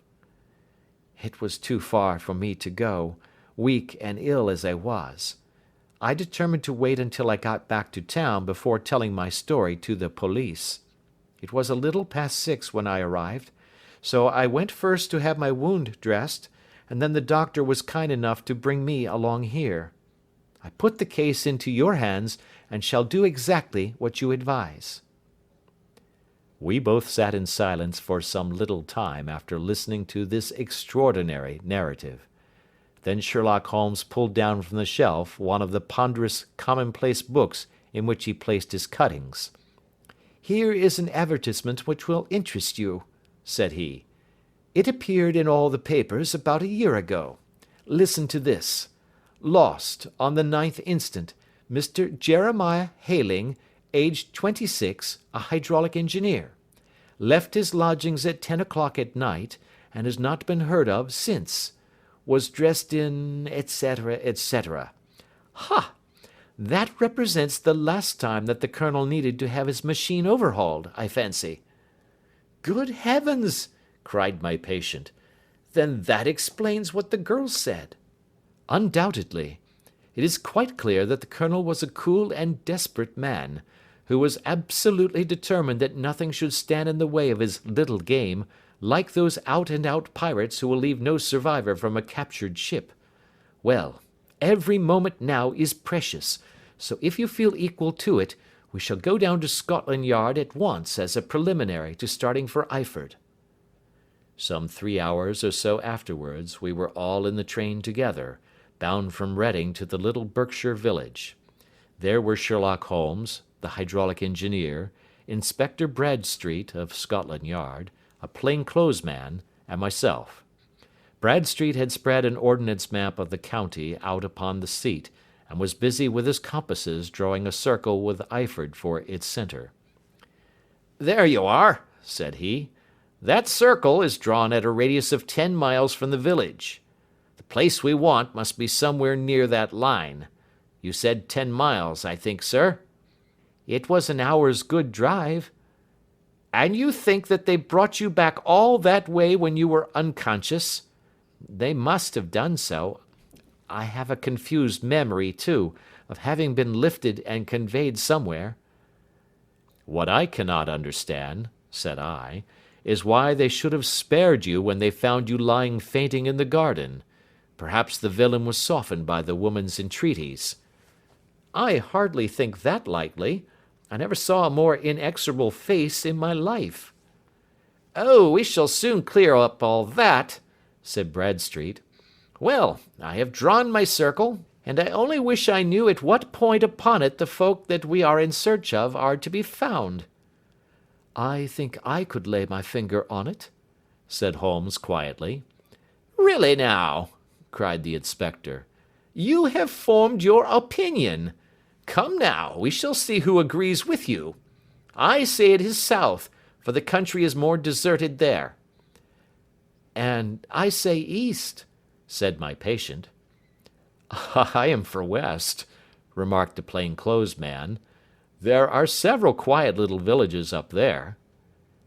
"And I am for north," said I, "because there are no hills there, and our friend says he did not notice the carriage go up any." "Come," cried the inspector, laughing. "It's a very pretty diversity of opinion. We have boxed the compass among us. Who do you give your casting vote to?" "You are all wrong." "But we can't all be." "Oh, yes, you can. This is my point."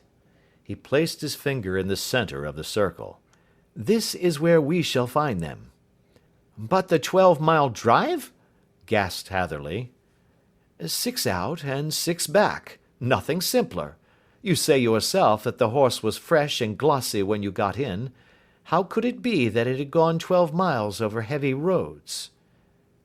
"Indeed, it is a likely ruse enough," observed Bradstreet thoughtfully. "Of course, there can be no doubt as to the nature of this gang." "None at all," said Holmes.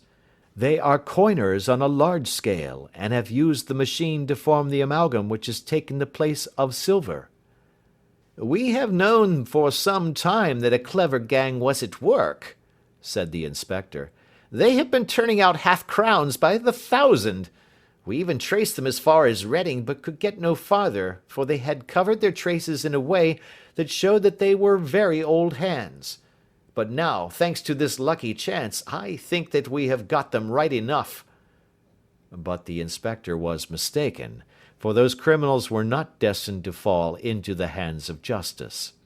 As we rolled into Iford station, we saw a gigantic column of smoke which streamed up from behind a small clump of trees in the neighbourhood, and hung like an immense ostrich feather over the landscape. "A house on fire?" asked Bradstreet, as the train steamed off again on its way. "Yes, sir," said the station master. "When did it break out?" "I hear that it was during the night, sir, but it has got worse, and the whole place is in a blaze." "Whose house is it?" "Dr. Betcher's." "Tell me," broke in the engineer, "is Dr. Betcher a German, very thin, with a long sharp nose?" The station master laughed heartily. "No, sir. Dr. Betcher is an Englishman, and there isn't a man in the parish who has a better lined waistcoat. But he has a gentleman staying with him, a patient, as I understand, who is a foreigner, and he looks as if a little good Berkshire beef would do him no harm." The station master had not finished his speech before we were all hastening in the direction of the fire. The road topped a low hill, and there was a great widespread whitewashed building in front of us, spouting fire at every chink and window, while in the garden in front 3 fire engines were vainly striving to keep the flames under. "That's it!" cried Hatherley in intense excitement. "There is the gravel drive, and there are the rose bushes where I lay. That second window is the one that I jumped from." "Well, at least," said Holmes, "you have had your revenge upon them. There can be no question that it was your oil lamp which, when it was crushed in the press, set fire to the wooden walls, though no doubt they were too excited in the chase after you to observe it at the time. Now keep your eyes open in this crowd for your friends of last night, though I very much fear that they are a good 100 miles off by now." And Holmes's fears came to be realized, for from that day to this no word has ever been heard either of the beautiful woman, the sinister German, or the morose Englishman. Early that morning a peasant had met a cart containing several people and some very bulky boxes driving rapidly in the direction of Reading, but there all traces of the fugitives disappeared, and even Holmes's ingenuity failed ever to discover the least clue as to their whereabouts. The firemen had been much perturbed at the strange arrangements which they had found within, and still more so by discovering a newly severed human thumb upon a window-sill of the second floor. About sunset, however, their efforts were at last successful, and they subdued the flames, but not before the roof had fallen in, and the whole place been reduced to such absolute ruin that, save some twisted cylinders and iron piping, not a trace remained of the machinery which had cost our unfortunate acquaintance so dearly. Large masses of nickel and of tin were discovered stored in an outhouse, but no coins were to be found, which may have explained the presence of those bulky boxes which have been already referred to. How our hydraulic engineer had been conveyed from the garden to the spot where he recovered his senses might have remained for ever a mystery were it not for the soft mould, which told us a very plain tale. He had evidently been carried down by two persons, one of whom had remarkably small feet, and the other unusually large ones. On the whole, it was most probable that the silent Englishman, being less bold or less murderous than his companion, had assisted the woman to bear the unconscious man out of the way of danger. "Well," said our engineer ruefully, as we took our seats to return once more to London, "it has been a pretty business for me. I have lost my thumb, and I have lost a 50-guinea fee, and what have I gained?" "Experience," said Holmes, laughing. "Indirectly it may be of value, you know. You have only to put it into words to gain the reputation of being excellent company for the remainder of your existence." End of Adventure 9. Adventure 10. The Adventure of the Noble Bachelor. The Lord St. Simon marriage, and its curious termination, have long ceased to be a subject of interest in those exalted circles in which the unfortunate bridegroom moves, and their more piquant details have drawn the gossips away from this 4-year-old drama. As I have reason to believe, however, that the full facts have never been revealed to the general public, and as my friend Sherlock Holmes had a considerable share in clearing the matter up, I feel that no memoir of him would be complete without some little sketch of this remarkable episode. It was a few weeks before my own marriage, during the days when I was still sharing rooms with Holmes in Baker Street, that he came home from an afternoon stroll to find a letter on the table waiting for him. I had remained indoors all day, for the weather had taken a sudden turn to rain, with high autumnal winds, and the Jezeel bullet which I had brought back in one of my limbs as a relic of my Afghan campaign throbbed with dull persistence. With my body in one easy chair and my legs upon another, I had surrounded myself with a cloud of newspapers, until at last, saturated with the news of the day, I tossed them all aside and lay listless, watching the huge crest and monogram upon the envelope upon the table, and wondering lazily who my friend's noble correspondent could be. "Here is a very fashionable epistle," I remarked as he entered. "Your morning letters, if I remember right, were from a fishmonger and a tide-waiter." "Yes, my correspondence has certainly the charm of variety," he answered, smiling, "and the humbler are usually the more interesting. This looks like one of those unwelcome social summonses which call upon a man either to be bored or to lie?" He broke the seal and glanced over the contents. "Oh, come, it may prove to be something of interest after all." "Not social, then?" "No, distinctly professional." "And from a noble client?" "One of the highest in England." "My dear fellow, I congratulate you." "I assure you, Watson, without affectation, that the status of my client is a matter of less moment to me than the interest of his case.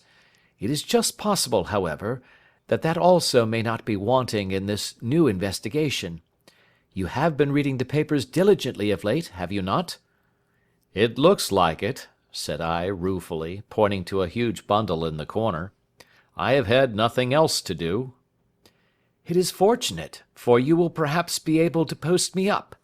I read nothing except the criminal news and the agony column. The latter is always instructive. But if you have followed recent events so closely, you must have read about Lord St. Simon and his wedding?" "Oh, yes, with the deepest interest." "That is well. The letter which I hold in my hand is from Lord St. Simon. I will read it to you, and in return you must turn over these papers and let me have whatever bears upon the matter. This is what he says: "My dear Mr. Sherlock Holmes, Lord Backwater tells me that I may place implicit reliance upon your judgment and discretion.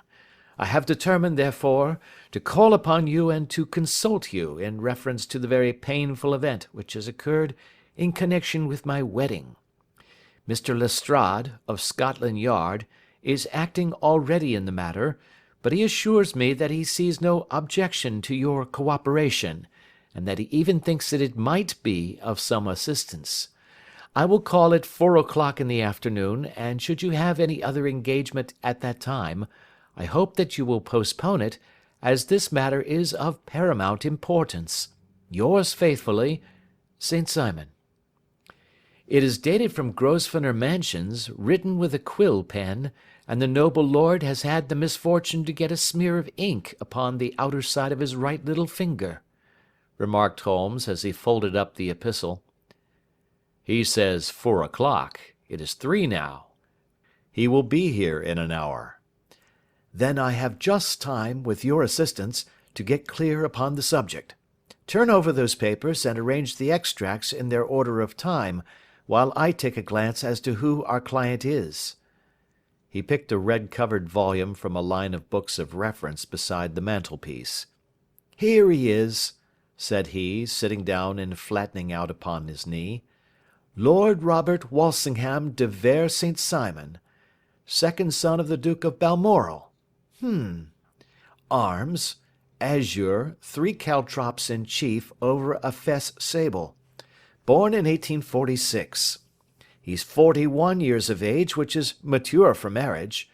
Was Under-Secretary for the Colonies in a late administration. The Duke, his father, was at one time Secretary for Foreign Affairs. They inherit Plantagenet blood by direct descent, and Tudor on the distaff side. Ha! Well, there is nothing very instructive in all this. I think that I must turn to you, Watson, for something more solid." "I have very little difficulty in finding what I want," said I, "for the facts are quite recent, and the matter struck me as remarkable. I feared to refer them to you, however, as I knew that you had an inquiry on hand and that you disliked the intrusion of other matters." "Oh, you mean the little problem of the Grosvenor Square furniture van. That is quite cleared up now, though indeed it was obvious from the first. Pray give me the results of your newspaper selections." "Here is the first notice which I can find. It is in the personal column of the Morning Post and dates, as you see, some weeks back. A marriage has been arranged, it says, and will, if rumour is correct, very shortly take place between Lord Robert St. Simon, second son of the Duke of Balmoral, and Miss Hattie Doran, the only daughter of Aloysius Doran, Esquire, of San Francisco, California, USA. That is all."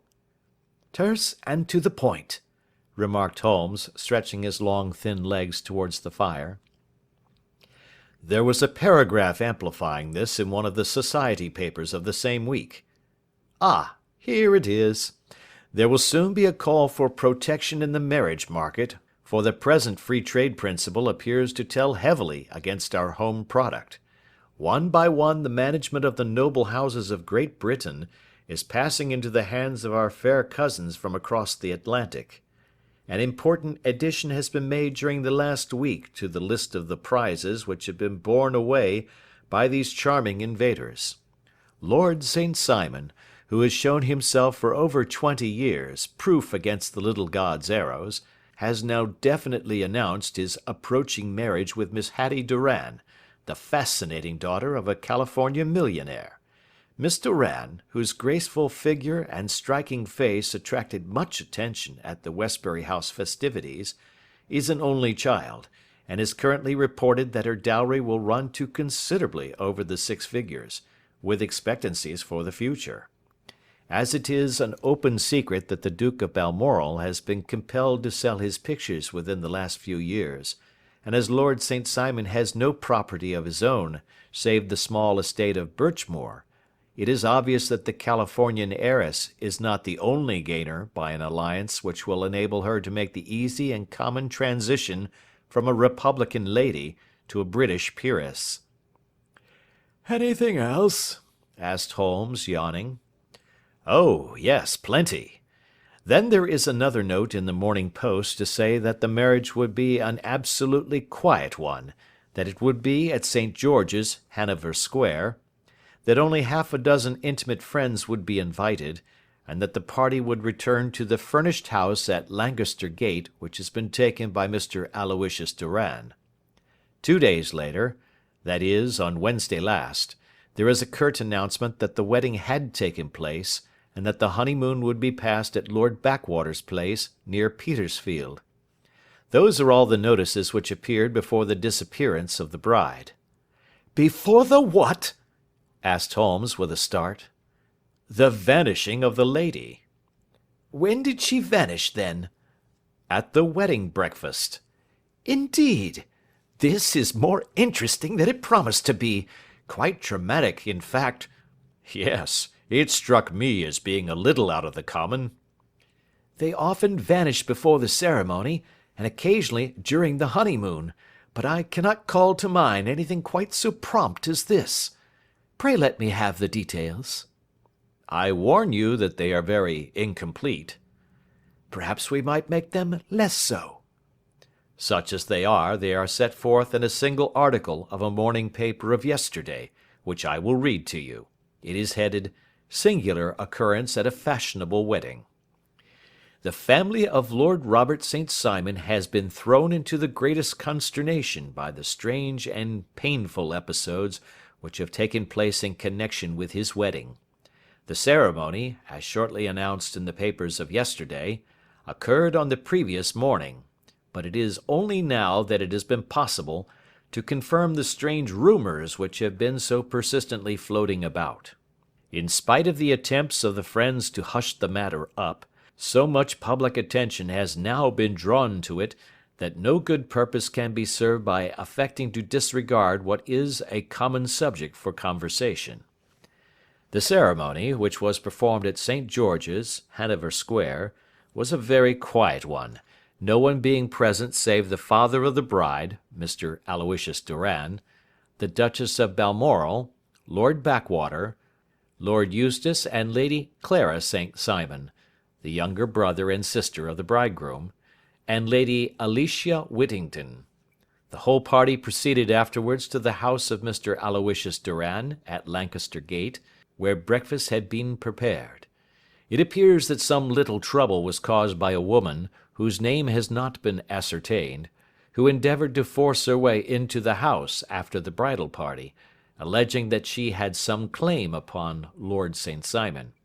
It was only after a painful and prolonged scene that she was ejected by the butler and the footman.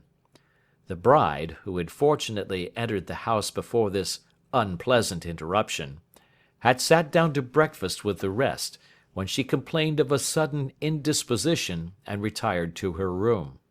Her prolonged absence having caused some comment, her father followed her, but learned from her maid that she had only come up to her chamber for an instant, caught up an ulster and bonnet, and hurried down to the passage. One of the footmen declared that he had seen a lady leave the house thus apparelled, but had refused to credit that it was his mistress, believing her to be with the company. On ascertaining that his daughter had disappeared, Mr. Aloysius Doran, in conjunction with the bridegroom, instantly put themselves in communication with the police, and very energetic inquiries are being made, which will probably result in a speedy clearing up of this very singular business. Up to a late hour last night, however, nothing had transpired as to the whereabouts of the missing lady. There are rumours of foul play in the matter, and it is said that the police have caused the arrest of the woman who had caused the original disturbance, in the belief that, from jealousy or some other motive, she may have been concerned in the strange disappearance of the bride. And is that all?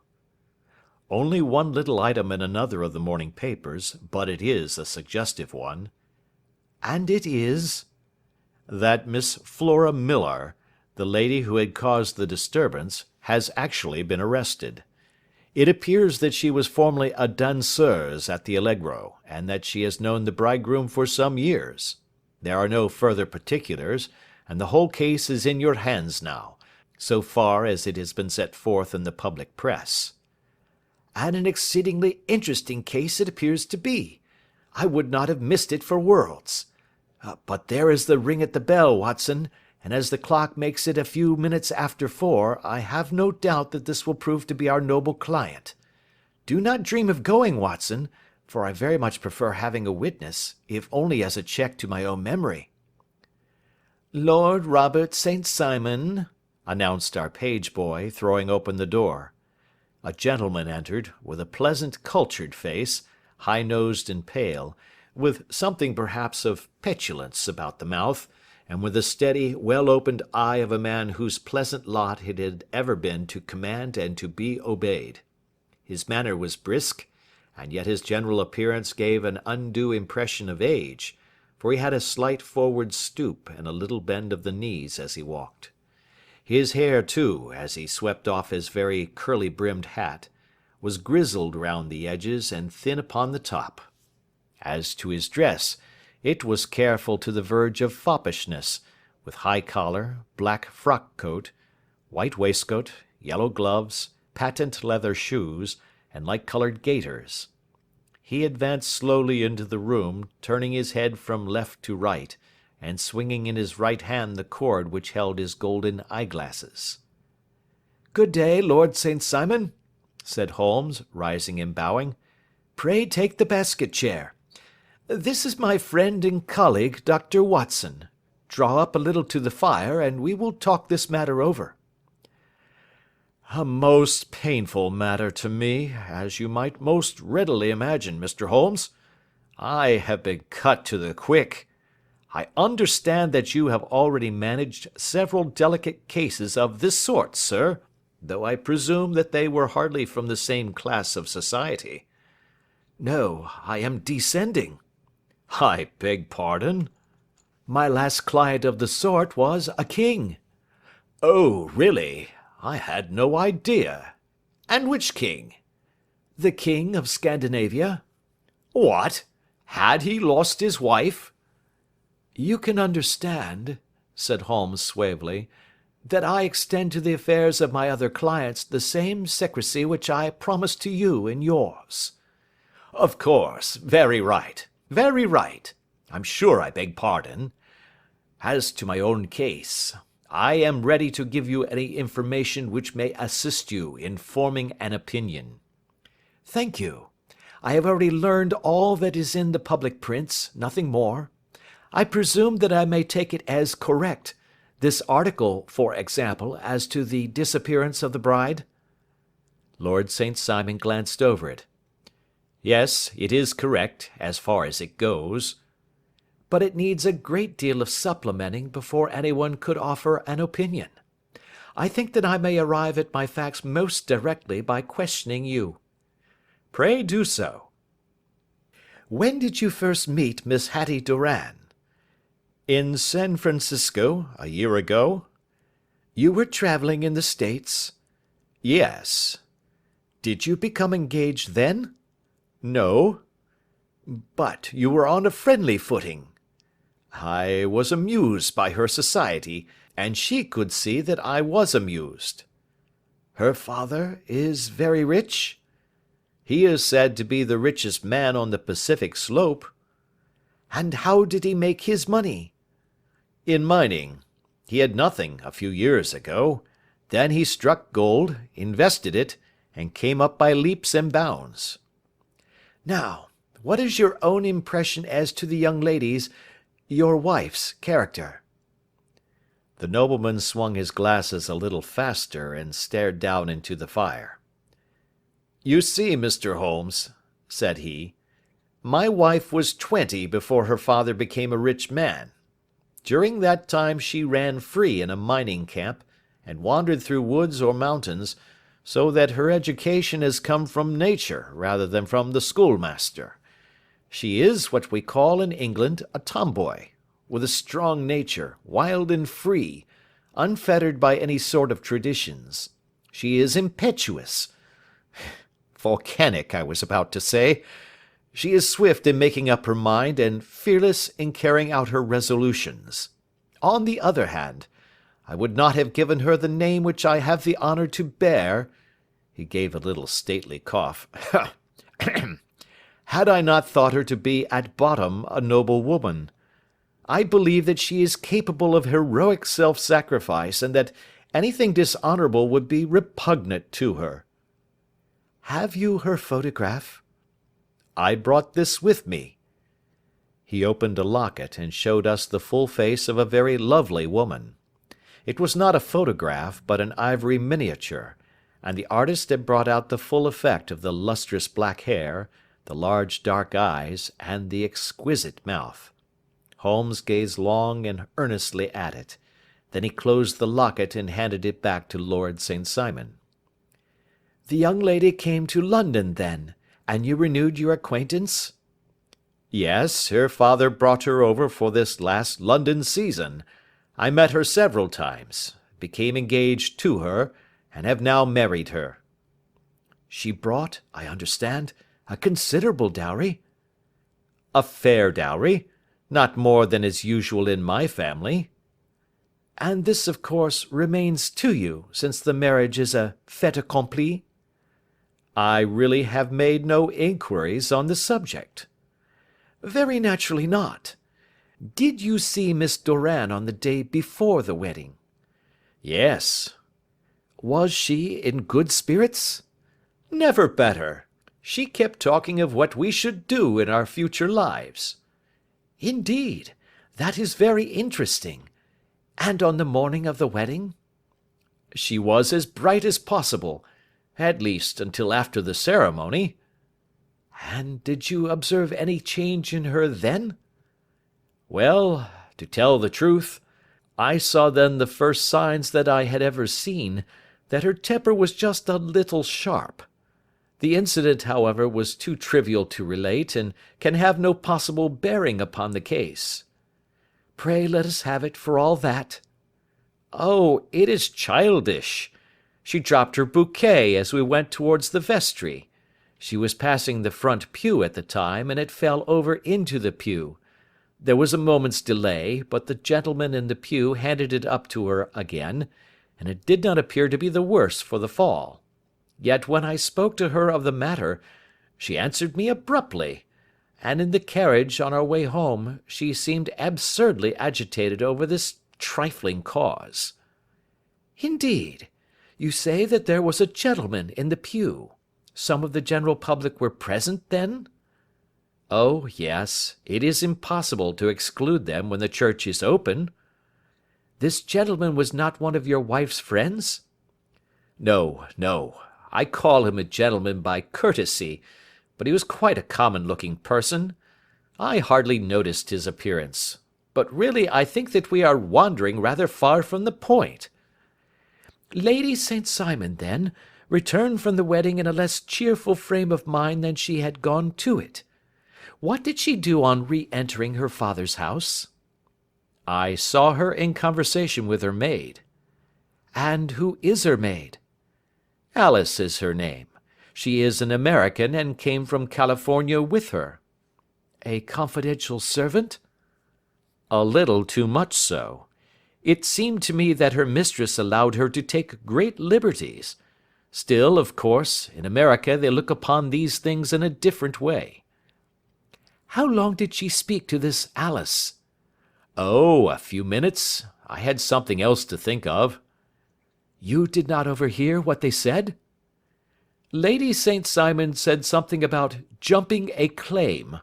She was accustomed to use slang of the kind. I have no idea what she meant." "American slang is very expressive sometimes. And what did your wife do when she finished speaking to her maid?" "She walked into the breakfast room."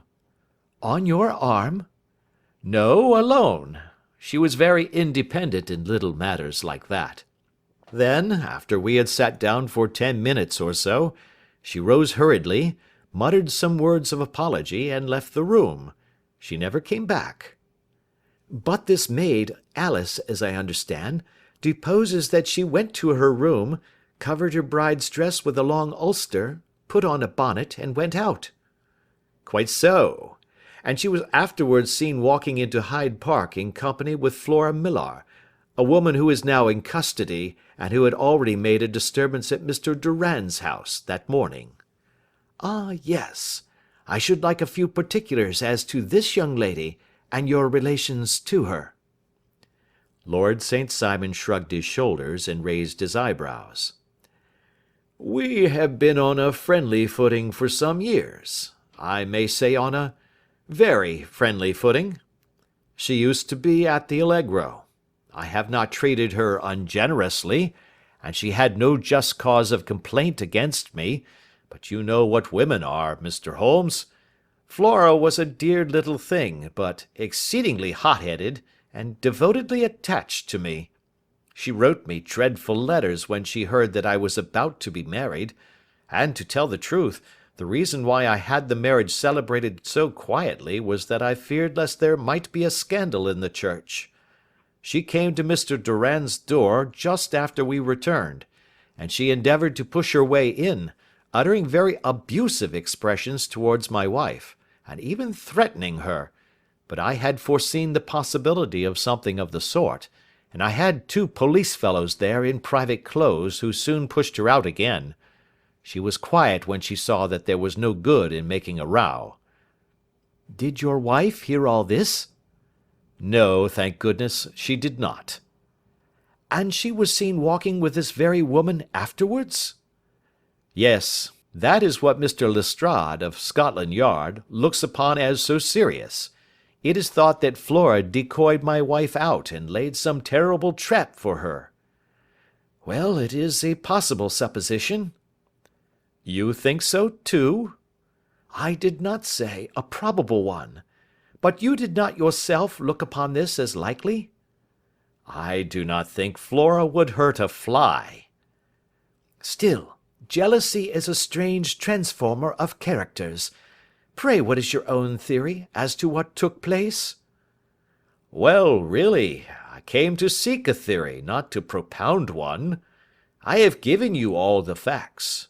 Since you ask me, however, I may say that it has occurred to me as possible that the excitement of this affair, the consciousness that she had made so immense a social stride, had the effect of causing some little nervous disturbance in my wife." "In short, that she had become suddenly deranged?" "Well, really, when I consider that she has turned her back, I will not say upon me, but upon so much that many have aspired to without success, I can hardly explain it in any other fashion." "Well, certainly that is also a conceivable hypothesis," said Holmes, smiling. "And now, Lord St. Simon, I think that I have nearly all my data. May I ask whether you were seated at the breakfast table so that you could see out of the window?" "We could see the other side of the road and the park." "Quite so. Then I do not think that I need to detain you longer. I shall communicate with you." "Should you be fortunate enough to solve this problem," said our client, rising. "I have solved it." "Eh? What was that?" I say that I have solved it. Where, then, is my wife? That is a detail which I shall speedily supply. Lord St. Simon shook his head.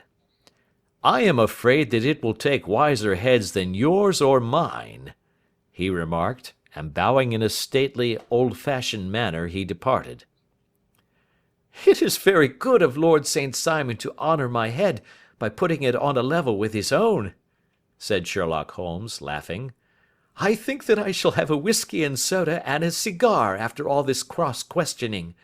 I had formed my conclusions as to the case before our client came into the room. My dear Holmes! I have notes of several similar cases, though none, as I remarked before, which were quite as prompt. My whole examination served to turn my conjecture into a certainty. Circumstantial evidence is occasionally very convincing, as when you find a trout in the milk, to quote Thoreau's example. But I have heard all that you have heard.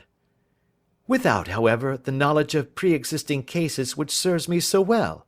There was a parallel instance in Aberdeen some years back, and something on very much the same lines at Munich the year after the Franco-Prussian War. It is one of these cases. But hello, here is Lestrade. Good afternoon, Lestrade. You will find an extra tumbler upon the sideboard, and there are cigars in the box. The official detective was attired in a pea-jacket and cravat, which gave him a decidedly nautical appearance, and he carried a black canvas bag in his hand. With a short greeting, he seated himself and lit the cigar which had been offered to him. "What's up, then?" asked Holmes, with a twinkle in his eye. "You look dissatisfied." "And I feel dissatisfied. It is this infernal St. Simon marriage case. I can make neither head nor tail of the business." "Really, you surprise me." "Who ever heard of such a mixed affair? Every clue seems to slip through my fingers. I have been at work upon it all day." "And very wet it seems to have made you," said Holmes, laying his hand upon the arm of the pea-jacket. "Yes, I have been dragging the Serpentine." "In heaven's name, what for?" "In search of the body of Lady St. Simon." Sherlock Holmes leaned back in his chair and laughed heartily.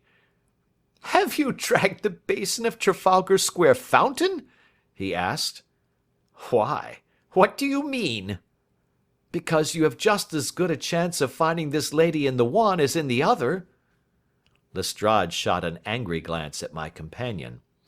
"I suppose you know all about it," he snarled. "Well, I have only just heard the facts, but my mind is made up." "Oh, indeed. Then you think that the Serpentine plays no part in the matter?" "I think it very unlikely." "Then perhaps you will kindly explain how it is that we found this in it?" He opened his bag as he spoke, and tumbled onto the floor a wedding dress of watered silk, a pair of white satin shoes, and a bride's wreath and veil, all discoloured and soaked in water. "There," said he, putting a new wedding ring upon the top of the pile. "There is a little nut for you to crack, Master Holmes." "Oh, indeed," said my friend, blowing blue rings into the air. "You dragged them from the Serpentine?" "No, they were found floating near the margin by a park keeper. They had been identified as her clothes, and it seemed to me that if the clothes were there, the body would not be far off." "By the same brilliant reasoning, every man's body is to be found in the neighbourhood of his wardrobe. And, pray, what did you hope to arrive at through this?" "At some evidence implicating Flora Millar in the disappearance." "I'm afraid that you will find it difficult." "Are you indeed now?" cried Lestrade with some bitterness. "I am afraid, Holmes, that you are not very practical with your deductions and your inferences. You have made 2 blunders in as many minutes. This dress does implicate Miss Flora Millar." "And how?" "In the dress is a pocket. In the pocket is a card case. In the card case is a note. And here is the very note." He slapped it down upon the table in front of him. Listen to this. You will see me when all is ready. Come at once. F.H.M. Now, my theory all along has been that Lady St. Simon was decoyed away by Flora Millar, and that she, with confederates no doubt, was responsible for her disappearance. Here, signed with her initials, is the very note which was no doubt quietly slipped into her hand at the door, and which lured her within their reach." "Very good, Lestrade," said Holmes, laughing. "You really are very fine indeed. Let me see it." He took up the paper in a listless way, but his attention instantly became riveted, and he gave a little cry of satisfaction. "This is indeed important," said he. "Ha! You find it so?" "Extremely so. I congratulate you warmly." Lestrade rose in his triumph and bent his head to look. "Why," he shrieked, "you're looking at the wrong side." "On the contrary, this is the right side." "The right side? You're mad. Here is the note written in pencil over here." "And over here is what appears to be the fragment of a hotel bill, which interests me deeply." "There's nothing in it. I looked at it before," said Lestrade. "October 4th, rooms 8 shillings, breakfast 2 shillings 6 pence, cocktail 1 shilling, lunch 2 shillings 6 pence, glass sherry 8 pence. I see nothing in that." "Very likely not.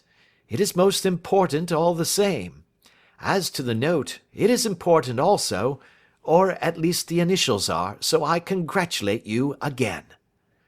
"I've wasted time enough," said Lestrade, rising. "I believe in hard work and not in sitting by the fire spinning fine theories. Good day, Mr. Holmes, and we shall see which gets to the bottom of the matter first." He gathered up the garments, thrust them into the bag, and made for the door. "Just one hint to you, Lestrade," drawled Holmes before his rival vanished.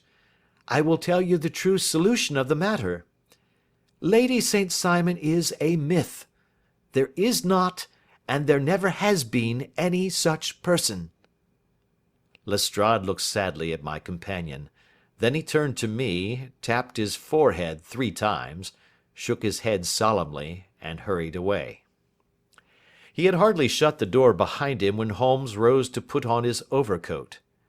"There is something in what the fellow says about outdoor work," he remarked. "So I think, Watson, that I must leave you to your papers for a little." It was after 5 o'clock when Sherlock Holmes left me, but I had no time to be lonely, for within an hour there arrived a confectioner's man with a very large flat box. This he unpacked with the help of a youth whom he had brought with him, and presently, to my very great astonishment, a quite epicurean little cold supper began to be laid out upon our humble lodging-house mahogany. There were a couple of brace of cold woodcock, a pheasant, a pâté de foie gras pie with a group of ancient and cobwebby bottles. Having laid out all these luxuries, my 2 visitors vanished away, like the genii of the Arabian Nights, with no explanation save that the things had been paid for and were ordered to this address. Just before 9 o'clock, Sherlock Holmes stepped briskly into the room. His features were gravely set, but there was a light in his eye which made me think that he had not been disappointed in his conclusions. "They have laid the supper, then," he said, rubbing his hands. "You seem to expect company. They have laid for 5. "Yes, I fancy we may have some company dropping in," said he. "I am surprised that Lord St. Simon has not already arrived. Ha! I fancy that I hear his step now upon the stairs."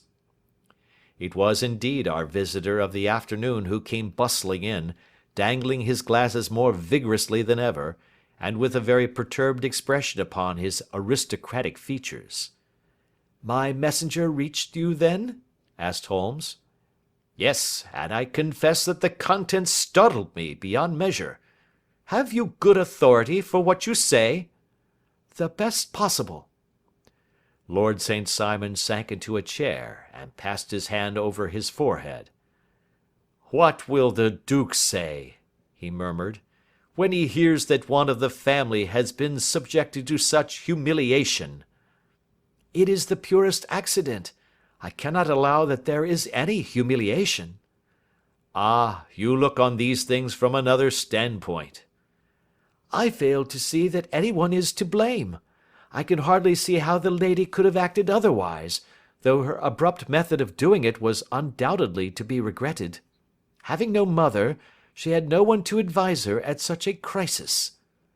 "It was a slight, sir, a public slight," said Lord St. Simon, tapping his fingers upon the table. "You must make allowance for this poor girl, placed in so unprecedented a position." "I will make no allowance. I am very angry indeed, and I have been shamefully used." "I think that I heard a ring," said Holmes. "Yes, there are steps on the landing. If I cannot persuade you to take a lenient view of the matter, Lord St. Simon, I have brought an advocate here who may be more successful." He opened the door and ushered in a lady and gentleman. "Lord St. Simon," said he, "allow me to introduce you to Mr. and Mrs. Francis Hay Moulton. The lady, I think, you have already met." At the sight of these newcomers, our client had sprung from his seat and stood very erect, with his eyes cast down and his hand thrust into the breast of his frock coat, a picture of offended dignity. The lady had taken a quick step forward and had held out her hand to him, but he still refused to raise his eyes. It was as well for his resolution, perhaps, for her pleading face was one which it was hard to resist. "You're angry, Robert," said she. "Well, I guess you have every cause to be." "Pray make no apology to me," said Lord St. Simon bitterly. "Oh, yes, I know that I have treated you real bad and that I should have spoken to you before I went, but I was kind of rattled, and from the time when I saw Frank here again, I just didn't know what I was doing or saying. I only wonder I didn't fall down and do a faint right there before the altar. Perhaps, Mrs. Moulton, you would like my friend and me to leave the room while you explain this matter?"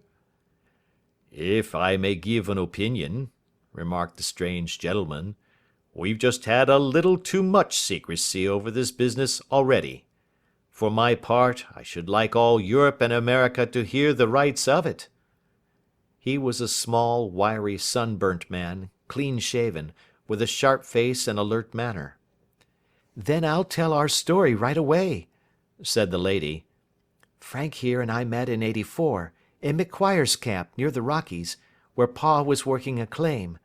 We were engaged to each other, Frank and I, but then one day Father struck a rich pocket and made a pile, while poor Frank here had a claim that petered out and came to nothing. The richer Pa grew, the poorer was Frank, so at last Pa wouldn't hear of our engagement lasting any longer, and he took me away to Frisco. Frank wouldn't throw up his hand, though, so he followed me there, and he saw me without Pa knowing anything about it. It would only have made him mad to know, so we just fixed it all up for ourselves. Frank said that he would go and make his pile too, and never come back to claim me until he had as much as Pa. So then I promised to wait for him to the end of time, and pledged myself not to marry anyone else while he lived. 'Why shouldn't we be married right away then?' said he, 'and then I will feel sure of you, and I won't claim to be your husband until I come back.' Well, we talked it over, and he had fixed it all up so nicely, with a clergyman all ready and waiting, that we just did it right there, and then Frank went off to seek his fortune, and I went back to Pa. The next I heard of Frank was that he was in Montana, and then he went prospecting in Arizona, and then I heard of him from New Mexico. After that came a long newspaper story about how a miners' camp had been attacked by Apache Indians, and there was my Frank's name among the killed. I fainted dead away, and I was very sick for months after. Pa thought I had a decline and took me to half the doctors in Frisco. Not a word of news came for a year and more, so that I never doubted that Frank was really dead. Then Lord St. Simon came to Frisco, and we came to London, and a marriage was arranged, and Pa was very pleased, but I felt all the time that no man on this earth would ever take the place in my heart that had been given to my poor Frank. Still, if I had married Lord St. Simon, of course I'd have done my duty by him. We can't command our love, but we can our actions. I went to the altar with him with the intention to make him just as good a wife as it was in me to be. But you may imagine what I felt when, just as I came to the altar rails, I glanced back and saw Frank standing and looking at me out of the first pew. I thought it was his ghost at first, but when I looked again, there he was still, with a kind of question in his eyes, as if to ask me whether I was glad or sorry to see him. I wonder I didn't drop. I know that everything was turning round, and the words of the clergyman were just like the buzz of a bee in my ear. I didn't know what to do. Should I stop the service and make a scene in the church? I glanced at him again, and he seemed to know what I was thinking, for he raised his finger to his lips to tell me to be still. Then I saw him scribble on a piece of paper, and I knew that he was writing me a note. As I passed his pew on the way out, I dropped my bouquet over to him, and he slipped the note into my hand when he returned me the flowers. It was only a line asking me to join him when he made the sign to me to do so. Of course I never doubted for a moment that my first duty was now to him, and I determined to do just whatever he might direct. When I got back I told my maid, who had known him in California, and had always been his friend. I ordered her to say nothing but to get a few things packed and my ulster ready. I know I ought to have spoken to Lord St. Simon, but it was dreadful hard before his mother and all those great people. I just made up my mind to run away and explain afterwards. I hadn't been at the table 10 minutes before I saw Frank out of the window at the other side of the road. He beckoned to me and then began walking into the park. I slipped out, put on my things, and followed him. Some woman came talking something or other about Lord St. Simon to me. Seemed to me from the little I heard as if he had a little secret of his own before marriage also. But I managed to get away from her, and soon overtook Frank. We got into a cab together, and away we drove to some lodgings he had taken in Gordon Square, and that was my true wedding after all those years of waiting. Frank had been a prisoner among the Apaches, had escaped, come on to 'Frisco, found that I had given him up for dead and had gone to England, followed me there, and had come upon me at last on the very morning of my second wedding. I saw it in a paper, explained the American. It gave the name in the church, but not where the lady lived. Then we had a talk as to what we should do, and Frank was all for openness. But I was so ashamed of it all that I felt as if I should like to vanish away and never see any of them again. Just sending a line to Pa, perhaps, to show him that I was alive. It was awful to me to think of all those lords and ladies sitting round that breakfast table and waiting for me to come back. So Frank took my wedding clothes and things and made a bundle of them, so that I should not be traced, and dropped them away somewhere where no one could find them. It is likely that we should have gone on to Paris tomorrow, only that this good gentleman, Mr. Holmes, came round to us this evening, though how he found us is more than I can think, and he showed us very clearly and kindly that I was wrong and that Frank was right, and that we should be putting ourselves in the wrong if we were so secret. Then he offered to give us a chance of talking to Lord St. Simon alone, and so we came right away round to his rooms at once. Now, Robert, you have heard it all, and I am very sorry if I have given you pain, and I hope that you do not think very meanly of me." Lord St. Simon had by no means relaxed his rigid attitude, but had listened with a frowning brow and a compressed lip to this long narrative. "Excuse me," he said, "but it is not my custom to discuss my most intimate personal affairs in this public manner." "Then you won't forgive me? You won't shake hands before I go?" "Oh, certainly, if it would give you any pleasure." He put out his hand and coldly grasped that which she extended to him. "I had hoped," suggested Holmes, "that you would have joined us in a friendly supper." "I think that there you ask a little too much," responded his lordship. I may be forced to acquiesce in these recent developments, but I can hardly be expected to make merry over them. I think that with your permission I will now wish you all a very good night." He included us all in a sweeping bow, and stalked out of the room. "Then I trust that you at least will honour me with your company," said Sherlock Holmes. "It is always a joy to meet an American, Mr. Moulton, for I am one of those who believe that the folly of a monarch and the blundering of a minister in far gone years will not prevent our children from being some day citizens of the same world-wide country under a flag which shall be a quartering of the Union Jack with the stars and stripes." "The case has been an interesting one," remarked Holmes when our visitors had left us, "because it serves to show very clearly how simple the explanation may be of an affair which at first sight seems to be almost inexplicable. Nothing could be more natural than the sequence of events as narrated by this lady, and nothing stranger than the result when viewed, for instance, by Mr. Lestrade of Scotland Yard." "You were not yourself at fault at all, then?" "From the first, two facts were very obvious to me. The one, that the lady had been quite willing to undergo the wedding ceremony. The other, that she had repented of it within a few minutes of returning home. Obviously something had occurred during the morning, then, to cause her to change her mind. What could that something be? She could not have spoken to anyone when she was out, for she had been in the company of the bridegroom. Had she seen someone then? If she had, it must be someone from America, because she had spent so short a time in this country that she could hardly have allowed anyone to acquire so deep an influence over her that the mere sight of him would induce her to change her plans so completely. You see, we have already arrived, by a process of exclusion, at the idea that she might have seen an American. Then who could this American be, and why should he possess so much influence over her? It might be a lover. It might be a husband. Her young womanhood had, I knew, been spent in rough scenes and under strange conditions. So far I had got before I ever heard Lord St. Simon's narrative.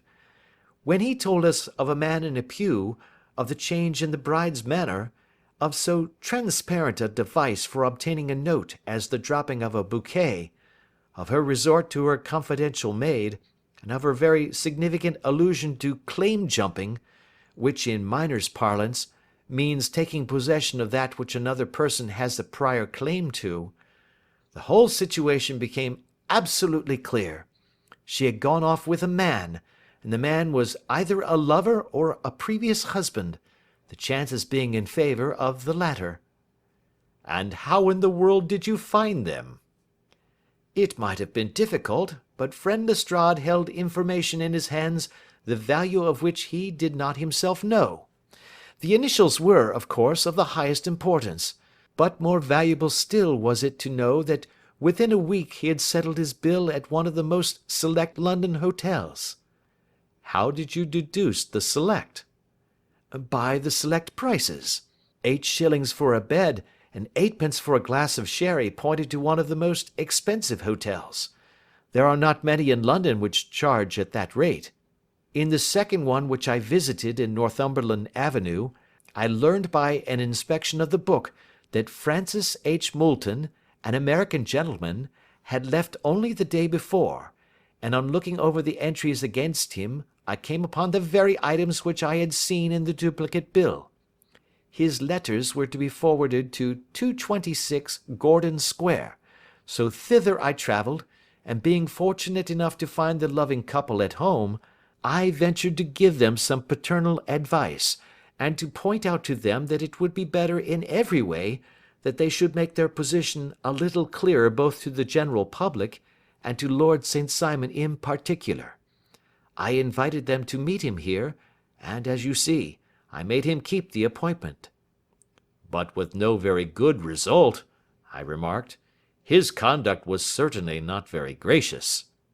"Ah, Watson," said Holmes, smiling, "perhaps you would not be very gracious either, if, after all the trouble of wooing and wedding, you found yourself deprived in an instant of wife and of fortune. I think that we may judge Lord St. Simon very mercifully, and thank our stars that we are never likely to find ourselves in the same position. Draw your chair up, and hand me my violin, for the only problem we have still to solve is how to while away these bleak autumnal evenings. End of Adventure 10. Adventure 11, The Adventure of the Burl Coronet. Holmes, said I, as I stood one morning in our bow window looking down the street, here is a madman coming along. It seems rather sad that his relatives should allow him to come out alone. My friend rose lazily from his armchair and stood with his hands in the pockets of his dressing gown, looking over my shoulder. It was a bright, crisp February morning, and the snow of the day before still lay deep upon the ground, shimmering brightly in the wintry sun. Down the centre of Baker Street it had been ploughed into a brown crumbly band by the traffic, but at either side and on the heaped-up edges of the footpaths it still lay as white as when it fell. The grey pavement had been cleaned and scraped, but was still dangerously slippery, so that there were fewer passengers than usual. Indeed, from the direction of the Metropolitan Station no one was coming save the single gentleman whose eccentric conduct had drawn my attention. He was a man of about 50, tall, portly, and imposing, with a massive, strongly marked face and a commanding figure. He was dressed in a sombre yet rich style, in black frock coat, shining hat, neat brown gaiters, and well-cut pearl-grey trousers. Yet his actions were in absurd contrast to the dignity of his dress and features, for he was running hard, with occasional little springs, such as a weary man gives who is little accustomed to set any tax upon his legs. As he ran he jerked his hands up and down, waggled his head, and writhed his face into the most extraordinary contortions. "What on earth can be the matter with him?" I asked. "He is looking up at the numbers of the houses." "I believe that he is coming here," said Holmes, rubbing his hands. "Here?" "Yes. I rather think he is coming to consult me professionally. I think that I recognize the symptoms. Ha! Did I not tell you?" As he spoke, the man, puffing and blowing, rushed at our door, and pulled at our bell until the whole house resounded with the clanging. A few moments later he was in our room, still puffing, still gesticulating, but with so fixed a look of grief and despair in his eyes that our smiles were turned in an instant to horror and pity. For a while he could not get his words out, but swayed his body and plucked at his hair like one who has been driven to the extreme limits of his reason. Then, suddenly springing to his feet, he beat his head against the wall with such force that we both rushed upon him and tore him away to the centre of the room. Sherlock Holmes pushed him down into the easy-chair, and sitting beside him, patted his hand and chatted with him in the easy, soothing tones which he knew so well how to employ. "You have come to tell me your story, have you not?" said he. "You are fatigued with your haste. Pray wait until you have recovered yourself, and then I shall be most happy to look into any little problem which you may submit to me." The man sat for a minute or more with a heaving chest, fighting against his emotion. Then he passed his handkerchief over his brow, set his lips tight, and turned his face towards us. "No doubt you think me mad," said he. "I see that you have had some great trouble," responded Holmes. "God knows I have. A trouble which is enough to unseat my reason, so sudden and so terrible is it. Public disgrace I might have faced, although I am a man whose character has never yet borne a stain. Private affliction also is the lot of every man, but the two coming together, and in so frightful a form, have been enough to shake my very soul. Besides, it is not I alone. The very noblest in the land may suffer unless some way be found out of this horrible affair." "Pray compose yourself, sir," said Holmes, "and let me have a clear account of who you are and what it is that has befallen you." "My name," answered our visitor, "is probably familiar to your ears. I am Alexander Holder, of the banking firm of Holder and Stevenson, of Threadneedle Street." The name was indeed well known to us as belonging to the senior partner in the second largest private banking concern in the City of London. What could have happened, then, to bring one of the foremost citizens of London to this most pitiable pass? We waited, all curiosity, until with another effort he braced himself to tell his story. "I feel that time is of value," said he. "That is why I hastened here when the police inspector suggested that I should secure your cooperation. I came to Baker Street by the Underground and hurried from there on foot, for the cabs go slowly through the snow. That is why I was so out of breath, for I am a man who takes very little exercise. I feel better now, and I will put the facts before you as shortly and yet as clearly as I can. It is, of course, well known to you that in a successful banking business as much depends upon our being able to find remunerative investments for our funds as upon our increasing our connection and the number of our depositors. One of our most lucrative means of laying out money is in the shape of loans, where the security is unimpeachable. We have done a good deal in this direction during the last few years, and there are many noble families to whom we have advanced large sums upon the security of their pictures, libraries, or plate. Yesterday morning I was seated in my office at the bank, when a card was brought in to me by one of the clerks.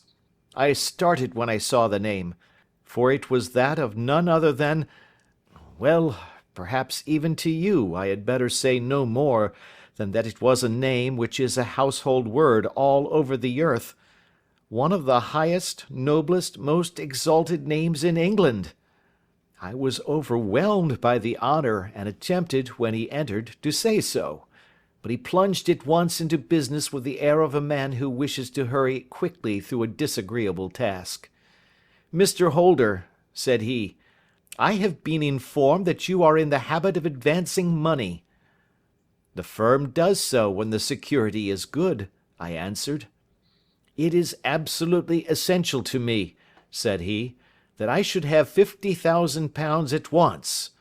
I could, of course, borrow so trifling a sum 10 times over from my friends, but I much prefer to make it a matter of business, and to carry out that business myself.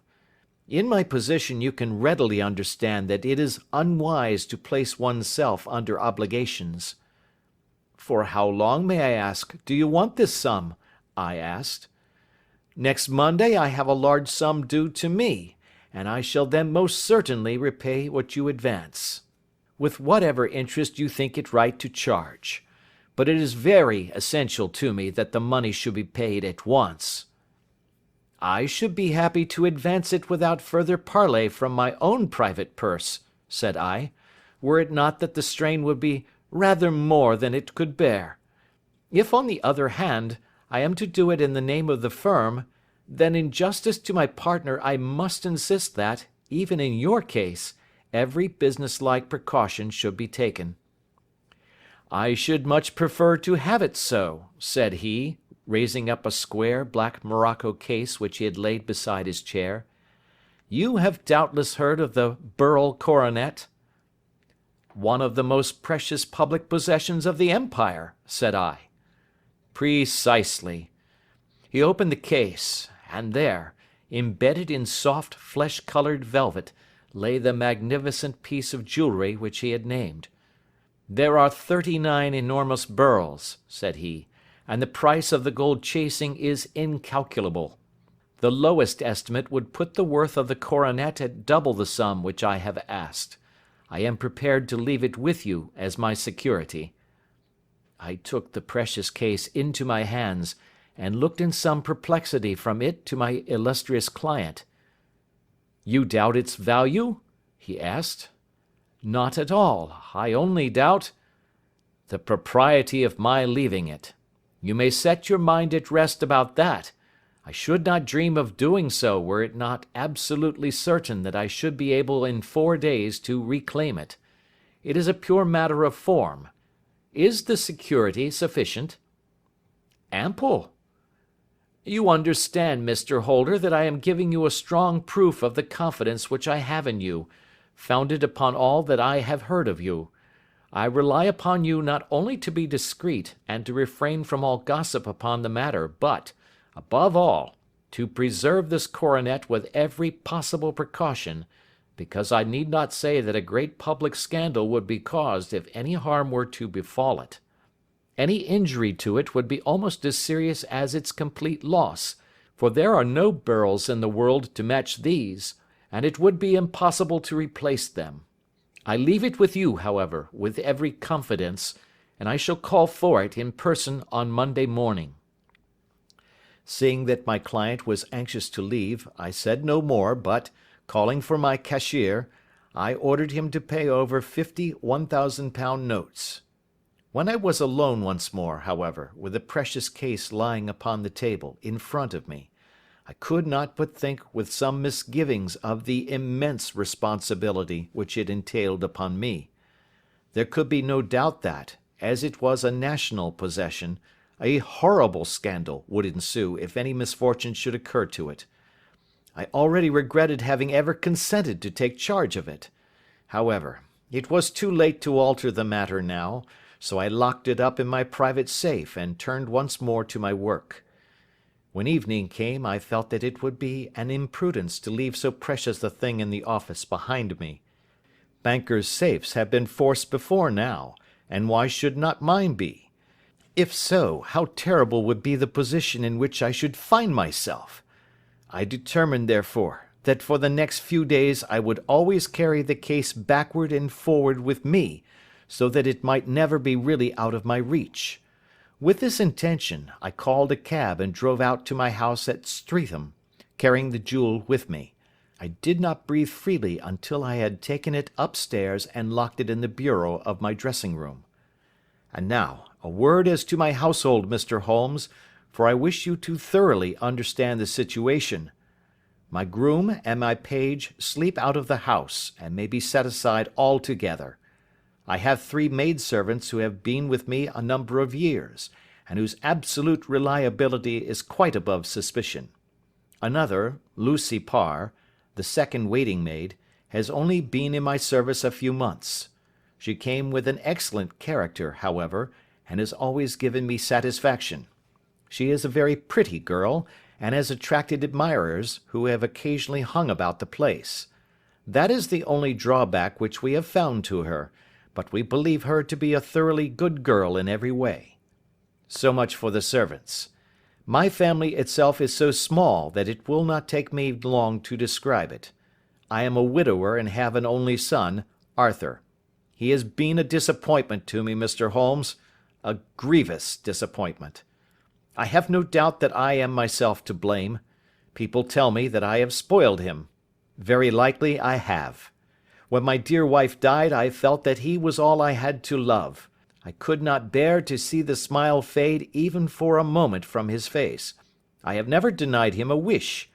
Perhaps it would have been better for both of us had I been sterner, but I meant it for the best.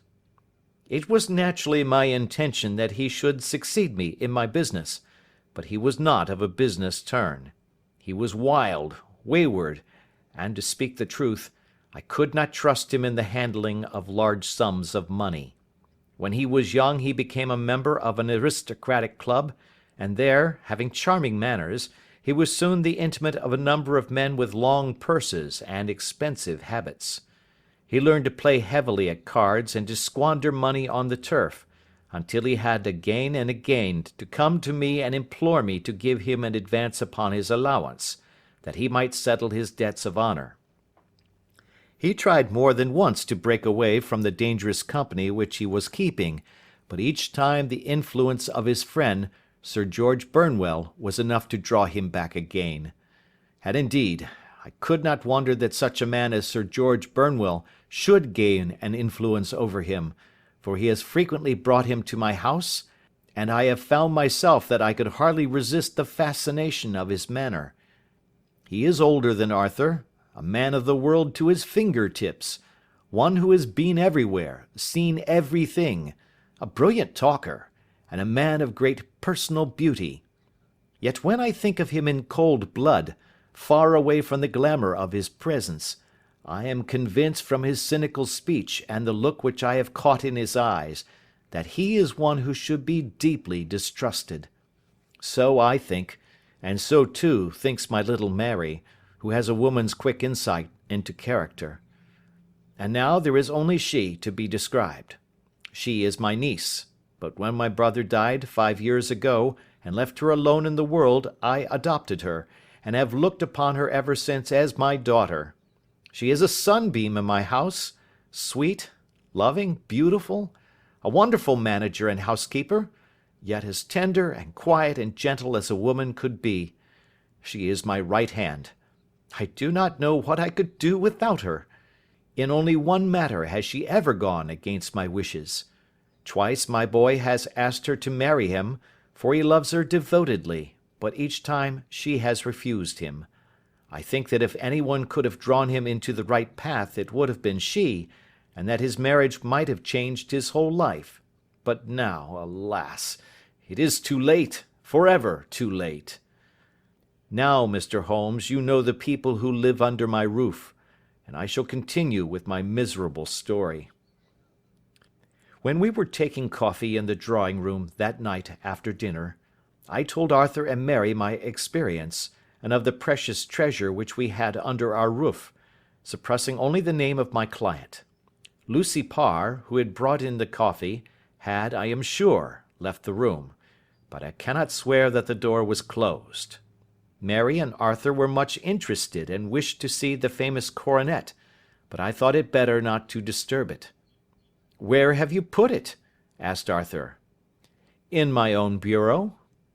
"Well, I hope to goodness the house won't be burgled during the night," said he. "It is locked up," I answered. "Oh, any old key will fit that bureau. When I was a youngster I have opened it myself with the key of the box-room cupboard." He often had a wild way of talking, so that I thought little of what he said. He followed me to my room, however, that night with a very grave face. "Look here, Dad," said he, with his eyes cast down, "can you let me have £200? "No, I cannot," I answered sharply. "I have been far too generous with you in money matters." "You have been very kind," said he, "but I must have this money, or else I can never show my face inside the club again." "And a very good thing too," I cried. "Yes, but you would not have me leave it a dishonoured man," said he. "I could not bear the disgrace. I must raise the money in some way, and if you will not let me have it, then I must try other means." I was very angry, for this was the third demand during the month. "You shall not have a farthing from me," I cried, on which he bowed and left the room without another word. When he was gone, I unlocked my bureau, made sure that my treasure was safe, and locked it again. Then I started to go round the house to see that all was secure, a duty which I usually leave to Mary, but which I thought it well to perform myself that night. As I came down the stairs, I saw Mary herself at the side window of the hall, which she closed and fastened as I approached. "Tell me, Dad," said she, looking, I thought, a little disturbed, "did you give Lucy the maid leave to go out to-night?" "Certainly not. She came in just now by the back door. I have no doubt that she has only been to the side gate to see someone, but I think that it is hardly safe and should be stopped." "You must speak to her in the morning, or I will if you prefer it. Are you sure that everything is fastened?" "Quite sure, Dad." "Then, good night." I kissed her and went up to my bedroom again, where I was soon asleep. I am endeavouring to tell you everything, Mr. Holmes, which may have any bearing upon the case, but I beg that you will question me upon any point which I do not make clear. On the contrary, your statement is singularly lucid. I come to a part of my story now in which I should wish to be particularly so. I am not a very heavy sleeper, and the anxiety in my mind tended, no doubt, to make me even less so than usual. About 2 in the morning, then, I was awakened by some sound in the house. It had ceased ere I was wide awake, but it had left an impression behind it as though a window had gently closed somewhere. I lay listening with all my ears. Suddenly, to my horror, there was a distinct sound of footsteps moving softly in the next room. I slipped out of bed, all palpitating with fear, and peeped round the corner of my dressing-room door. "Arthur!" I screamed. "You villain! You thief! How dare you touch that coronet?" The gas was half up, as I had left it, and my unhappy boy, dressed only in his shirt and trousers, was standing beside the light, holding the coronet in his hands. He appeared to be wrenching at it, or bending it with all his strength. At my cry he dropped it from his grasp and turned as pale as death.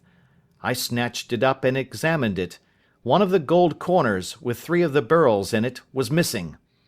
"You blackguard!" I shouted, beside myself with rage. "You have destroyed it! You have dishonored me forever! Where are the jewels which you have stolen?" "Stolen?" he cried. "Yes, thief!" I roared, shaking him by the shoulder. "There are none missing. There cannot be any missing," said he. "There are 3 missing, and you know where they are. Must I call you a liar as well as a thief? Did I not see you trying to tear off another piece?" "You have called me names enough," said he. "I will not stand it any longer. I shall not say another word about this business, since you have chosen to insult me. I will leave your house in the morning, and make my own way in the world." "You shall leave it in the hands of the police!" I cried, half mad with grief and rage. "I shall have this matter probed to the bottom." "You shall learn nothing from me," said he, with a passion such as I should not have thought was in his nature. "If you choose to call the police, let the police find what they can."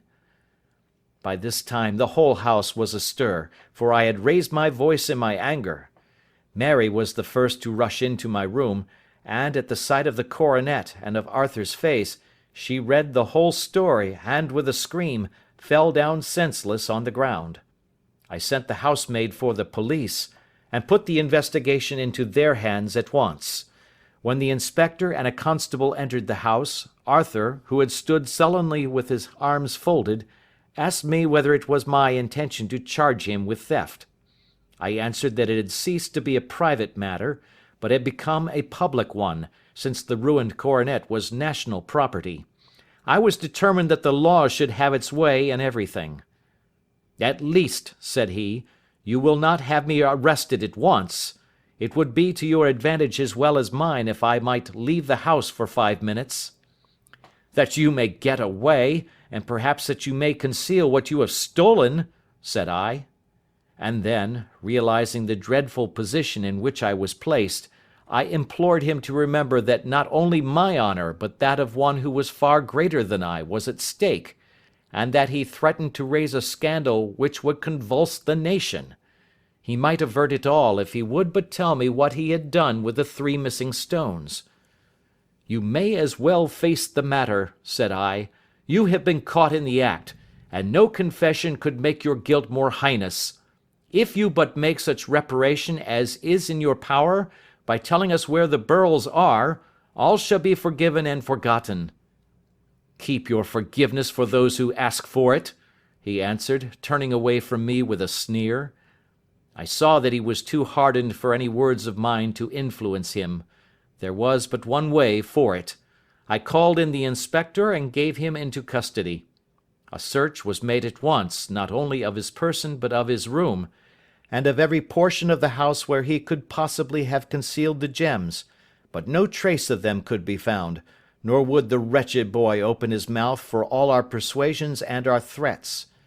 This morning he was removed to a cell, and I, after going through all the police formalities, have hurried round to you to implore you to use your skill in unravelling the matter.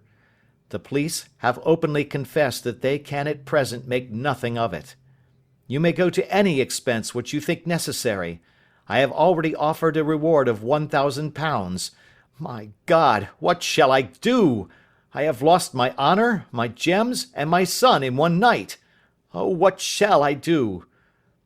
He put a hand on either side of his head, and rocked himself to and fro, droning to himself like a child whose grief has got beyond words. Sherlock Holmes sat silent for some few minutes, with his brows knitted and his eyes fixed upon the fire. "Do you receive much company?" he asked. "None save my partner with his family, and an occasional friend of Arthur's. Sir George Burnwell has been several times lately. No one else, I think." "Do you go out much in society?" "Arthur does. Mary and I stay at home. We neither of us care for it." "That is unusual in a young girl." "She is of a quiet nature. Besides, she is not so very young. She is 24. This matter, from what you say, seems to have been a shock to her also." "Terrible! She is even more affected than I." "You have neither of you any doubt as to your son's guilt?" "How can we have, when I saw him with my own eyes with the coronet in his hands?" "I hardly consider that a conclusive proof. Was the remainder of the coronet at all injured?" "Yes, it was twisted." "Do you not think, then, that he might have been trying to straighten it?" "God bless you! You are doing what you can for him and for me. But it is too heavy a task. What was he doing there at all? If his purpose were innocent, why did he not say so?" "Precisely. And if it were guilty, why did he not invent a lie? His silence appears to me to cut both ways. There are several singular points about the case. What did the police think of the noise which awoke you from your sleep?" "They considered that it might be caused by Arthur's closing his bedroom door." "A likely story. As if a man bent on felony would slam his door so as to wake a household. What did they say then of the disappearance of these gems?" "They are still sounding the planking and probing the furniture in the hope of finding them." "Have they thought of looking outside the house?" "Yes, they have shown extraordinary energy. The whole garden has already been minutely examined." "Now, my dear sir," said Holmes, "is it not obvious to you now that this matter really strikes very much deeper than either you or the police were at first inclined to think? It appeared to you to be a simple case. To me, it seems exceedingly complex. Consider what is involved by your theory. You suppose that your son came down from his bed, went, at great risk, to your dressing room, opened your bureau, took out your coronet, broke off by main force a small portion of it, went to some other place, concealed 3 gems out of the 39, with such skill that nobody can find them, and then returned with the other 36 into the room in which he exposed himself to the greatest danger of being discovered. I ask you now, is such a theory tenable?" "But what other is there?" cried the banker with a gesture of despair. "If his motives were innocent, why does he not explain them?" "It is our task to find that out," replied Holmes. "So now, if you please, Mr. Holder, we will set off for Streatham together, and devote an hour to glancing a little more closely into details." My friend insisted upon my accompanying them in their expedition, which I was eager enough to do, for my curiosity and sympathy were deeply stirred by the story to which we had listened. I confess that the guilt of the banker's son appeared to me to be as obvious as it did to his unhappy father, but still I had such faith in Holmes's judgment that I felt there must be some grounds for hope, as long as he was dissatisfied with the accepted explanation. He hardly spoke a word the whole way out to the southern suburb, but sat with his chin upon his breast and his hat drawn over his eyes, sunk in the deepest thought. Our client appeared to have taken fresh heart at the little glimpse of hope which had been presented to him, and he even broke into a desultory chat with me over his business affairs. A short railway journey and a shorter walk brought us to Fairbank, the modest residence of the great financier. Fairbank was a good-sized, square house of white stone, standing back a little from the road. A double carriage sweep, with a snow-clad lawn, stretched down in front to 2 large iron gates which closed the entrance. On the right side was a small wooden thicket, which led into a narrow path between two neat hedges stretching from the road to the kitchen door, and forming the tradesmen's entrance. On the left ran a lane which led to the stables, and was not itself within the grounds at all, being a public, though little used, thoroughfare. Holmes left us standing at the door, and walked slowly all round the house, across the front, down the tradesmen's path, and so round by the garden behind into the stable lane. So long was he that Mr. Holder and I went into the dining room and waited by the fire until he should return. We were sitting there in silence when the door opened, and a young lady came in. She was rather above the middle height, slim, with dark hair and eyes, which seemed the darker against the absolute pallor of her skin. I do not think that I have ever seen such deadly paleness in a woman's face. Her lips, too, were bloodless, but her eyes were flushed with crying. As she swept silently into the room, she impressed me with a greater sense of grief than the banker had done in the morning, and it was the more striking in her as she was evidently a woman of strong character, with immense capacity for self-restraint. Disregarding my presence, she went straight to her uncle and passed her hand over his head with a sweet womanly caress. "You have given orders that Arthur should be liberated, have you not, Dad?" she asked. "No, no, my girl, the matter must be probed to the bottom." "But I am so sure that he is innocent. You know what women's instincts are. I know that he has done no harm, and that you will be sorry for having acted so harshly." "Why is he silent, then, if he is innocent?" "Who knows?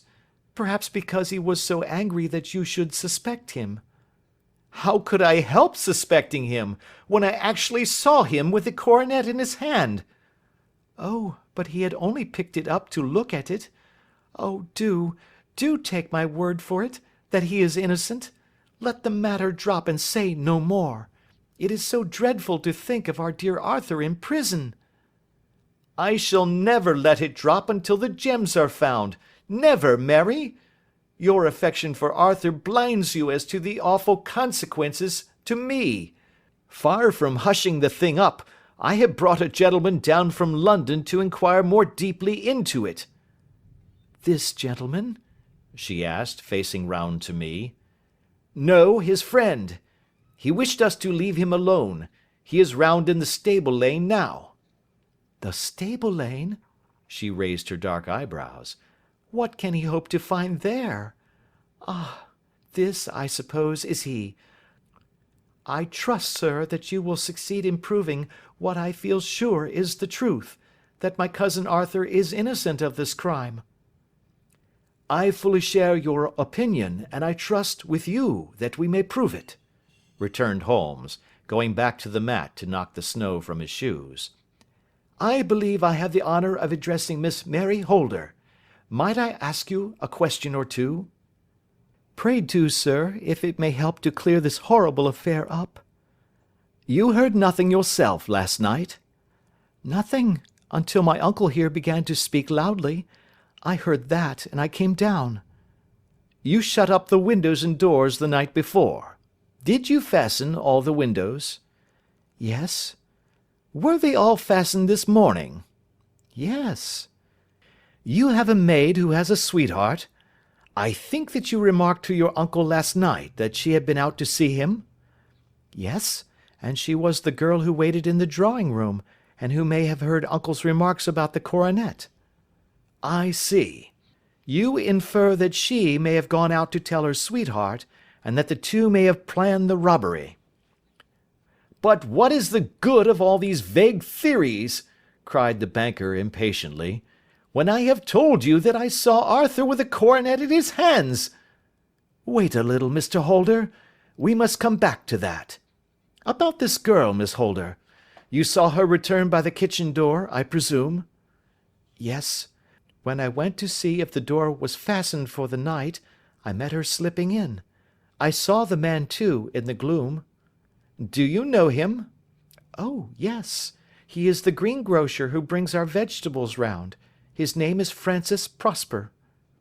"He stood," said Holmes, "to the left of the door. That is to say, farther up the path than is necessary to reach the door?" "Yes, he did." "And he is a man with a wooden leg?" Something like fear sprang up in the young lady's expressive black eyes. "Why, you are like a magician," said she. "How do you know that?" She smiled, but there was no answering smile in Holmes's thin, eager face. "I should be very glad now to go upstairs," said he. "I shall probably wish to go over the outside of the house again. Perhaps I had better take a look at the lower windows before I go up." He walked swiftly round from one to the other, pausing only at the large one which looked from the hall on to the stable lane. This he opened, and made a very careful examination of the sill with his powerful magnifying lens. "Now we shall go upstairs," said he at last. The banker's dressing room was a plainly furnished little chamber, with a grey carpet, a large bureau, and a long mirror. Holmes went to the bureau first and looked hard at the lock. "Which key was used to open it?" he asked. "That which my son himself indicated, that of the cupboard of the lumber room." "Have you it here?" "That is it on the dressing table." Sherlock Holmes took it up and opened the bureau. "It is a noiseless lock," said he. "It is no wonder that it did not wake you. This case, I presume, contains the coronet. We must have a look at it."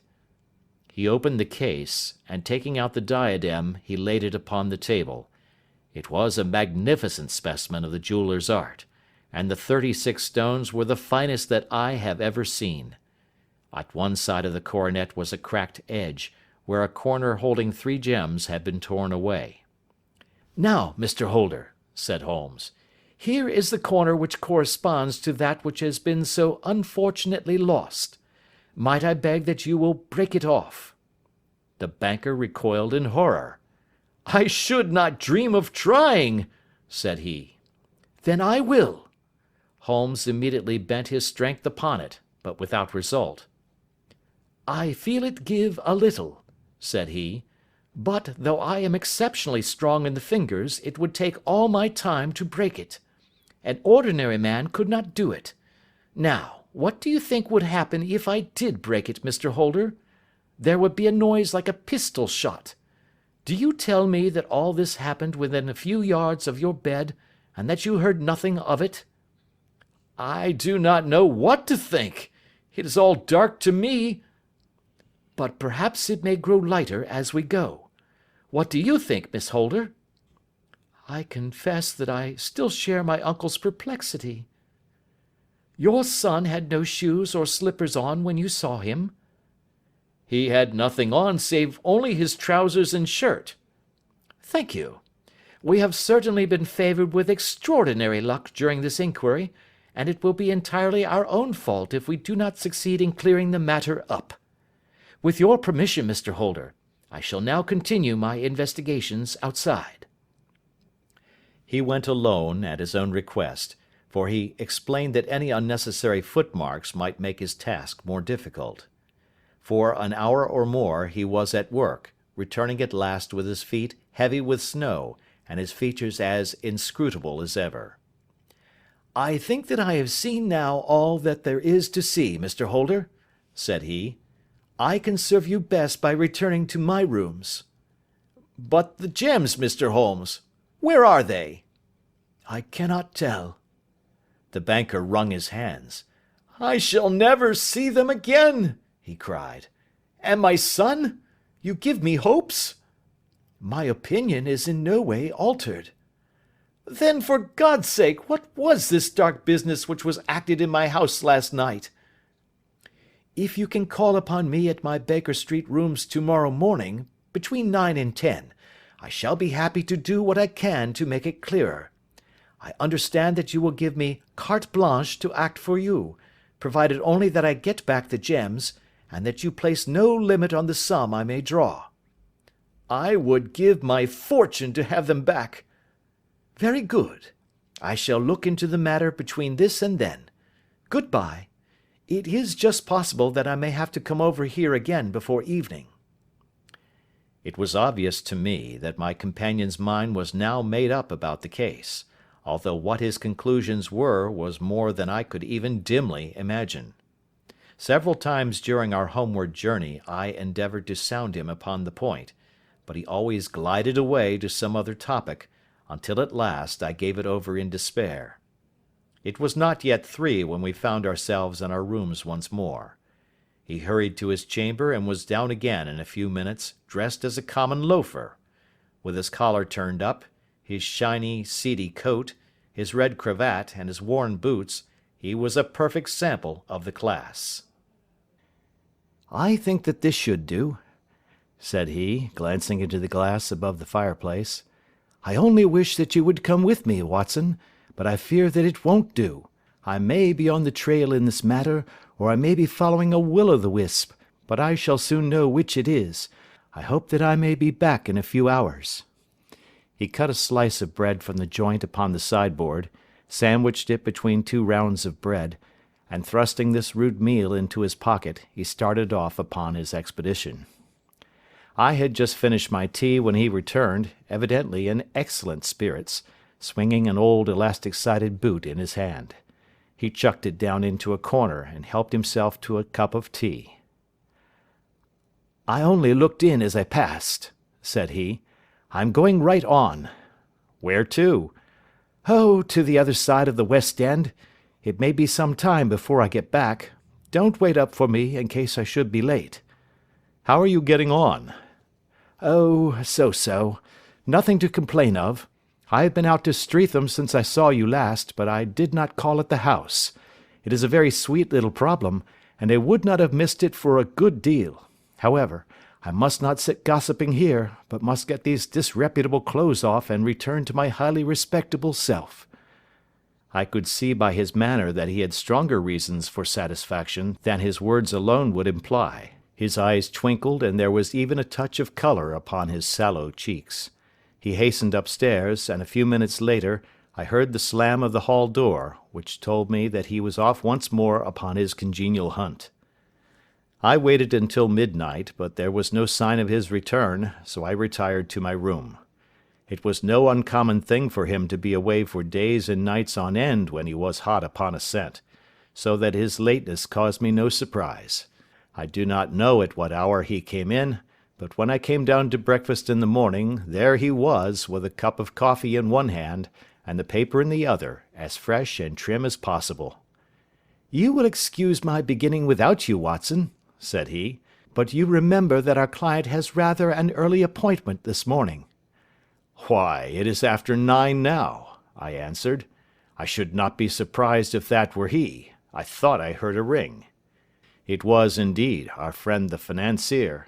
I was shocked by the change which had come over him, for his face, which was naturally of a broad and massive mould, was now pinched and fallen in, while his hair seemed to me at least a shade whiter. He entered with a weariness and lethargy which was even more painful than his violence of the morning before, and he dropped heavily into the armchair which I pushed forward for him.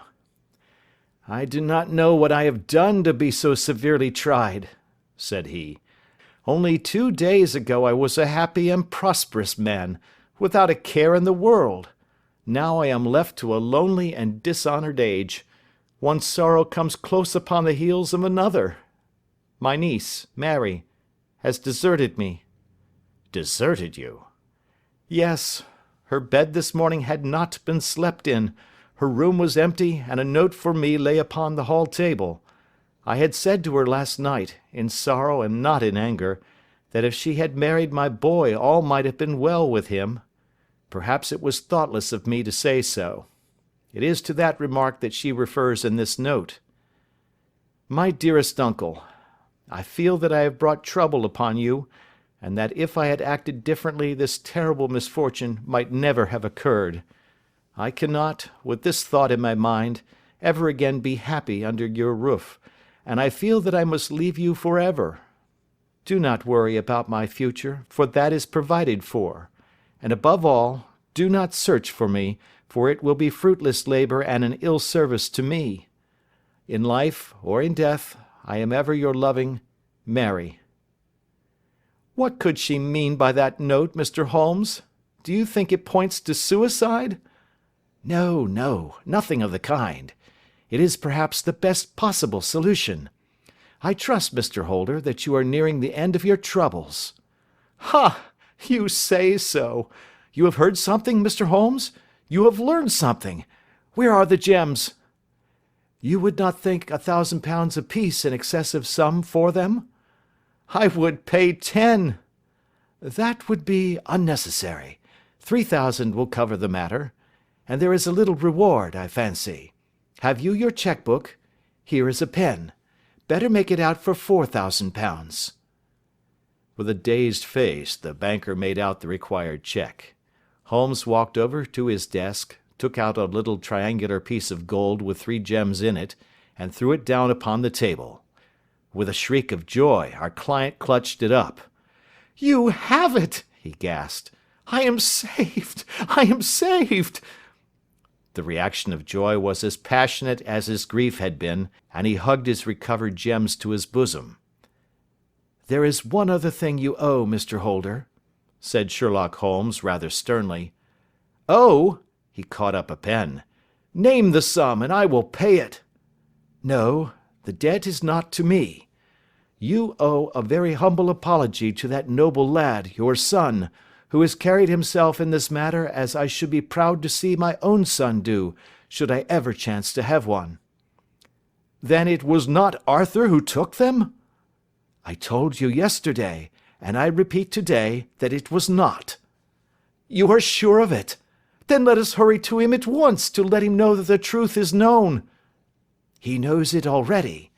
When I had cleared it all up I had an interview with him, and finding that he would not tell me the story, I told it to him, on which he had to confess that I was right, and to add the very few details which were not yet quite clear to me. Your news of this morning, however, may open his lips." "For heaven's sake, tell me, then, what is this extraordinary mystery?" "I will do so, and I will show you the steps by which I reached it. And let me say to you first, that which is hardest for me to say, and for you to hear. There has been an understanding between Sir George Burnwell and your niece Mary. They have now fled together." "My Mary? Impossible!" "It is unfortunately more than possible, it is certain. Neither you nor your son knew the true character of this man when you admitted him into your family circle. He is one of the most dangerous men in England, a ruined gambler, an absolutely desperate villain, a man without heart or conscience. Your niece knew nothing of such men. When he breathed his vows to her, as he had done to 100 before her, she flattered herself that she alone had touched his heart. The devil knows best what he said, but at least she became his tool and was in the habit of seeing him nearly every evening." "I cannot, and I will not, believe it," cried the banker with an ashen face. "I will tell you then what occurred in your house last night. Your niece, when you had, as she thought, gone to your room, slipped down and talked to her lover through the window which leads into the stable lane. His footmarks had pressed right through the snow, so long had he stood there. She told him of the coronet. His wicked lust for gold kindled at the news, and he bent her to his will. I have no doubt that she loved you, but there are women in whom the love of a lover extinguishes all other loves, and I think that she must have been one. She had hardly listened to his instructions when she saw you coming downstairs, on which she closed the window rapidly, and told you about one of the servants' escapades with her wooden-legged lover, which was all perfectly true. Your boy, Arthur, went to bed after his interview with you, but he slept badly, on account of his uneasiness about his club debts. In the middle of the night, he heard a soft tread pass his door, so he rose and, looking out, was surprised to see his cousin walking very stealthily along the passage, until she disappeared into your dressing-room. Petrified with astonishment, the lad slipped on some clothes and waited there in the dark to see what would come of this strange affair. Presently she emerged from the room again, and in the light of the passage lamp your son saw that she carried the precious coronet in her hands. She passed down the stairs, and he, thrilling with horror, ran along and slipped behind the curtain near your door, whence he could see what passed in the hall beneath. He saw her stealthily open the window, hand out the coronet to someone in the gloom, and then closing it once more hurry back to her room, passing quite close to where he stood hid behind the curtain. As long as she was on the scene he could not take any action without a horrible exposure of the woman whom he loved. But the instant that she was gone, he realized how crushing a misfortune this would be for you, and how all-important it was to set it right. He rushed down, just as he was, in his bare feet, opened the window, sprang out into the snow, and ran down the lane where he could see a dark figure in the moonlight. Sir George Burnwell tried to get away, but Arthur caught him, and there was a struggle between them, your lad tugging at one side of the coronet, and his opponent at the other. In the scuffle, your son struck Sir George, and cut him over the eye. Then something suddenly snapped, and your son, finding that he had the coronet in his hands, rushed back, closed the window, ascended to your room, and had just observed that the coronet had been twisted in the struggle, and was endeavouring to straighten it when you appeared upon the scene. "Is it possible?" gasped the banker. You then roused his anger by calling him names at a moment when he felt that he had deserved your warmest thanks. He could not explain the true state of affairs without betraying one who certainly deserved little enough consideration at his hands. He took the more chivalrous view, however, and preserved her secret. "And that was why she shrieked and fainted when she saw the coronet," cried Mr. Holder. "Oh, my God! What a blind fool I have been!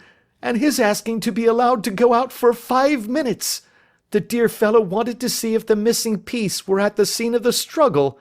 How cruelly I have misjudged him!" "When I arrived at the house," continued Holmes, "I at once went very carefully round it to observe if there were any traces in the snow which might help me. I knew that none had fallen since the evening before, and also that there had been a strong frost to preserve impressions. I passed along the tradesman's path, but found it all trampled down and indistinguishable. Just beyond it, however, at the far side of the kitchen door, a woman had stood and talked with a man, whose round impressions on one side showed that he had a wooden leg. I could even tell that they had been disturbed, for the woman had run back swiftly to the door, as was shown by the deep toe and light heel marks, while Woodenleg had waited a little, and then had gone away.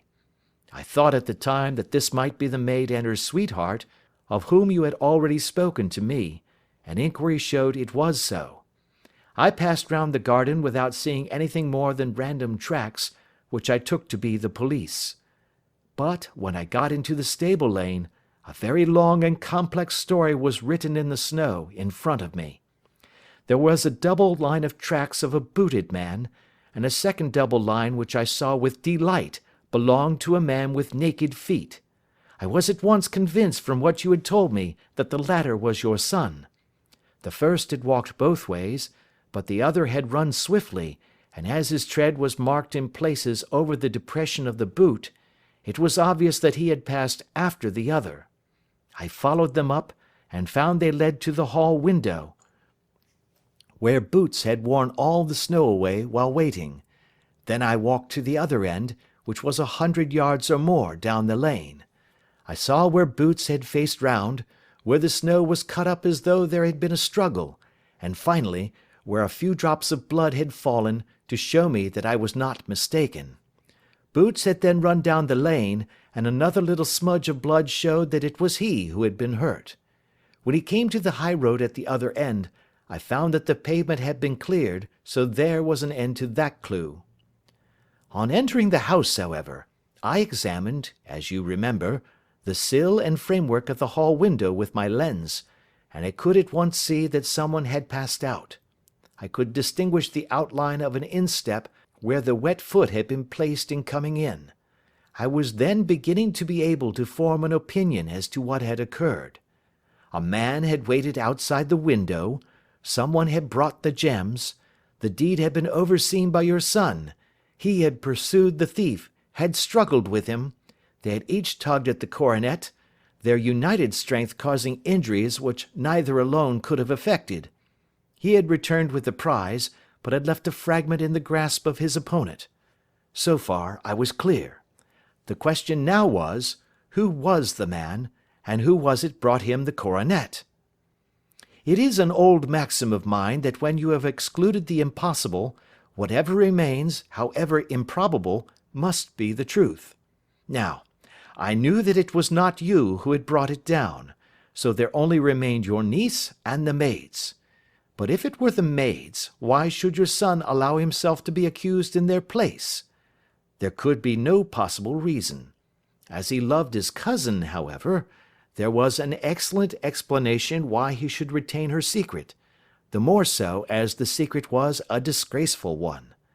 When I remembered that you had seen her at that window, and how she had fainted on seeing the coronet again, my conjecture became a certainty.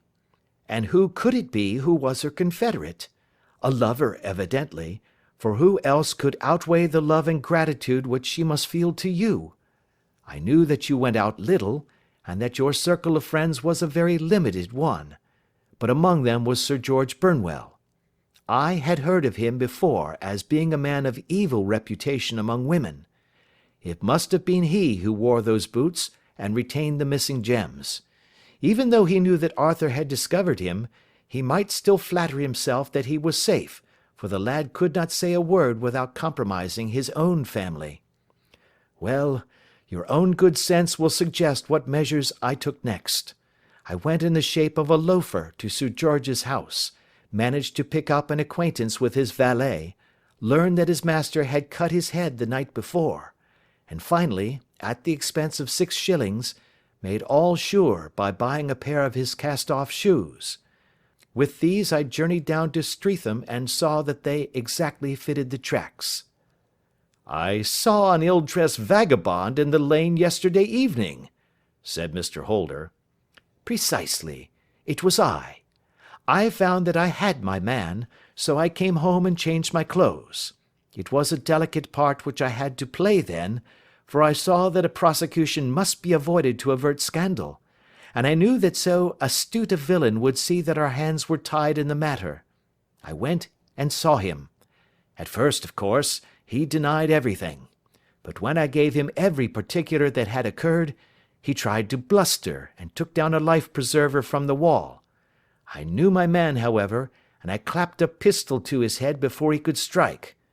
Then he became a little more reasonable. I told him that we would give him a price for the stones he held, £1,000 apiece.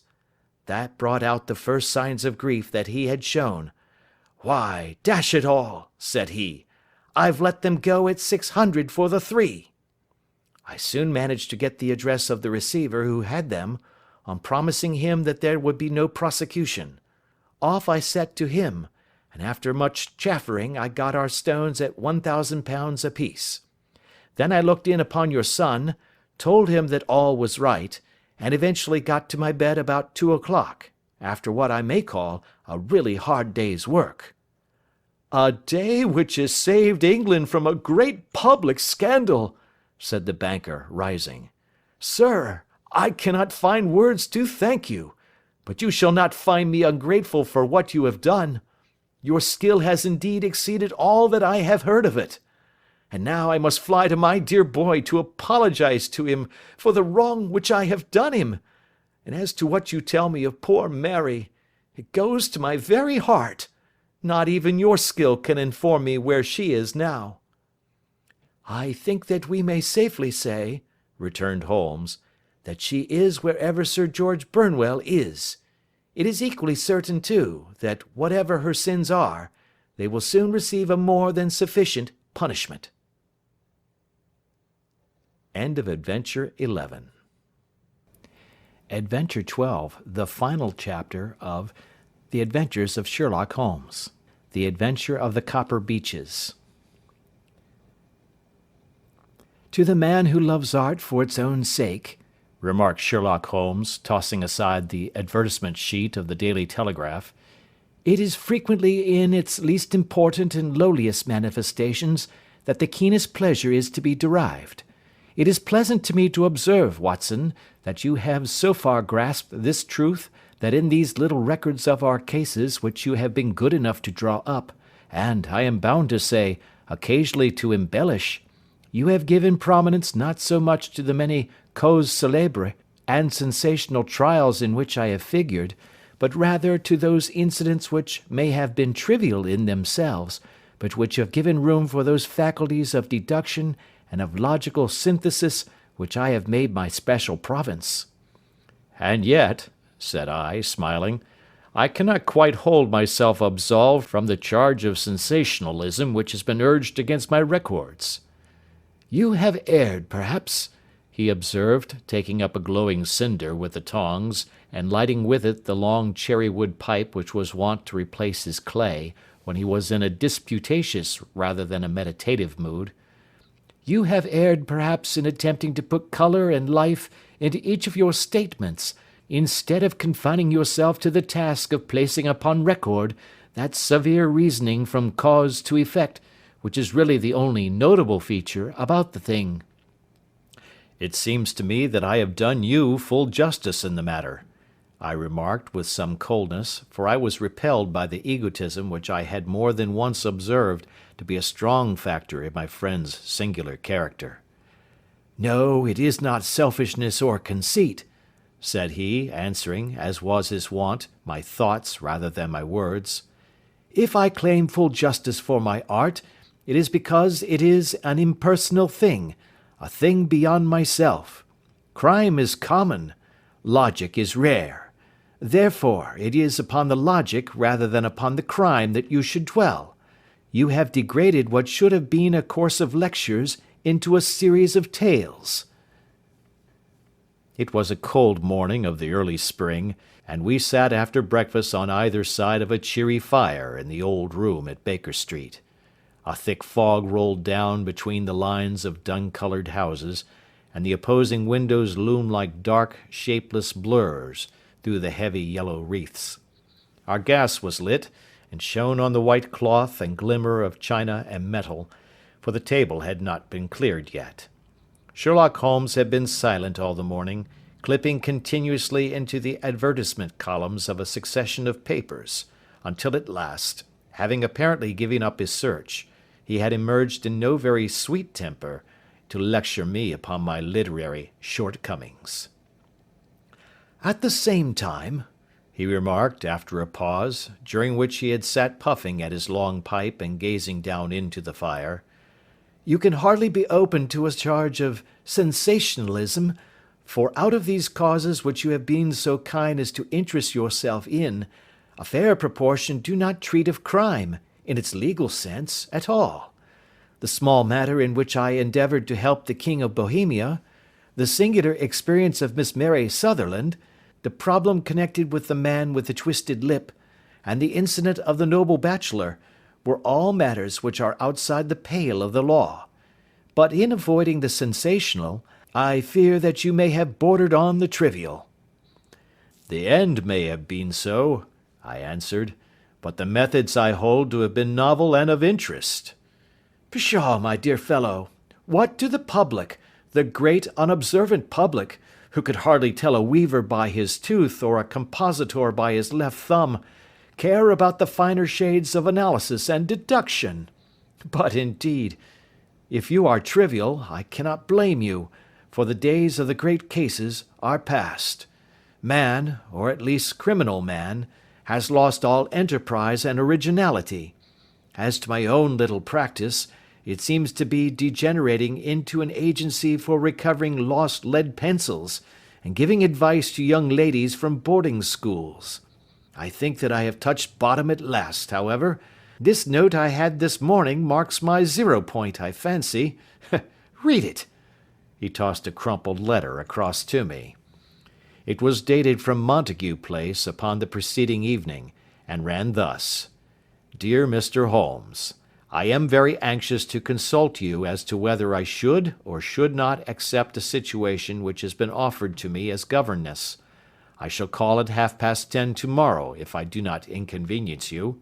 Yours faithfully, Violet Hunter. Do you know the young lady? I asked. Not I. It is 10:30 now. Yes, and I have no doubt that is her ring. It may turn out to be of more interest than you think. You remember that the affair of the blue carbuncle, which appeared to be a mere whim at first, developed into a serious investigation. It may be so in this case also. Well, let us hope so. But our doubts will very soon be solved, for here, unless I am much mistaken, is the person in question. As he spoke, the door opened and a young lady entered the room. She was plainly but neatly dressed, with a bright, quick face, freckled like a plover's egg, and with the brisk manner of a woman who has had her own way to make in the world. "You will excuse my troubling you, I am sure," said she, as my companion arose to greet her, "but I have had a very strange experience, and as I have no parents or relations of any sort from whom I could ask advice, I thought that perhaps you would be kind enough to tell me what I should do." "Pray take a seat, Miss Hunter. I shall be happy to do anything that I can to serve you." I could see that Holmes was favourably impressed by the manner and speech of his new client. He looked her over in his searching fashion, and then composed himself, with his lids drooping and his finger-tips together, to listen to her story. "I have been a governess for 5 years," said she, "in the family of Colonel Spence Munro, but 2 months ago the Colonel received an appointment at Halifax, in Nova Scotia, and took his children over to America with him, so that I found myself without a situation. I advertised, and I answered advertisements, but without success. At last the little money which I had saved began to run short, and I was at my wits' end as to what I should do. There is a well-known agency for governesses in the West End called Westaway's, and there I used to call about once a week in order to see whether anything had turned up which might suit me. Westaway was the name of the founder of the business, but it is really managed by Miss Stoper. She sits in her own little office, and the ladies who are seeking employment wait in an anteroom, and are then shown in one by one, when she consults her ledgers and sees whether she has anything which would suit them. Well, when I called last week, I was shown into the little office as usual, but I found that Miss Stoper was not alone.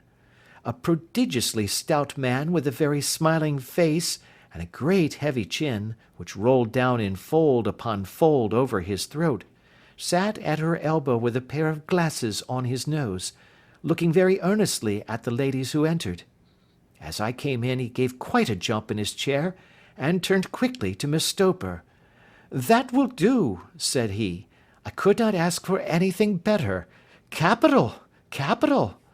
He seemed quite enthusiastic, and rubbed his hands together in the most genial fashion. He was such a comfortable-looking man that it was quite a pleasure to look at him. "You are looking for a situation, miss?" he asked. "Yes, sir." "As governess?" "Yes, sir." "And what salary do you ask?" "I had £5 a month at my last place with Colonel Spence Munro." "Oh, tut, tut! Sweating! Rank sweating!" he cried, throwing his fat hands out into the air, like a man who is in a boiling passion. "How could any one offer so pitiful a sum to a lady with such attractions and accomplishments?" "My accomplishments, sir, may be less than you imagine," said I. "A little French, a little German, music, and drawing." "Tut, tut!" he cried. "This is all quite beside the question. The point is, have you or have you not the bearing and deportment of a lady? There it is in a nutshell. If you have not, you are not fitted for the rearing of a child who may some day play a considerable part in the history of the country.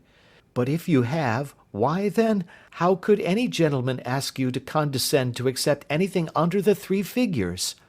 Your salary with me, madam, would commence at £100 a year." You may imagine, Mr. Holmes, that to me, destitute as I was, such an offer seemed almost too good to be true. The gentleman, however, seeing perhaps the look of incredulity upon my face, opened a pocket-book and took out a note. It is also my custom, said he, smiling in the most pleasant fashion until his eyes were just two little shining slits amid the white creases of his face, to advance to my young ladies half their salary beforehand, so that they may meet any little expenses of their journey and their wardrobe. It seemed to me that I had never met so fascinating and so thoughtful a man. As I was already in debt to my tradesmen, the advance was a great convenience, and yet there was something unnatural about the whole transaction which made me wish to know a little more before I quite committed myself. May I ask where you live, sir? Said I. Hampshire. Charming rural place. The Copper Beeches, 5 miles on the far side of Winchester. It is the most lovely country, my dear young lady, and the dearest old country house. And my duties, sir? I should be glad to know what they would be. One child, one dear little romper just 6 years old. Oh, if you could see him killing cockroaches with a slipper. Smack, smack, smack. 3 gone before you could wink. He leaned back in his chair and laughed his eyes into his head again. I was a little startled at the nature of the child's amusement, but the father's laughter made me think that perhaps he was joking. My sole duties, then, I asked, are to take charge of a single child? No, no, not the soul, my dear young lady, he cried.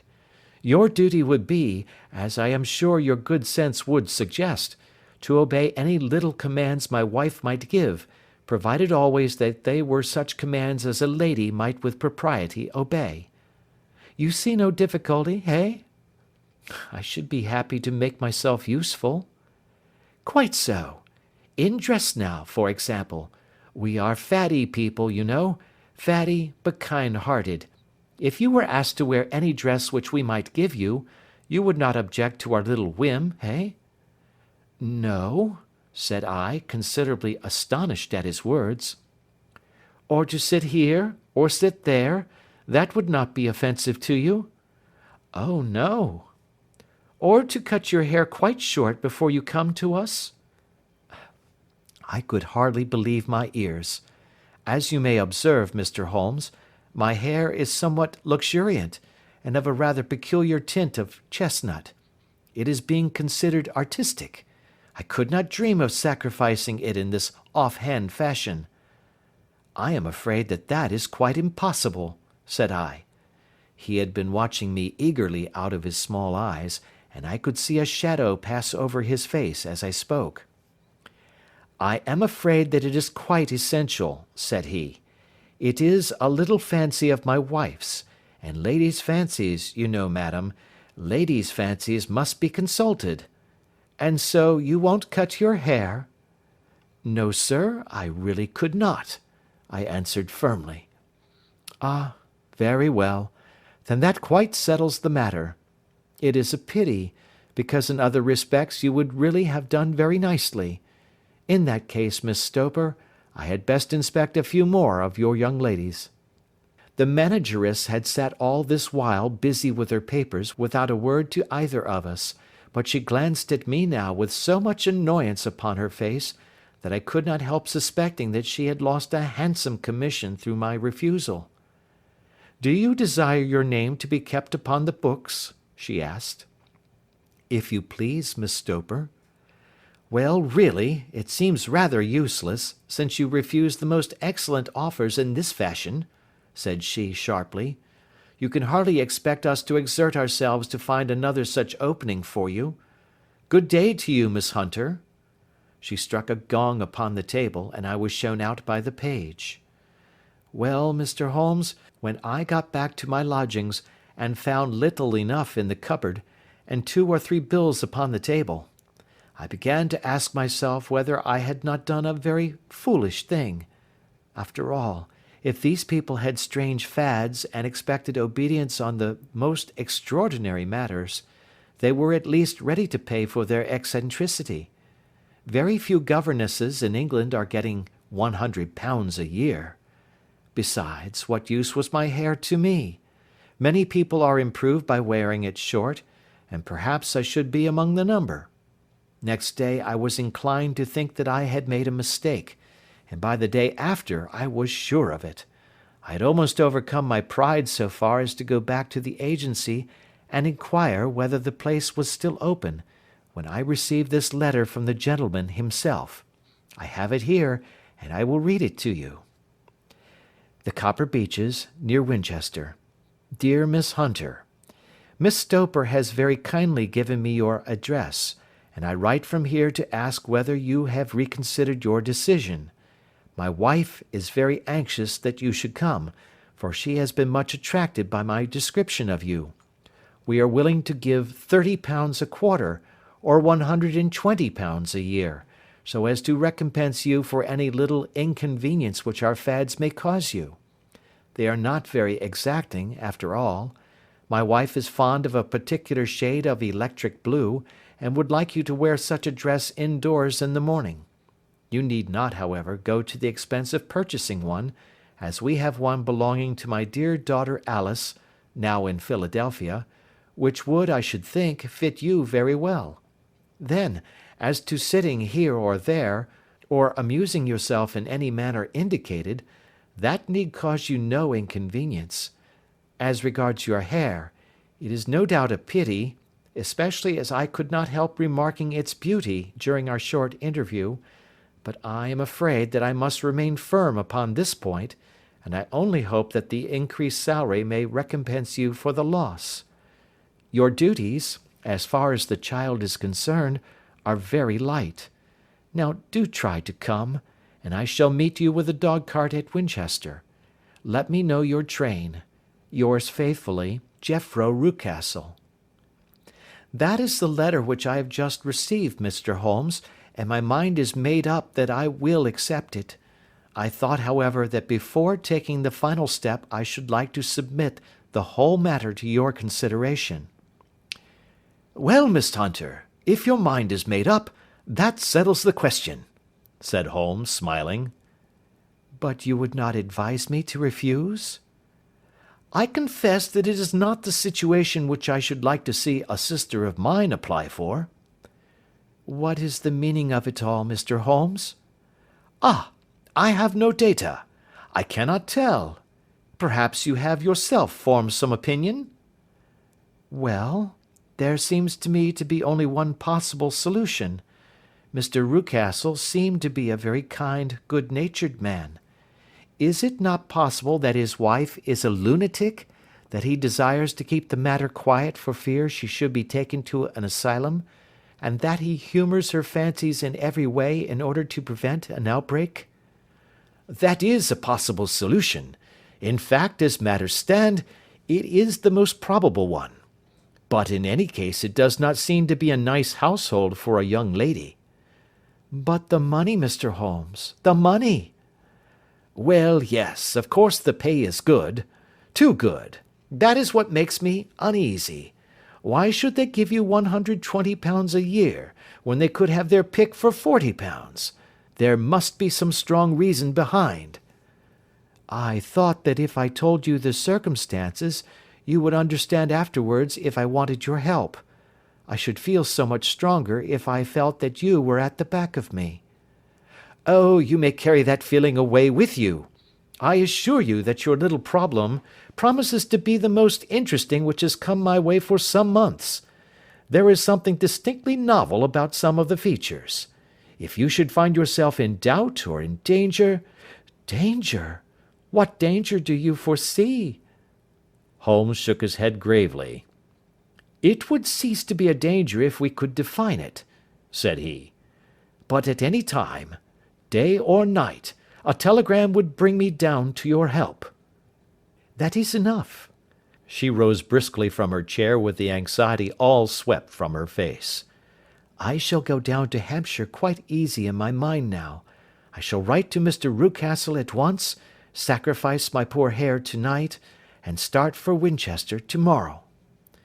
With a few grateful words to Holmes, she bade us both good night and bustled off upon her way.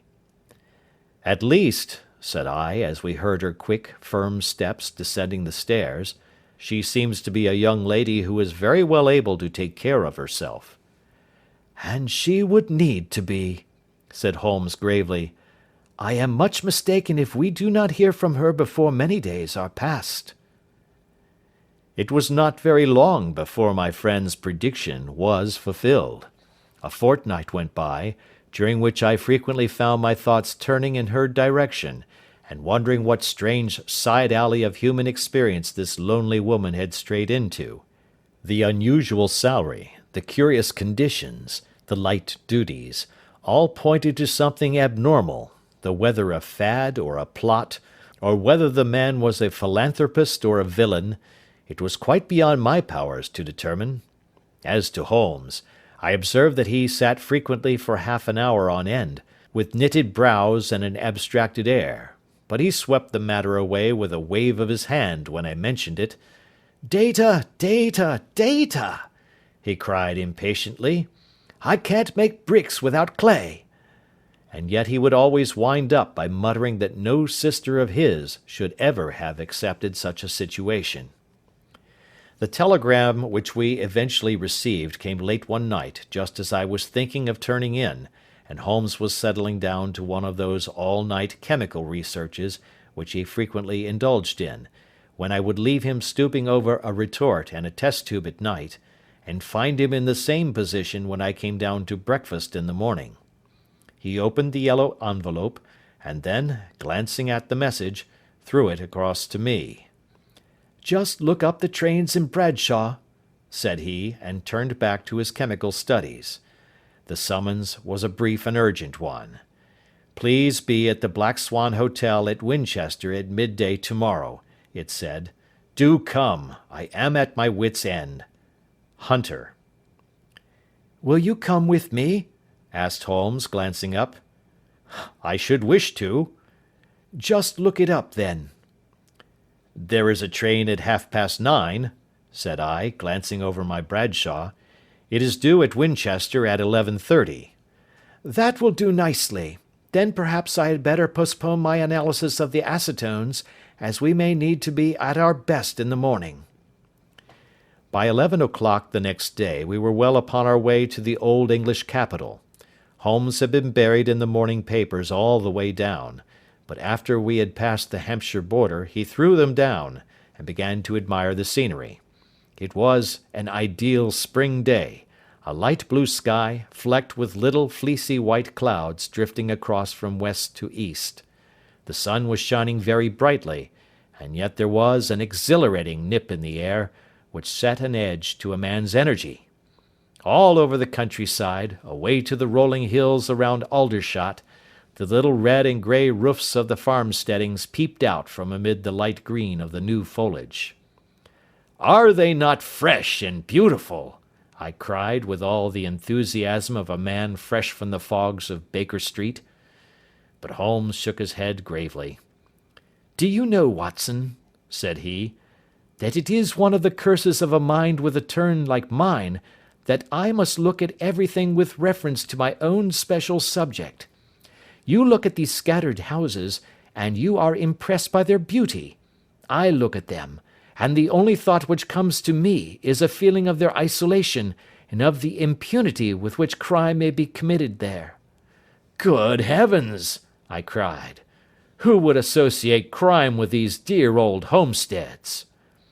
"They always fill me with a certain horror. It is my belief, Watson, founded upon my experience, that the lowest and vilest alleys in London do not present a more dreadful record of sin than does the smiling and beautiful countryside." "You horrify me." "But the reason is very obvious. The pressure of public opinion can do in the town what the law cannot accomplish. There is no lane so vile that the scream of a tortured child, or the thud of a drunkard's blow, does not beget sympathy and indignation among the neighbours, and then the whole machinery of justice is ever so close that a word of complaint can set it going, and there is but a step between the crime and the dock. But look at these lonely houses, each in its own fields, filled for the most part with poor ignorant folk who know little of the law. Think of the deeds of hellish cruelty, the hidden wickedness which may go on, year in, year out, in such places, and none the wiser. Had this lady who appeals to us for help gone to live in Winchester, I should never have had a fear for her. It is the 5 miles of country which makes the danger. Still, it is clear that she is not personally threatened. No, if she can come to Winchester to meet us, she can get away. Quite so. She has her freedom. What can be the matter, then? Can you suggest no explanation? I have devised 7 separate explanations, each of which would cover the facts as far as we know them. But which of these is correct can only be determined by the fresh information which we shall no doubt find waiting for us. Well, there is the tower of the cathedral, and we shall soon learn all that Miss Hunter has to tell. The Black Swan is an inn of repute in the High Street, at no distance from the station, and there we found the young lady waiting for us. She had engaged a sitting room, and our lunch awaited us upon the table. "I am so delighted that you have come," she said earnestly. "It is so very kind of you both, but indeed I do not know what I should do. Your advice will be altogether invaluable to me." "Pray tell us what has happened to you." "I will do so, and I must be quick, for I have promised Mr. Rucastle to be back before 3. I got his leave to come into town this morning, though he little knew for what purpose. Let us have everything in its due order." Holmes thrust his long, thin legs out towards the fire, and composed himself to listen. "In the first place, I may say that I have met, on the whole, with no actual ill treatment from Mr. and Mrs. Rucastle. It is only fair to them to say that. But I cannot understand them, and I am not easy in my mind about them." "What can you not understand?" "Their reasons for their conduct. But you shall have it all just as it occurred. When I came down, Mr. Rucastle met me here and drove me in his dog-cart to the Copper Beeches. It is, as he said, beautifully situated, but it is not beautiful in itself, for it is a large square block of a house, whitewashed, but all stained and streaked with damp and bad weather. There are grounds round it, woods on 3 sides, and on the 4th a field which slopes down to the Southampton high road, which curves past about 100 yards from the front door. This ground in front belongs to the house, but the woods all round are part of Lord Southerton's preserves. A clump of copper beeches immediately in front of the hall door has given its name to the place.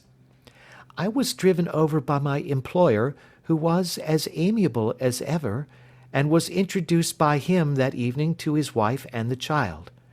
There was no truth, Mr. Holmes, in the conjecture which seemed to us to be probable in your rooms at Baker Street. Mrs. Rucastle is not mad. I found her to be a silent, pale-faced woman, much younger than her husband, not more than 30, I should think, while he can hardly be less than 45. From their conversation I have gathered that they have been married about 7 years, that he was a widower, and that his only child by the first wife was the daughter who has gone to Philadelphia. Mr. Rucastle told me in private that the reason why she had left them was that she had an unreasoning aversion to her stepmother.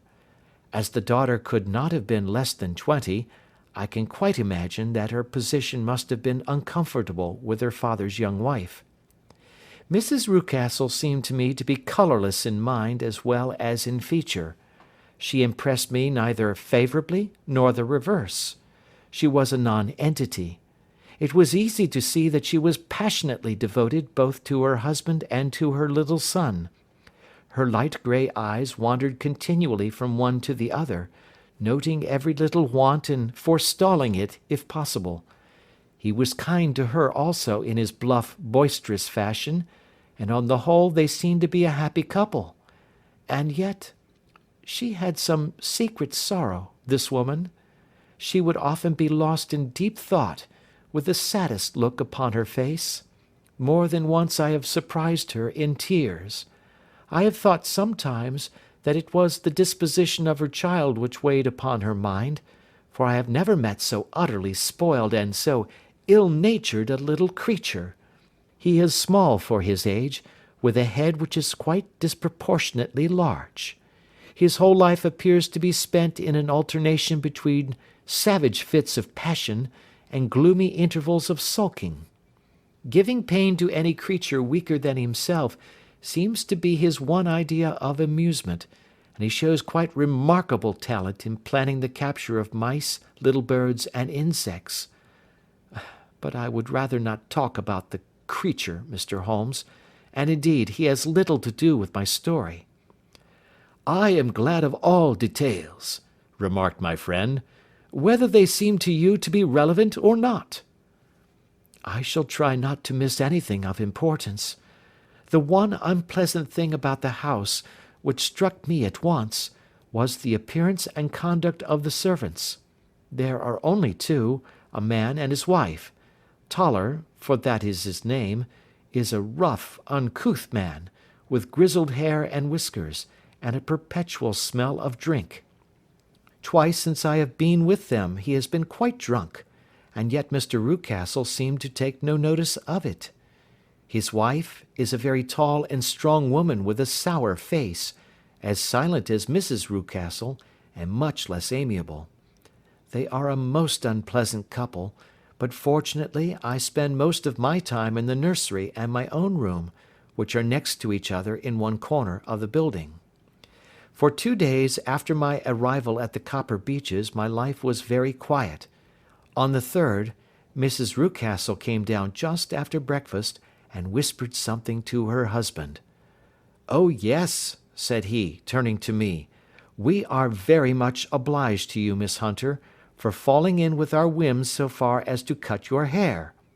I assure you that it has not detracted in the tiniest iota from your appearance. We shall now see how the electric blue dress will become you. You will find it laid out upon the bed in your room, and if you would be so good as to put it on, we should both be extremely obliged." The dress which I found waiting for me was of a peculiar shade of blue. It was of excellent material, a sort of beige, but it bore unmistakable signs of having been worn before. It could not have been a better fit if I had been measured for it. Both Mr. and Mrs. Rucastle expressed a delight at the look of it, which seemed quite exaggerated in its vehemence. They were waiting for me in the drawing-room, which is a very large room, stretching along the entire front of the house, with 3 long windows reaching down to the floor. A chair had been placed close to the central window, with its back turned towards it. In this I was asked to sit, and then Mr. Rucastle, walking up and down on the other side of the room, began to tell me a series of the funniest stories that I have ever listened to. You cannot imagine how comical he was, and I laughed until I was quite weary. Mrs. Rucastle, however, who has evidently no sense of humour, never so much as smiled, but sat with her hands in her lap and a sad, anxious look upon her face. After an hour or so, Mr. Rucastle suddenly remarked that it was time to commence the duties of the day, and that I might change my dress and go to little Edward in the nursery. 2 days later the same performance was gone through under exactly similar circumstances. Again I changed my dress, again I sat in the window, and again I laughed very heartily at the funny stories of which my employer had an immense repertoire, and which he told inimitably. Then he handed me a yellow-backed novel, and moving my chair a little sideways, that my own shadow might not fall upon the page, he begged me to read aloud to him. I read for about 10 minutes, beginning in the heart of a chapter, and then suddenly, in the middle of a sentence, he ordered me to cease and to change my dress. You can easily imagine, Mr. Holmes, how curious I was as to what the meaning of this extraordinary performance could possibly be. They were always very careful, I observed, to turn my face away from the window, so that I became consumed with the desire to see what was going on behind my back. At first it seemed to be impossible, but I soon devised a means. My hand mirror had been broken, so a happy thought seized me, and I concealed a piece of the glass in my handkerchief. On the next occasion, in the midst of my laughter, I put my handkerchief up to my eyes, and was able with a little management to see all that there was behind me. I confess that I was disappointed. There was nothing. At least, that was my first impression. At the second glance, however, I perceived that there was a man standing in the Southampton Road, a small bearded man in a grey suit, who seemed to be looking in my direction. The road is an important highway, and there are usually people there. This man, however, was leaning against the railings which bordered our field, and was looking earnestly up. I lowered my handkerchief, and glanced at Mrs. Rucastle to find her eyes fixed upon me with a most searching gaze. She said nothing, but I am convinced that she had divined that I had a mirror in my hand, and had seen what was behind me. She rose at once. "Jethro," said she, "there is an impertinent fellow upon the road there who stares up at Miss Hunter." "No friend of yours, Miss Hunter?" he asked. "No, I know no one in these parts." "Dear me, how very impertinent! Kindly turn round and motion to him to go away." "Surely it would be better to take no notice." "No, no, we should have him loitering here always. Kindly turn round and wave him away like that." I did as I was told, and at the same instant Mrs. Rucastle drew down the blind. That was a week ago, and from that time I have not sat again in the window, nor have I worn the blue dress, nor seen the man in the road. "Pray continue," said Holmes. "Your narrative promises to be a most interesting one." "You will find it rather disconnected, I fear, and there may prove to be little relation between the different incidents of which I speak. On the very first day that I was at the Copper Beeches, Mr. Rucastle took me to a small outhouse which stands near the kitchen door. As we approached it, I heard the sharp rattling of a chain, and the sound as of a large animal moving about. "Look in here," said Mr. Rucastle, showing me a slit between two planks. "Is he not a beauty?" I looked through and was conscious of two glowing eyes, and of a vague figure huddled up in the darkness. "Don't be frightened," said my employer, laughing at the start which I had given. "It's only Carlo, my mastiff. I call him mine, but really old Toller, my groom, is the only man who can do anything with him. We feed him once a day, and not too much then, so that he is always as keen as mustard. Toller lets him loose every night, and God help the trespasser whom he lays his fangs upon. For goodness sake, don't you ever, on any pretext, set your foot over the threshold at night, for it's as much as your life is worth." The warning was no idle one, for 2 nights later I happened to look out of my bedroom window about 2 o'clock in the morning.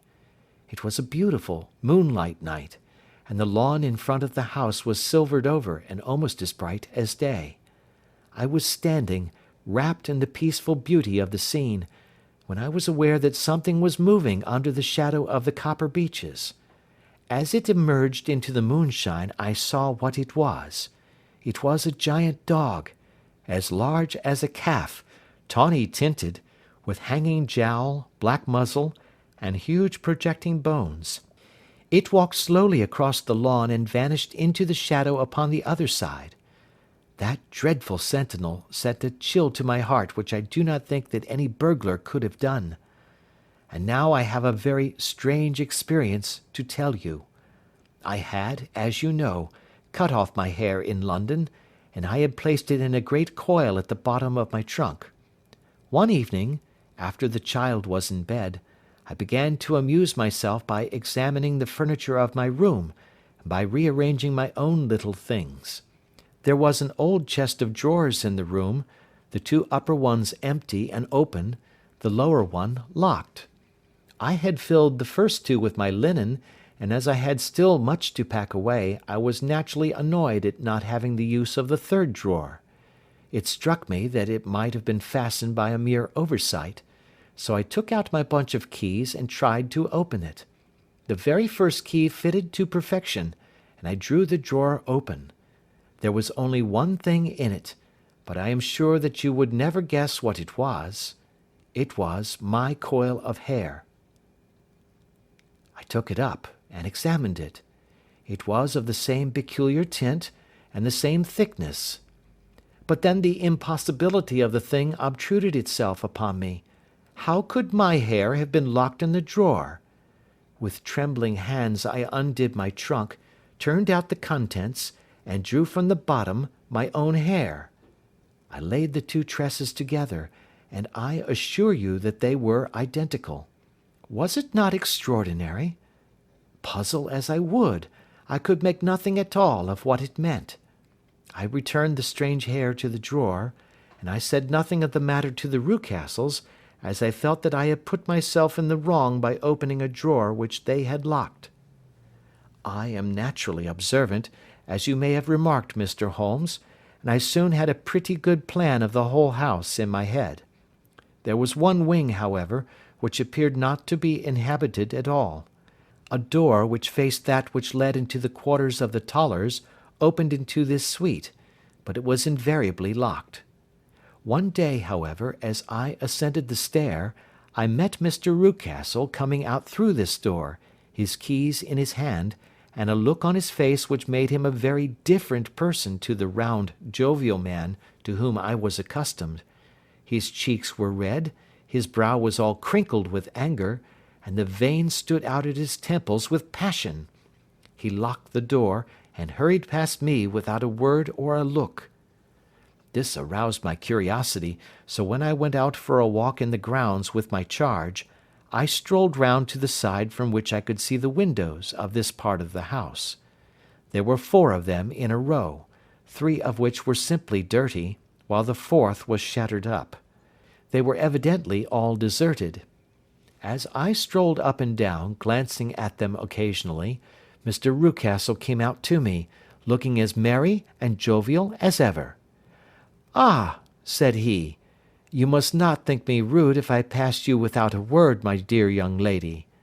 I was preoccupied with business matters. I assured him that I was not offended. "By the way," said I, "you seem to have quite a suite of spare rooms up there, and one of them has the shutters up." He looked surprised, and, as it seemed to me, a little startled at my remark. "Photography is one of my hobbies," said he. "I have made my dark room up there. But, dear me, what an observant young lady we have come upon! Who would have believed it? Who would have ever believed it?" He spoke in a jesting tone, but there was no jest in his eyes as he looked at me. I read suspicion there and annoyance, but no jest. Well, Mr. Holmes, from the moment that I understood that there was something about that suite of rooms which I was not to know, I was all on fire to go over them.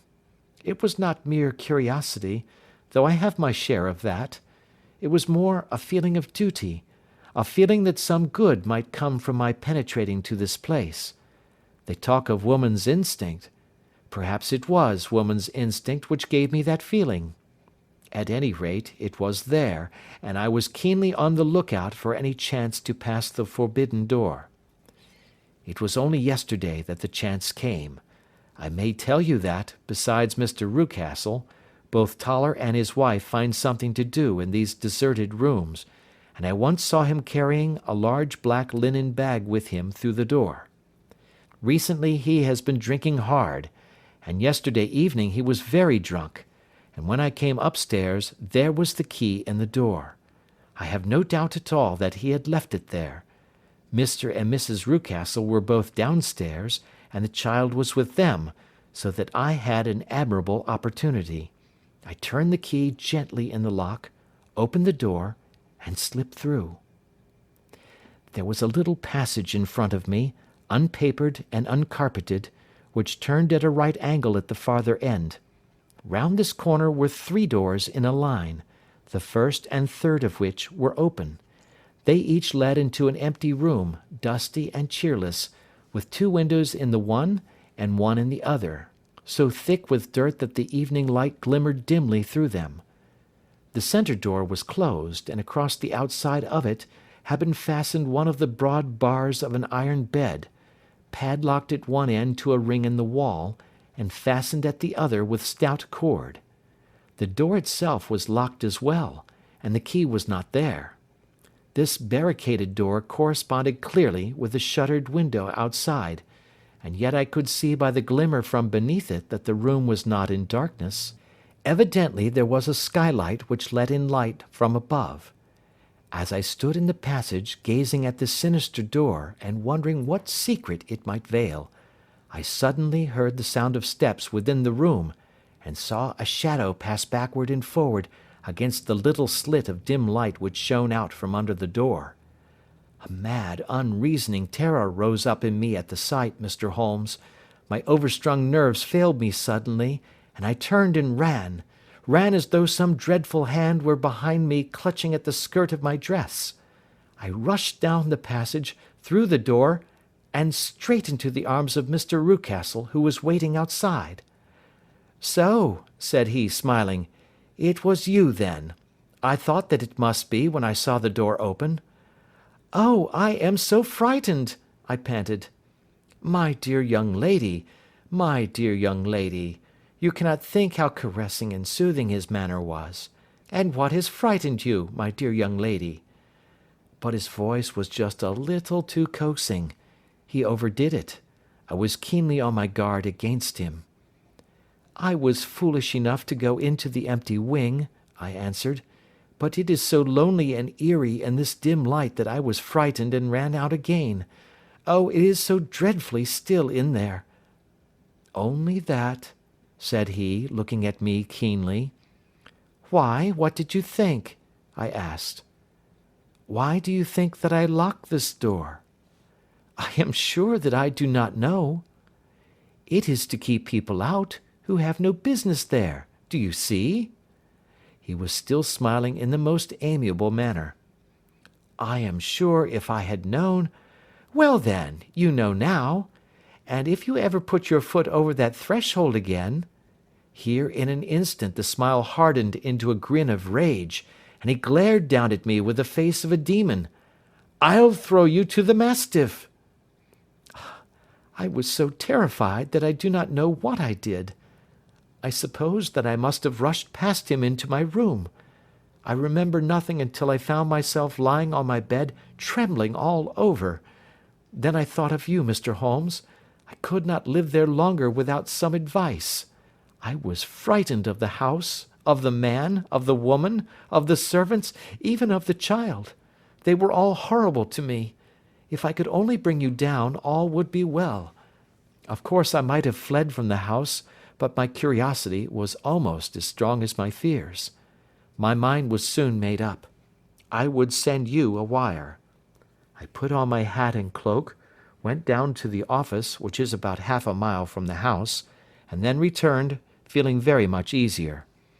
A horrible doubt came into my mind as I approached the door, lest the dog might be loose, but I remembered that Toller had drunk himself into a state of insensibility that evening, and I knew that he was the only one in the household who had any influence with the savage creature, or who would venture to set him free. I slipped in safety, and lay awake half the night in my joy at the thought of seeing you.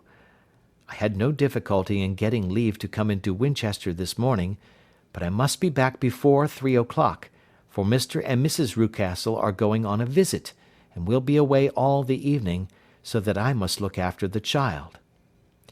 Now I have told you all my adventures, Mr. Holmes, and I should be very glad if you could tell me what it all means, and above all, what I should do."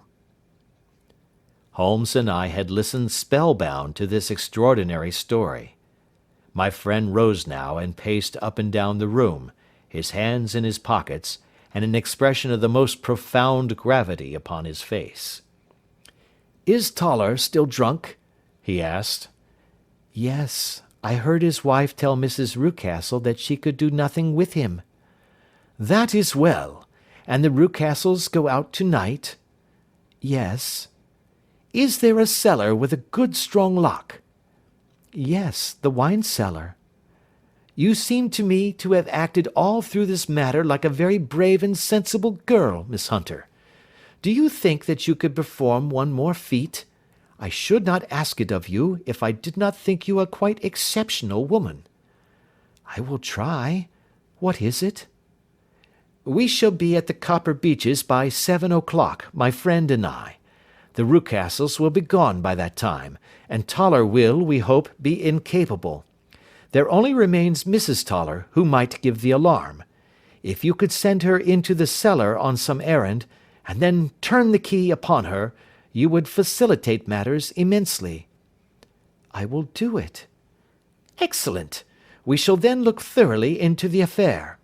Of course, there is only one feasible explanation. You have been brought there to personate someone, and the real person is imprisoned in this chamber. That is obvious. As to who this prisoner is, I have no doubt that it is the daughter, Miss Alice Rucastle, if I remember right, who was said to have gone to America. You were chosen, doubtless, as resembling her in height, figure, and the colour of your hair. Hers had been cut off, very possibly in some illness through which she has passed, and so of course yours had to be sacrificed also. By a curious chance you came upon her tresses. The man in the road was undoubtedly some friend of hers, possibly her fiancé, and no doubt, as you wore the girl's dress and were so like her, he was convinced from your laughter, whenever he saw you, and afterwards from your gesture, that Miss Rucastle was perfectly happy, and that she no longer desired his attentions. The dog is let loose at night to prevent him from endeavouring to communicate with her. So much is fairly clear. The most serious point in the case is the disposition of the child." "What on earth has that to do with it?" I ejaculated. "My dear Watson, you as a medical man are continually gaining light as to the tendencies of a child by the study of the parents. Don't you see that the converse is equally valid? I have frequently gained my first real insight into the character of parents by studying their children. This child's disposition is abnormally cruel, merely for cruelty's sake, and whether he derives this from his smiling father, as I should suspect, or from his mother, it bodes evil for the poor girl who is in their power." "I am sure that you are right, Mr. Holmes," cried our client. "A thousand things come back to me which make me certain that you have hit it. Oh, let us lose not an instant in bringing help to this poor creature." "We must be circumspect, for we are dealing with a very cunning man. We can do nothing until 7 o'clock. At that hour we shall be with you, and it will not be long before we solve the mystery." We were as good as our word, for it was just 7 when we reached the Copper Beeches, having put up our trap at a wayside public-house. The group of trees, with their dark leaves shining like burnished metal in the light of the setting sun, were sufficient to mark the house, even had Miss Hunter not been standing smiling on the doorstep. "Have you managed it?" asked Holmes. A loud thudding noise came from somewhere downstairs. "That is Mrs. Toller in the cellar," said she. "Her husband lies snoring on the kitchen rug. Here are his keys, which are the duplicates of Mr. Rucastle's." "You have done well indeed," cried Holmes with enthusiasm. "Now lead the way, and we shall soon see the end of this black business." We passed up the stair, unlocked the door, followed on down a passage, and found ourselves in front of the barricade which Miss Hunter had described. Holmes cut the cord and removed the transverse bar. Then he tried the various keys in the lock, but without success. No sound came from within, and at the silence Holmes's face clouded over. "I trust that we are not too late," said he. "I think, Miss Hunter, that we had better go in without you. Now, Watson, put your shoulder to it, and we shall see whether we cannot make our way in." It was an old rickety door, and gave at once before our united strength. Together we rushed into the room. It was empty. There was no furniture save a little pallet bed, a small table, and a basketful of linen. The skylight above was open, and the prisoner gone. "There has been some villainy here," said Holmes. "This beauty has guessed Miss Hunter's intentions and has carried his victim off." "But how?" "Through the skylight. We shall soon see how he managed it. He swung himself up onto the roof. "Ah, yes!" he cried. "Here's the end of a long light ladder against the eaves. That is how he did it." "But it is impossible," said Miss Hunter. "The ladder was not there when the Rucastles went away." "He has come back and done it. I tell you that he is a clever and dangerous man. I should not be very much surprised if this were he whose step I hear now upon the stair. I think, Watson, that it would be as well for you to have your pistol ready." The words were hardly out of his mouth before a man appeared at the door of the room, a very fat and burly man, with a heavy stick in his hand. Miss Hunter screamed and shrunk against the wall at the sight of him, but Sherlock Holmes sprang forward and confronted him. "You villain!" said he. "Where's your daughter?" The fat man cast his eyes round and then up at the open skylight. "It is for me to ask you that!" he shrieked. "You thieves! Spies and thieves! I have caught you, have I? You are in my power! I'll serve you!" He turned and clattered down the stairs as hard as he could go. "He's gone for the dog," cried Miss Hunter. "I have my revolver," said I. "Better close the front door," cried Holmes, and we all rushed down the stairs together. We had hardly reached the hall when we heard the baying of a hound, and then a scream of agony, with a horrible worrying sound which it was dreadful to listen to. An elderly man with a red face and shaking limbs came staggering out at a side door. "My God!" he cried. "Someone has loosed the dog. It's not been fed for 2 days. Quick, quick, or it'll be too late." Holmes and I rushed out and round the angle of the house, with Toller hurrying behind us. There was the huge famished brute, its black muzzle buried in Rucastle's throat, while he writhed and screamed upon the ground. Running up, I blew its brains out, and it fell over with its keen white teeth still meeting in the great creases of his neck. With much labour, we separated them and carried him, living but horribly mangled, into the house. We laid him upon the drawing-room sofa, and having dispatched the sobered Toller to bear the news to his wife, I did what I could to relieve his pain. We were all assembled round him when the door opened, and a tall, gaunt woman entered the room. "Mrs. Toller," cried Miss Hunter. "Yes, miss. Mr. Rucastle let me out when he came back before he went up to you. Ah, miss, it is a pity you didn't let me know what you were planning, for I would have told you that your pains were wasted." "Ha!" said Holmes, looking keenly at her. "It is clear that Mrs. Toller knows more about this matter than anyone else." "Yes, sir, I do, and I am ready enough to tell what I know." "Then pray sit down, and let us hear it, for there are several points on which I must confess that I am still in the dark." "I will soon make it clear to you," said she, "and I'd have done so before now if I could have got out of the cellar. If there's police court business over this, you'll remember that I was the one that stood your friend, and that I was Miss Alice's friend too. She was never happy at home, Miss Alice wasn't, from the time that her father married again. She was slighted like and had no say in anything, but it never really became bad for her until after she met Mr. Fowler at a friend's house. As well as I could learn, Miss Alice had rights of her own by will, but she was so quiet and patient she was, that she never said a word about them but just left everything in Mr. Rucastle's hands.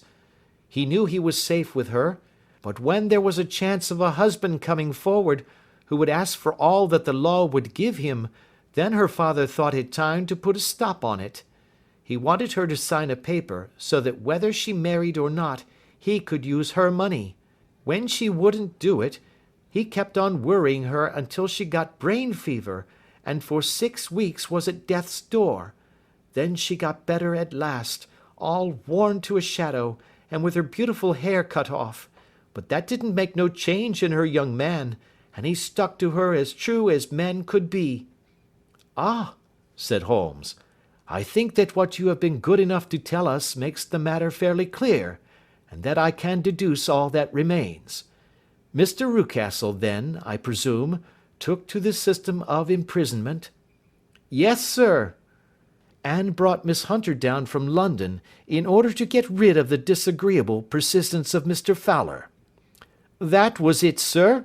But Mr. Fowler, being a persevering man, as a good seaman should be, blockaded the house, and having met you, succeeded by certain arguments, metallic or otherwise, in convincing you that your interests were the same as his. Mr. Fowler was a very kind-spoken, free-handed gentleman, said Mrs. Toller serenely. And in this way he managed that your good man should have no want of drink, and that a ladder should be ready at the moment when your master had gone out. You have it, sir, just as it happened. I am sure we owe you an apology, Mrs. Toller, said Holmes, for you have certainly cleared up everything which puzzled us. And here comes the country surgeon and Mrs. Rucastle. So I think, Watson, that we had best escort Miss Hunter back to Winchester, as it seems to me that our locus standi now is rather a questionable one. And thus was solved the mystery of the sinister house with the copper beeches in front of the door. Mr. Rucastle survived, but was always a broken man, kept alive solely through the care of his devoted wife. They still live with their old servants, who probably know so much of Rucastle's past life that he finds it difficult to part from them. Mr. Fowler and Miss Rucastle were married, by special license, in Southampton the day after their flight, and he is now the holder of a government appointment in the island of Mauritius. As to Miss Violet Hunter, my friend Holmes, rather to my disappointment, manifested no further interest in her when once she had ceased to be the centre of one of his problems, and she is now the head of a private school at Walsall, where I believe that she has met with considerable success. That is the end of our adventure number 12,